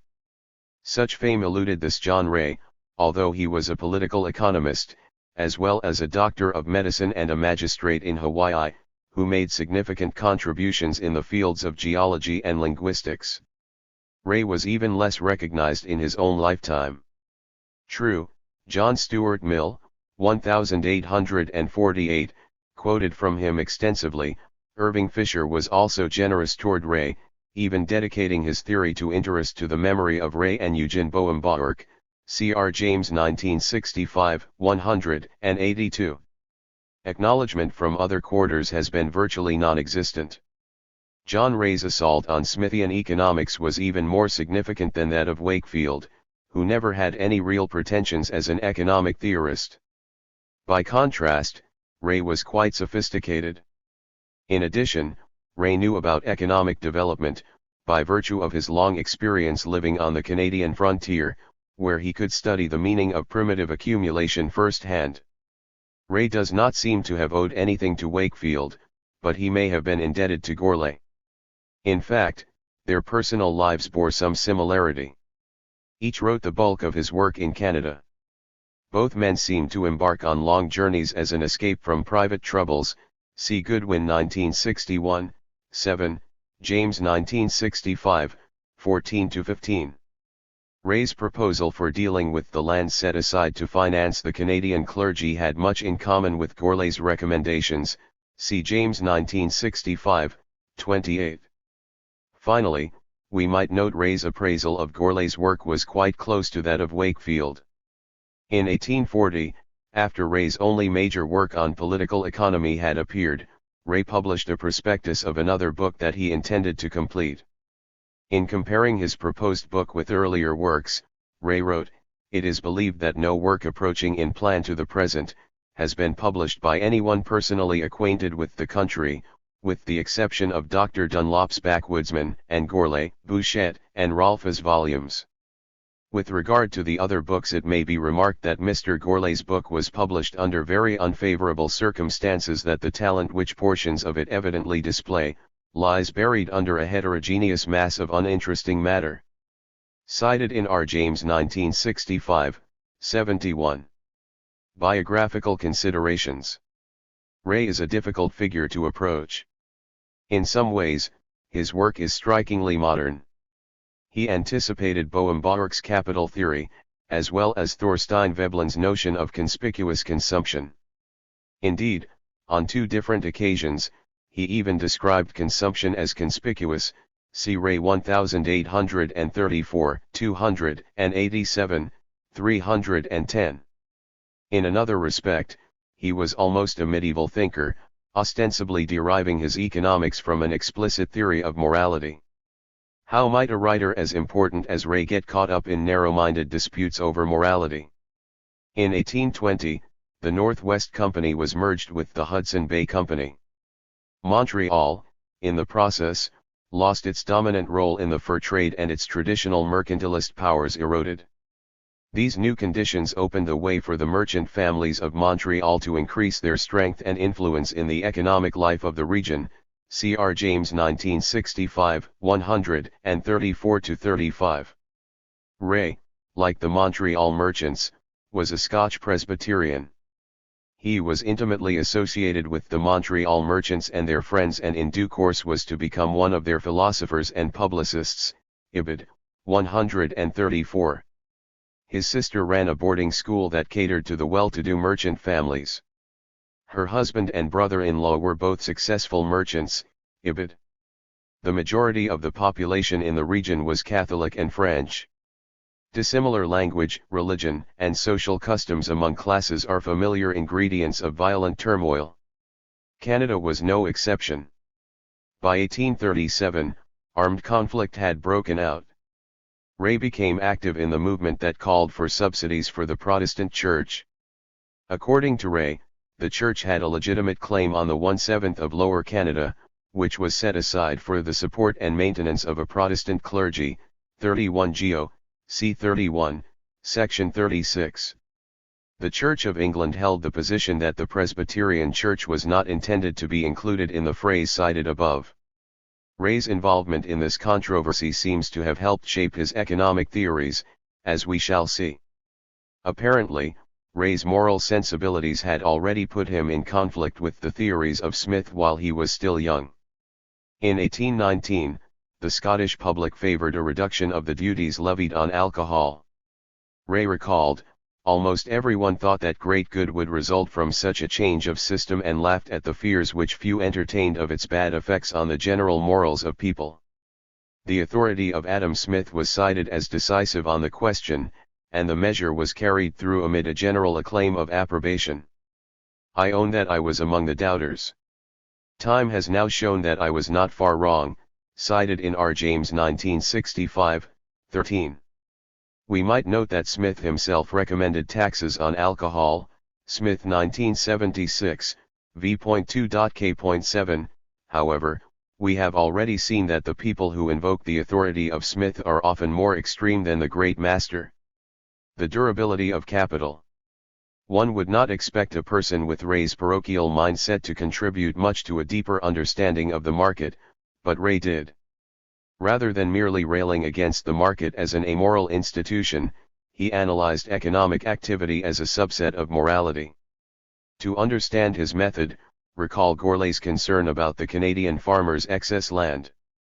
In the same vein, Ray, 1834, 206, see also American 1775, 54, challenged his readers to ask a farmer why, instead of stone fences around his fields, which decay, or hedges which require constant trimming and dress, he does not put iron railings.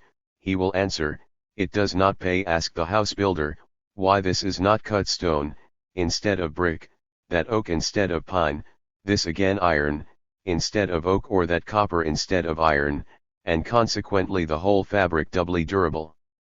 He will also reply, "It will not pay in all these cases," and 1,000 others that ought to be put. The answer is abundantly sufficient as regards the individual, but is no answer at all as regards the society. Ray's observations were not unique. A few years earlier, Thomas Cooper, 1830, 131, had used a similar image of a stone fence to illustrate the advantages of improvements in agriculture relative to industry on account of the less durable nature of investments in manufacturing. Even earlier, John Taylor, 1818, 311, had written, "Let us suppose that dead wood fencing will consume 10% of a farmer's time, which supposition devotes about 36 days in the year to that object. It would cost him 5 whole days in 50. If his farm afforded stone, and his force could in 1 whole year make his enclosures of that lasting material, he would save 4 whole years by this more perfect operation, exclusive of the benefits gained by a longer life, or transmitted to his posterity. It seems to me that the time necessary to rear and repair live fences, is less than 1/10 of that consumed by those of dead wood." Ray's comments were aimed as much at those farmers who had recently come from the British Isles as native-born Canadian farmers. Even though a farmer may initially look with disdain on the farming methods of the New World, the logic of profit maximization will force the adoption of the techniques that Ray, 1834-207, decried. His neighbors will tell him, indeed, from the first, that if he expects the same profit as they have, he must have less dead stock on his hands, and he must give more activity to his capital, but he is slow of believing them. Elementary economics predicts just such a result. The New World was short of capital. Thus, farmers as well as other businesses would be wise to ration capital very sparingly. Again, many other observers had noticed the same phenomena as Ray. See, for example, Morgan 1975, 141, Boserup 1965, 63, Grigg 1977, 63, 70, Com 1770-71.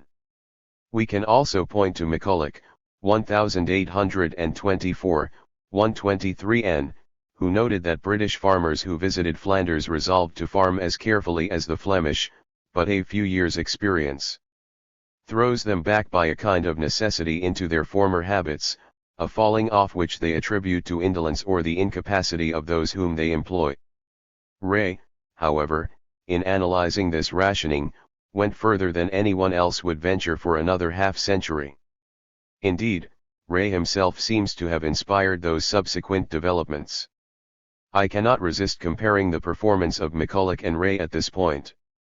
McCulloch came within a hair's breadth of stumbling onto Ray's brilliant insights. Instead, he attributed the failure of Flemish-style agriculture in England to the availability of land at a low rent. Thus he did not push his observation beyond the agricultural sector. In contrast, Ray used the same idea to develop sophisticated theories of both capital and the social division of labor. Ray on the division of labor. Ray's theory of the social division of labor evolved out what he called dead stock in a society made up of identical, self-sufficient households.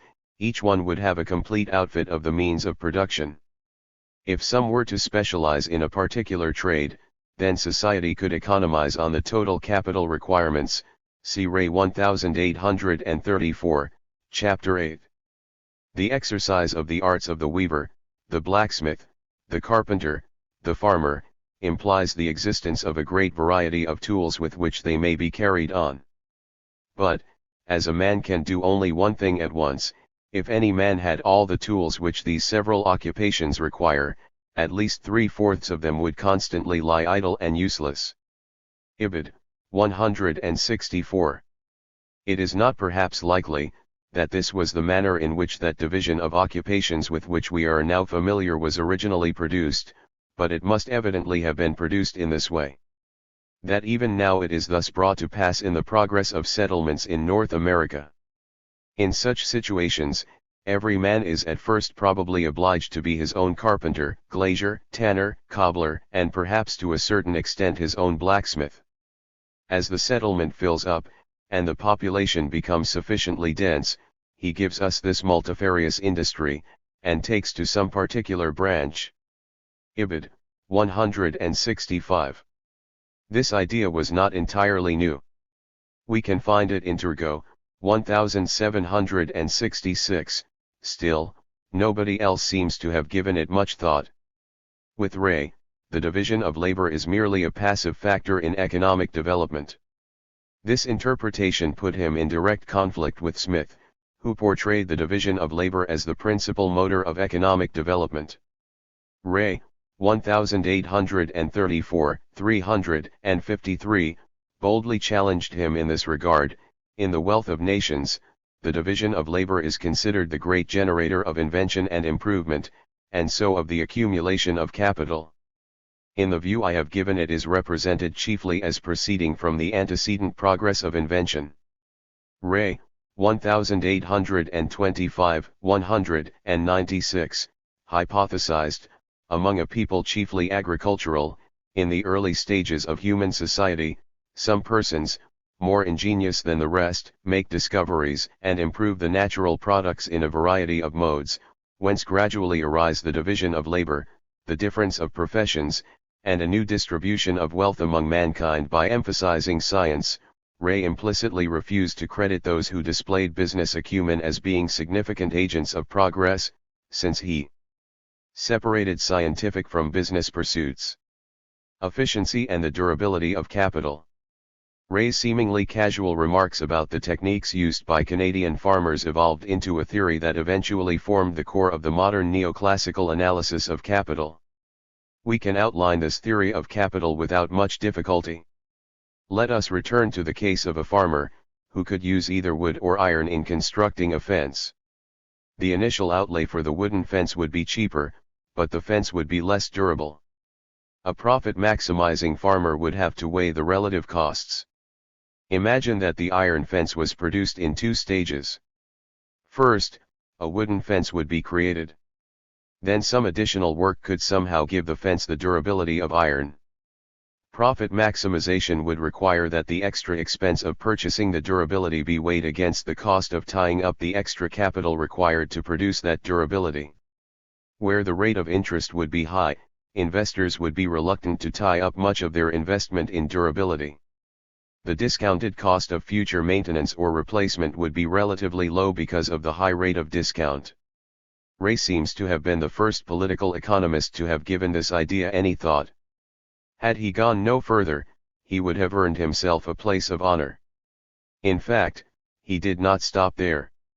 He noted that, other things being equal, every individual endeavors to exhaust, as speedily as he can, the capacity of the instruments which he possesses.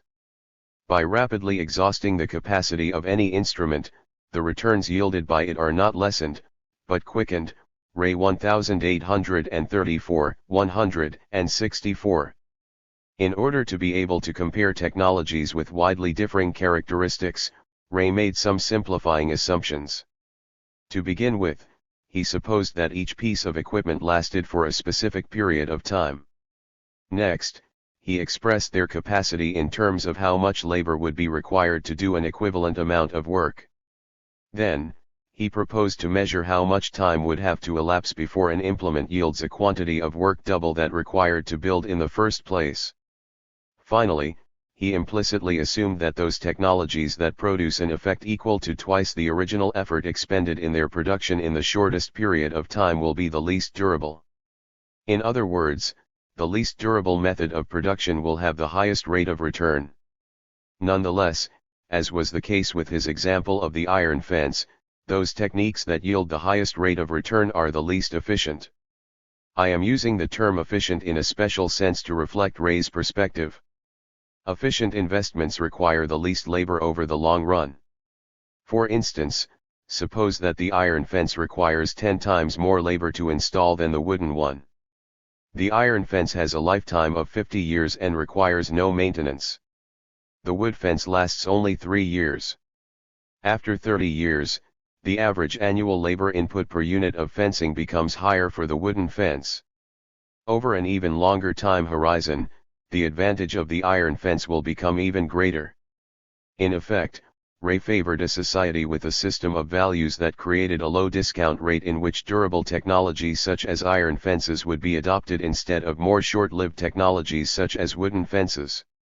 Ray's racial theory of capital accumulation. By this point, Ray had come close to Boehm-Baruch's theory of capital by identifying more efficient techniques with a lengthening of the lapse of time before investments repay themselves. The high interest rates that prevailed in Ray's Canada reflected a shortage of capital. Restricting investment to those techniques that yielded a high rate of return indicated a sensible rationing of scarce capital resources. In reality, Ray could not accept the logic of modern economics. He believed that capital was not scarce because of the natural conditions in which Canadian settlers found themselves, but because of a moral and ethical failure on the part of the people of Canada. According to Ray, people who adopted technologies that were not durable were more like primitive than civilized people. For Ray, primitive people do not use simpler tools as a rational adaptation to economic conditions. Instead, they resort to such technologies because they have too little regard for the future. In Ray's, Ibid, Chapter 8, words, such people have an insufficient affective desire of accumulation at times. This moral defect was explained in environmental terms. For example, Ray supposed, the life of the hunter seems unfavorable to the perfect development of the accumulative principle, and necessarily improvident. He future presents nothing, which can be with certainty either foreseen, or governed. Every member of such a community thinks of nothing but whether the supply of game will be plentiful, or scanty, Ibid, 131. Thus the resulting naturally low degree of strength of the accumulative principle among nations of hunters, prevents them from forming instruments of sufficiently slow return, Ibid, 147. Accordingly, Ray assumed, circumstances have given to every community a peculiar character, the moral and intellectual powers of every people have received different degrees of development, Ibid, 162. Ray never explained how a community might advance to a higher level, but instead attributed the capacity to progress to racial causes. He argued that those who saw parallels between European civilizations and the aboriginal peoples of America were mistaken. The Europeans were not hunters. Ray, Ibid, 148, admitted that it is our business to inquire how he the hunter could be induced to adopt the ways of the pastoralist. This line of reasoning led him to contradict his other theory that science was the cause of development. He suggested that only if people had a sufficiently advanced effective desire of accumulation would they put new technologies into use. He noted, the possession of flocks and herds implies a considerable degree of care and foresight both in protecting and making provision for them, and in avoiding to consume too great a number of them. It also implies the existence of private property to a large amount, and, consequently, of strength in the ties binding families together, Ibid, 143. Yet Ray offered no explanation, other than race, to indicate why the Europeans had come to practice animal husbandry, Ibid, 144. He also saw race as the cause of the poverty of the Chinese, a people whom he depicted as abandoned to gross sensuality, to drunkenness and degrading licentiousness, Ibid, 151. As proof, he cited testimony of travelers who described the simple instruments used by the Chinese, Ibid, 152. Although the intricate system of terraces and waterworks were evidence of long and hard work, Ray insisted that such projects were not indicative of effective desire of accumulation on the part of the Chinese because the irrigation works owed their existence to public officials rather than to individual choice, Ibid, 284. Not having the benefit of the recent work of Joseph Needham, 1969, Ray accepted the prevailing European view that Chinese science was inferior to that of Europe, Ibid, 156. Although Chinese science had slowed down for a couple of centuries, Mokir 1990, 218-19, China came within a hair's breadth of industrializing in the 14th century, Jones 1988. In his ignorance, Ray concluded, it will I think be admitted as a fact, that Europeans in general far exceed Asiatics both in vigor of intellect, and in strength of moral feeling, 1834, 155. Bad as the Chinese were, their effective desire of accumulation was greater than that of other Asiatics, Ibid, 151. Ray, 1834, 166, offered the non sequitur, where, as in Hindustan, the loom is merely a few sticks, it would save one individual very little to employ another to weave for him.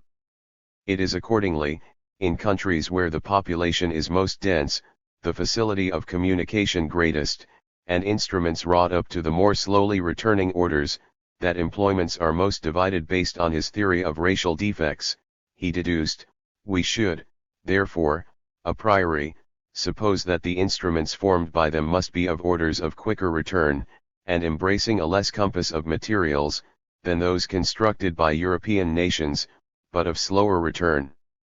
than those to which the strength of the accumulative principle carries the other nations of Asia. Ibid.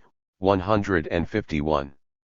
Late in life, Ray, 1862-370, went so far as to claim that the succession of race to race seems to have been one of the main causes of the progress of mankind. Even so, race was not the only determinant of the effective desire of accumulation for Ray. He singled out environmental conditions for the changed behavior of the English farmers who migrated to Canada. In addition, like many other classical political economists, Ray attributed the same values to lower classes that he attributed to supposedly inferior races. Not surprisingly, Ray criticized the lower classes for a failure to give sufficient attention to the future. He was convinced that improvidence kept the poor in a state of poverty. Ray 1834, 200. The small quantity of household utensils in the working class homes was proof for him that such people had an inadequate desire of accumulation. Ibid. 202. He complained that the poor squandered their funds on alcohol and tea instead of better pots and pans, which could have allowed them to reduce the amount of food that they waste. Ibid. 202-4. Those who are inclined to psychologizing might ponder on Ray's criticism of the lower classes. His own consumption of alcohol may have played a part in his dismissal as a teacher. Cr. James 1965, 95. Ray often identified an effective desire of accumulation with a desire for offspring, yet Ray seems to have had no children of his own. John Ray and the moral value of primitive accumulation.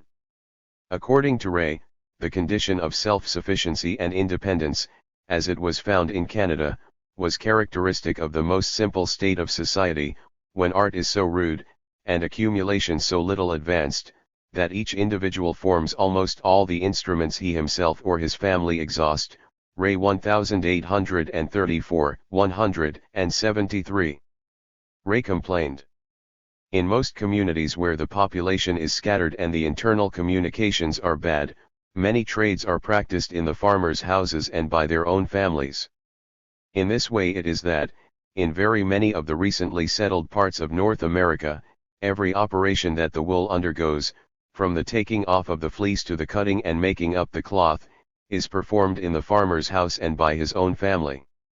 A similar state of things caused a similar practice to prevail in England a century ago, and, at present, keeps up many of those manufactures which are properly termed domestic, in many other parts of Europe.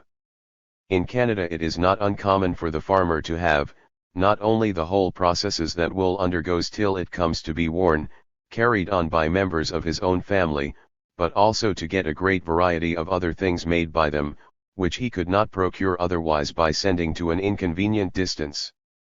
The vegetables that supply his table, the animals he slaughters for it, the cider that refreshes his meals, the very sugar that sweetens his tea, and all that variety of fruits, that would attract the most fastidious appetite, are the produce of his own fields, and orchards, and woods. Ibid. 57, 230. More than any other author whom we have seen, Ray did not oppose self-sufficiency as such. Instead, he kept his eye on the social relations of self-sufficiency, even though he couched his analysis in religious rather than economic terms. For Ray, frugal independence could be the route to the development of a powerful bourgeoisie. Alternatively, it could represent a stubborn resistance to capitalist social relations. The Scottish Presbyterians used their self-sufficiency to harden their moral fibers. Catholics and other less respectable groups sunk in the face of the challenge of self-sufficiency, as far as Ray was concerned. Consequently, there is not, in truth, a prouder man than the Canadian farmer. He has no superior, he is not dependent on the assistance, scarcely on the cooperation, of a single individual. Ray 1828, 230. Unfortunately, Ray believed that such pride was not characteristic of all independent farmers. Only the Scottish farmers, whose feelings are totally opposed to the principles and spirit of the Church of England, could claim such independence. Ray alleged that the typical representative of this group had raised himself and his family from indigence to abundance. Such people formed a class powerful enough to govern, ibid. Ray saw another class, one weak enough to be governed, ibid. Their fate was somewhat different. In Ray's view, there are many individuals from Ireland, Scotland, and England, whose finances are exhausted, ere they reach Canada, and who are burdened with large and young families. It is impossible for these men, immediately to pursue, what has probably been their original plan, and directly push into the wilderness. They absolutely require to have previously provided some small sum for the expense of the journey, some necessary tools and utensils, and provisions for themselves and families, until they can reasonably expect to draw subsistence from the land they had come to occupy. To obtain these indispensable, their only resource, in general, is to betake themselves to some town or village, or to its neighborhood, and then, from what they may be able to save from their wages, to collect a sum sufficient for their purpose. Years are thus inevitably consumed by the emigrant, and very often, ere he has attained his purpose, old age presses on him, or he yields to the temptations to intemperance, which new habits and foreign manners expose him to, or he sets out prematurely, and sinks under the united pressure of severe toil, want, and disease. Ibid. 249. Ray's ideas about capital and the social division of labor combine to form a moralistic theory of primitive accumulation. If people could be induced to have a higher effective desire of accumulation, the prevailing rate of return would be lower. With a lower rate of return, the class composition of society would be transformed. In this way, Ray used his vision of morality to sanction primitive accumulation. He clearly saw that neither primitive accumulation nor a market-based accumulation process would bring material gains for the working class that would be commensurate with the moral progress that it promised. In an essay, which has since been lost, he explained, "It is in the nature of this progress of modern civilization to convert the original simple and rude tools, first, into instruments of greater cost and efficiency, and these again into complex and difficultly constructed machines, still more costly and still more efficient.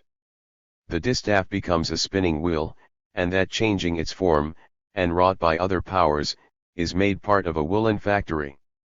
The rough-edged blade of the original knife is first cut into a regular saw, and wrought by one hand, it is then put into a frame, which two men operate, and this, in turn, by means of a crank and a pinions, is made to go by water, and becomes a sawmill.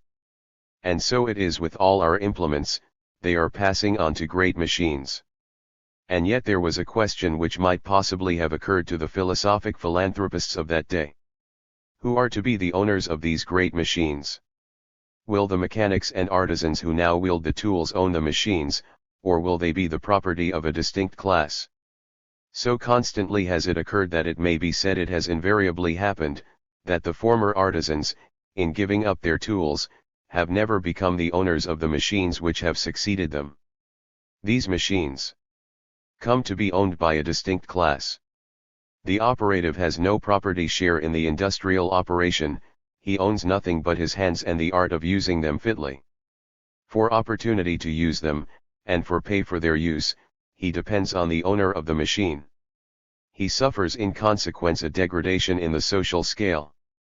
Formerly he was a small capitalist, now it is the characteristic of his condition to be a mere operative, destitute of capital.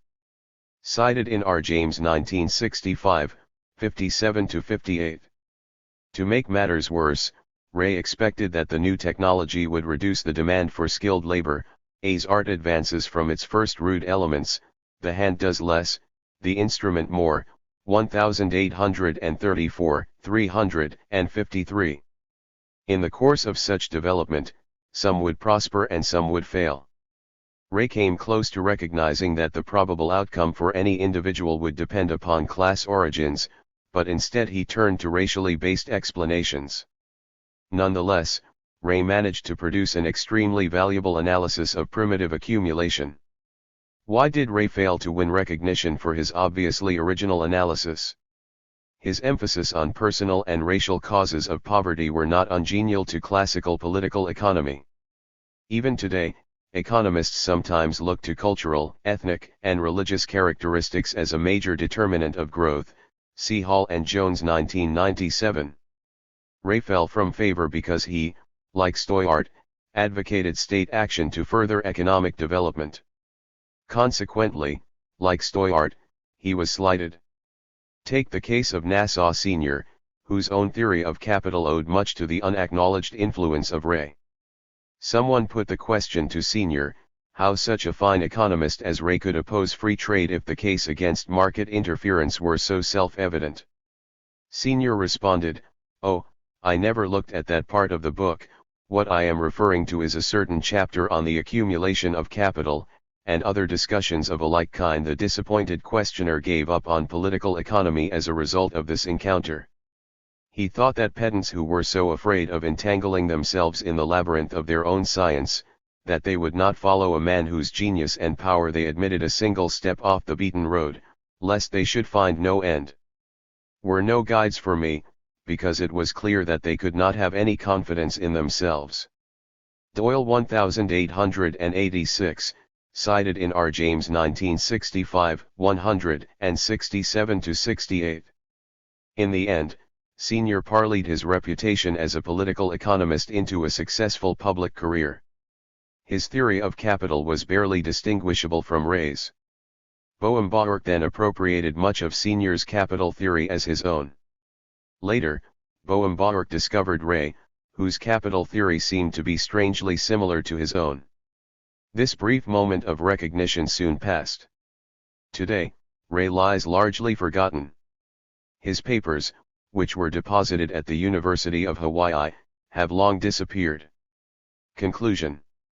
Reading the modern histories of economic thought, neither Gourlay, Wakefield, nor Ray appear to have much to teach us about the subject. In fact, all three saw much that classical political economy preferred to obscure. They brought the subject of primitive accumulation to the fore. All three were rewarded with silence. 14 Notes on Development. Consequently, in the agrarian question and the agrarian crisis, the heart of the matter is not simply the removal of obstacles to the advance of agricultural technique, but what way these obstacles are to be removed, what class is to effect this removal, and by what methods. V.I. Lenin, The Agrarian Question in Russia at the End of the 19th Century. Lenin and the Forging of Revolutionary Smithianism. Strange Bedfellows, Lenin and Smith. The fallacy of Adam Smith's vision of the market has been a recurrent theme of this book. Some support for a Smithian interpretation of history may be found in a most unlikely ally, Lenin. The convergence of such disparate individuals casts considerable light on the works of both. Although Lenin wrote as an avowed antagonist of Smith, his major anti-Smithian polemic was directed only at Smith's proposed resolution of value into wages and profits. In reality, Smith and Lenin shared a number of concerns. Each found himself in a country in which a relatively rapid rate of capitalist development required the eradication of the residues of earlier social formations. Like Smith, Lenin looked forward to rapid economic change as a means of transforming the psychology of the masses in his land.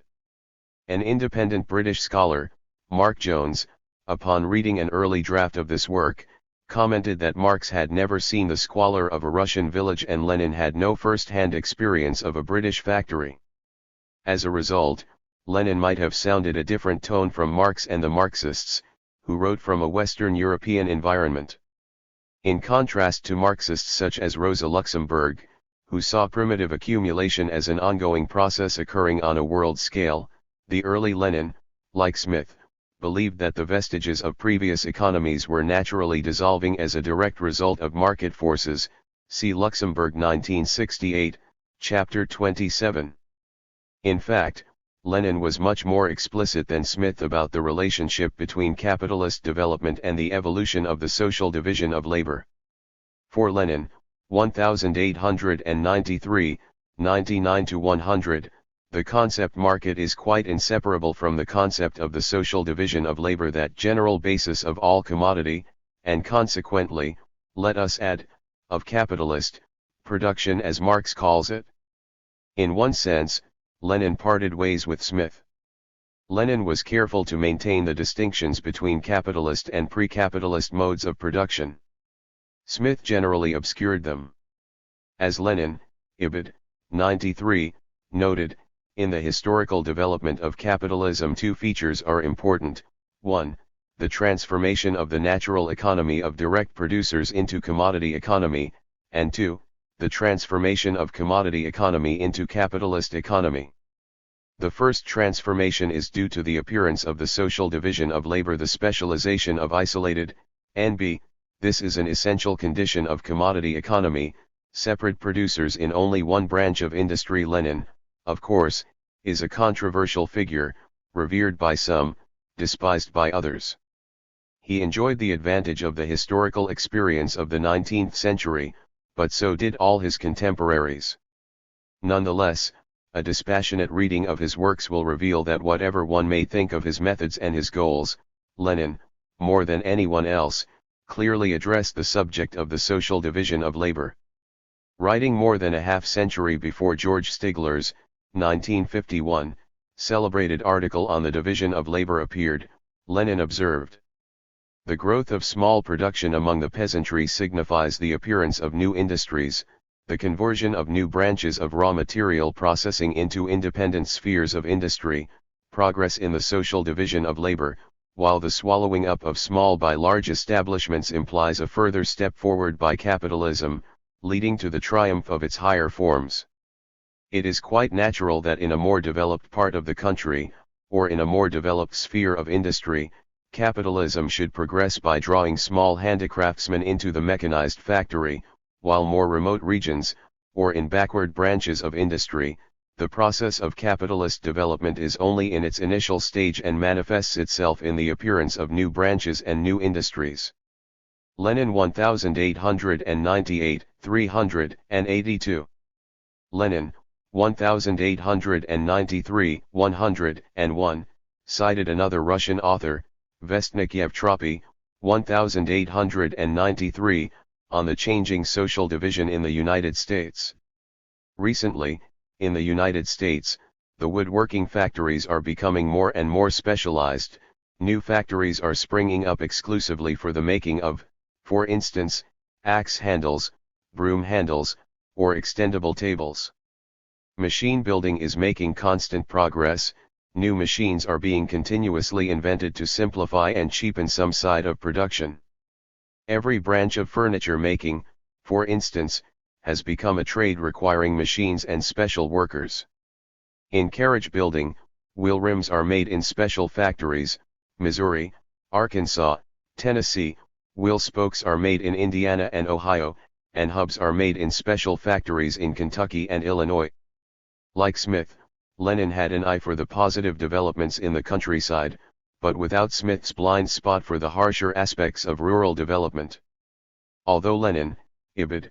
107, did not share the infatuation of Smith's successors for the consumption of baubles, he applauded the changing standard of living that was being adopted. The rapid development of commodity economy and capitalism in the post-reform epoch has caused a rise in the level of requirements of the peasantry. Lenin, Ibid, was especially pleased with the cleanliness that these changes were bringing. Even more importantly, Lenin, like Smith, welcomed the potential of such capitalist development to eliminate dependency, or what he termed the Asiatic abuse of human dignity that is constantly encountered in the countryside. Lenin 1894, 235. In an extended passage based on his study of the statistical returns for the Moscow gubernia, Lenin penned one of the finest descriptions of the passage from pre-capitalist society to capitalism in the countryside. These words are especially striking because many of the same features that Lenin cites are identical to the examples used earlier by Stoyart.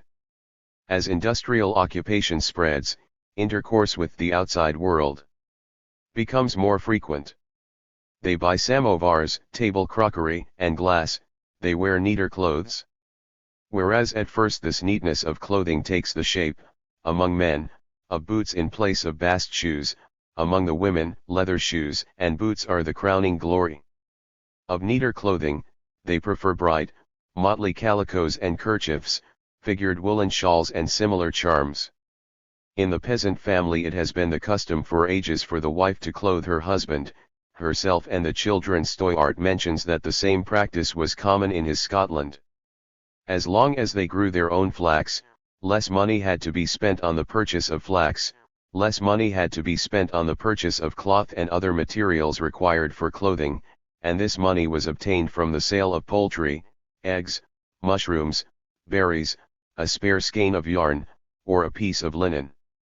All the rest was made at home. Lenin 1894, 121. The report then illustrated the manner in which commercial production was ousting traditional manufactures.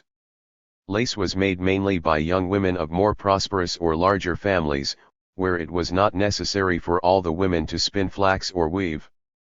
But cheap calico gradually began to oust linen, and to this other circumstances were added: either the flax crop had failed, or the wife wanted to make her husband a red calico shirt and herself a smarter dress, and so the custom of weaving various sorts of linen and kerchiefs at home for peasants' clothing gradually died out. That explains why the majority of the population do all they can to make articles for sale, and even put their children to this work. Ibid. 121-22. Both Lenin and Smith were in complete agreement that capitalist development was natural. Lenin differed from Smith only in his conviction that the rise of large-scale industry was also natural. Was Lenin wrong, or should I withdraw my claim that Smith's theory of development was a failed ideological venture? Lenin and the Narodniks. We have already seen that the practical schemes of Wakefield had given lie to Smithian dogma. Why would Lenin, in effect, stand as a throwback to Smith? In part, Lenin's Smithian understanding grew out of his opposition to the Narodniks, whom he held responsible for the fate of his brother, who was executed for participating in a Narodnik plot to assassinate the Tsar, Weiler 1971. The Narodnik economists, such as Vasily Vorontsov and Nikolai Danielson, took the position that capitalism was foreign to Russian soil. They protested against efforts of the state to implant capitalism artificially in Russia, Lenin 1894, 213, see also Walecki 1969. These attempts, such as the promotion of the Russian railroad system, were indeed both clumsy in execution and oppressive in effect, see von Law 1963. Since much of the investment was imported, the net impact of this program would have been to restrict the home market, thereby stifling native Russian industry. The distortions caused by the artificial promotion of capitalism were all the more destructive because of the gargantuan scale of the typical Russian manufacturer. In 1914, only 17.8% of Russian industrial workers were employed by firms with fewer than 100 workers. In the United States, 35% of the industrial workers were employed by such establishments. In Russia, 41.4% of the industrial workers were in the pay of giant businesses with more than 1,000 workers. Around Moscow, such firms employed 57.3% of the workers. The comparable figure for the United States was only 17.8%, Trotsky 1932, 8. The Russian economy suffered from the usual symptoms of a dualistic economic growth pattern. The Narodniks preferred to avoid the costs associated with capitalist development in Russia by building socialism on the basis of the traditional village economy. Lenin denounced their plans. The peasant's life was a constant round of toil. Maxim Gorky, 1922, 370, the novelist, conveyed the sense of the Russian village in the following words: the technically primitive labor of the countryside is incredibly heavy, the peasantry call it strata from the Russian verb strata, to suffer. In contrast with the Narodniks, who condemned capitalism as an unnatural intrusion into the wholesome world of traditional Russian village life, Lenin interpreted the spontaneous growth of capitalism in the Russian countryside as part of a larger evolutionary process that would eventually lead to a socialist society. Lenin, 1913, 377, argued that peasants were not being crushed by railroads, but rather by the burdens of manual labor. To tread the Narodnik path, Lenin charged, was to be swept away by romantic illusions.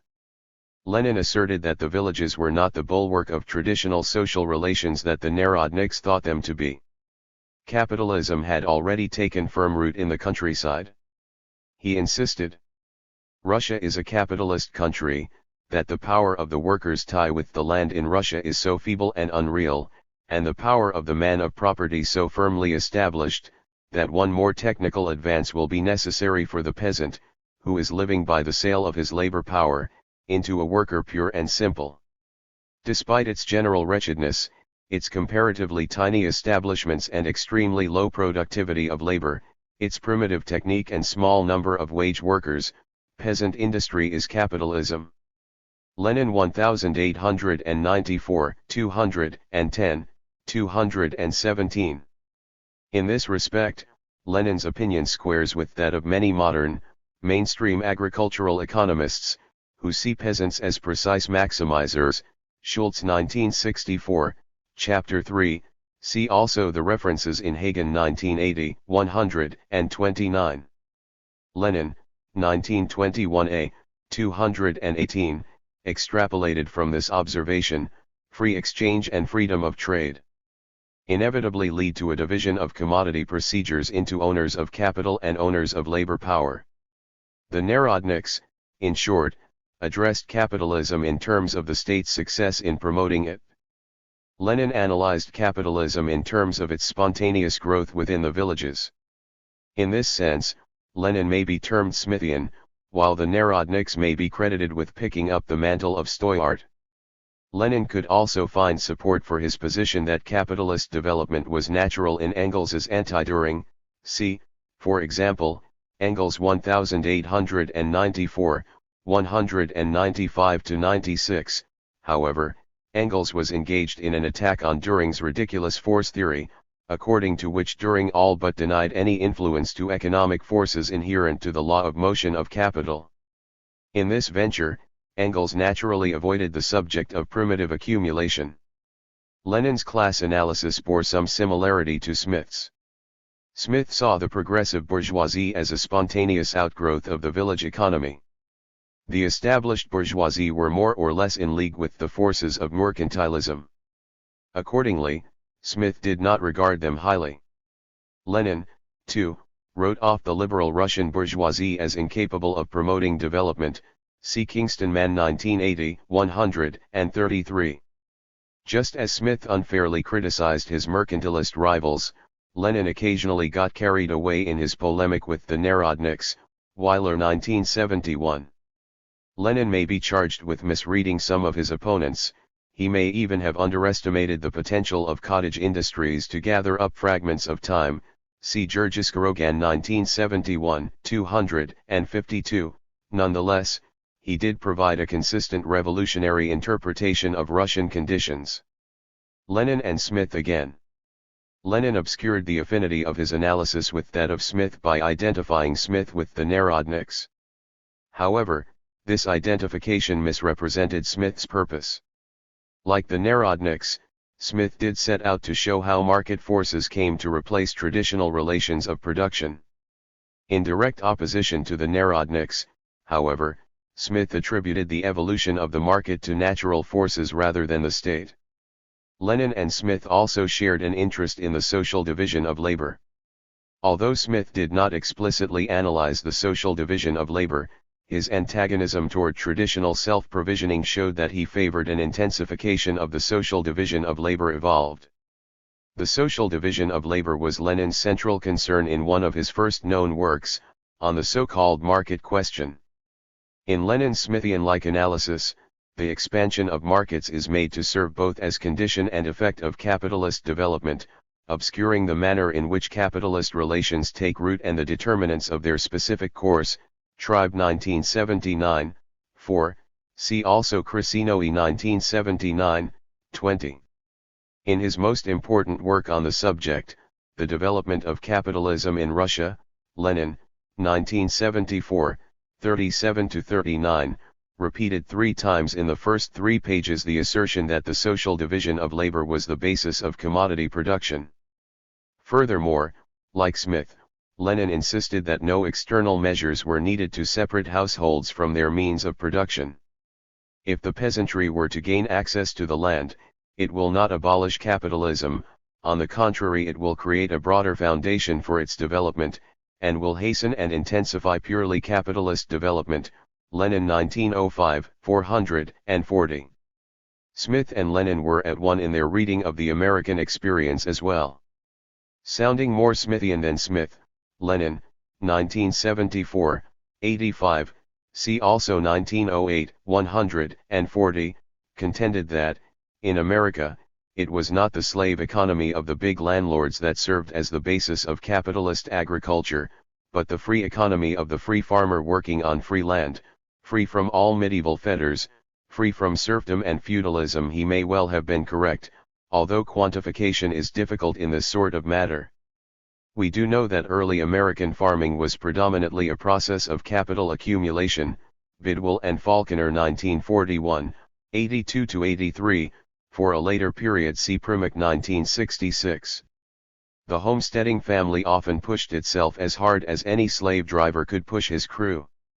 Moreover, a relatively small share of its efforts were directed toward providing itself with consumption goods. Hard work was not enough. Between 1710 and 1775, for example, per capita incomes were estimated to have grown at a modest 0.4% per year, Lee and Passel 1979, 20. Improved standards of living in the United States awaited the introduction of the intensive use of slavery to produce the exports that formed the economic base of the country. True, slavery had its limits. Eventually, the slave system ran up against the dual barriers of soil depletion and the contradiction between the incentive system of slavery and the need for higher productivity, as well as the development of more advanced production techniques that were inappropriate for a slave system. By the time of the Civil War, the eclipse of Southern agriculture was well underway. Hinton Rowan Helper, 1860, 53, calculated that the combined cotton, tobacco, hay, hemp, and sugar harvest of the 15 slave states was worth less than the hay crop of the free states. Still, Helper, like Lenin, overlooked the enormous contribution of earlier slave labor in the process of accumulation in the United States. Lenin's reinterpretation of petty production. To his credit, Lenin displayed a capacity to learn from current events. After the 1905 revolution, in which the peasants were supportive, Lenin significantly modified his stand on the role of the peasantry. This change did not represent a recantation of his economics, but rather a strengthening of his confidence about the degree to which capitalism had already established itself. Lenin 1907, 233. Based on his reading of the American experience, Lenin posed two alternative paths for the Russian countryside. Either the nation could distribute the land to replicate Northern American conditions, or, it could give the land to large landholders who could maintain large estates such as were found in Prussia. Lenin wrote, both these solutions each in their own way facilitate the adoption of higher technique, both are in line with agronomic progress. The only difference between them is that one bases this progress on the acceleration of the process of squeezing poor peasants out of agriculture and the other bases it on the acceleration of the process of the labor rent system by destroying the feudal latifundia. Lenin 1908, 136.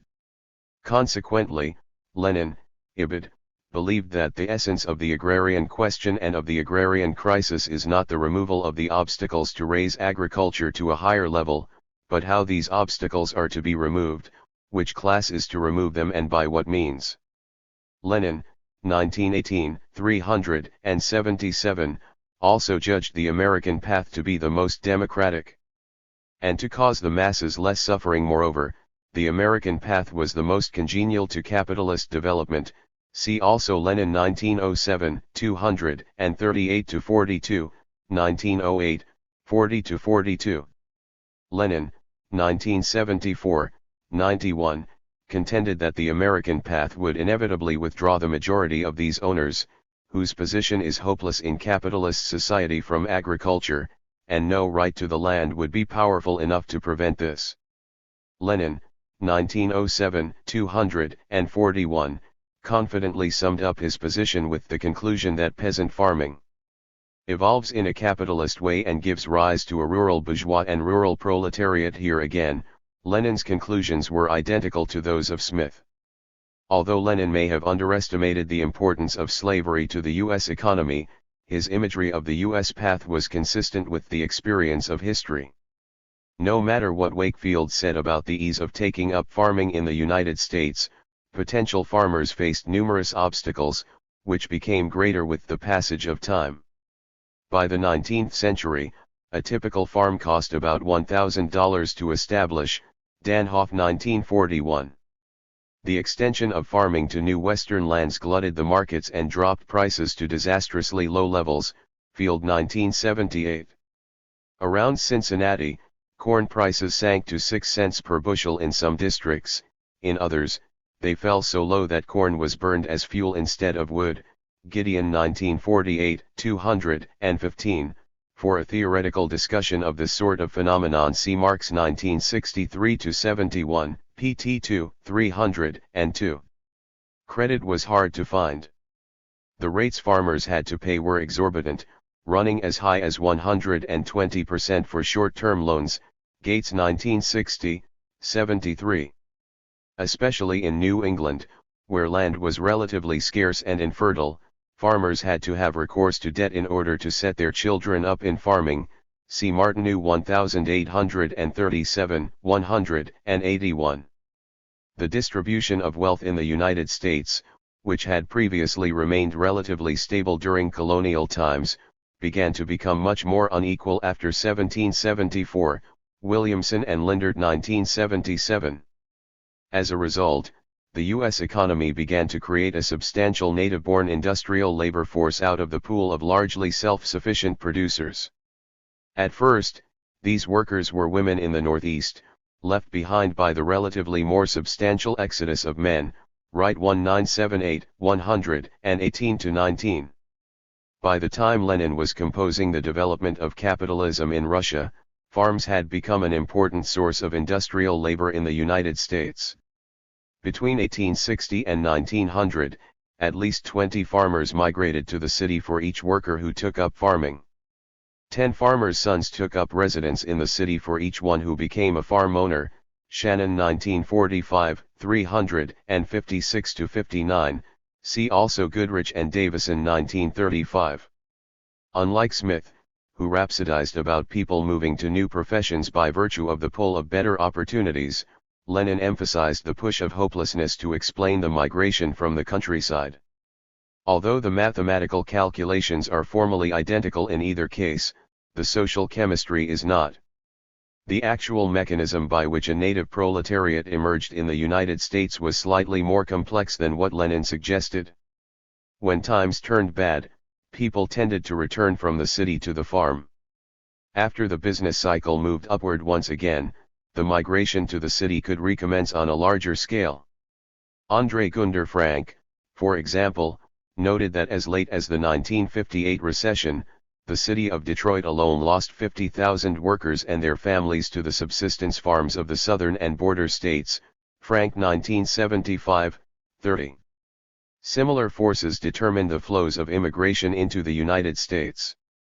For instance, Mexican immigration to the United States is highly correlated with inadequate rainfall in Mexico, Cornelius 1979. Marx suggested that this pattern of ebb and flow into the countryside dated back as early as the 15th century. He remarked that in the course of each cycle, the peasantry turns up again, although in diminished number, and in a progressively worse situation, Marx 1977, 912. In any case, the coincidence of periods of prosperity and rural exodus was consistent with the schema of Smith, who emphasized the association of the migration with opportunities in the city. Lenin, however, more accurately identified the underlying forces that drove the people from the countryside. In conclusion, the United States offered more substantial support for Lenin's model of development than it did for Smith's. Lenin on the process of differentiation in the countryside. Both Lenin's Russia and Smith's Britain shared one crucial characteristic: poverty was making the life of the self-sufficient household difficult, if not impossible. This poverty was not a natural result of resource endowments, but the product of centuries of exploitation. Recall Marx's 1963-71, pt 2, 237, Portrait of England.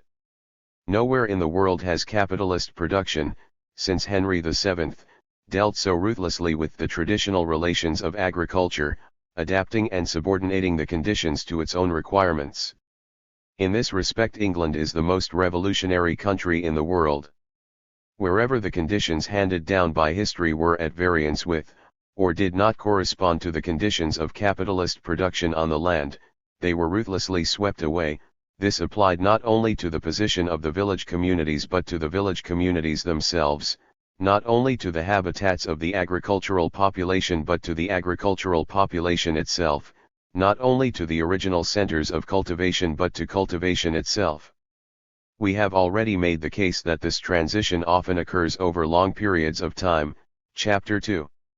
What happens when the household finds itself in an environment that is dominated by feudal employers? Lenin, 1908, 140, agreed with the analysis of the classical political economists. Under such conditions, the lower the level of paid wages, the more people would produce for themselves. He did not suggest, as Stoyart and others had, that such an arrangement would substantially benefit capital. Instead, Lenin was certain that it would only serve to preserve backward forms of production instead of promoting the accumulation of capital. Just as Engels observed in Germany, in Russia, too, the functioning of the household served to restrict capitalist development. Lenin, however, understood the essence of the classical theory of primitive accumulation. He knew that once the traditional sector becomes sufficiently impoverished, poor peasants will have no choice but to accept wage labor. As a result, poverty, in this setting, did not reflect a disadvantage for capitalist development, rather, it was an important tool for organizing society according to its own interests. In Russia, poverty in the traditional sector had become so extreme that Lenin saw great promise in the near term. In his mind, the rapid development of commodity economy and capitalism in the post-reform epoch has caused a rise in the level of requirements in the peasantry. Too, the peasants have begun to live a cleaner life, as regards clothing, housing, and so forth. Lenin 1893, 107. Yet Lenin, 1894, 211, also observed that the desire for cheap calico prints and the like was causing household production to die out. In the process, traditional rural society evolved into a rich mix of economic strata ranging from the landless laborer to the successful peasant, whom the Russians called a kulak. Unlike Smith, Lenin devoted considerable attention to the specifics of this process of differentiation in the countryside. We can interpret some of Lenin's analysis in terms of the exchange of labor power. Think back to the earlier example in which the typical household could produce all its own needs in 4 hours of labor, see Chapter 4. Some households will require more time, others less. Thus, if the working day for a wage laborer is 8 hours, an inefficient household that needs 7 hours to take care of its own needs would be less likely to resist the conditions of wage labor. In practice, the actual process of differentiation will not be as simple as the following discussion implies, see Deere and Ayanvri 1979. Nonetheless, it will conform to the broad outlines that follow. Under the assumption that the household would earn the same standard of living whether it produced for itself or purchased commodities with wages, the inefficient household would have less to lose from wage labor than a more efficient one that required only 2 or 3 hours to produce the same goods. What, then, determines the degree of inefficiency of a household? For Lenin, efficiency was synonymous with modernization. He mocked the pretended efficiency of traditional producers. Yes, traditional producers could sometimes compete with modern industry, but only by lowering their standard of living to an abysmal level. Lenin 1898, 400, 419. The answer will depend, in part, on purely technical phenomena. Better seed, more careful application of work, and superior equipment will all improve the efficiency of a small peasant farm. Primitive accumulation or capital accumulation. Lenin, like Marx, stressed the technical and economic forces that condemned traditional producers to extinction. Of course, a family's access to the means of production is not the result of technology alone. Karl Koski, 1899, 24, whose work on agriculture won the enthusiastic praise of Lenin, demonstrated how political acts, such as cutting off the peasants' freedom to gather firewood or hunt game, increased the number of hours that a family would have to work to produce the same amount of use value. Families could cope with the difficulties resulting from primitive accumulation by curtailing their standard of living. For example, the consumption of meat seems to have fallen with the pressures put on the traditional peasant economy, Ibid. 30. More productive households could try to overcome their difficulties by bringing more produce to market, Ibid. 16. Two factors complicate this latter approach. Many households do not possess enough capital to bring a sufficient amount to market, and, if all households were to follow this strategy, a glut of produce would follow, such as we described in the case of the corn burned for fuel. Alternatively, families could attempt to maintain their standard of living by earning wages. In any case, the logic of the market guides the process of differentiation. Some households, whose degree of efficiency was indistinguishable from those of their neighbors in earlier years, demonstrate an aptitude for earning profits. Others, who were not able to compete, lose their property to more successful producers. Thus the surviving operations could increase their production while employing the propertyless workers to labor on their expanded holdings. Despite his interesting discussions of examples of primitive accumulation, Koski glossed over the importance of the initial pressures of this process. For the most part, he accepted that economies of scale and specialization alone cause the process of differentiation. At times, Koski's faith in the efficiency of market forces seemed unbounded. He even went so far as to praise the efficiency of the division between mental and manual labor, Koski 1899, 101. Lenin, too, put excessive trust in market forces, assuming that those peasants who prospered were technically superior. Emmanuel Leroy-Ladurie, studying an earlier period, argues that a different sort of mechanism was also at play. He describes the activities of Guillaume Massinks, a successful French proprietor who was born about 1495. Here, we find the acquisition of land based on usury and the reduction of costs by withholding tithes, ostensibly as an act of solidarity with the Reformation, Leroy-Ladurie 1974, 127-28. Massinks's break with traditional behavior may or may not have been socially beneficial. Certainly, it was consistent with the accumulation of capital. Yet we get no indication that Massinks was necessarily more efficient in using the means of production in producing commodities, only that he was better able to profit from market conditions. Men of small beginnings, the later counterparts of Massinks, appear to have formed the core of the emergent capitalist class. Hammond and Hammond 1819, 2-3, see also Hilton 1978, Moore 1966, 9-11. Others, such as Massinks's neighbors who forfeited their property in default of their debts, formed the proletariat. Smith looked on the energy and enterprise of such successful people with favor. Indeed, they contrasted sharply with the decadent nobility whom he despised. His emphasis on the role of stock paralleled Lenin's insistence that success was not the result of personal virtue, it was a consequence of the possession of capital, Lenin 1974. For Lenin, the Russian victims of the indigenous Massinks of his day would have no other way to turn but to the Communist Party. The faster the process proceeded, the sooner the messy work of revolution would be completed. Implicit in this analysis is the idea that exact ions imposed by earlier economic formations furthered capitalist development, see Brenner 1977, Banerjee 1977. As Lenin, 1974, 199, See also Marx 1977, 875, observed, life creates forms that unite in themselves with remarkable gradualness, systems of economy whose basic features constitute opposite. Lenin's partial recantation of Smith. Obviously, Lenin would have taken exception to this characterization of his work as Smithian. Even today, at times, Smithian is used as a rather harsh pejorative among people on the left.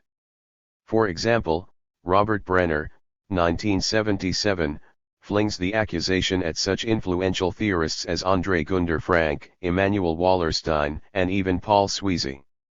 Surprisingly, Brenner, 1977, 76-77, then himself sounds a Smithian note by asserting that the original pressure for the breakdown of feudalism came from the increased demand for English cloth. This use of the expression, Smithian, reflects Smith's attempt to advocate capitalist society without acknowledging the existence of the means that were historically necessary to create it. That position was essential, not so much as a practical plan, but to build support for his ideological justification of capital. After all, by the time Smith was writing, British agricultural society had already been formed, for the most part, in conformity with the needs of capital. Thus, England appeared to be well ordered. In contrast, parts of Scotland still remained inadequately integrated into a more general social division of labour. Even so, for Smith, the standard of living of the Highlanders seemed to be low enough that they, too, could soon be absorbed into the social labour process through the workings of the marketplace. Thus, artificially created poverty did not appear to be necessary. Smith's nemesis, Stoyart, was less concerned with ideology. For him, too much work remained undone. The world still stood in want of statesmen to carry out statesman-like business, such as the clearing of the estates. The pace of Smithian development was too slow for him. Wakefield intended to develop this approach on a global scale. With Lenin, the outcome of the process would reach a much more advanced stage: world revolution. Lenin, to his sorrow, soon learned the limits of his Smithian ideology. Although Smithianism may have been useful in his ideological struggle against the Narodniks, capitalism had not proceeded as far as he had thought. Consequently, Lenin turned to the market to help create the appropriate social conditions to establish socialism. The new economic policy was a masterpiece of practical finesse that contained a goodly number of theoretical ironies. Market relations were to be marshaled to build socialist relations. Concessions to individual incentives were to become the road toward constructing a broader basis of cooperation. On this, see Bettelheim 1976. At this time, Lenin's use of the market was more akin to Stoyart than Smith. Smithian theories gave way to the statesman-like actions implicit in Stoyart. Lenin came to the Stoyart-like recognition that our task is to organize commodity production. Lenin 1921b, 95-96, cited in Bettelheim 1976, 484, and to establish proper relations between the working class and the peasantry. Lenin 1921a, 404. Stalin and Mao. As Stoyart had observed long ago, people had to glean before they could reap. See Chapter 7. Accordingly, the Soviets constructed the new economic policy to foster growth within the peasant sector as a basis for future socialist development.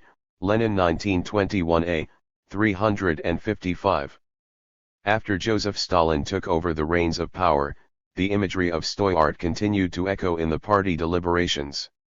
Stalin, 1928, 169, called for a shift in policy relative to the bond between town and country, between the working class and the main mass of the peasantry. He emphasized the role of producers' goods delivered to the peasantry rather than the consumer goods, as Stoyart had done. Accordingly, he recommended a bond based not only on textiles, but also metals. Ibid. 170. Stalin's Ibid. Bond, unlike Stoyart's, was intended not to preserve classes but to abolish them. His program of collectivism, therefore, was ironically justified in terms of cementing the bond between the town and the country. Stalin 1929, 60–72. Ultimately, the Russian countryside was also cleared of many superfluous mouths, Stoyart 1767, 158, 198.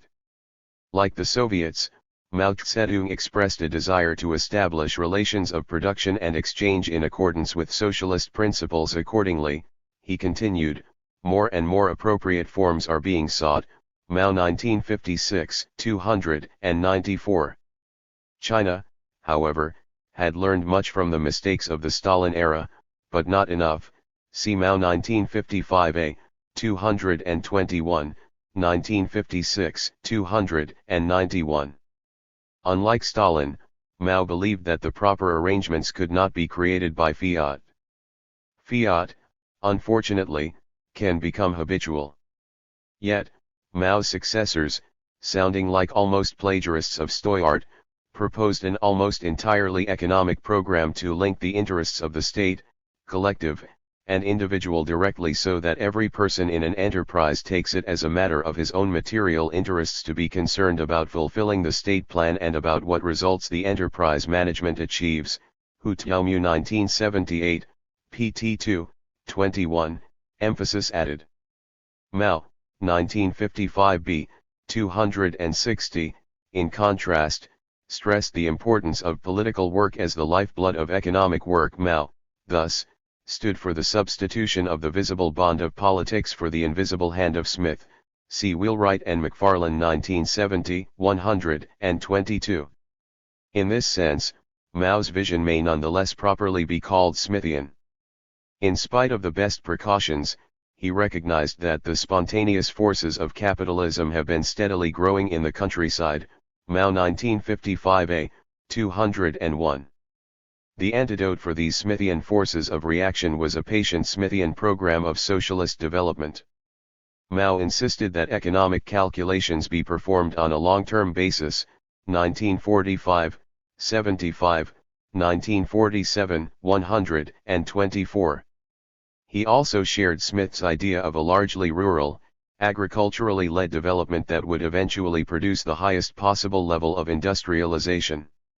Like Smith, he favored agriculture, Mao 1956, 286. The most crucial parallel between Smith and Mao concerns their attitudes toward people. Smith, shorn of his ideology, represented a statement of confidence in the abilities of the emergent capitalist class to bring about a progressive development of society.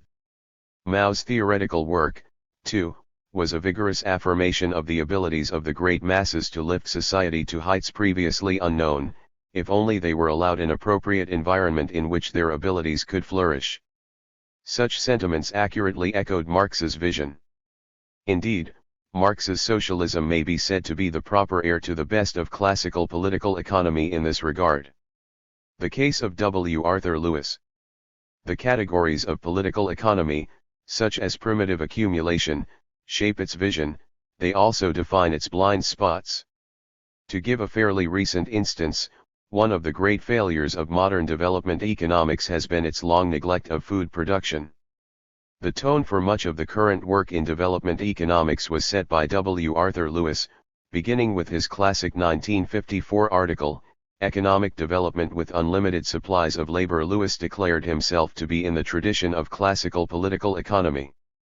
Indeed, although Lewis's article was not entirely faithful to the letter of classical political economy, see Darity and Hurt 1981, it did reflect the spirit of that literature. Lewis attempted to understand how the seemingly unlimited supply of non-wage labor could be tapped.